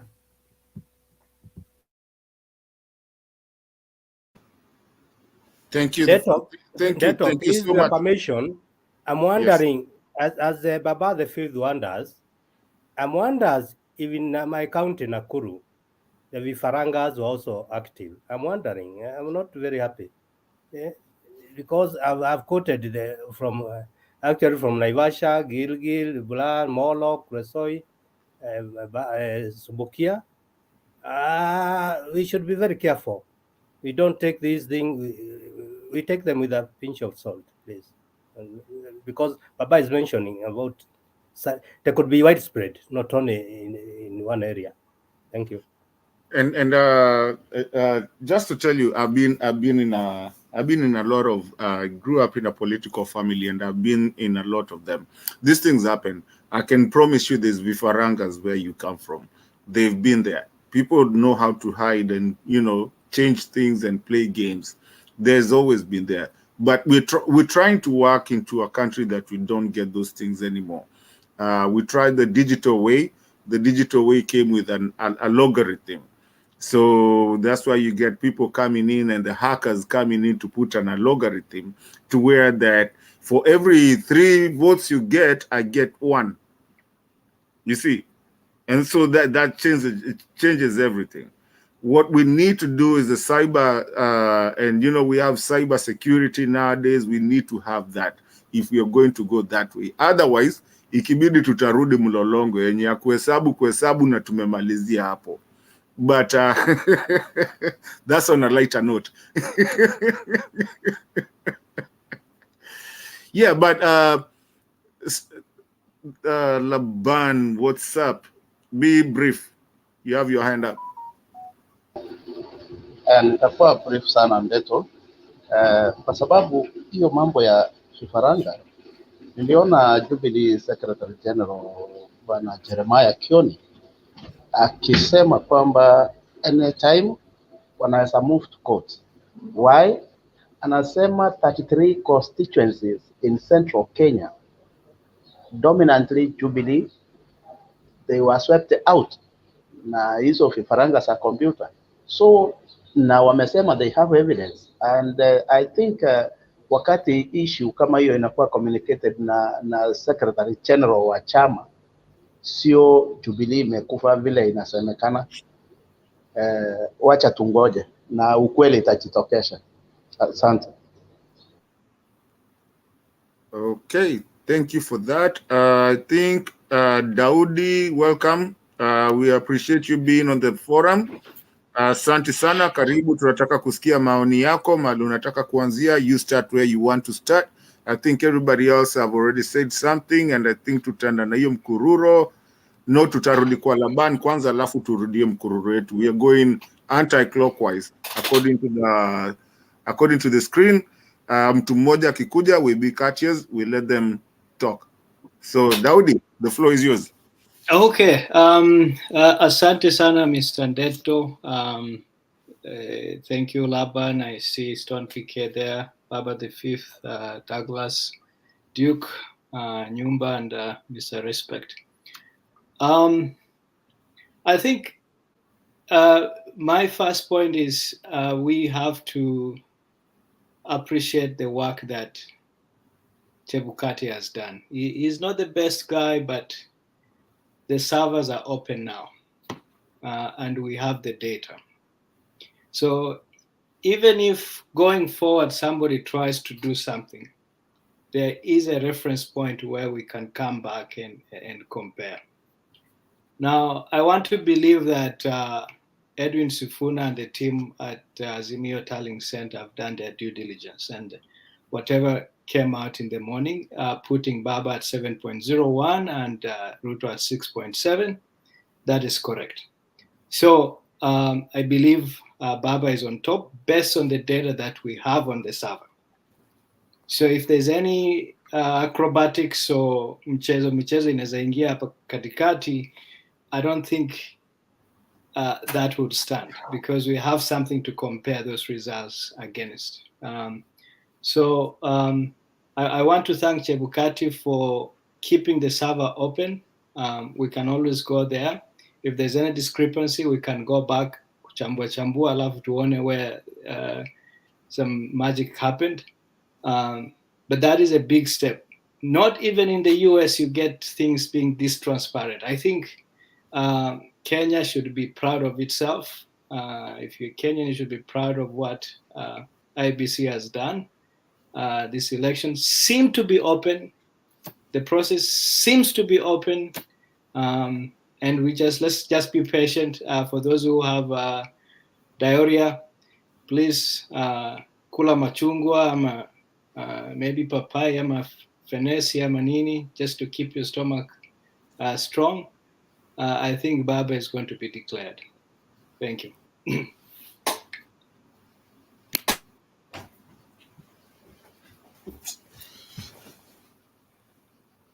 Okay, that was a good one. That was a good shot. Nice one.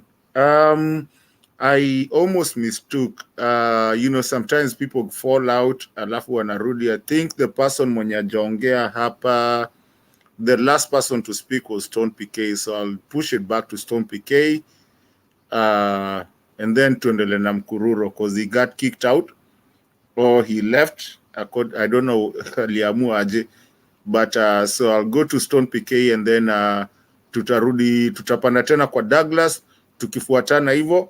And I ask to be courteous. If somebody new comes in, we give them a chance to talk. So Stone PK, uwanja wako.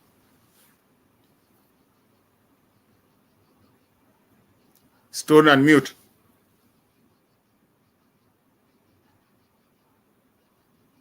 Ama mimi ndio sisikiki?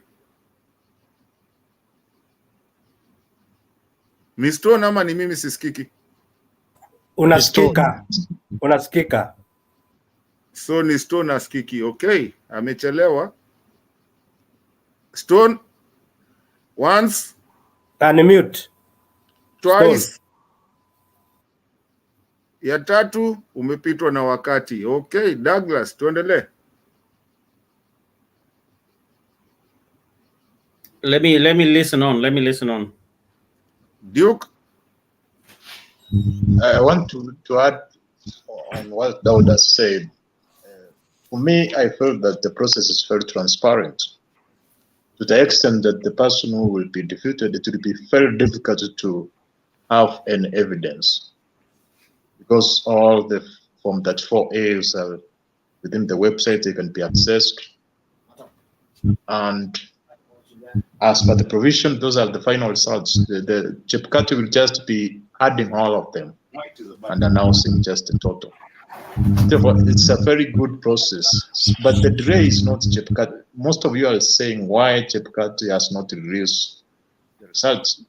But what's happening, if you were able to watch the mainstream media, you can see there is activities going on in several stations, county polling centers, constituency polling centers.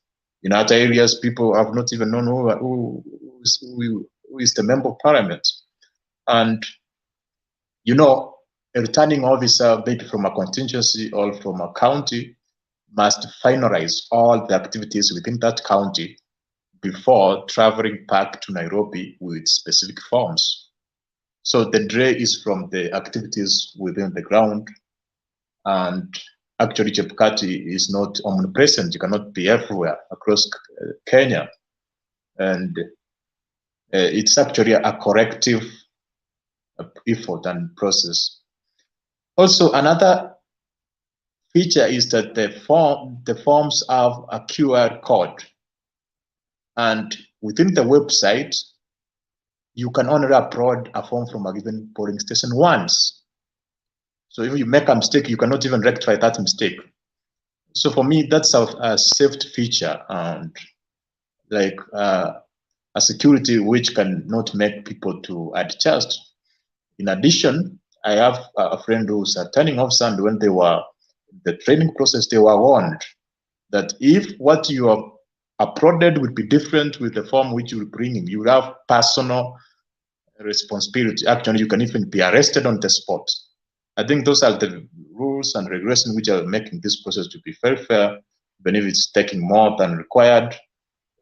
It's because of the regulation and the provisions which are there. So for me, I feel the process is very fair.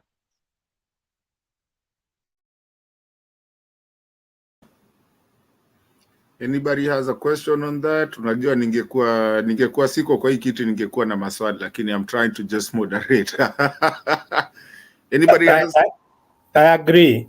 And that I agree with the Duke. All what he's saying is true.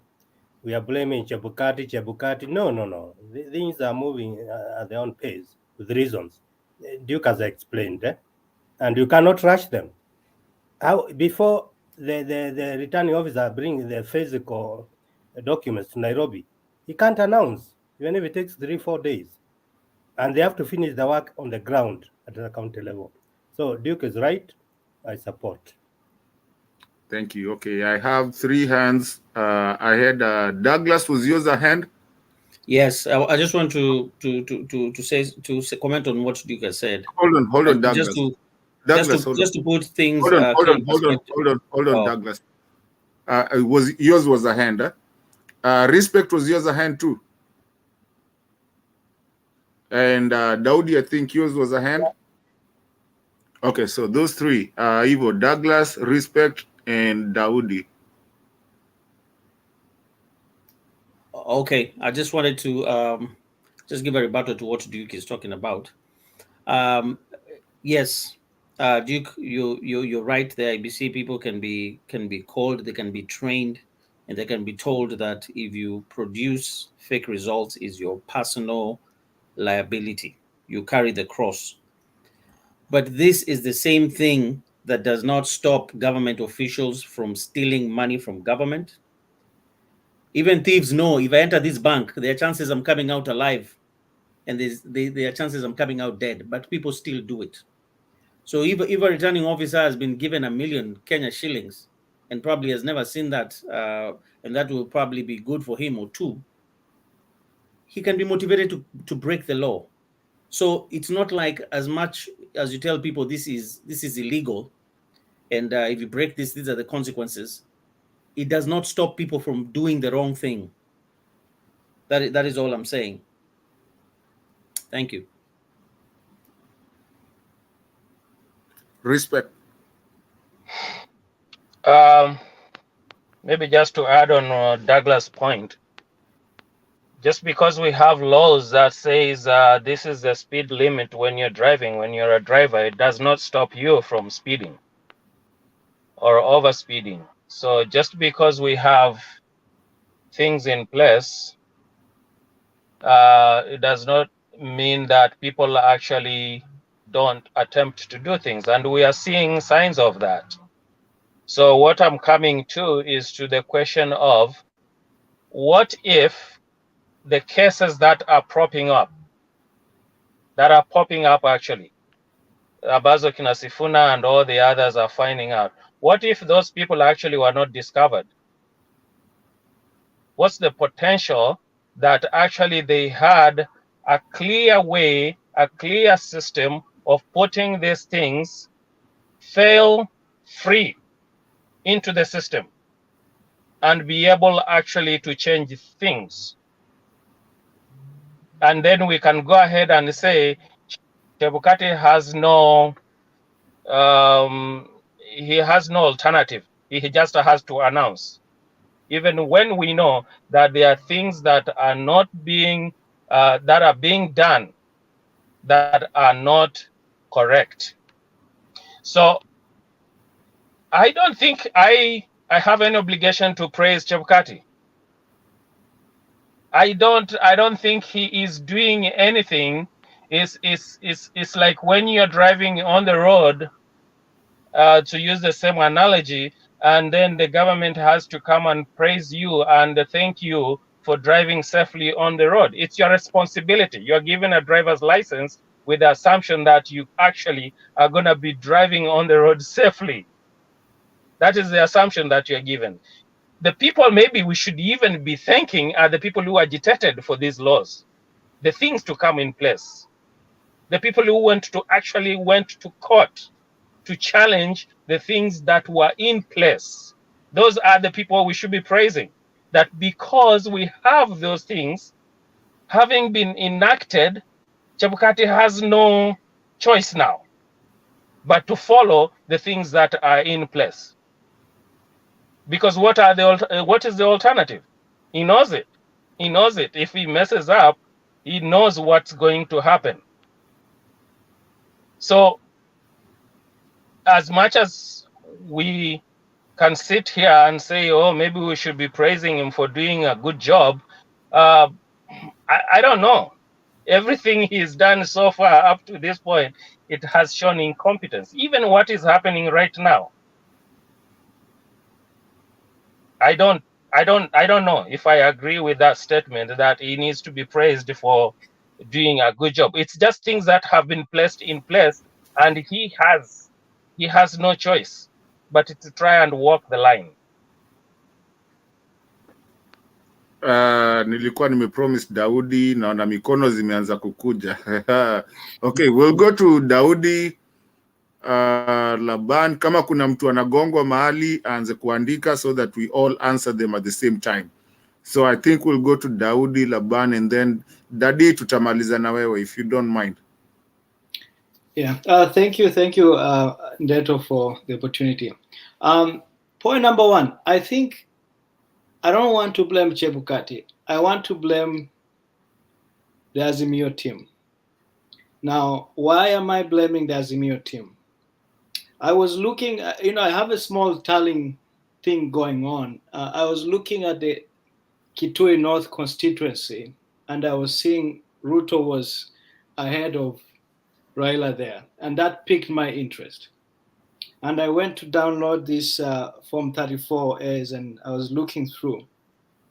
There were anomalies. There were polling stations where Ruto was just all of a sudden ahead. And when I went and looked at that Form 34A, we didn't have an Azimio agent in the polling station. Now, leave that aside. You go to Bungoma, for example. In some polling stations, you see, UDA, Ford Kenya. Those are the only agents that were in the polling station. Just a quick question. I don't normally do this a long time. I don't interject people. But Daudi, did you say Kitui? Kitui North. Just go and look at one of the polling stations somewhere there. The numbers were kind of just off. Like there's a trend. In an area, you see a trend. Like, okay, somebody's leading. But you see a polling station where things are just off, and you wonder what is happening here. So, okay, I'll counter you that on another day when I'm not sitting on this chair. Yeah. Just a quick doubt before you move on with that point, because I don't want us to lose that. Is it not a requirement that agents have to sign the form before it's uploaded, or it's not? They are required, but you see on the 34As, you have only two parties, for example, UDA and Ford Kenya in Bungoma. Where is Azimio? So an agent could be hired for as low as maybe 3,000 shillings a day. For a party or an organization like Azimio, 46,000 times 3,000, this is about 120, 130 million Kenya shillings. I don't think that is a big amount of money to spend on securing your elections. So I think Azimio should blame themselves. They didn't put agents in all these polling stations. We shouldn't be crying here, Chebukati is doing. Secure your elections. You have a responsibility to do that. Yes, Chebukati is required to do his stuff, but as Azimio tukujipanga vizuri sana. Thank you. Hey, who was the other one? Respect ndo ulikuwa na mkono ingine ama ni Daddy after that?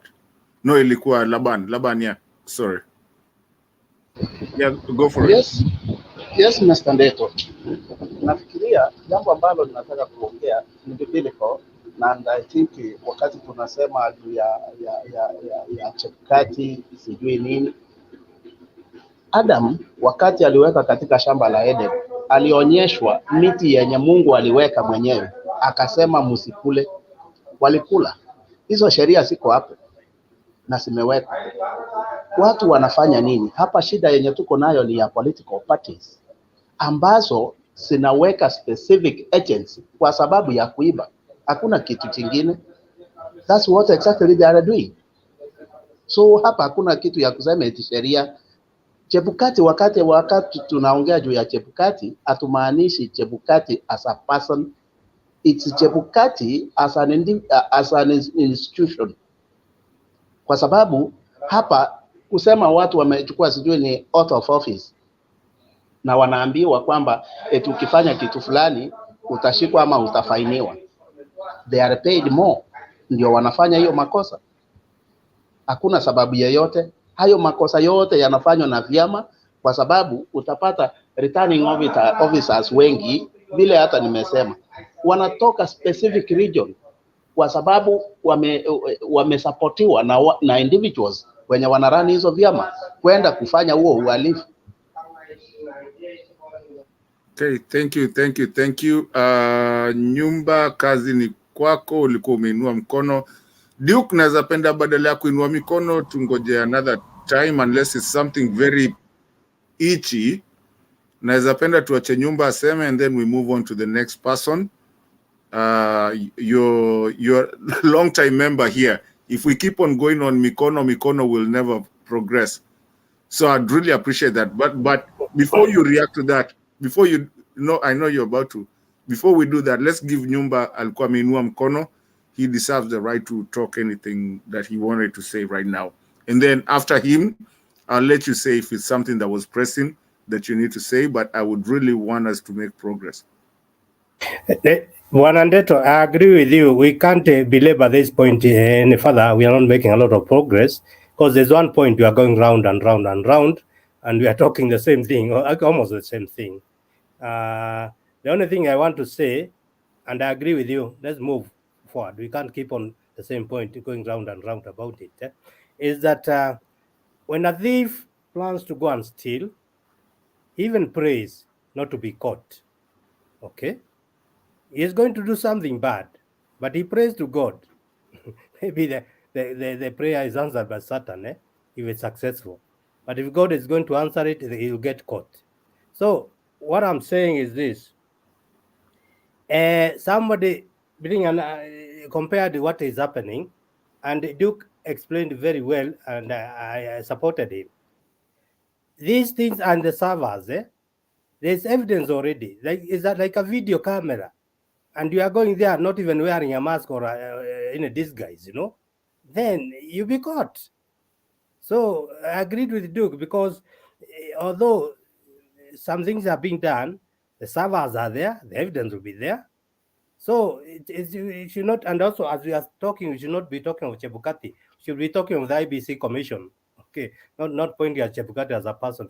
I agree with someone who has said that, the IEBC in totality. But as we move out of this, I'm saying those are law. It was said way back during Kenyatta 1 time. Robbers with violence should be shot dead. Did robbery stop? They didn't. People still rob.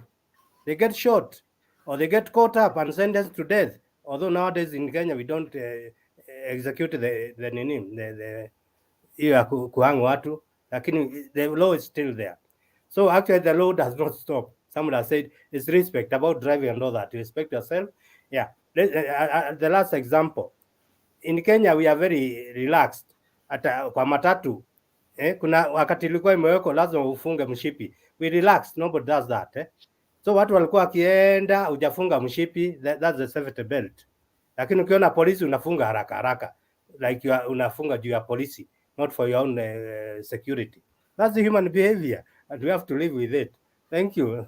I request that as Ndeto says we move to the other point before I go out and take care of my sheep.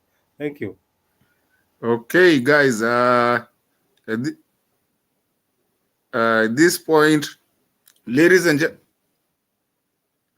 gentlemen, I really appreciate again, for everybody being here. Now, when you're kwa comment section, what you want to watch, if you're not even on the comment section, like we always say, this channel is for everybody. We come here, we talk. If you have something, you give us, and we learn from each other.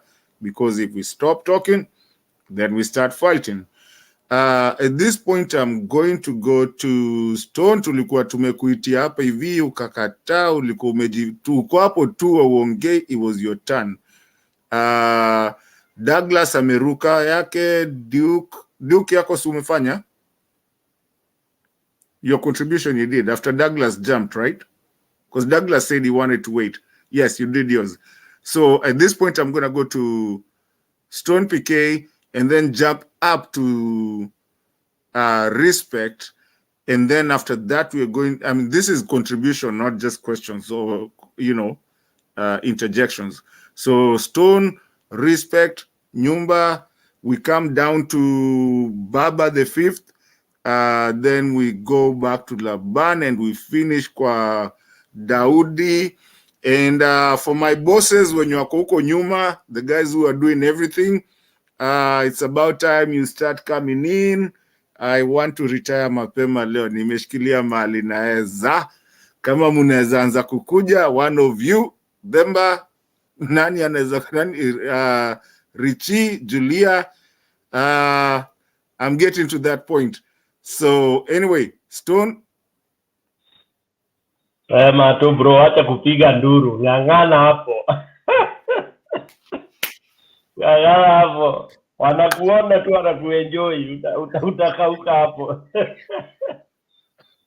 Anyway, on a lighter note. Now, sasa unajua Wakenya tumepiga gumzo, and one thing we are also very good at is mdomo.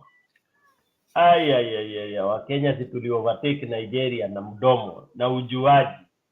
Na ujuaji hiyo yetu mingi yote nyumba yetu inaungua. We are very good. We write very good theories, very good proposals, very good. But we don't know how to take care of our own house. Kenya, 60 years after independence, with all due respect, my fellow Kenyans, we are not able to do things right. Because one, we have become fake believers. We have put all our brains and everything in the name of God, and we don't practice what God has told us to do. And that is what I found Nyumba talking about. We will be punished because we do the opposite. You go to church every morning. You say, Bwana asifiwe, hallelujah. Then immediately after you get out of that church, you are a totally opposite thing. Even in church today. And the other day I was talking to some youth I normally talk to annually in a Catholic, the end of the year Catholic gathering. And before I left the country, I went and gave them a very good example. I asked them, if I forgot my wallet in a church, saa ya misa, ile misa ya ine huwa imejaa kabisa. Kwa mfano wallet yangu idrop mahali nimekaa. Nitoke niende. Nikumbuke after 30 minutes. If I go back, will I find it? Do you know? It was shocking. There was silence. Well, Stone PK, I'll take it. I would have taken it straight away. Now that tells you where we are. And you know what the youth told me? They answered the way Nyumba ameanza. They said, Buddha, mi napita nayo wazee. Alafu napita nayo niende nikaisorore kwa lu. Na si kwa lu kwa church. Mpaka lu ingine iko mbali na church. Ndio isije ikaanaunziwa, ikianaunziwa nitafeel guilty. Look at that. Hapo sasa ndio tumefika ndugu zangu. Ask yourself. Unaenda, you are driving. Unakuta mtu amegongwa na gari. By bad luck, by good luck hajapass. Unaona ana wrist in pain. Do you know what we do? I'm not saying everybody, but what most people do, una slow down, unaangalia, yani unaangalia, unapita. Unasema ule ako nyuma atamsaidia. Look at that. That is what we feel. Wewe umefika kwanza na umemwona. Why? Mbona wewe usisimame sasa uanze kutafuta help ndio msaidie? Wewe unasema ule ako nyuma yako atamsaidia. Look at when we reach a traffic light. Unaangalia kama hakuna mtu hakuna mtu anakuona na hakuna mtu, wewe unapatiwa. Unasema hakuna karao, hakuna. That is Kenyans. Then you tell me sasa you trust them atuwahesabu mimi na support Ruto, alafu na hesabu kura out of 100 Raila amepata 78 na za Ruto ni 22. I look around naona hakuna mtu ananiona na zigeuza. That is the presiding clerk. I mean, that is the clerk or whoever it is. That our first option is to do the wrong. You look around, nani amekuona? Somebody drops a wallet, unakuja unaikanyanga kwanza. You look around. That is who we are. So with that kind of growing up, with that kind of behavior, we don't expect these things, the foreign language of free and fair, the foreign language of everyone has a right, that all those phrases are very foreign to us in Kenya. In Kenya, we say, ule mtu ameandikwa job leo. Stone PK amegraduate, ameapply kwa civil service, amepata job office of the president ama pale Sheria House. You start counting months. If Stone PK goes for 1 year na ujaona amenunua suti, you start castigating him. Huyu ni fala. Jamaa ameandikwa gava kwa pale Sheria House mahali watu wana pesa inatolewa pale watu wakiregister company. Huyu ni mjinga bwana. Brother, ule kazini yake aliingia hapo baada ya wiki 3 alikuwa amenunua gari. Look at that. That is how we do it. That if you go there and you are not stealing, then you are not, wewe si mjanja. Talk to Kenyans. What they call ujanja ni wizi. Unauliza mtu mazee, what job do you do? Mazee, mimi ni mnoma. Mimi wanga tu, mimi ni business. What business do you do? Wewe sijali. Mazee ni stories. Mimi wanga tu ni, niko huku niko kwa matenda. Wamuliza matenda za gava ama za nini? Wewe sijali. Sasa hii mazee kuna tenda moja moto na ngoja ya milioni 20. Then you start wondering, what is it? Una supply nini? Ati wewe mazee usistuke, Nairobi ni noma. Nairobi mpaka ujikakamue. My brothers, I want us to interrogate. The road begins with us. We are pointing fingers at akina Ruto, akina nani, but it is us. It is us. Begin with us, retrogressively. Tujiangalie. We are rotten. So it's okay. It's a culture we have. Again, I keep on saying, today, as of today, we don't know who is the president. We have refused. And yet we spend money. We put the commission there. We put systems there. And we start saying independent commission. It is in our country where we even don't know English. Where independent means you go wrong and do whatever you want. Nobody should ask you. Look at that. Independent means interdependent. You cannot stand there and say you are independent, that whatever you do, anything wrong you do, the judiciary is independent, you go doing things that are not in the interest of the country, and you call yourself independent. My brothers, what I'm saying is, hii yetu ni shida kubwa mno. I don't know which generation will come. I thought our generation, my generation, which is slightly younger than Uhuru, but almost in the same text. I thought this is when we would say upumbavu au kabila ukwishe. I thought personally, for example, I take myself as an example, born and bred in Nairobi, Eastland. Oshago, I started going when I was 12 years old. Born and bred in the city, not even in Lavington, but in the ghetto of Eastland, where I used to eat lunch kwa mama Unyi, then chapa na kula githeri kwa mama Tamasha. tukicheza hakuna mtu alikuwa anajua wewe unatoka wapi, na sisi ndio sasa hivi tunaongea mimi na support Ruto jini mkale, mimi na support.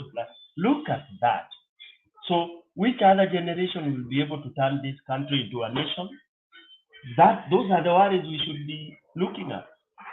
That is what we should be looking at. When we are talking about Raila and Ruto, we should be looking at who is capable of promoting and killing these tribal lines. This very strong cancer that has made Kenya 60 years, which was even richer than Korea, that we cannot even imagine ever being 50% of Korea. These are issues I want people who have gone to school to think. My brothers, Duke, and all those others. Akina Baba, the Fields, the Daudi, Douglas. These are things we need to look at. Not that Ruto is not guilty until he's taken to court. We know he's guilty. Why are we refusing that? We know he admitted he stole water. As a politician going for a higher office, even if you touched a woman inappropriately, you are not supposed to go for the office, because that tells you who you are. We know Echesa was having armed deals in DP's office. What is it that they were doing there? We know there were clips showing very serious issues which are bordering treason to this country. We put that under the carpet. We know what happened with the TNA.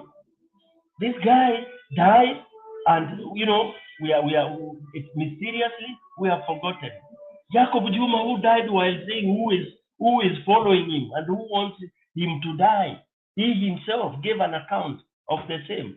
Hiyo tumeacha, tumesahau. So ndugu zangu, I think we will debate, we will discuss, but we are just moving around in circles, and then we are saying, let's forget and move on. That is Kenya, for your asking. Even right now, we are not even questioning why these things are delaying. Officers are caught with the fake papers, then we start defending. I mean, with the forged papers, they are trying to answer figures. We say, leave it to the watu wa sheria. Those guys should be roasted. Wachomwe hapo mara moja na matairi. They don't deserve to live. That is, when the Sharia can't take its course, Mwananchi takes over. And this is what I would preach. I wish I was back home. And I would do that, and let people say I'm inciting. Because once we ban one guy, he will not dare do that. If you ban that IEBC guy, nobody will ever do that in front of Mwananchi. How do you go even with papers home?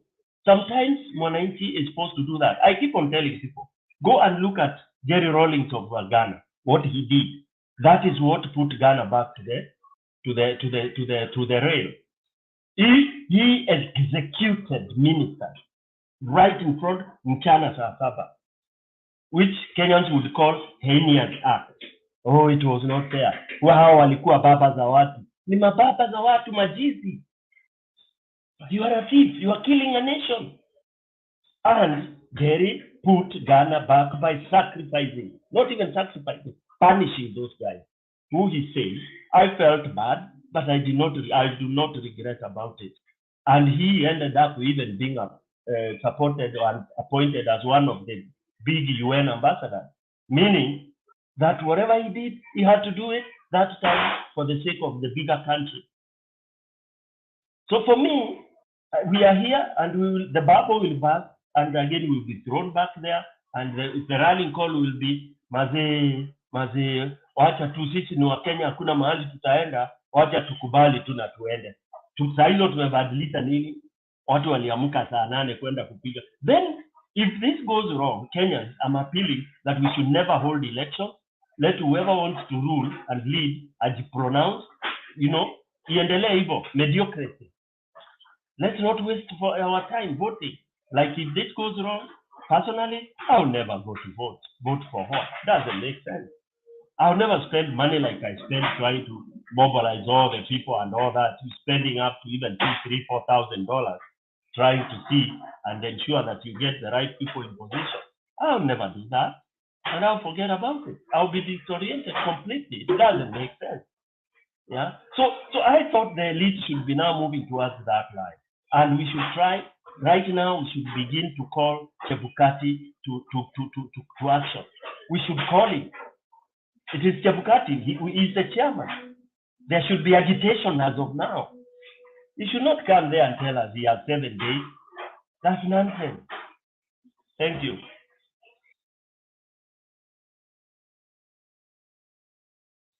Back to you, Chairman. Chairman Thank you, Mato. Stone. Thank you, brother. It's very important that people hear that, you know. And sometimes I think not even in politics, even in your own life, you know, integrity is such a big thing. When you're truthful to yourself, and truthful to the people around you, then you tend to live a good life that you can laugh and there's no problems. The truth is that sometimes it doesn't necessarily mean that every time you need to be right. You can be wrong in your own life, you know, you can be wrong. And when you're wrong, there's nothing wrong with being wrong. It's only learning. But see, when it comes to politics, nobody wants to be wrong. Why? Because you've invested so much. And what are you investing in? Are you investing in to go to be a public servant? Because unatuambia, I'm coming to serve you guys. But then it's so invested to you that, you see, like for me, I could, on this screen right here, I could decide I want to be served by Douglas and not necessarily Daudi. Why would Daudi want him to serve me more than Douglas would want, even though I've decided to be served by Douglas? Is he coming to serve me, or is there something that he's coming to get that is making him really want to serve me? I think I'm doing him a favor by telling him, no, let me go be and nikwe mzigo kwa Douglas na si kwako. I think at that time you should be a happy man. Well, okay, you see mzigo yangu. So why is it that our politicians, they wanataka hiyo mzigo sana? And let's not be stupid. We know what happens is because of the money that they get. And that's how much they use. And Daudi and Douglas, sorry for using you guys as an example. I hope it's not offensive in any way. But, you know, it's just a kind of way of an example to do. Why would somebody want to serve me and compete on serving me? You see, the person that is supposed to be serving me would be somebody who's willingly wanting to do it with or without the money and not having to fight for it. Just endearing me that I can serve you. You see, and so it's become a business thing that people spend their whole money and want to be there because they know if they go there, they're going, and that's why we never get any service. Bet you will not see these guys again after this until 5 years from today. Try and go see your MP. We'll see. Dawoodi, before we go to respect, and then Baba the Fifth. I'm sorry I came in on that one. Nilisema mi nikimoderate stakagi kuingilia sana, but that one I had to. Poleni. Yeah. So, Deto, I just wanted to correct my initial information. So the specific polling station is in Mwingi North, and it is in Kora. I think it's Kora. Let me get it right for you. It is Kora Nursery polling station. There was only one agent from UDA called Peter Musonga. And that's where I see Ruto winning. And there are probably others as well. So that's just an example I wanted to give. So if you want to go and fact check it, you can go and do that. No, the only reason I countered you on that because I knew where you were talking about and I knew that was not right, but I didn't want to get into it. But even this one, they're not going to get anything. I mean, we are getting, Ukambani is locked. Everything has gone all the way. Anyway, let's not get into it because I'm sitting on this chair. Tutapatana kama kuna mwingine. Mwingine akikuja, the chair that will come, we'll do that.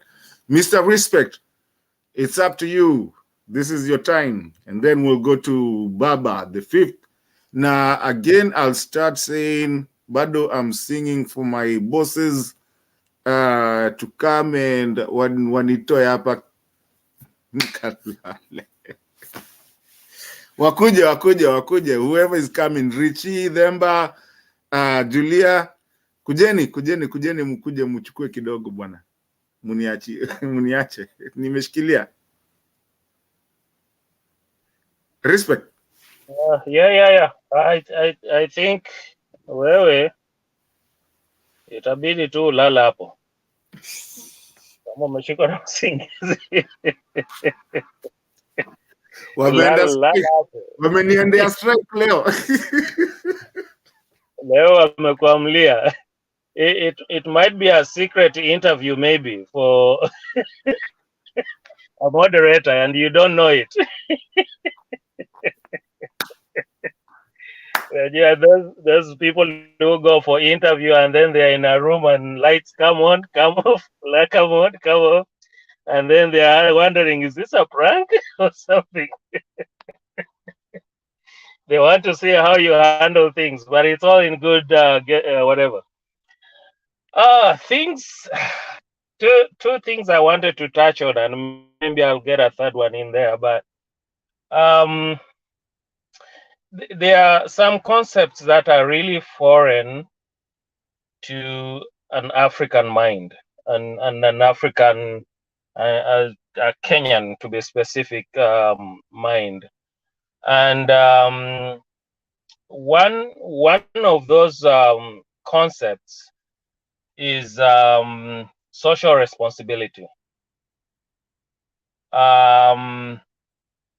And when I talk about social responsibilities, to think about your actions and how they affect the wider community.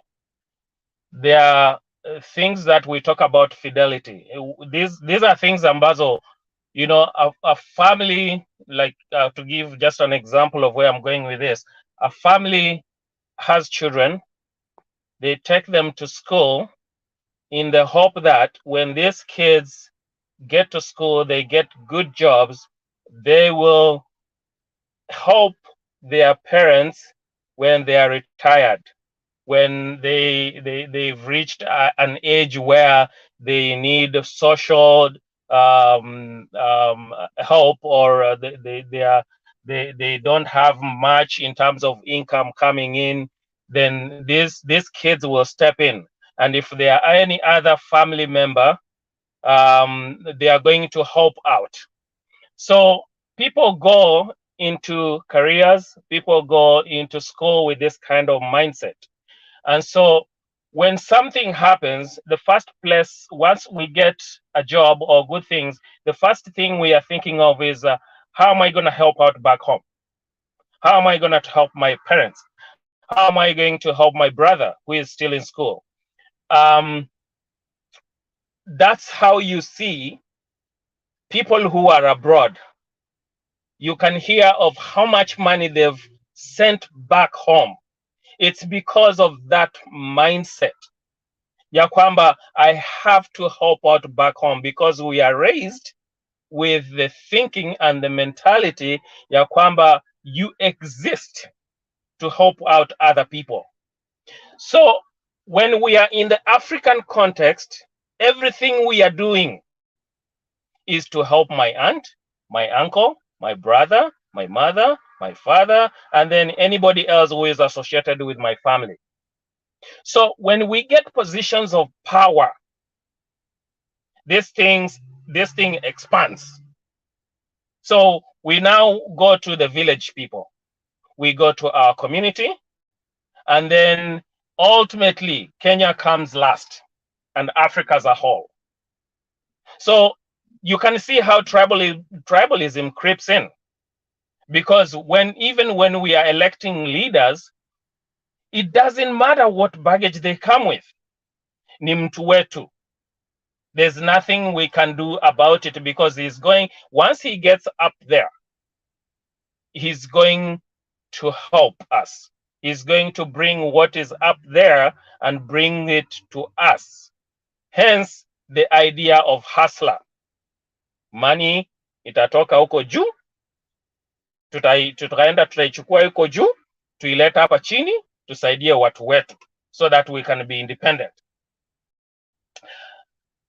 That is the problem that we face. So when we hear, tell me of any scandal that you find that is not connected with a certain community, a certain family, someone doing something because they want to enrich themselves, they want to enrich their people. So we don't go into politics, we don't go into public service with the mindset of just serving. When I came to the place that I'm at, that is the first thing that actually shocked me. Ya kwamba someone can actually go to work every day and not think a damn thing about what kind of house they are going to build, how big it's going to be, what kind of land they are going to acquire here and there, here and there, here and there. They can live in an apartment building and they will be satisfied with that. Now, when I say that, I don't mean that people in the US and Canada and England and wherever else, they are the role models of everything. Trump is an example of that. He came to power with all the baggage that he had. Our friend in Britain is another example of that.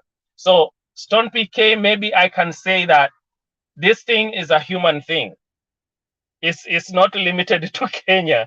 It's not limited to a certain region in our country. It is a worldwide thing. Everywhere you go, people are just greedy. People just want to, there are certain caliber of people who, unless things are put in place for them, the first thing they are thinking of, like you said, is how to steal and how much I can steal. We have people who come out in these countries, outside Kenya, outside Africa, and they struggle. I had a gentleman I was working with, he was working with the job that I'm at, and this person actually had the audacity of coming in the morning, leaving his coat, anachukua koti asa anaeka kwa kiti, and then he goes out to try and find another job somewhere else. And I look at that and I go, really? Like we haven't, like we are bringing in our African mentality even in places where really we needed to change our mindset. But that's where we are at. So social responsibility atuna kabisa. If we find people who have that, they are very, very few. And if they are not careful, at some point somewhere, they'll also be infected and they'll find themselves on that same side, which we are trying to fight. So how do we avoid that? I think one of the things we have to start doing is start from home, start within our family, start teaching our kids. There's something that I keep telling my kids. I say, if you're gonna be successful out there, I have to teach you how to be successful first here at home. That means I have to set an example for you what success looks like. So if you see me saying I'm going to work and then I'm skipping work, I'm coming home and my work does not know that I've gone home, then you should question me about that. You should find out why am I home early when I said I was going to work, and you need to know why. Because our children grow up seeing these habits that we develop in our family units. And when they are grown, we are wondering, how come they are behaving like this? You know, your child, we have these examples where the children go out and they say a word in public, they swear, and tunawachapa, you know, we're like, where did you learn that? They probably learned it from dad. They saw him do that one time and they thought it was okay.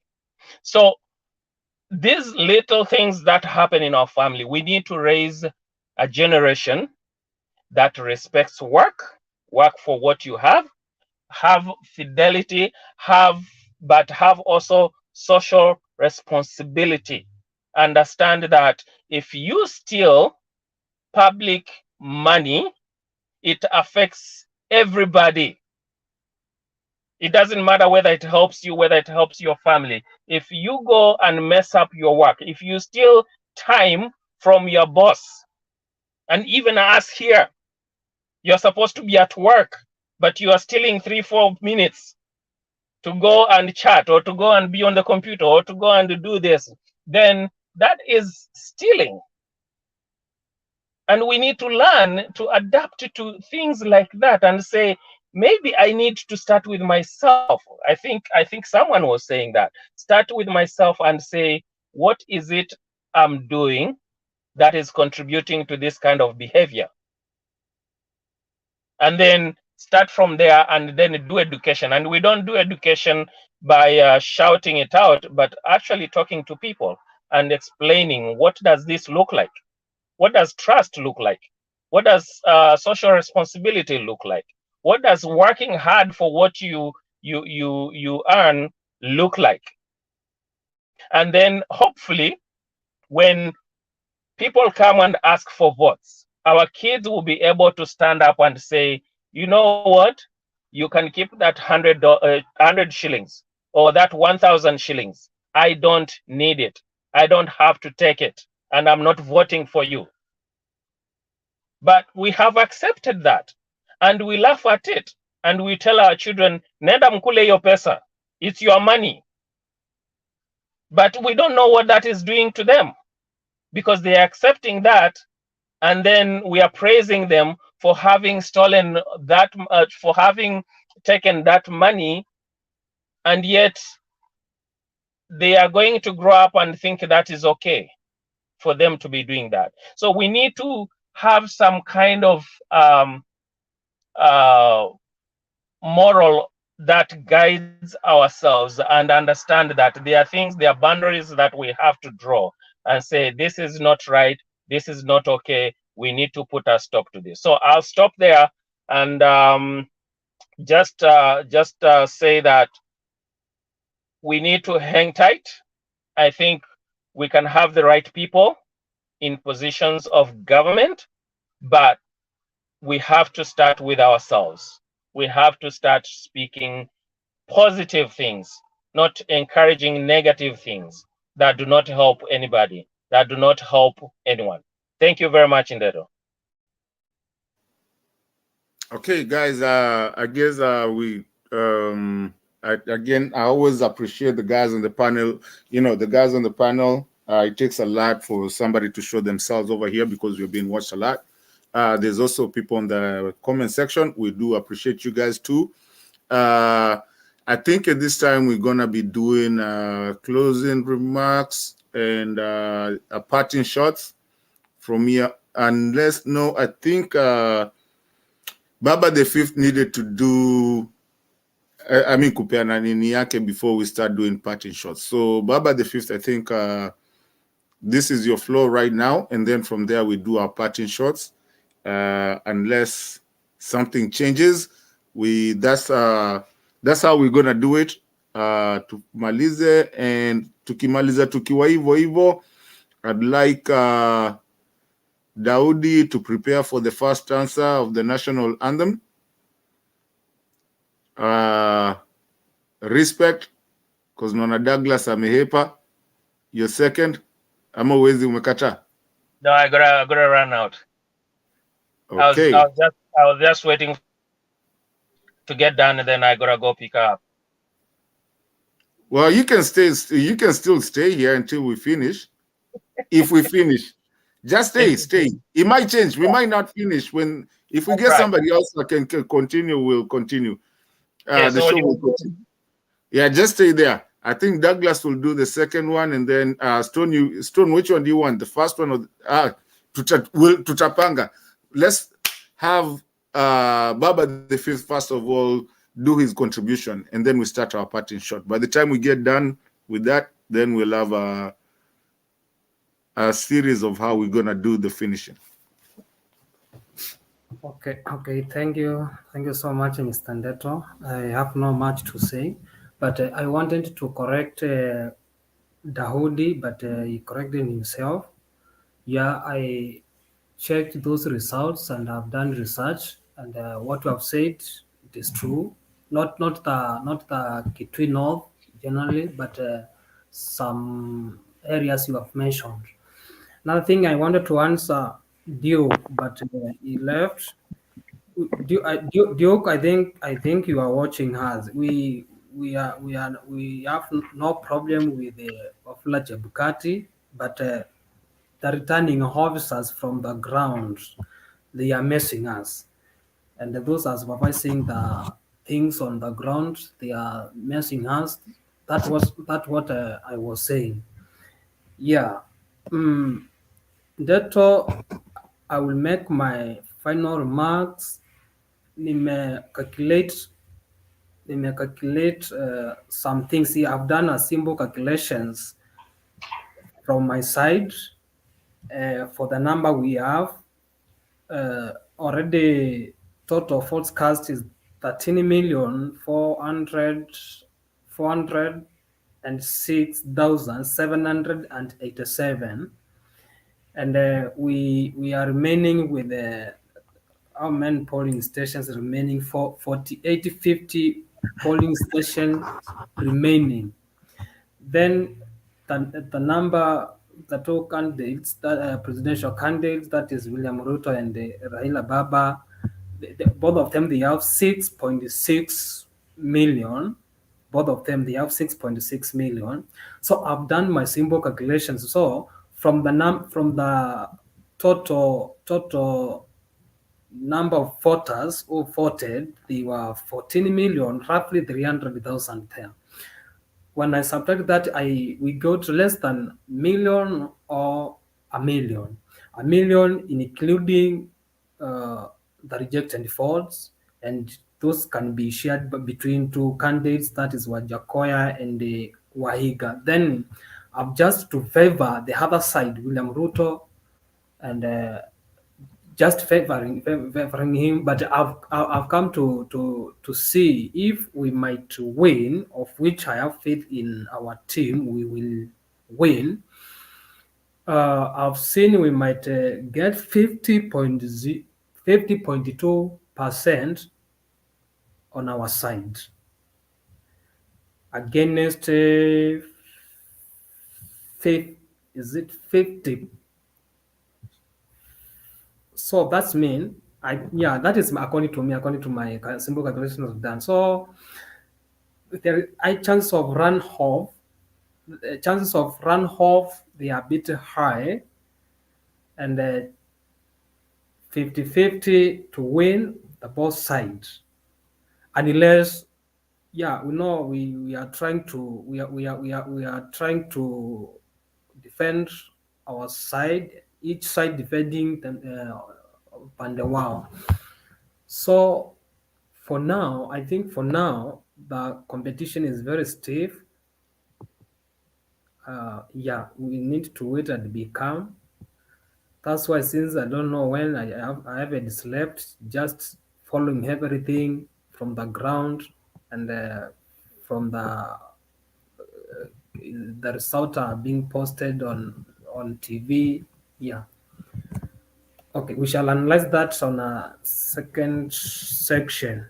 I think we will have another section. We shall analyze that so that we may analyze what is going on, depending on the total votes remaining and polling stations remaining.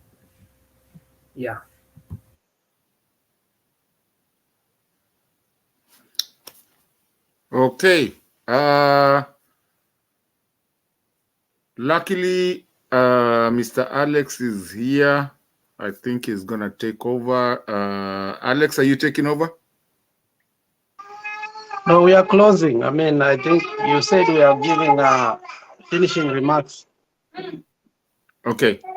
Yeah, unless Demba or somebody else comes in, I thought you wanted to take over. But okay, if you're closing, then Stone, can we do a counterclockwise thing? Or maybe Alex, you can come now.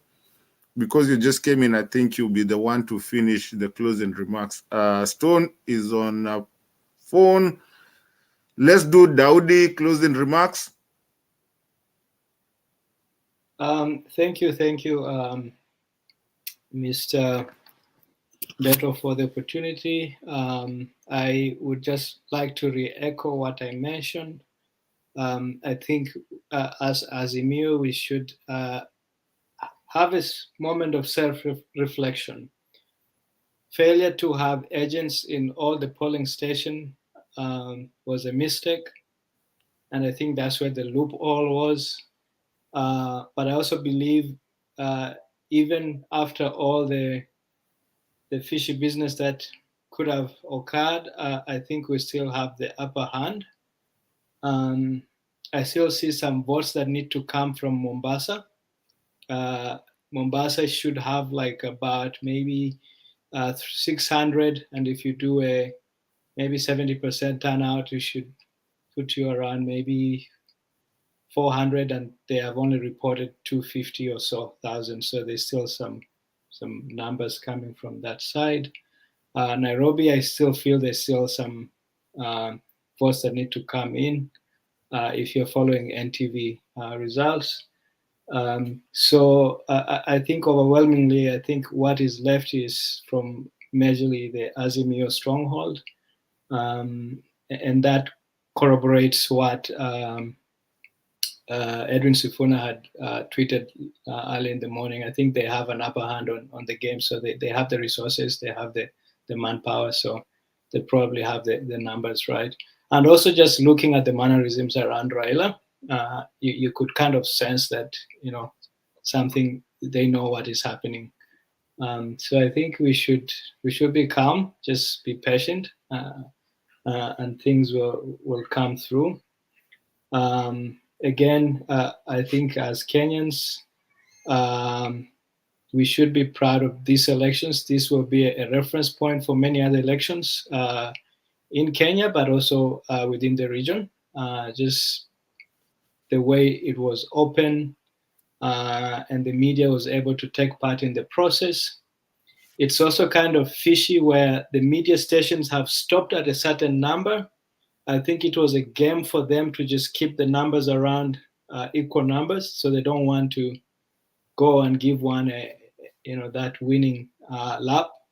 I think it's probably a strategy on their part, just to keep people glued on their screens. Because if they went ahead and just declared like somebody's leading, then people would just lose interest. So I think it's a strategy on their part to stick there for now, just keeping us on our chairs, at the edge of our chairs.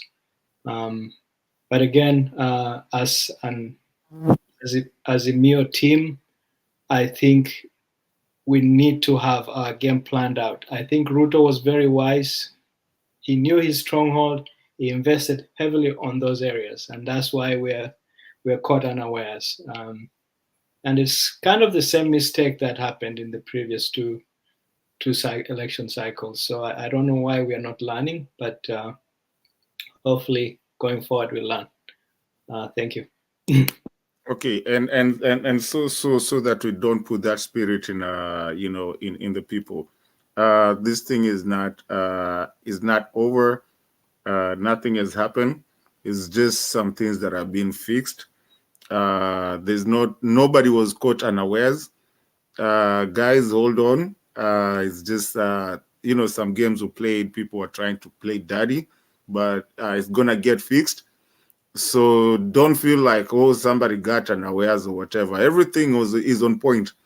Everybody is there. People are working. IT guys are working, and everything is working. What is supposed to be will be done. Have courage. Don't feel like you're let down. Just have some patience. I think the best thing is what Alex and Kip did today, to bring a show that actually makes people at least deal with their, with the patience. Patience is a virtue, but things are working out. Whoever won is gonna be named, and is gonna be the person that won. That is what is gonna be. The last time to rig elections was last elections. This year is not gonna be rigged, and neither will it ever be rigged again. People are there, they are working. People stop having despair.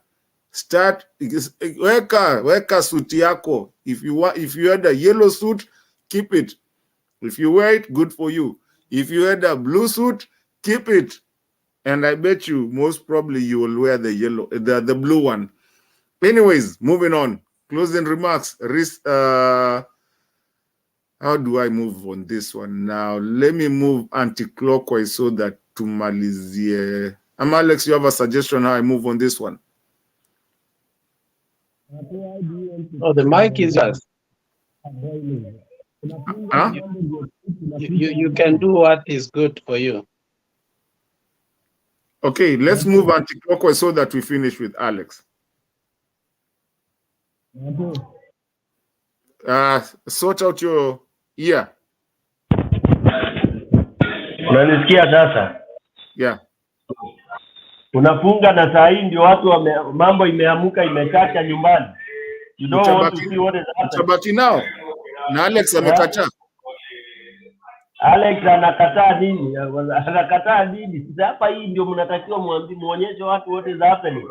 My friend, things are not okay. Tuache kudanganyana tu ati tunaficha tumwangalie Pangani kunaenda nini saa hii. You guys, I like the way you pretend. Things are not okay, my friend. Watu wamepesa zimeisha. Hebu patiana closing remark na wache siasa. Sina closing, naambia watu two things are serious. Kwaherini ndugu zangu. Okay, Baba the fifth closing remarks. I think I did it, nani, Mr. Martin. Huh? Mimi niliongea na nikamalizia mahali nilimalizia, niko sawa. Okay, respect closing remarks. Sasa wewe Ndeto wewe. Kalonzo, how can he not have George Bush said what did he say? Fool me once. Shame on me. Fool me twice. Shame on you. Shame on me. You fool me once, you can't fool me again. Daudi, I totally agree with you. That how does that even happen? You know that was a contentious thing in the last election, and yet we can afford to play around with even I don't know. Maybe it was the assumption that it is a Azimio stronghold. That's why. But anyways, I hope I hope in the future that's a lesson learned, maybe. And who knows how many of those could have been messed up with, even the places where we are complaining in Mount Kenya, who knows? Because we just chose not to have agents in certain polling stations. I'm cautiously calm, and it's things like that. When you know that there are places we could have done better, there are things that could have been avoided. There has been a discussion in the morning about Kabando, what he was saying. You just shake your head, but you just go, okay, we have it. We have it anyways. So I'm cautiously calm. I'm not celebrating yet, and I'm just hoping that whatever it is that we are holding on to in terms of our numbers, there will be no surprise. There will be no glitch that could have happened and something else happened. But Wakenya, I think there's hope. Let's keep hoping and be patient, and we know that we have it. So I'll leave it at that for now. Okay, Douglas, closing remarks. And meanwhile, Douglas, while you're doing it, I think now we've agreed. So Daudi, you're doing what? Stanza 1. Baba the fifth, can you do the stanza 2? And then Douglas, unatufanyia 3. Douglas, take it. Yes. Yeah, closing remarks. Alafu uji prepare for stanza 3 of the national anthem. Oh, okay. I don't know. I was watching something, and I got delayed. Sorry, guys. I was so hungry. I had not eaten the whole day. I had to go and cut something to eat. But my last remarks is, we need to actually, as a country, get our moral footing again. because I think we are losing it, and I think this is the most opportune moment in our country's history to try and get things right and try to get things back in line so that we can actually have a future. But if we waste this moment by the forces, it's dark forces and forces for change. If we waste this moment to actually have this change and we put dark forces back in power, I think we can just call it off for the next maybe 20 years. And most of us, by that time we'll be old, minding our own business. We'll not have the energy for this again. Some of these things we're engaged in while we are still young because we want a better future, not only for ourselves, but for our kids. But if there's a part of the country that is pushing for the wrong people in power, then we are wasting another 20 years. So I believe that we are fighting against morality and decay in society that is taking root in all spheres of our life. So we need to some soul searching as Kenyans, because we can't keep on going on with this thing. Tuendelee tu tutafanya nini? We are helpless. Let's just continue, because we have schools to go to. Our kids have to go to school. People have to leave. People have to work. No. If a man does not have anything that is worthy of standing for, he does not have any purpose living. If you have nothing to stand for, why are you living? Why did you even occupy this space in this world for? Because you just go with the flow. You go with anything. You have to have a purpose, and you have to have some principles. Those are the principles that have guided the society up to now. We were raised by our fathers and grandfathers. They had principles that enabled us to see this day. If our grandfathers and our fathers just left us to be haywire and corrupt in society, some of us would have been dead a long time ago. Yeah. So all I'm saying is that we are between a fight from evil, which is people who want to ruin the country, and people who want change. And I hope Kenya gets that change, because if we don't get it now, call it off for the next 20 years, we're going to be messed up, which is going to cost us another 40 years. That's all I have to say. Alex, the floor is yours, sir. No, me sina mengi, we spoke earlier. I mean, I think all I can encourage people, I think all is not lost. The truth is that right now we seem to be in a standstill, but we have to learn the lessons that Africans have learned. 2007, we made a grave mistake. Zangarai made a grave mistake. Chamisa made a great mistake. And the only person that in Africa that did not make that mistake is Ouattara. Ouattara refused totally. He stood firm. He stuck his feet to the cement and it dried, and Bagbo had to be shipped to The Hague. And remember, after all, Ivory Coast was almost destroyed. But these people said enough is enough. And again, I think enough is enough. 2007, we made a deal. 2013, apparently, Wanjigi came out and said the deal was made in his basement. 2017, a handshake was made. It's a mockery of democracy. We cannot keep on passing the problems of one generation to another. Our fathers passed their problems to us. Now we want to pass a whole big problem to our children. We have to deal with this problem once and for all. It doesn't matter how much it will cost us. It cannot go to our children. And that is why I'm saying we should be patient, but we have to deal with this. Ruto has not won this election. From the very beginning, you know very well, Ruto has tried to steal this election. Chebukati has tried to steal this election for Ruto. All along, Baba has been campaigning and trying to be democratic.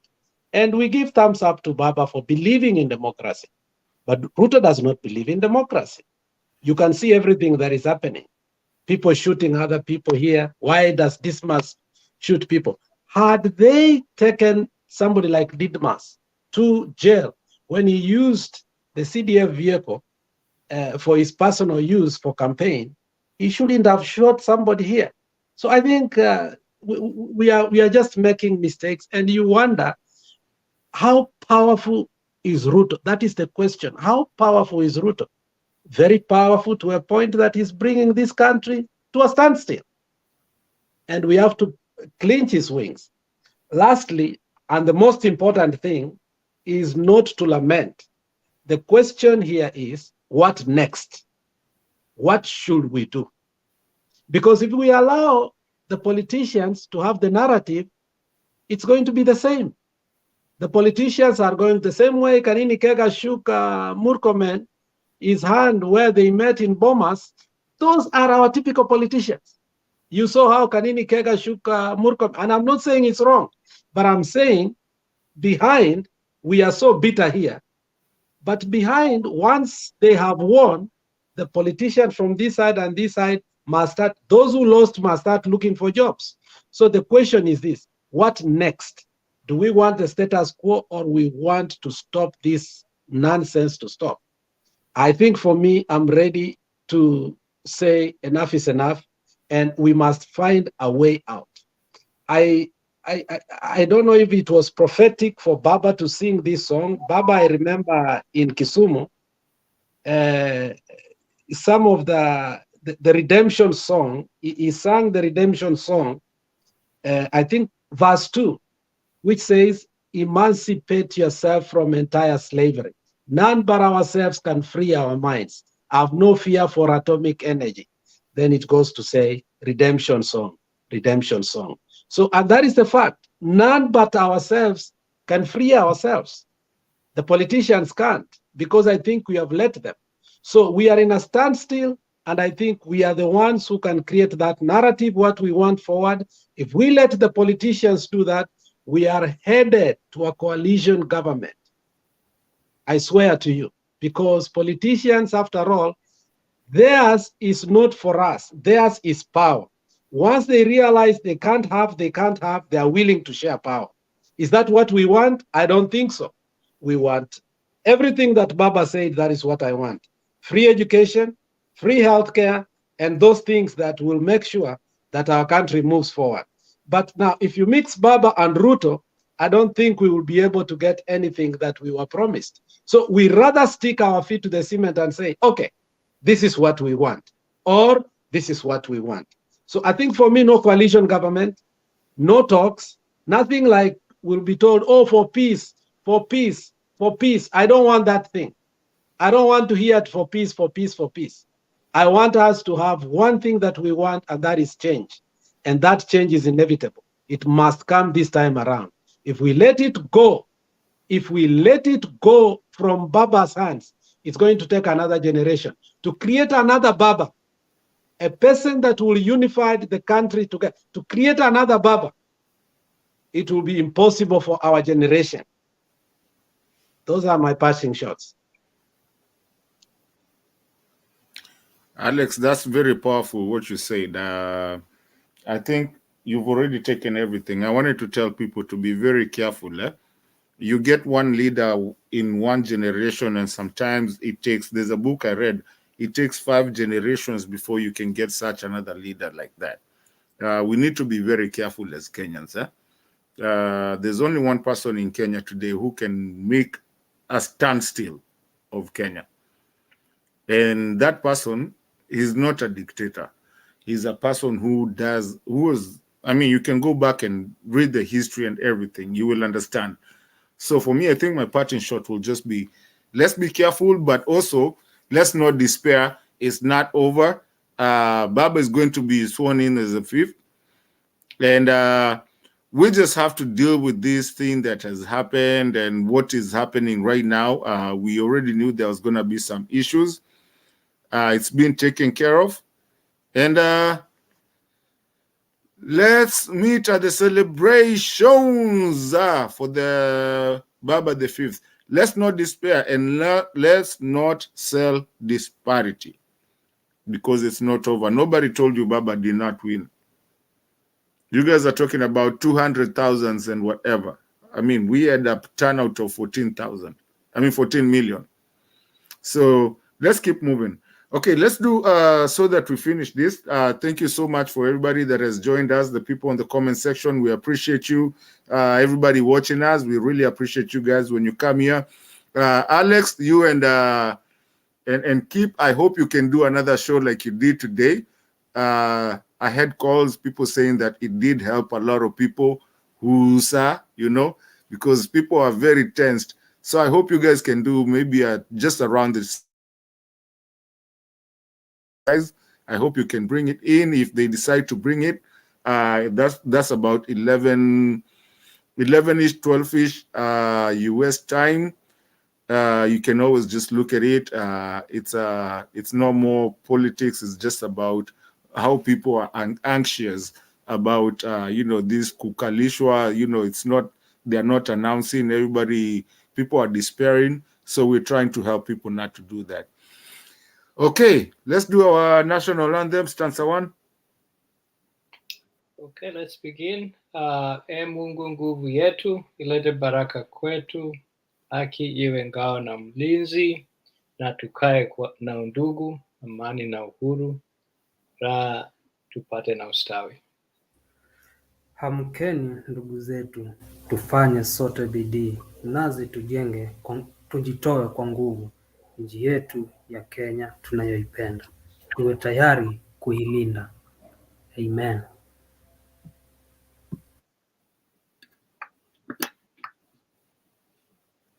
Unmute. Unmute, Douglas.